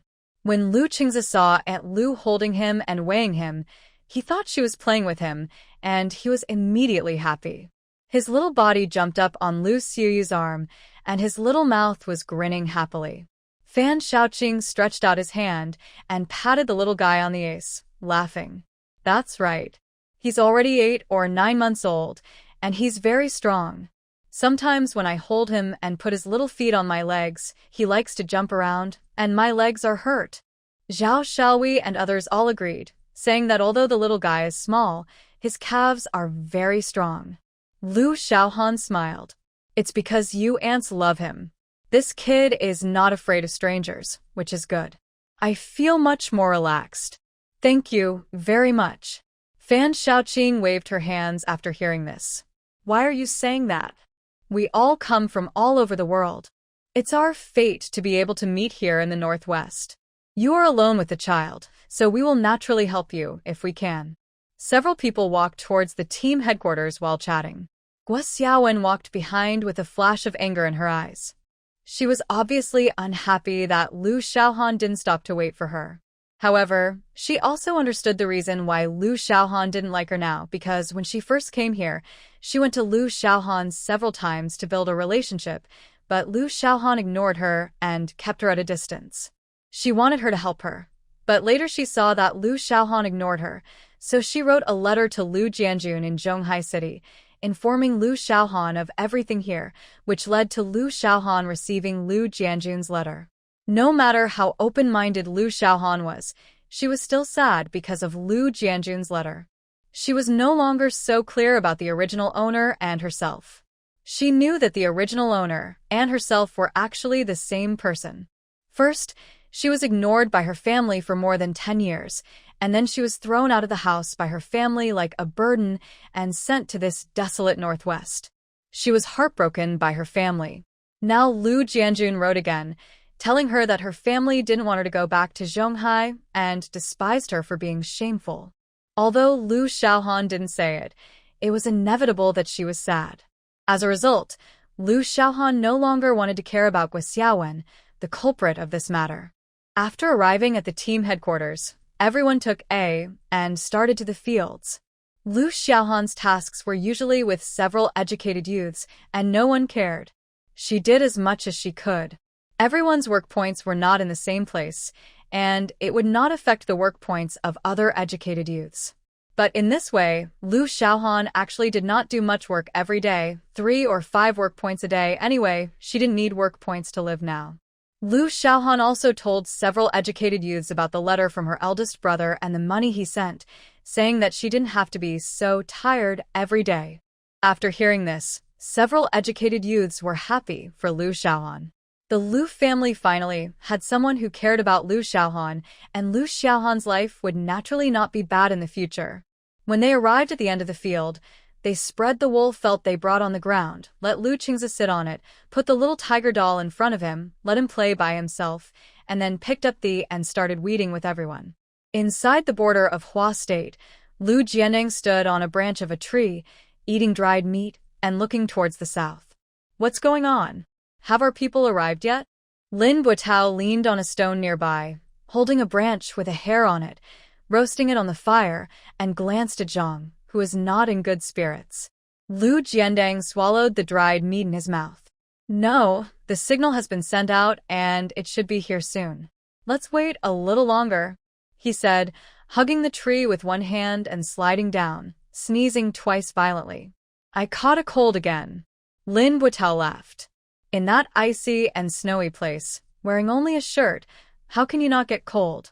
But we're almost home. We'll go see a doctor when we get back. Chao Yan lay on the hay nearby with a tired face. Yeah, we are finally going back home. Lin Buitao said that you had to treat me to a whole roasted lamb. It's been more than a year, and I'm so craving it. Lin Buitao didn't even raise his head. Don't worry, I won't forget it. After I get back and recover from my injury, I will treat you to a whole roasted lamb. I want to eat a whole roasted lamb. 2. Scientist Zhang, who had been in low spirits, said slowly at this time, which immediately made the other 3 laugh. Oh, it's really not easy to hear Scientist Zhang say that he wants to eat a whole roasted lamb.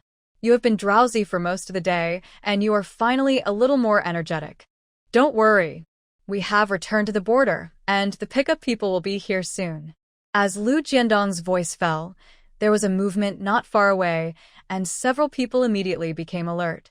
Lin Buitao put down the branch with rabbit meat on it, picked up the rifle he got from the red-haired ghost, and stared nervously at the direction where the sound came from. As the footsteps in the jungle became more and more obvious, several people hid behind the trees. Although this place is already within the country, it is a remote area, and the red-haired devils from the Goose Country may really chase us. Anyway, it is better to be careful. As the footsteps got closer and closer, a group of people came out of the jungle. They also hid behind the trees at the edge of the jungle vigilantly, quietly observing the fire not far away and the rabbit meat placed aside. Our comrade Lin, comrade Lu, and Scientist Zhang in front? Lu Jianding laughed immediately when he heard it, and said to the others, Comrade Bai Tao brought people here. Let's go out. After saying that, Lu Jianding walked out and looked at the edge of the jungle. It's us, come out. Bai Tao and others were relieved and immediately rushed out. When the two sides met, Lu Jianding smiled. You are too slow. We have been at the border for a whole morning, and you just arrived. Bai Tao smiled embarrassedly, looking at the cable tie on Lu Jiandong's arm, and then at the cloth bandage on Lin Buitao's left shoulder. Hey, the snow is getting heavier. We almost got lost, but fortunately we found you. The medical staff is here too. Let her take a look at your injuries. As Bai Tao's voice fell, a neat and tidy female medical staff came out. First came to Lu Jianding, with a cold face. Hello, comrade. Please sit down and take off your cotton coat. I will take a look at your injuries. Lu Jianding looked at Bai Tao, then at the female medical staff, with a bit of embarrassment on his face, and did not dare to stare at the female medical staff, but looked at Bai Tao. Why don't we leave quickly? We'll talk about it after we get back. My injury looks serious, but it's not serious. It's just a hole pierced by a bullet. But the female nurse stood in front of Lu Jianding motionlessly, not saying anything, just looking at him with a cold face, which made Lu Jianding a little embarrassed. He looked at everyone and found that everyone was looking at him, so he said hurriedly, That. Comrade Lin's injury is more serious than mine, so let's take a look at his injury first. Lin Buitao blinked and looked at Lu Jiandang and said immediately, No, my bullets have been taken out. It's okay. Let's go back quickly. After saying that, he hurriedly walked to Zhang Jiaxue and wanted to help him stand up, but a crisp voice rang out. Lu Jiandang, you are a coward. Take off your cotton coat quickly. I am talking to you as a nurse now. When the female nurse said this, everyone present was stunned, and then they all looked at Lu Jiandang, muttering in their hearts, This. It seems that these two people know each other. Bai Tao, Lin Buitao, and others looked at each other and said immediately, Comrade Lu, in my opinion, you should let the medical officer Ouyang take a look. A hole is pierced by a bullet, which is a penetrating wound and is not easy to heal. You must not be careless. That's right, Lu Jiandang. It turns out that you know this medical officer. That's easy. It's easier to do things with acquaintances, and you always need to be taken care of first, right? Lin Buitao also laughed and laughed at the joke. Before Lu Jiandang could speak, the female medical officer surnamed Ouyang turned her head and looked at Lin Buitao. Just wait. You can't escape. Your injury is no less serious than his. The medical officer's words made Lin Buitao shut up immediately. This medical officer is a thorn. He is really not as gentle as his wife. Oh, I miss my wife.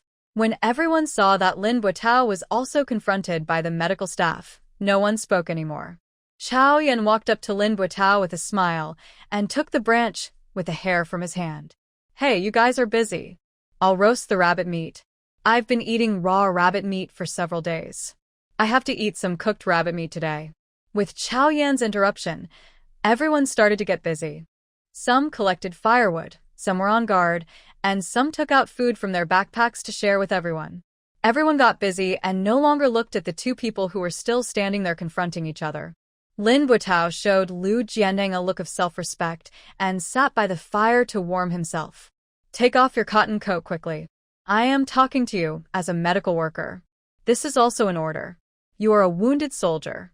Now you must obey my command. Lu Jiandang looked at Ouyang Tong, who had a cold face, speechlessly, and sighed in his heart. He had already guessed why she appeared here. Then he didn't think about it anymore and took off his cotton coat honestly, revealing his injured left arm. Ouyang Tong didn't speak, still with a cold face, opened the medicine box she was carrying, and first untied the cloth strips that Lu Jiandang had bandaged himself. Only then did he take a closer look and found that the wound was treated quite well. He took out iodine from the medicine box and began to clean the wound with alcohol cotton soaked in iodine with a clip. This cleaning process is quite cruel. As mentioned earlier, Lu Jiandang's arm was penetrated by a bullet, so the wound is most susceptible to infection and difficult to clean. It is necessary to use a clip to hold alcohol cotton through the bullet hole to clean the wound. As this process continued, Lu Jiandang was already sweating all over. Ouyang Tong's eyes flashed with a trace of heartache, but she didn't show it on her face, and she still treated the wound with a cold face. Everyone sitting by and watching knew how painful it was to treat such a wound, and they also watched Ouyang Tong clean up Lu Jiandang's penetrating wound nervously. It was not until Ouyang Tong bandaged Lu Jiandang's arm again that Ouyang Tong washed the blood off her hands with water and walked to Lin Buitao with a cold face, carrying the medical box. It's your turn. Lin Buitao paused and smiled. I really don't need mine, really. I can't handle it well. Lu Jiandang had almost recovered at this time and smiled with a pale face. Lin Buitao, don't be stubborn. You should treat the wound when you are injured. Didn't you say you are married? If something bad happens, what will your wife do? Oh, and your son. I heard that your son is already a few months old, and you haven't seen him yet. Don't leave any regrets. Lu Jiandang's words were really not a joke, but a serious and sincere one to Lin Buitao. After listening to Lu Jiandang's words, Lin Buitao's mouth corners bent unconsciously. The figure of his wife flashed in his mind. That woman with a dull temperament and few words nodded and quickly unbuttoned her cotton coat, revealing her injured left shoulder.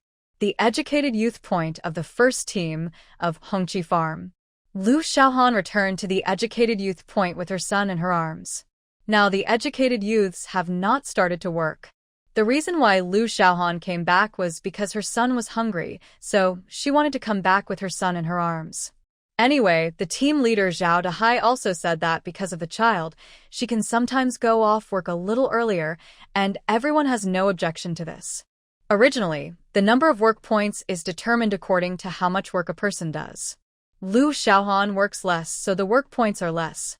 With less work points, when the food comes down, there will naturally be less time to distribute the food. So, the team members of the first team didn't say anything.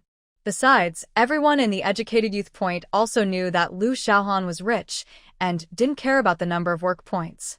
If he worked less, there would be less food in the distribution team. This would not affect everyone's interests, so naturally no one would interfere. In addition, the little guy is now 7 or 8 months old, and he needs to feed more, which is not convenient outside, so Lu Xiaohan needs to carry the child back to feed the child. However, what they don't know is that Lu Xiaohan has now weaned the child and feeds him with milk powder every time. As soon as he returned to his room, Lu Xiaohan put Lu Qingze on the bed and started to make milk powder for him. When Lu Qingze was more than 6 months old, Lu Xiaohan weaned this bad boy, which took a lot of effort. The little guy cried very sadly every day in those days. As long as he was in Lu Xiaohan's arms, his little head would drill into Lu Xiaohan's arms. This made Lu Xiaohan feel distressed. If he was not allowed to eat, the child would cry and make a fuss. If he was allowed to eat, he didn't know when he could be weaned. However, the child was still very good. After only 3 or 4 days, he no longer made a fuss about feeding, and he got used to drinking milk powder every time. In addition to the 2 meals of egg custard every day, plus the meat porridge cooked for him in the space, the little guy is getting stronger and stronger. After putting the prepared milk powder in the little guy's arms, the little guy held the bottle with both hands and started to eat it up. Looking at his son, who was eating with great enthusiasm, Lu Xiaohan was very satisfied. Time flies so fast. When I came here last winter, it was December, the coldest time. The child was only 4 months old at that time, but now he is 8 months old. This little boy has grown up a lot, and he is much heavier than he was then. Looking at Lu Qingze, who fell asleep slowly after eating milk powder, Lu Xiaohan carefully put him on the bed, covered him with a quilt, and then began to wash. After working in the fields for a whole morning because I had taken magic pills and the like, I didn't have to worry about my strength, and I didn't feel tired, but it was dirty. There was no way. Here in the northwest, the soil is big and the wind and sand are strong, which is a common thing. After resting for a while, I started to make lunch. While the educated youth hadn't come back yet, Lu Xiaohan closed the door and entered the space. It happened that the steamed rice in the space was finished last night. Today, I can only steam some more rice and stir-fry some vegetables. So in the end, when the educated youth came back from working in the fields, Lu Xiaohan had already eaten.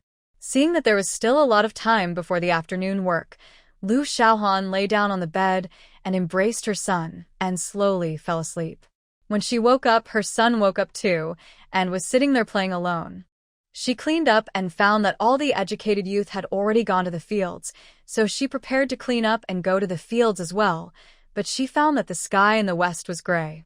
Seeing this, Lu Xiaohan was no longer in a hurry to go to the fields. She had been in the northwest for more than 2 years. When she saw this kind of weather, she knew that it was a sandstorm. Of course, people in the northwest called it the black wind or the yellow wind. It is estimated that the people who went to the fields will come back soon. After entering the house, she hung the kettle and straw hat on the wall, sent her son into the space, and then hurriedly carried 2 buckets to the river not far behind. She had to take the water back before the sandstorm came. Otherwise, she didn't know when this wind would stop. In addition, the cotton seedlings have just been planted not long ago. If the wind is too strong, I am afraid that this year's cotton will suffer. I heard that there was a strong wind in May a few years ago, and the cotton seedlings were blown to death. Such a loss is really great. The location of the educated youth point is not far from the former kiln. Carrying 2 buckets of water is really not a problem for Lu Xiaohan now. So she quickly brought the water back. When she had made the arrangements, the frontier wind came, and the sky was yellow, and the ground was yellow. She couldn't open her eyes because of the wind, and the fine sand scratched her face and it hurt. She was just planning to see when the educated youth would come back, and she heard shouting, and then a group of educated youth, both men and women, came back trotting. Seeing Lu Xiaohan standing in front of the door looking at them, Fan Shaoqing covered her mouth and nose with a headscarf. "What are you still standing here for? Why don't you go into the house?" Lu Xiaohan opened his mouth to speak, and sand got into his mouth. He could only smile helplessly, nodded, and turned to go into the house. The wind was getting stronger and stronger. The sky, which was bright just now, became dim now. The light in the house was not very good, and there was a whistle at the of the door because of the strong wind. Walking to the bed and sitting down, the little guy was also curiously staring at the direction of the door with big eyes, as if he was curious about what the sound was. Lu Xiaohan sighed. This is the weather in the northwest. Sitting on the bed, smelling the earthy smell in the air, Lu Xiaohan was choked and sneezed twice in succession. Perhaps the way Lu Xiaohan sneezed amused the little guy, and the little guy giggled. Lu Xiaohan got on the bed, sat at the head of the bed, held the little guy on his lap, and tapped his forehead. You're still laughing at your mother when I come." The little guy sat happily in Lu Xiaohan's arms, shrugged happily at first, and then got off Lu Xiaohan's legs. He slowly stood up while holding her fingers. His little body swayed, but he soon stabilized. He stood beside his mother and pointed happily in the direction of the door, shouting.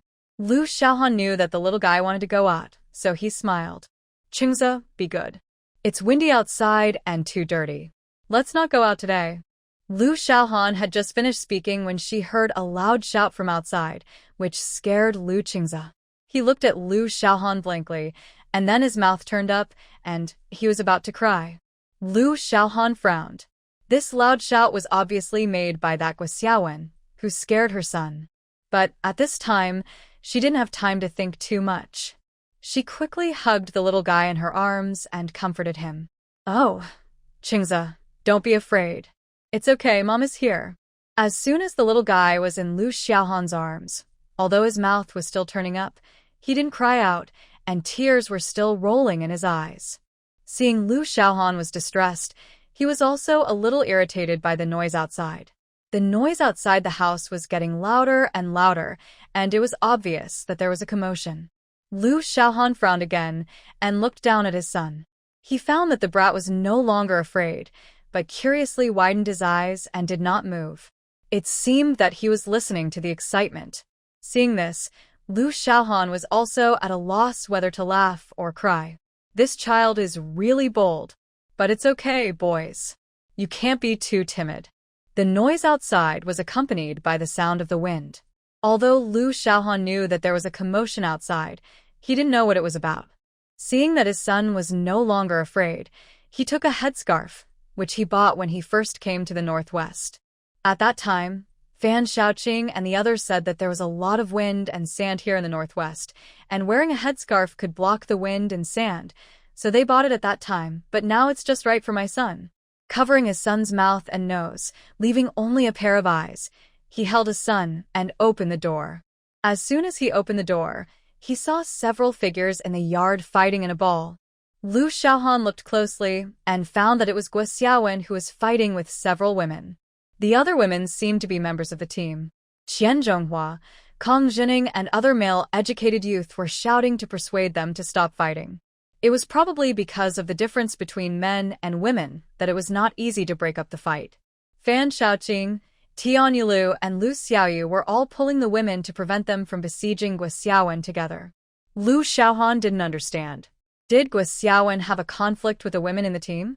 Just when he was about to ask others, he saw the team leader Zhao Dahai and the deputy team leader Li Difu walking in with a group of men. As soon as the men came in, they grabbed their wives and stood aside. Zhao Dahai pointed at the women with a sullen face, then sighed and said to the men, "Hurry up and take your wives back. If you make trouble again, I will deduct your work points. You will cause trouble for me every day. Can't you be honest?" After hearing what Zhao Dahai said, the men blushed, nodded, and pulled their women away. The youth house was calm. Lu Xiaohan found that Gui Xiaowen had many more blood marks on her face. My goodness, this is the rhythm of disfigurement. After the men and women left, Zhao Dahai looked at Gui Xiaowen, and a trace of anger flashed in his eyes. Gui Jiqing, you'd better restrain your style in the future. Although it's okay for everyone to help each other, it's your fault to cause discord between couples. Don't you know that you should have a sense of propriety in everything? Since you are injured this time, I will give you 2 days off. Go to the field health center to get some medicine and rest for 2 days. After saying that, Zhao Dahai left without looking back. Li Difu looked at the other educated youth. You guys should keep an eye on her too. If you have any problems, come to the team headquarters to find me. I'm on duty today. After Li Difu left, everyone looked at Gui Xiaowen, who had been silent the whole time, and Fan Shaoqing stepped forward and said, I still have some red medicine. I'll give it to you later. Go back and apply some medicine. Gui Xiaowen, after all, we are all educated youth. That's why we all came out to help you today. But you also have to look at it. You have been here for 2 months. Who can you get along with in harmony here? Look at your own problems. Also, as for those men in the team, you'd better not provoke them. Don't you see that we female educated youth basically don't get close to the men in the team? It's just to avoid suspicion. After what happened today, you should think about what to do in the future. Gui Xiaowen lowered her head and said nothing. Everyone couldn't see what her expression was now, but even without looking, you could roughly guess that with Gui Xiaowen's personality, she definitely didn't listen to Fan Shaoqing's words. The educated youths returned to their rooms one after another, as the wind and sand were too strong. Lu Xiaohan did not walk out of the door, but stood at the door. So he watched everyone go back, then he went out, closed his door, and went to Zhao Xiaohui's room. Zhao Xiaohui was cutting a piece of cloth, which was intended to prepare small clothes for her unborn child. When she heard the footsteps, she looked up and found that it was Lu Xiaohan, and she immediately laughed. I knew you couldn't help but come to ask about things. Lu Xiaohan walked to Zhao Xiaohui with his son in his arms, put his son on Zhao Xiaohui's bed, and patted his little ace. Play by yourself, little brat. As soon as the little guy got to Zhao Xiaohui's bed, he lay on the bed with his little body tilted and started playing with his little feet. What's going on? Why did those women come to beat people? Is it really as I guessed that Gui Xiaowen seduced those men? Zhao Xiaohui rolled her eyes at Lu Xiaohan and put down the scissors in her hand. Yes, in order to have an easier time, Gui Xiaowen talked to those men. Anyway, not only does she have someone to help her work every day, but she also gets a lot of work points. She can get 7 work points a day. 7 work points? Lu Xiaohan was also very surprised. You know, the most capable woman can only get 8 work points a day, and there are very few who can get 9 work points. Gui Xiaowen can get 7 work points a day, which is considered relatively capable among the female educated youth. That's right, this aroused the suspicion of the accountant, so he found the scorekeeper in the team, and then he found out what happened. It turned out that it was all thanks to the help of those men. I don't know how this matter got to the wives of those men, and now they have to make a scene at their doorstep. It's really embarrassing. Lu Xiaohan finally understood what was going on. The main reason was that she didn't go to the fields to work very often. Even if she went, she was usually with these female educated youth, and rarely worked with people in the team. She really didn't pay attention to Gui Xiaowen's affairs. Then, she didn't really suffer a loss from being beaten. After all, accepting work points from others is equivalent to accepting food from others. No woman can accept this, right? But will Gui Xiaowen really let those men get the upper hand? Zhao Xiaohui and Lu Xiaohan are both experienced people, so they naturally understand what she meant by getting the upper hand, and laughed. That's impossible. Gui Xiaowen just makes them feel itchy, but she's not that stupid. Lu Xiaohan nodded and felt that Zhao Xiaohui's guess was right. Looking at her making small clothes for the child, she said, Don't make so many. We will give you a few of Qingza's clothes when the time comes. Qingza is also growing up. Some of the clothes I prepared at the beginning can no longer be worn. I will bring them to you when I pack them up tomorrow. Zhao Xiaohui naturally did not object and quite agreed. They had all heard that it is better for children to wear old clothes. Children have delicate skin. Wearing new clothes can easily hurt their skin. Wearing old clothes can prevent the skin from being hurt. Well, I know, but as a mother, I cannot make one for my child, right? Although I don't have your good skills, but after your guidance, it's pretty good. Lu Xiaohan smiled. Her skills were really just like that. She had no choice before, so she learned to make clothes by herself. But fortunately, I learned it. Otherwise, if I want to make new clothes for my son now, I'm afraid I have to ask someone for help. As the two were talking, Lu Xiaohan saw that her son was slowly falling asleep, so she pulled Zhao Xiaoyi's quilt to cover him and then helped Zhao Xiaoyi make clothes for the child. The wind outside was still blowing loudly, and suddenly there was a loud shout outside again. Zhao Xiaoyi and Lu Xiaohan frowned. What's going on? Lu Xiaohan got up and walked to the door and opened it. A gust of wind and sand came in. She immediately walked out and closed the door and saw Deputy Captain Li Difu shouting in front of the courtyard gate. Male educated youth, hurry up and come out. A herd of wild camels is coming and destroying the crops in the fields. Come with me and chase the wild camels. When Lu Xiaohan heard that the wild camels were coming, he did not move. These jobs were always done by men. Wild camels appeared in groups of varying sizes. Some large groups of wild camels could have dozens of them, and smaller groups could have more than a dozen. The male educated youth also heard the shouting, put on their clothes, and came out. When they heard that the wild camels were coming, they naturally ran to the fields with the deputy team leader Li Difu, without saying a word. Chasing wild camels is not an easy job. It is a strenuous job and women cannot do it. So after hearing this, Lu Xiaohan turned around and came back. Zhao Xiaoyi said while doing needlework, I don't know if they can catch a wild camel. If they do, our team can share some wild camel meat again. He could still laugh if he stayed. Dream on. Wild camels are not easy to catch, but you are right. If we catch one, there is a lot of meat. Our family may be able to share 1 or 2 kilograms. That's right, but as you said, it's not easy to catch one. After saying that, he looked up at the sky outside the door and sighed. I don't know when this wind will. It comes a few times every year. Really? Lu Xiaohan picked up the needle and thread again and smiled. You have been here longer than me. Don't you know how long the wind can in the northwest? But at least it will take about a day and a night, sometimes even longer. Time passed slowly. Seeing that the sky was getting darker, the wind still showed no sign of stopping. Lu Xiaohan saw that it was getting dark and his son was still sleeping, so he planned to wake him up. This kid is older now, so he is less sleepy. If he sleeps too much during the day, he can't sleep at night, and it can make him unable to sleep. Just after waking up the little guy, he heard a noise coming from outside. Did they really catch a wild camel? Zhao Xiaoyi looked out the door with a light in her eyes. Lu Xiaohan laughed. Zhao Xiaoyi seemed to be greedy for meat. Just as she was about to tease her, she saw Lian Yuqing walking in with a pale face. Lian Yuqing's steps were still a little unsteady. He walked to the table and took a few sips of herbal tea from the teacup. Then he let out a long sigh. Zhao Xiaoyi and Lu Xiaohan were shocked by Lian Yuqing's appearance. Zhao Xiaoyi opened her mouth and asked worriedly, Lian Yuqing, what's wrong with you? Lian Yuqing smiled bitterly, squatted on the ground, and said softly, when we were chasing wild camels, Hao Xinjie was accidentally hit by a wild camel. It was nothing to hit him, but the wild camel stepped on his calf, and the bones on his calf. The bones were exposed. Lu Xiaohan and Zhao Xiaoyi were also shocked.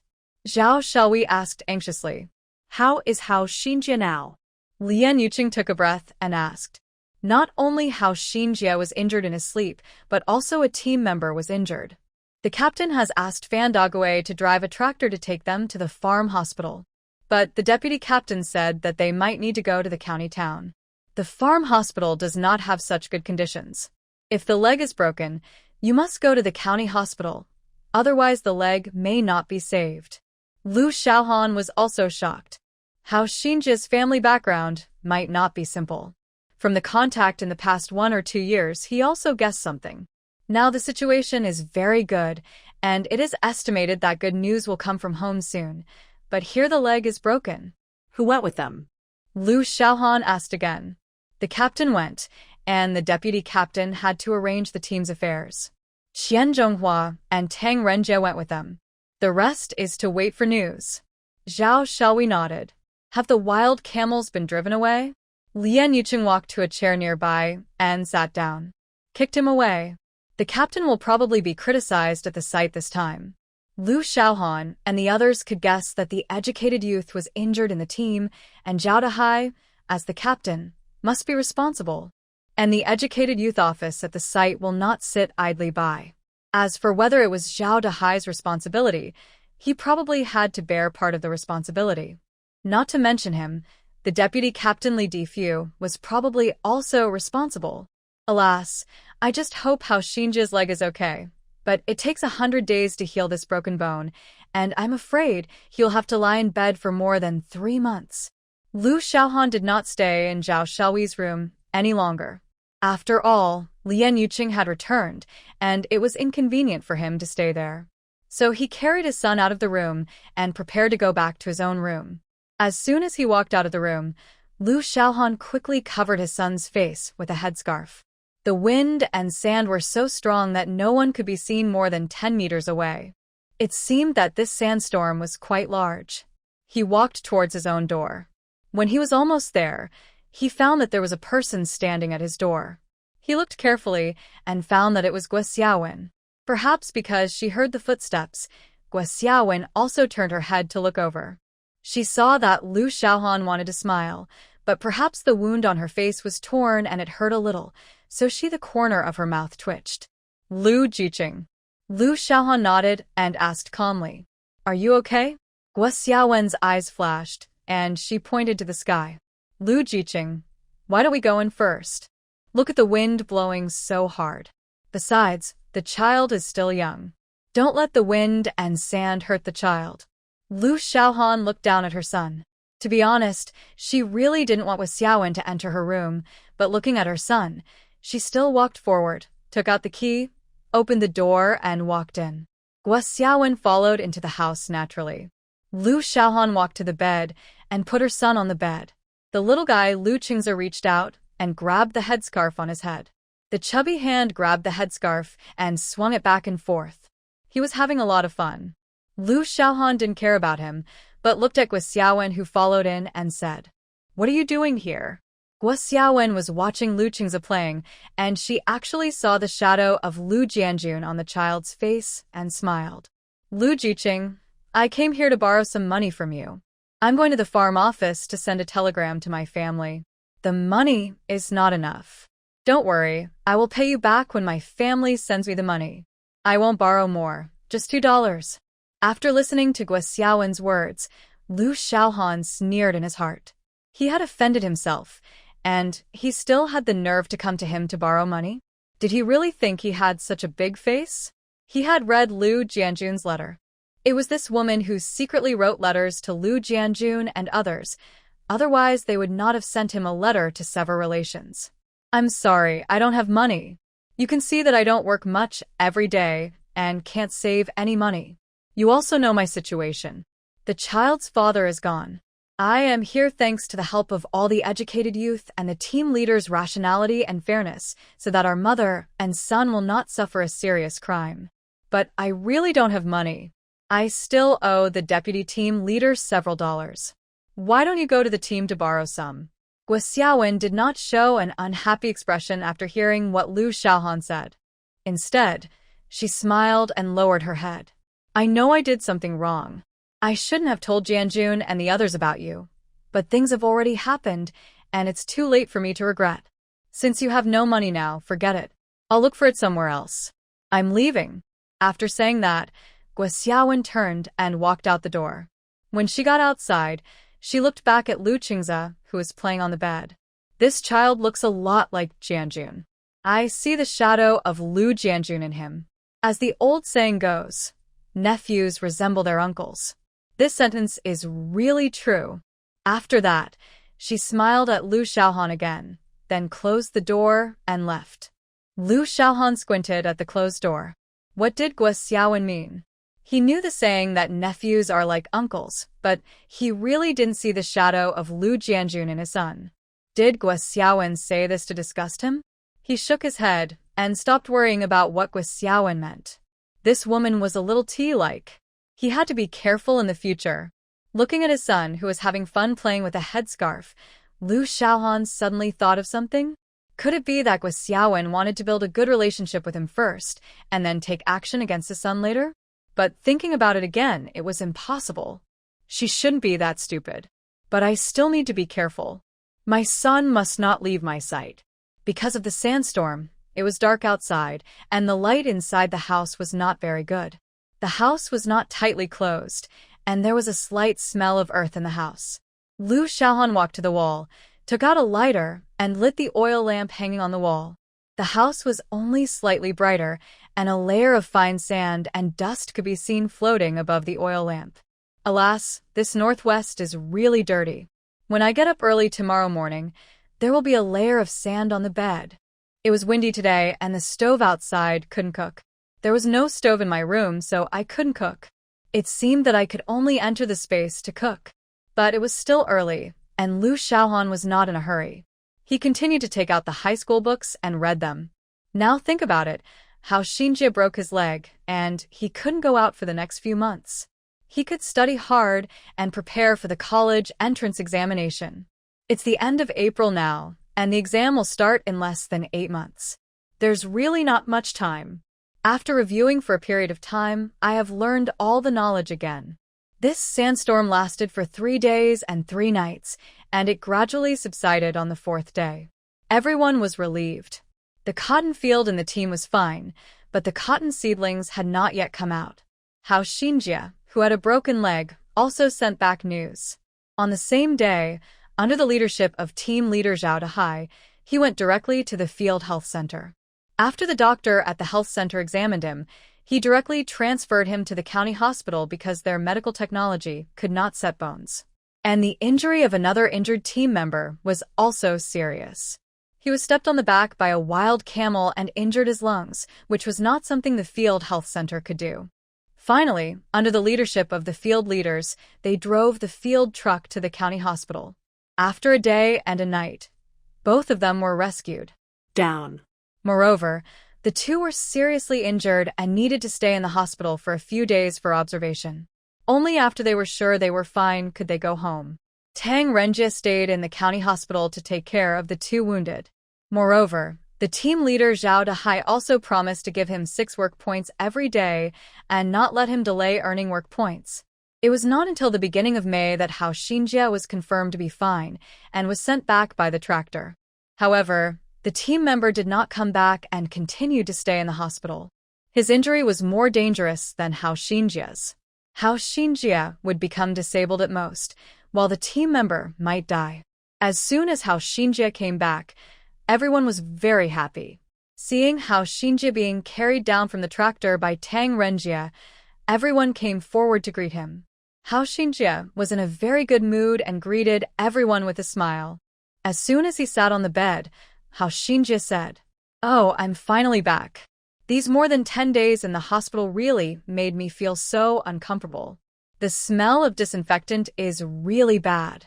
You know what? I now feel that the earthy smell is more comfortable than the smell of disinfectant." After hearing what Hao Xinjie said, everyone laughed. Kong Jining smiled. "It's good that you're back. We heard that you were okay, but we were worried because we couldn't see you." "That's right. Now that you're back, we're all together again." Li Cheng also hurriedly said something to join in the fun. Lu Xiaohan stood aside holding her son and watched, glancing at Li Cheng with some curiosity. This Li Cheng was an educated youth who went to the countryside with Guo Xiaowen at the beginning of the year, but he was very low-key, and Lu Xiaohan really didn't notice him usually. Sometimes he was really like an invisible man, with a very low sense of presence. This was the first time he spoke in front of so many people. In fact, it was really no wonder that Lu Xiaohan misunderstood. Several female educated youth here had the same idea at this time. Perhaps it was because of the difference between men and women. The female and male educated youth rarely chatted and joked together. It was also the first time they heard Li Cheng speak in front of so many people. In the ward of the Northwest Military Region Hospital, I think we need to wait and see how your injury is. I'm considered healed. I'll go see my sister first, Lu Jiandeng said as he moved his arms and legs. After saving Lin Buotao and Zhang the scientist, they were sent to the Northwest Military Region Hospital. Only today have they been completely cured. Lin Buotao was half lying on the bed. He looked down at the bandages that were still wrapped around him and looked at Lu Jiandeng, who was moving his body speechlessly. Hey, I say, is that female nurse treating you differently? It can't be that she likes you, so she cleaned your wound carefully. I have taken out the bullet. How come your injury is worse than yours? You should know that yours is a penetrating wound. Lu Jiandeng paused while moving his body, turned his head and glared at Lin Buotao. Stop talking nonsense. I don't care if she likes me, but don't ruin her reputation. Lin Buotao was half lying on the bed and was about to speak, but he found that there seemed to be a figure outside the door of the ward. His eyes flashed, and he had some guesses in his mind and smiled. Lu Jiandeng, are you sure she doesn't like you? But I think Ouyang Tong likes you very much. You don't know the pain in her eyes when she was treating your wound. Lu Jiandong's face turned purple, and he glared at Lin Buotao. Don't talk nonsense. How could she like me? Ouyang Tong is the granddaughter of the chief of our military region. Don't talk nonsense. Lin Buotao looked at Lu Jiandong's purple face and said hurriedly. Okay, I won't talk nonsense. But if she really likes you, will you accept it? After hearing what Lin Buotao said, Lu Jiandeng was also stunned. Will he accept it? In fact, he didn't know. He used to think about Wei Xiaofei in his heart, but when he returned to his hometown this time, he found out that she was already married, and he shouldn't think about her anymore. When he was in the army before, Ouyang Tong had already shown that she liked him, but at that time, he was still thinking about Wei Xiaofei, so he didn't give her any response. But now, Wei Xiaofei is married, and he should let it go. But should he really accept her? It is undeniable that Ouyang Tong is also a very good girl. Although her background is very unusual, she is not as willful and capricious as those girls from wealthy families. And she is an all-round military talent. Not only is she a good doctor, she is also very capable when performing tasks outside. She and I have worked together several times. Seeing Lu Jiandeng lowering his head in thought, Lin Buotao smiled, and then looked at the door of the ward. The shadow was still there, as if waiting for Lu Jiandong's answer. Lin Buotao was thinking about how to get this guy to say it, when he heard the door of the ward being pushed open and Ouyang Tong walked in. She stared at Lu Jiandeng with a cold face, looking at her in surprise. Am I so unworthy of your answer? If you don't like me and don't want to date me, just say it directly, and I won't pester you. Ouyang Tong's words were very calm, but the uneasiness revealed in her eyes made Lu Jiandeng suddenly wake up. Yes, no matter how strong Ouyang Tong's character was, when faced with this problem, she would also show the unique weakness of a girl. His heart suddenly tightened, and it hurt a little. For a moment, Lu Jiandeng didn't know how to tell Ouyang Tong. It's not that he didn't like her. Ouyang Tong was also a beautiful girl. He also liked her a little. Although his love for her was not as strong as that for Wei Xiaofei, it was undeniable that he still liked her. Now there was no possibility with Wei Xiaofei, but did he really have to accept Ouyang Tong's love?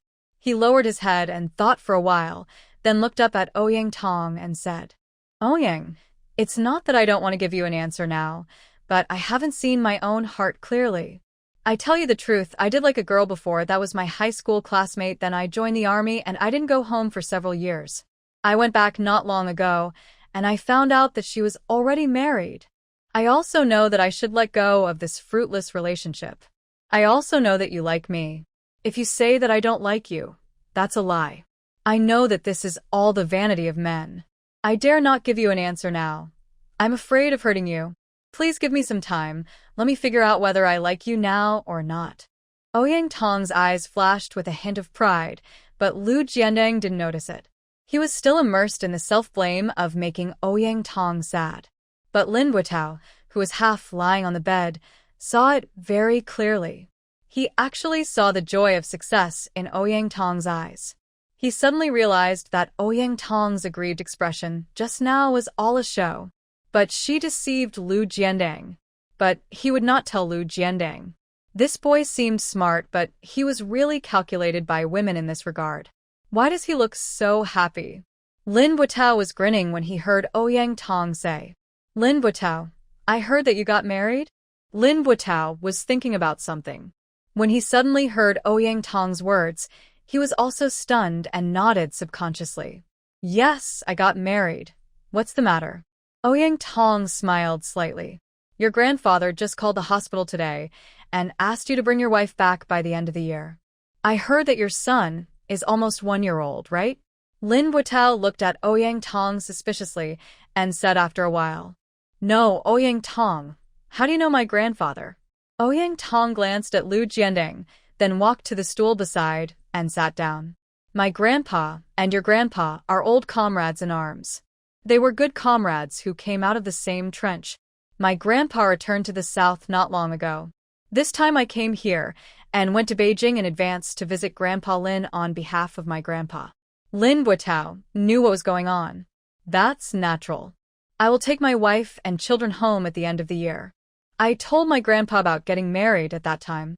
Ouyang Tong nodded and said with a smile, Well, Grandpa Lin also said that you should get married in the Northwest first, otherwise it will be difficult to go back.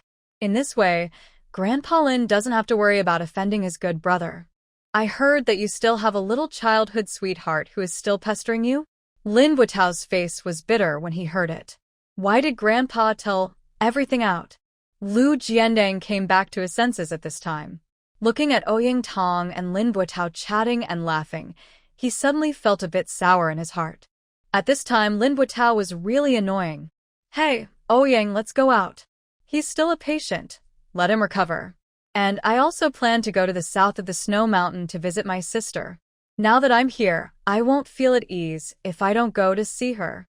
Ouyang Tong really didn't know that Lu Jiandang's sister was actually in the Northwest and asked curiously, Didn't I hear that your sister had a job at the time? Why did she go to the countryside? As a young person, Ouyang Tong naturally knew about the educated youth going to the countryside, and she knew that the educated youth who went to the countryside suffered a lot. Lu Jiandang smiled bitterly. It's all my parents' problem. Let's go out first, and I'll talk to you when we get out. After saying that, he looked at Lin Buotao. You kid, just recover here. Goodbye. Oh, maybe I won't see you for a short time. I'll go back to the south after seeing my sister. After saying that, he and Ouyang Tong left the ward. Lin Buotao pouted at Lu Jiandang's back. What kind of person is this? You are so ruthless. If it weren't for me today, would you have come this far with Ouyang Tong? This is forgetting friends for the sake of beauty. Lu Jiandang and Ouyang Tong left the ward and walked along the corridor to the end of the corridor. Ouyang, when will you go back to the southern military region? Ouyang Tong glanced at Lu Jiandang. I don't have a time limit, but I can extend your sick leave for a while so that you can stay with your sister for a while longer. Lu Jiandang was very happy when he heard this. Originally, he had a week's vacation after his injury healed. If Ouyang could get him a few more days off, he could stay with his third sister for a few more days. In this way, he could also spend more time with his third sister and nephew. Now that the third sister's husband is gone, it must be very hard for her to raise a child alone. She has to take care of the child and go to work to earn work points. Fortunately, from now on, I will send my monthly allowance to my third sister, which may make life easier for them. 想起那个负心男，陆建党就恨得牙痒痒。要是那个男人站在跟前，他肯定会狠狠地揍他一顿，断了他的腿，让他不告而别，让他辜负自己三妹。三妹那么好的女孩子，咋就嫁给了一个不负责任的男人呢？ Lu Jiandang was secretly criticizing an irresponsible man, while Lin Buotao in the ward sneezed several times in a row, picked up the handkerchief beside him, wiped his nose, and muttered, Wife, are you grumbling to me? It was my fault. Things were really urgent at the time, and I couldn't tell you. You must have misunderstood me, but it's what I deserve. I'll go back to see you too after my injury heals. It was mid-May, and the weather was getting hotter and hotter. At noon, the temperature was already over 30 degrees. Lu Xiaohan came back from the field with her son in her arms, opened the door, and as soon as she entered the house, she felt a cool feeling, which made Lu Xiaohan breathe a sigh of relief. She put her son on the bed and looked at her son's sunburned face, feeling a little distressed. "My little rascal, I'm really sorry for you. Although you don't have to work in the fields with your mother, you are also exposed to the sun. Look, your pretty face has turned into a red face." As she spoke, she tapped the little guy's forehead. The little guy smiled and stretched out his little hand to grab Lu Xiaohan's finger. He stood up with an effort, still shouting in his little mouth. Lu Xiaohan kissed him on the little face. "Wait, don't move. Mommy will make you some sugar water to drink." After saying that, she put the quilt beside the bed to prevent the little guy from falling off the bed, then walked to the thermos, poured out some hot water, added a spoonful of sugar, and waited until the boiled water was almost cool before pouring it into the bottle. "Come on, son. Let's drink some sugar water." He handed the bottle to the little guy, who held the bottle with both hands and began to drink it while lying on the bed. The older the child is, the easier it is to take care of. Sitting by the bed and watching the little guy drink the sugar water, Lu Xiaohan also took the kettle and drank a few sips of water. Looking at the military kettle in his hand, it was still Lin Buitao's. In a blink of an eye, that person has been gone for more than a year. If you count carefully, it has been more than a year and 2 months. He shook his head, got rid of Lin Buitao, and then got up and walked aside to start washing up. After washing her hands, she started to cook lunch. Her stove was outside her door. Seeing that the educated youth had not returned yet, she boiled a pot of water at the stove outside the door. Then she returned to the room, closed the door, and took her son into the space. She ate lunch directly in the space. These were all prepared in the space a few days ago. Anyway, the space can keep things fresh. Once they are prepared, they will not get cold. They are always hot when eaten. When she came out of the space after eating, the sound of the educated youth returning was heard outside the door. Lu Xiaohan opened the door and walked out holding her son. Zhao Xiaoyi's belly was also bulging at this time. She saw Lu Xiaohan standing at the door holding her son. "Have you prepared lunch?" Lu Xiaohan smiled. "Well, the weather is hot, and I don't want to make trouble. I just made a bite. I've already eaten." When the little guy saw Zhao Xiaoyi, he shrugged his body, wanting Zhao Xiaoyi to hold him. Zhao Xiaoyi really wanted to reach out and hold the little guy, but Lu Xiaohan quickly turned around and hid. "The little brat is still young and doesn't know anything." "You don't know either? You still want to hold him, he is not honest." "You are pregnant, you'd better be careful." Zhao Xiaoyi laughed when she heard it. I'm not that delicate, but she was still obedient and didn't think about holding the little guy anymore. Because Zhao Xiaoyi was pregnant, Lian Yuqing was cooking 3 meals a day for Zhao Xiaoyi's family, so Zhao Xiaoyi didn't rush back, but followed Lu Xiaohan into Lu Xiaohan's house. You're pregnant, especially in the first few months you have to be careful, otherwise you can talk to the team leader and work less every day. Besides, didn't your parents-in-law send a lot of money?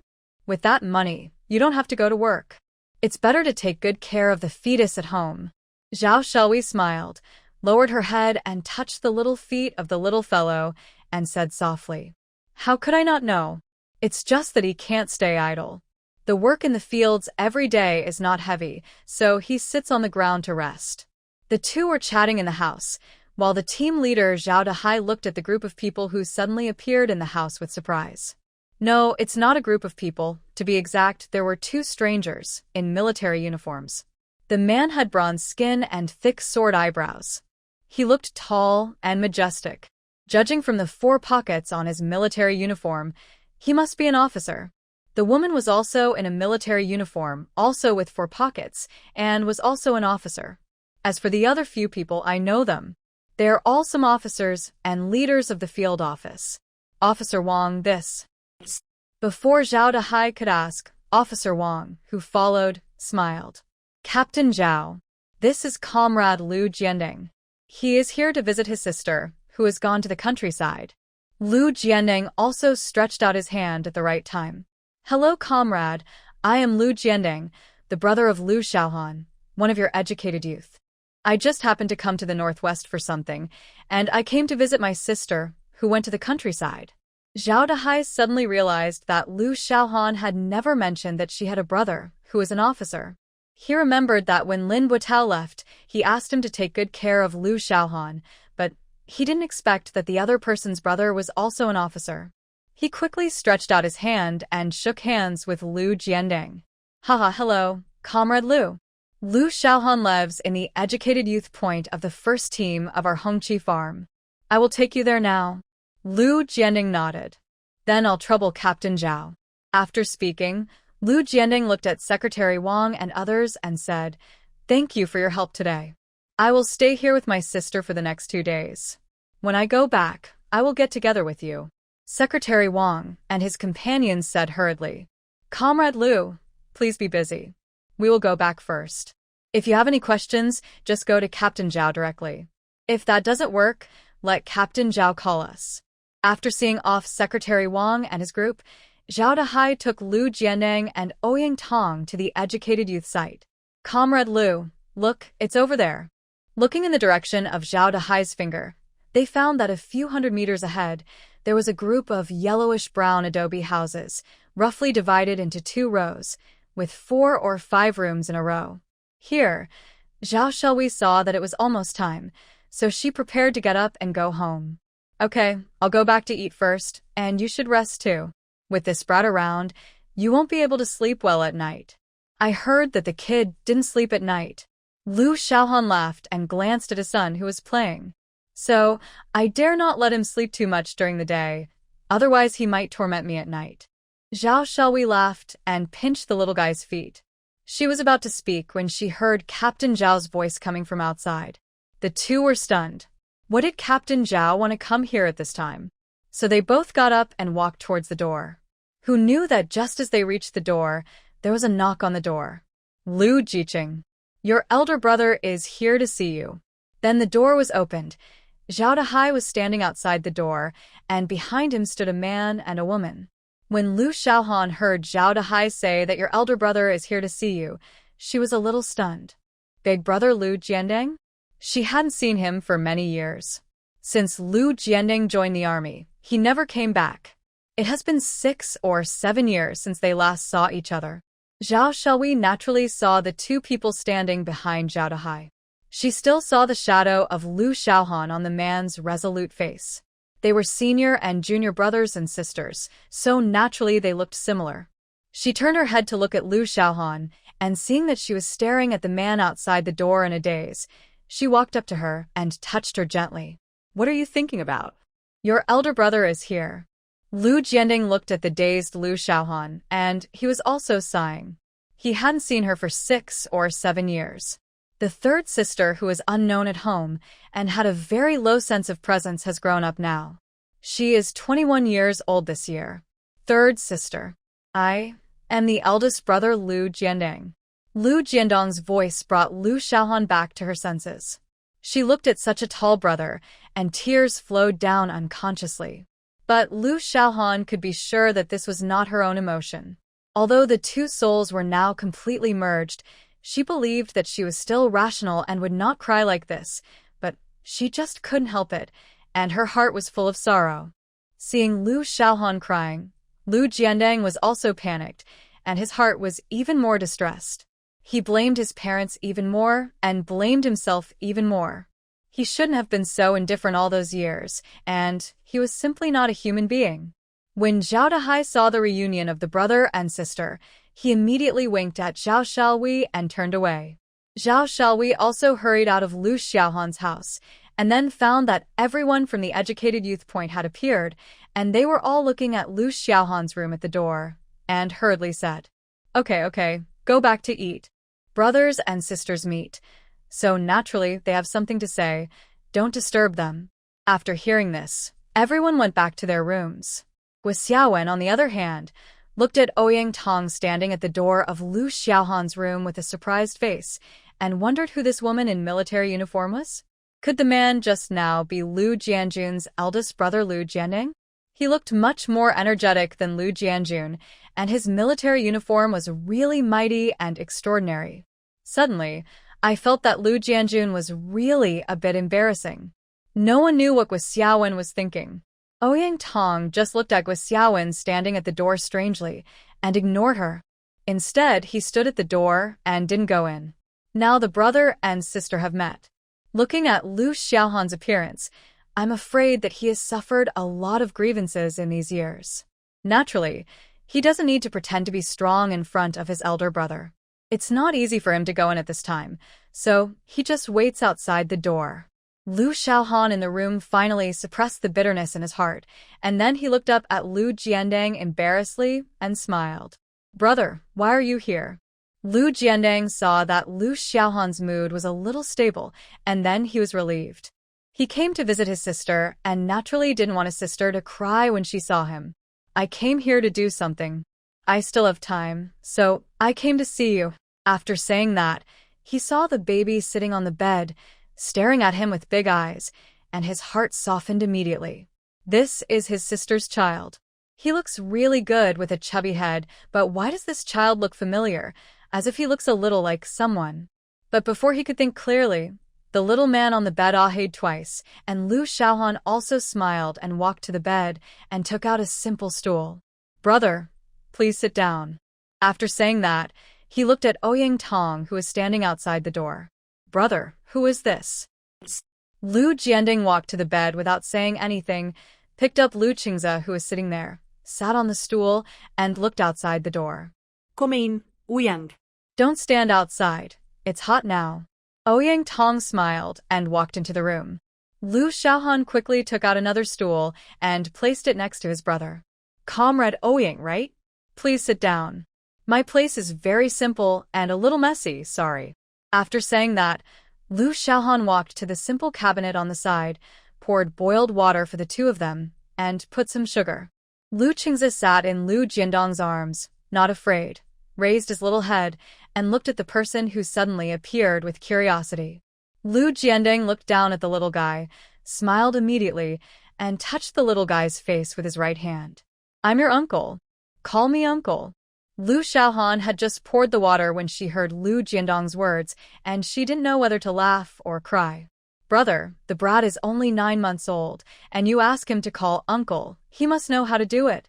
That's right, he doesn't understand anything. How can a child of this age call uncle?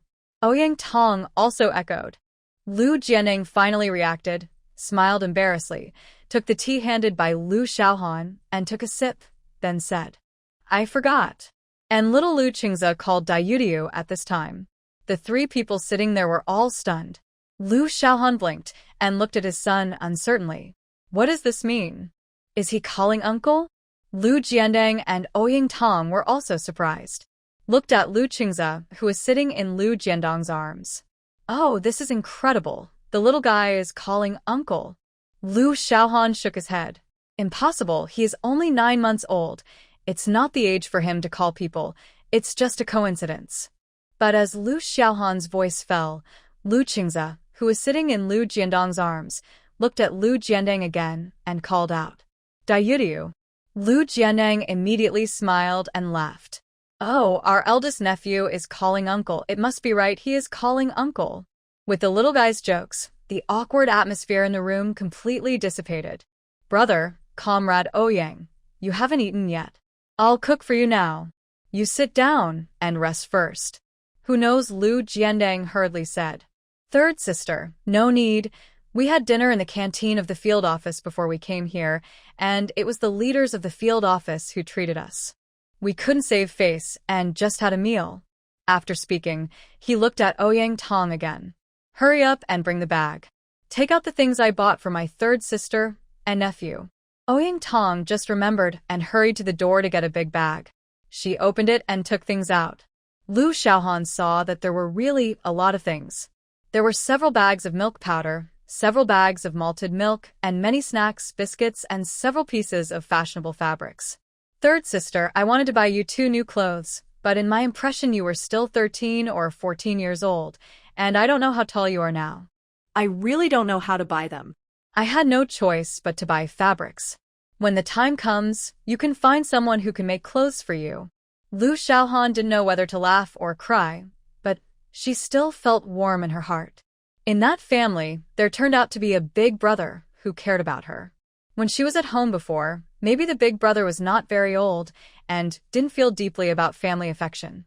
Now that he has grown up, he actually cares about his sister, but that's good. You can't be alone all your life. With a brother who loves you, you also have a mother's home.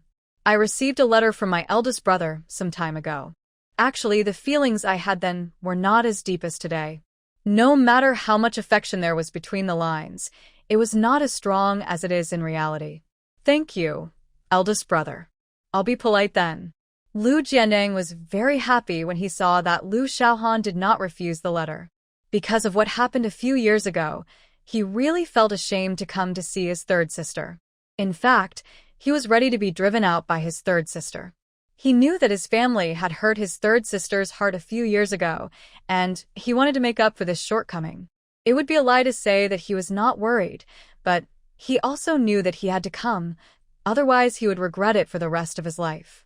So he came and brought Ouyang Tong with him, just thinking that if his third sister really rejected him, Ouyang Tong would be there to mediate. But what he didn't expect was that his youngest sister forgave him so easily. While he was relieved, he also completely relaxed. After chatting for a few words, Ouyang Tong got up tactfully and said that she wanted to take the child outside for a walk. In fact, it was time for the two siblings to talk. Lu Xiaohan also knew what Ouyang Tong meant, so he smiled and thanked her. He watched Ouyang Tong carry his son out of the door, then he walked back and sat down by the bed. Brother, Jianjun wrote to me not long ago, saying that my family wants to sever ties with me. You know about this, right? Lu Xiaohan decided to come straight to the point and say it directly to see what his brother meant. If he wanted to stand by his family, then his arrival today could be considered a farce. If he wanted to continue to be siblings with him, he didn't care. It all depended on his brother's opinion. After hearing what Lu Jiandang said, a sneer appeared on his face. Don't pay attention to them. Today, I'm telling you that even if your parents break off relations with you, you don't have to be sad. It doesn't matter whether they are there or not. You have your big brother in the future, and he will always be your big brother. I will be your big brother all my life. Let's not talk about your parents. They gave birth to me, your big brother, and I can't disown them. But if Lu Xiaoqing and Lu Jianjun break off relations with you, then your big brother, and they will no longer be brothers and sisters in the future. Since they are cold-blooded and heartless, they probably don't care about me as their big brother. Let them live alone. Who can't live without whom? Looking at the angry Lu Jiandang, Lu Xiaohan was very happy. His big brother expressed his attitude, so he felt relieved. He continued, Big brother should know about my situation. The father of the child left quietly. I looked for him for a while, but couldn't find him. I guess he doesn't want us anymore. Maybe we will live alone in the future. Big brother, you won't be angry, right? Lu Jianding frowned after hearing what Lu Xiaohan said and looked at Lu Xiaohan. Third sister, big brother knows about this matter. Since that man doesn't want you and your mother anymore, don't worry about it. Don't worry. Big brother will find you a better man. Hearing Lu Jiandong's words, Lu Xiaohan was speechless, but still said, Brother, as for whether to find a man in the future, I haven't thought about it yet. First, the child is still young, and I don't want to find one. Second, I am afraid of finding a man who is not good to the child. So, I think it's better to wait and talk about it later. Maybe I can go back to the city soon. Let's talk about it after I go back to the city. Lu Jiandang was a little unhappy when he heard Lu Xiaohan say that she didn't plan to find a man at first, but after hearing her words, he was immediately amused. Find one after returning to the city. But is it so easy to return to the city? Lu Jiandang naturally had no confidence in returning to the city, but he still changed the topic. But don't worry, brother will find a way to see if he can get you back to the city after returning. Lu Jiandang didn't know that the college entrance examination would be resumed at the end of the year, but Lu Xiaohan knew it. Returning to the city, she still wanted to rely on the college entrance examination to return to the city, and she didn't want to go back to Zhonghai, but to Beijing, or at least go to other cities. Brother, don't worry. If you still can't go back to the city by the end of the year, you can find a way for me. Although Lu Jiandang didn't understand why Lu Xiaohan had to wait until the end of the year, he still respected Lu Xiaohan's opinion. Well, since you said so, Let's wait until the end of the year.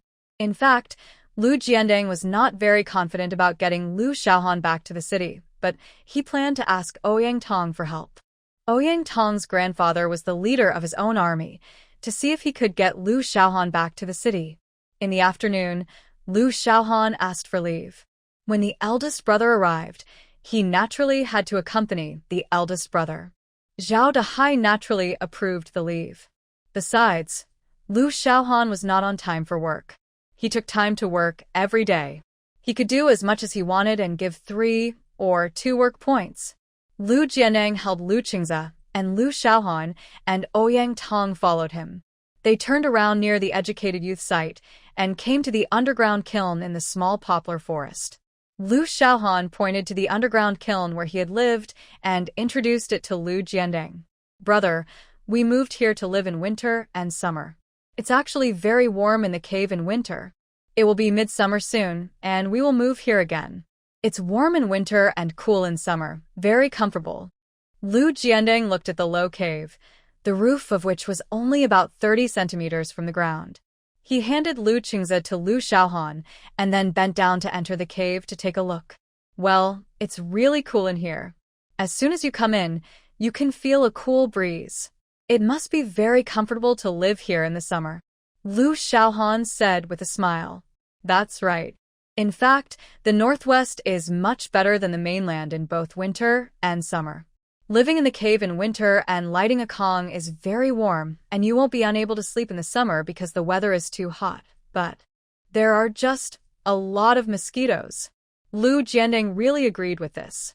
Not to mention his former hometown Zhonghai City. Even the unit he is serving in now belongs to the south. However, he served in the army in the coastal areas of the south. The winter was not bad. It was not very cold in the south, so it was okay. But in the summer, it was really miserable.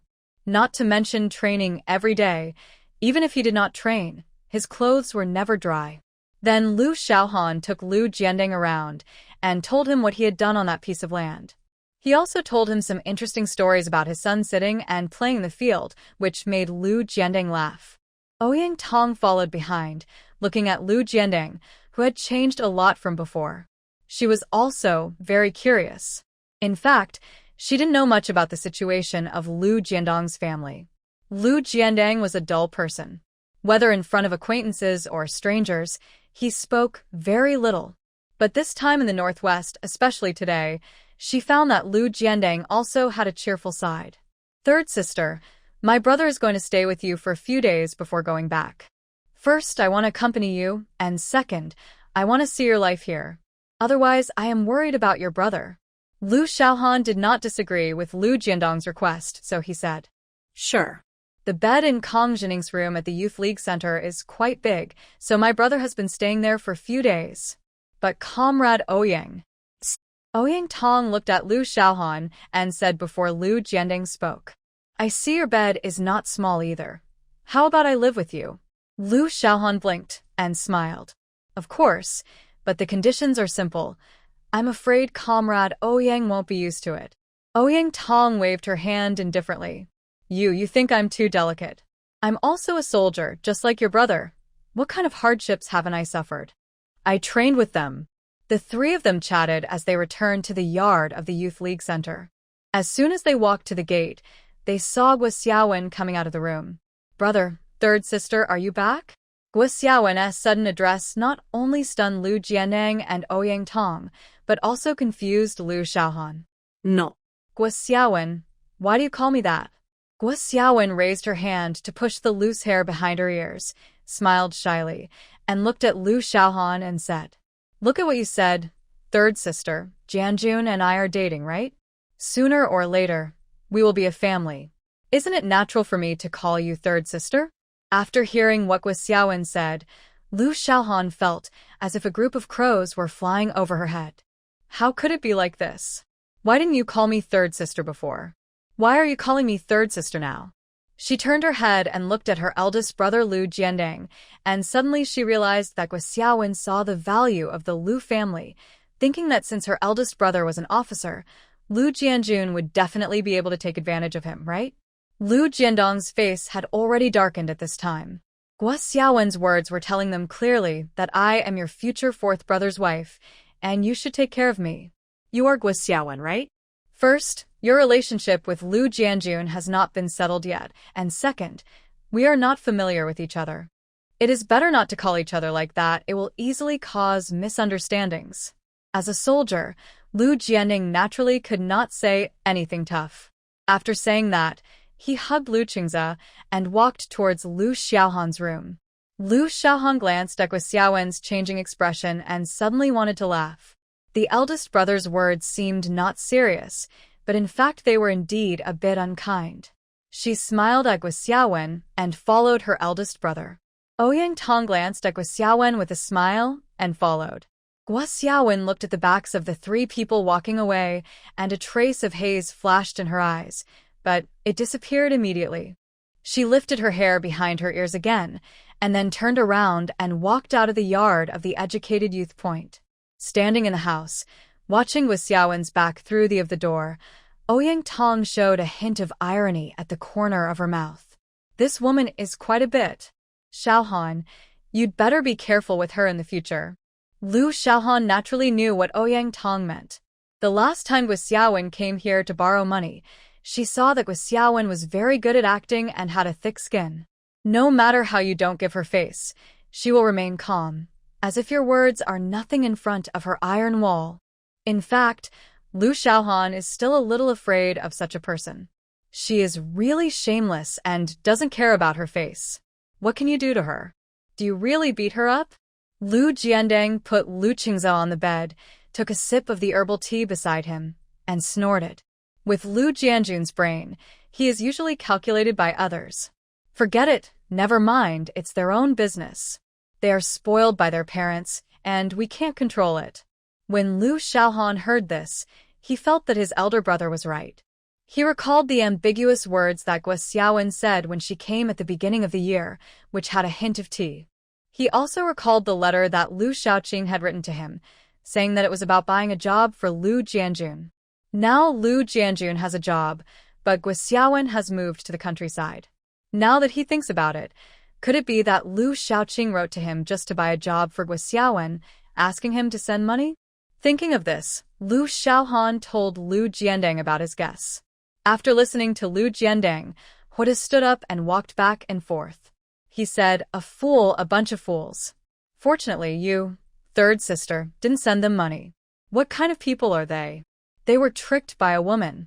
Looking at the angry Lu Jiandang, Lu Xiaohan said, "Brother, don't be angry with them. From my guess, Mom and Dad may not support it. This matter is probably decided by the second sister and the fourth brother." Lu Jiandang sneered after hearing this. "Humph, the second brother has really gone too far these years. He and the fourth brother have been plotting against you. Fortunately, you have changed so much now that you didn't fall for it." Lu Xiaohan knew that his brother was actually a little confused, but he didn't ask and he didn't want to say anything, but now that Lu Jiandang brought it up, he explained. "Brother, last winter, I fell into the river behind me. Later, I had a fever. After I recovered, my brain was much more active than before. If you hadn't mentioned it, I would have really forgotten to tell you about it. Speaking of not sending the money, I think you know my situation. When I gave birth to the child's father left some money. However, due to giving birth and confinement, my milk supply was insufficient, and I spent almost all of it on buying milk powder for the child. Where would I have the spare money to send them? When I came to the Northwest, I didn't see anything of what my parents promised. I wrote several letters back, but didn't receive a single reply. It was then that I realized that they had lied to me. They just didn't want to spend money to buy me a job. They also wanted to get rid of me, a daughter, who embarrassed them. In fact, I knew before that they didn't like me and thought I was slow-witted and embarrassed them. I knew even more why my mother didn't like me. The difficult birth that year was one reason, and the rest was my slow-wittedness." As Lu Xiaohan spoke, tears welled up in her eyes and her face was full of sadness, which made Lu Jiandang feel so distressed that he said apologetically, "Brother is sorry for you too. I was young back then and didn't think much. I experienced more after I joined the army. I was injured during a mission, and only then did I realize the importance of family. I also remembered that brother had done really bad things in those years and always wanted to come back to compensate you, but you also knew that brother was in the army and had no choice. He wanted to come back to visit you, but he had no chance. It was only this time that I happened to come to the Northwest for some things, so I had the opportunity to come and see you. Don't worry, they are unwilling to recognize you as their daughter, but brother recognizes you as his sister. In the future, you'll be taken care of by brother, and no one can let you suffer any grievances again. Lu Xiaohan wiped her tears, smiled, and nodded. Well, I understand, big brother, I'm not sad anymore. Ouyang Tong had been sitting next to him, without saying anything. She had also guessed something through the conversation between the two siblings. It turned out that when Lu Xiaohan was in Zhonghai, his parents didn't like him. She suddenly felt that the parents were too cold-blooded. Third sister, what are your plans for the future? Are you really going to take care of the child alone? As for what you said about returning to the city, Big Brother will think of a way after returning, but Big Brother can't guarantee that it will succeed. It's not a good thing for you to take care of the child alone. As I said, Big Brother has many comrades in the army, and they are all very good. Otherwise, Big Brother will tell them your address here, and you can communicate with them and get to know them first. After listening to Lu Jiandong's words, Lu Xiaohan suddenly didn't know what to say. She really didn't want to get married again, and just live like a son. There are a lot of gold and jewelry in her space. After the reform and opening up, she can sell some of them and buy some houses in Beijing and Zhonghai. It would be great to be a landlady in the future. There has never been a man influencing me. I was single in my previous life. Do I have to find a man to live with in this life? Ouyang Tong looked at Lu Xiaohan's distressed expression and laughed, and said to Lu Jiandong angrily, Okay, there's no rush for Xiaohan's matter. Although she's been married and has children, she's only 21 years old now. Don't rush, take your time. Do you really want Xiaohan to give you an answer right now? After listening to Ouyang Tong's words, Lu Jiandong also felt that he was a little too anxious. He smiled awkwardly. Lu Qingze, who happened to be sitting in his arms, wanted to get off the ground. He picked up the small shoes that Lu Qingze had put on the ground and put them on him, saying as he put them on, By the way, third sister, you haven't told me the name of this child's father yet. Tell me, maybe I'll meet him someday, and I'll break his dog legs. Before Lu Xiaohan could speak, Lu Qingze, who was sitting in Lu Jiandong's arms, shouted scumbag. This shout made the three of them stunned, and then Lu Jiandong laughed and lifted up Lu Qingze, who had put on his shoes. Oh, good boy, you also know that your father is not a good thing, abandoned you and your mother, and is not a good person, so you also want your uncle to beat him, right? Lu Xiaohan shook her head with a smile. Brother, do you really think he knows everything and can speak? What does a 9-month-old child know? Ouyang Tong also laughed with her mouth covered. Maybe this kid really understood. Let's test whether he really understood. After that, she walked to Lu Qingze, who was standing on the ground, and pointed at Lu Jiandong next to him. Little Qingze, call him uncle. Lu Qingze blinked and looked at Ouyang Tong. Then he turned his little head to look at Lu Jiandong, who she was pointing at, then looked back at Lu Xiaohan, and then shouted 2 words. Dayudiu. The three laughed again, and Lu Jiandong picked up Lu Qingze again with a smile and held him high. Oh, our nephew is so smart. Look, he can call uncle at 9 months old. He is really a good nephew of uncle. The little guy has never been played with by anyone. He was a little scared at the first time, but later he was not afraid, but laughed happily. Lu Xiaohan stood aside and watched this scene with a smile, and suddenly she seemed to be less resistant to her eldest brother's words about letting her remarry, because she remembered a sentence from her previous life. Boys still need the company of their fathers, because children who are often with their fathers have many benefits. Although she loves her children very much, she is a woman and cannot give her children fatherly love and cannot bring masculinity to her children. Maybe she shouldn't be so selfish, but asking her to find a man now, to be honest, she is a little resisting. Yes, I don't know why. I just don't want to find one now. In fact, Lu Xiaohan has also thought about this problem. If he really gets admitted to the university, then after he goes to school, she can't always take her son to class. After all, this is not very realistic. So she should also consider what will happen after he is admitted to the university. How to arrange the child at that time will also be a big problem. If she doesn't take the college entrance examination, then she doesn't know when she can return to the city. But after being admitted to the university, the problem of the child is also a big problem. After holding his eldest nephew and playing for a while, Lu Jiandeng saw that Lu Xiaohan was thinking with his head down. Out of curiosity, he asked. Lu Xiaohan couldn't tell him that it was for what would happen after he was admitted to the university. Nothing. I remembered something.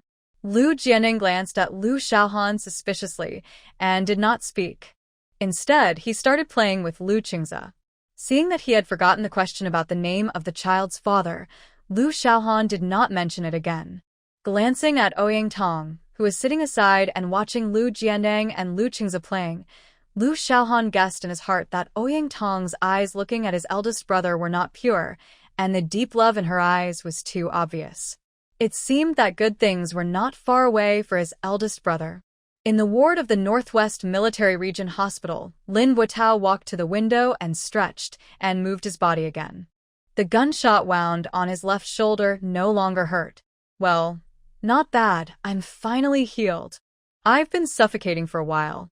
While muttering, he heard a knock on the door of the ward, and he subconsciously shouted, "Come in." The door was pushed open, followed by a voice. "Brother, what's wrong with you? How did you get hurt?" As this crisp voice sounded, Lin Buotao's body froze, and he quickly turned to look at the person who came and said in surprise, "Wenwen, why did you come to the Northwest?" Lin Shiwen pulled Lin Buotao up and down with an anxious look on her face.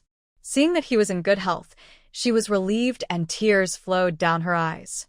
"Brother, you scared me to death. Grandpa told me that you were injured, so I rushed here." Lin Buotao smiled at his little sister, wiped her tears, and said teasingly, "Okay, the injury is healed. I will be discharged today.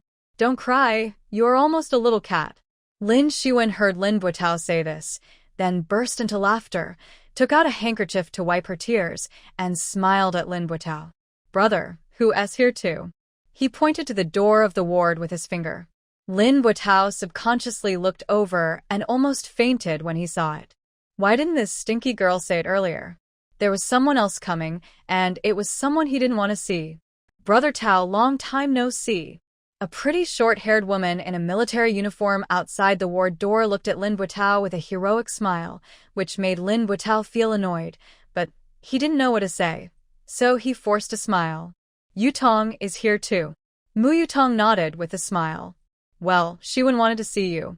Grandpa Lin was worried about her, so he asked me to come with him." "How is your injury?" Lin Buotao's eyes flickered, and he smiled. "It's okay. I'm almost well. I'll be discharged today. Thank you for coming to see me." Mu Yutong came in with a bag, took a look at everything in the ward, and frowned tightly. "You are recuperating in such an environment?" After hearing this, Lin Buotao just wanted to roll his eyes. This is the Northwest, not Beijing. This is already a very good condition. Haha, it's already very good. After all, resources are scarce in the Northwest. It's very good to have such conditions. Besides, we soldiers don't need to care about so much, right? Then he stopped looking at Mu Yutong and looked at Lin Shiwen. "Little sister, when are you going back?" Lin Shiwen was immediately unhappy when she heard what Lin Buotao said. She pouted and walked to a stool beside her and sat down. "Brother, I just arrived and you want to chase me away? I won't leave. I finally got out and I want to go to the place where you are in the countryside to take a look." Lin Buotao was immediately overwhelmed when he heard this. Except for his grandfather and parents, no one else in the family knew about his marriage. Besides, Mu Yutong was following him, and he couldn't hide in time. "Little sister, be obedient. The place where I went to the countryside was very hard. Besides, there are many things that cannot be said. As your grandfather's granddaughter, you should know that there are some places that should not be touched. So, you and Mu Yutong go back to Beijing. Don't worry, I will go back to see you at the end of the year." Mu Yutong stood aside, looking at Lin Buotao, who was trying his best to persuade Lin Shiwen, and her heart jumped. Does he not want her to go? Is there any secret there? However, Lin Buitao pointed out some confidential matters in his words just now that cannot be spoken. Is it really impossible to take them both there? Although Mu Yutong didn't say anything, Lin Buitao naturally saw the doubt in her eyes. He sighed in his heart. Grandpa is really something. Why did he let Mu Yutong come as well? Doesn't he know what Mu Yutong is thinking? I have been hiding for all these years, but he actually told Mu Yutong and didn't even inform me in advance. I left Hongqi Farm quietly this time. I was thinking that I didn't know how to explain to my wife when I returned. Now, there will be another Mu Yutong at that time, which makes me feel overwhelmed. Little sister, be obedient. You and Yutong go back to Beijing first. I still have some things to deal with. When I'm done, I will go back to Beijing to see Grandpa and you guys at the end of the year. Lin Buitao was still trying his best to persuade Lin Shiwen, but Lin Shiwen was unmoved. Anyway, no matter what you say, I will follow you to the place where you go to the countryside to take a look. Lin Buitao was worried, and Chao Yan came out of the ward. When he came in, he saw two women standing in the room. The older one was quite charming, and her face was pretty good, bright and beautiful. The younger one looked petite and cute, and was sitting on a stool beside him with a pout on her face. Hey, what's wrong with Lin Buitao? How did you make the girl angry? Chao Yan's arrival attracted the attention of Lin Shiwen and Mu Yutong. Lin Buitao took the opportunity to send a distress signal to Chao Yan. Chao Yan was stunned and a little confused, but when he saw Lin Buitao winking at Mu Yutong, he immediately understood that this guy wanted him to leave him alone, so he laughed. Buitao, introduce yourself. Lin Buitao then coughed lightly. Chao Yan is here. Let me introduce you. This is my sister Lin Shiwen, and this other one is my friend Mu Yutong. She heard that I was injured, so she came from Beijing to see me. Chao Yan hurriedly greeted the two of them, and then looked at Lin Shiwen and said, Sister, let's go. Brother Chao will take you outside. There is a barbecue restaurant of ethnic minorities near the hospital. The barbecue inside is delicious. Brother Chao is treating us today. Let's go and try it. After saying that, he didn't say anything and directly pulled Lin Shiwen out of the ward. This scene was so fast that only Lin Buitao and Mu Yutong were left in the ward. Lin Buitao was so angry that he almost died. Didn't this stinky boy understand what he meant? He wanted him to interrupt and find an excuse to leave. This stinky boy actually kidnapped his younger sister and left Mu Yutong alone. What does this mean? Doesn't this know that he is married? Seeing Lin Buitao's face changing rapidly, Mu Yutong, who was a little happy at first, was also confused at this time. Brother Tao, what's wrong with you? Lin Buitao smiled awkwardly. That. Yutong, my wound suddenly feels uncomfortable. You sit here, and I'll go find a doctor. Lin Buitao was about to walk out of the ward, but was stopped by Mu Yutong again. Brother Tao, have you forgotten that I am a military doctor? I have seen a lot of such injuries. Let me take a look at you. As he was about to unbutton Lin Buitao's shirt, Lin Buitao hurriedly took a step back and smiled. No, I'll just go find a doctor. After all, my injuries have always been treated by that doctor, so I won't bother Yutong.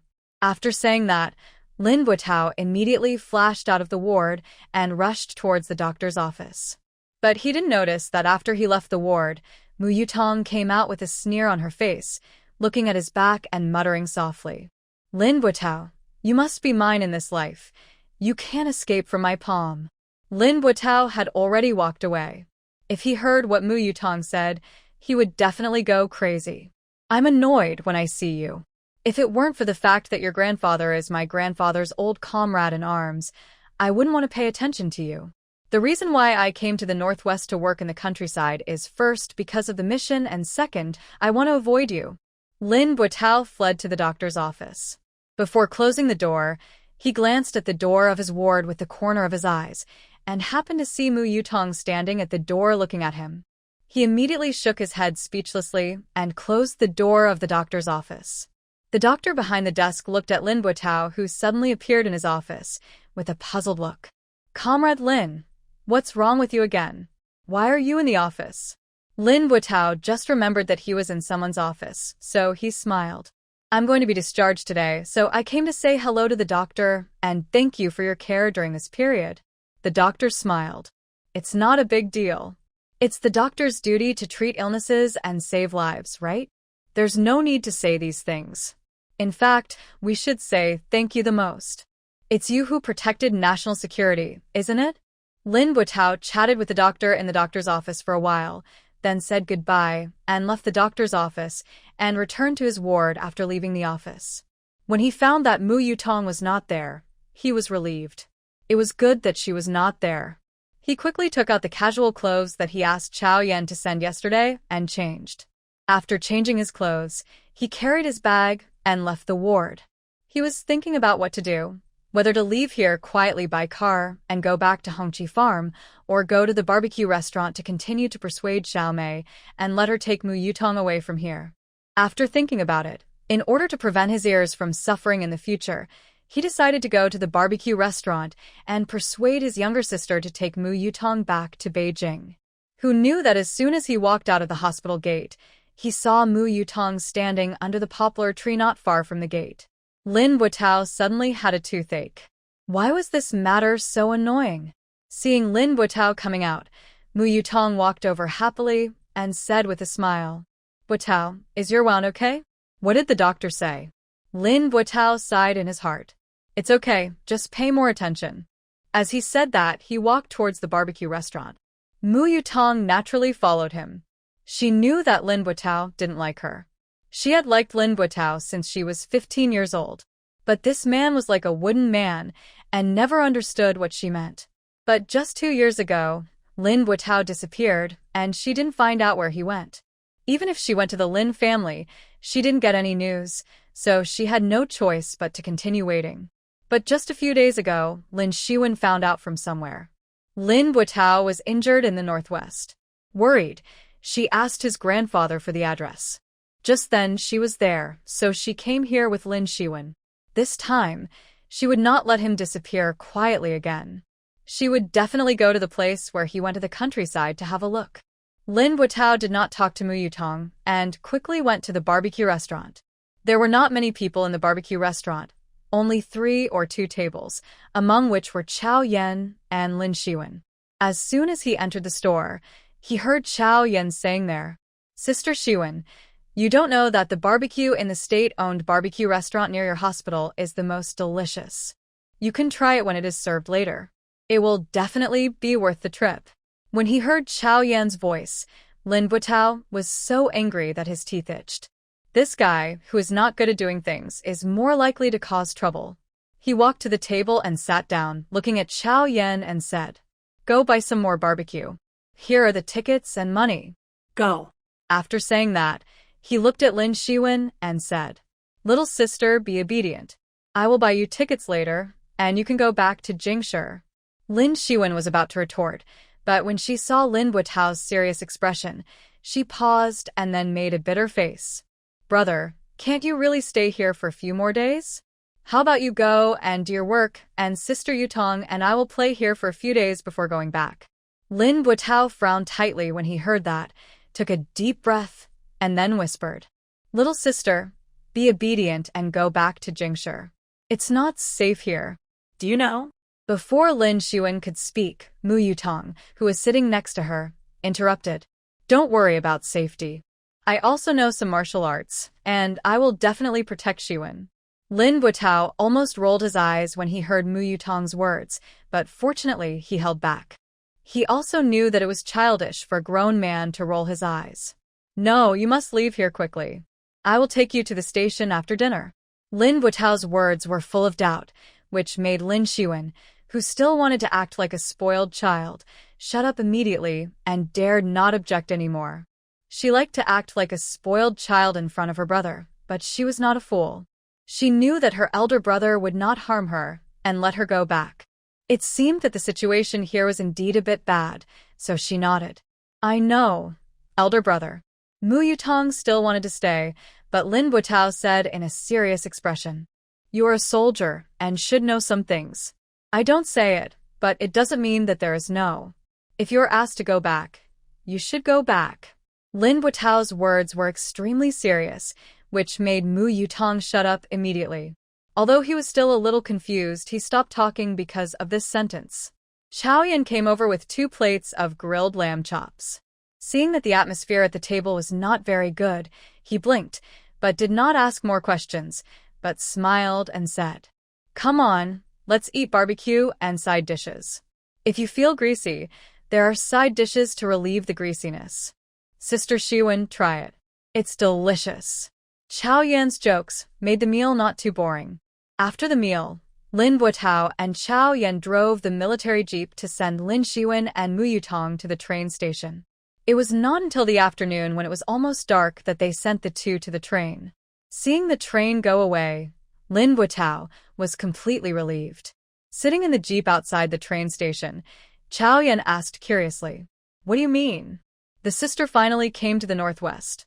Why don't you take her around and experience the customs of the Northwest? Why did you send her away just after she came? By the way, the one surnamed Mu is your lover, right?" Seeing Chao Yan's nonsense, Lin Buotao remembered what happened in the hospital and became even angrier. He kicked Chao Yan in the leg. "You're trying to kill me, ah? I'm married, you know? Didn't you see that woman was pestering me, and she even took my little sister away?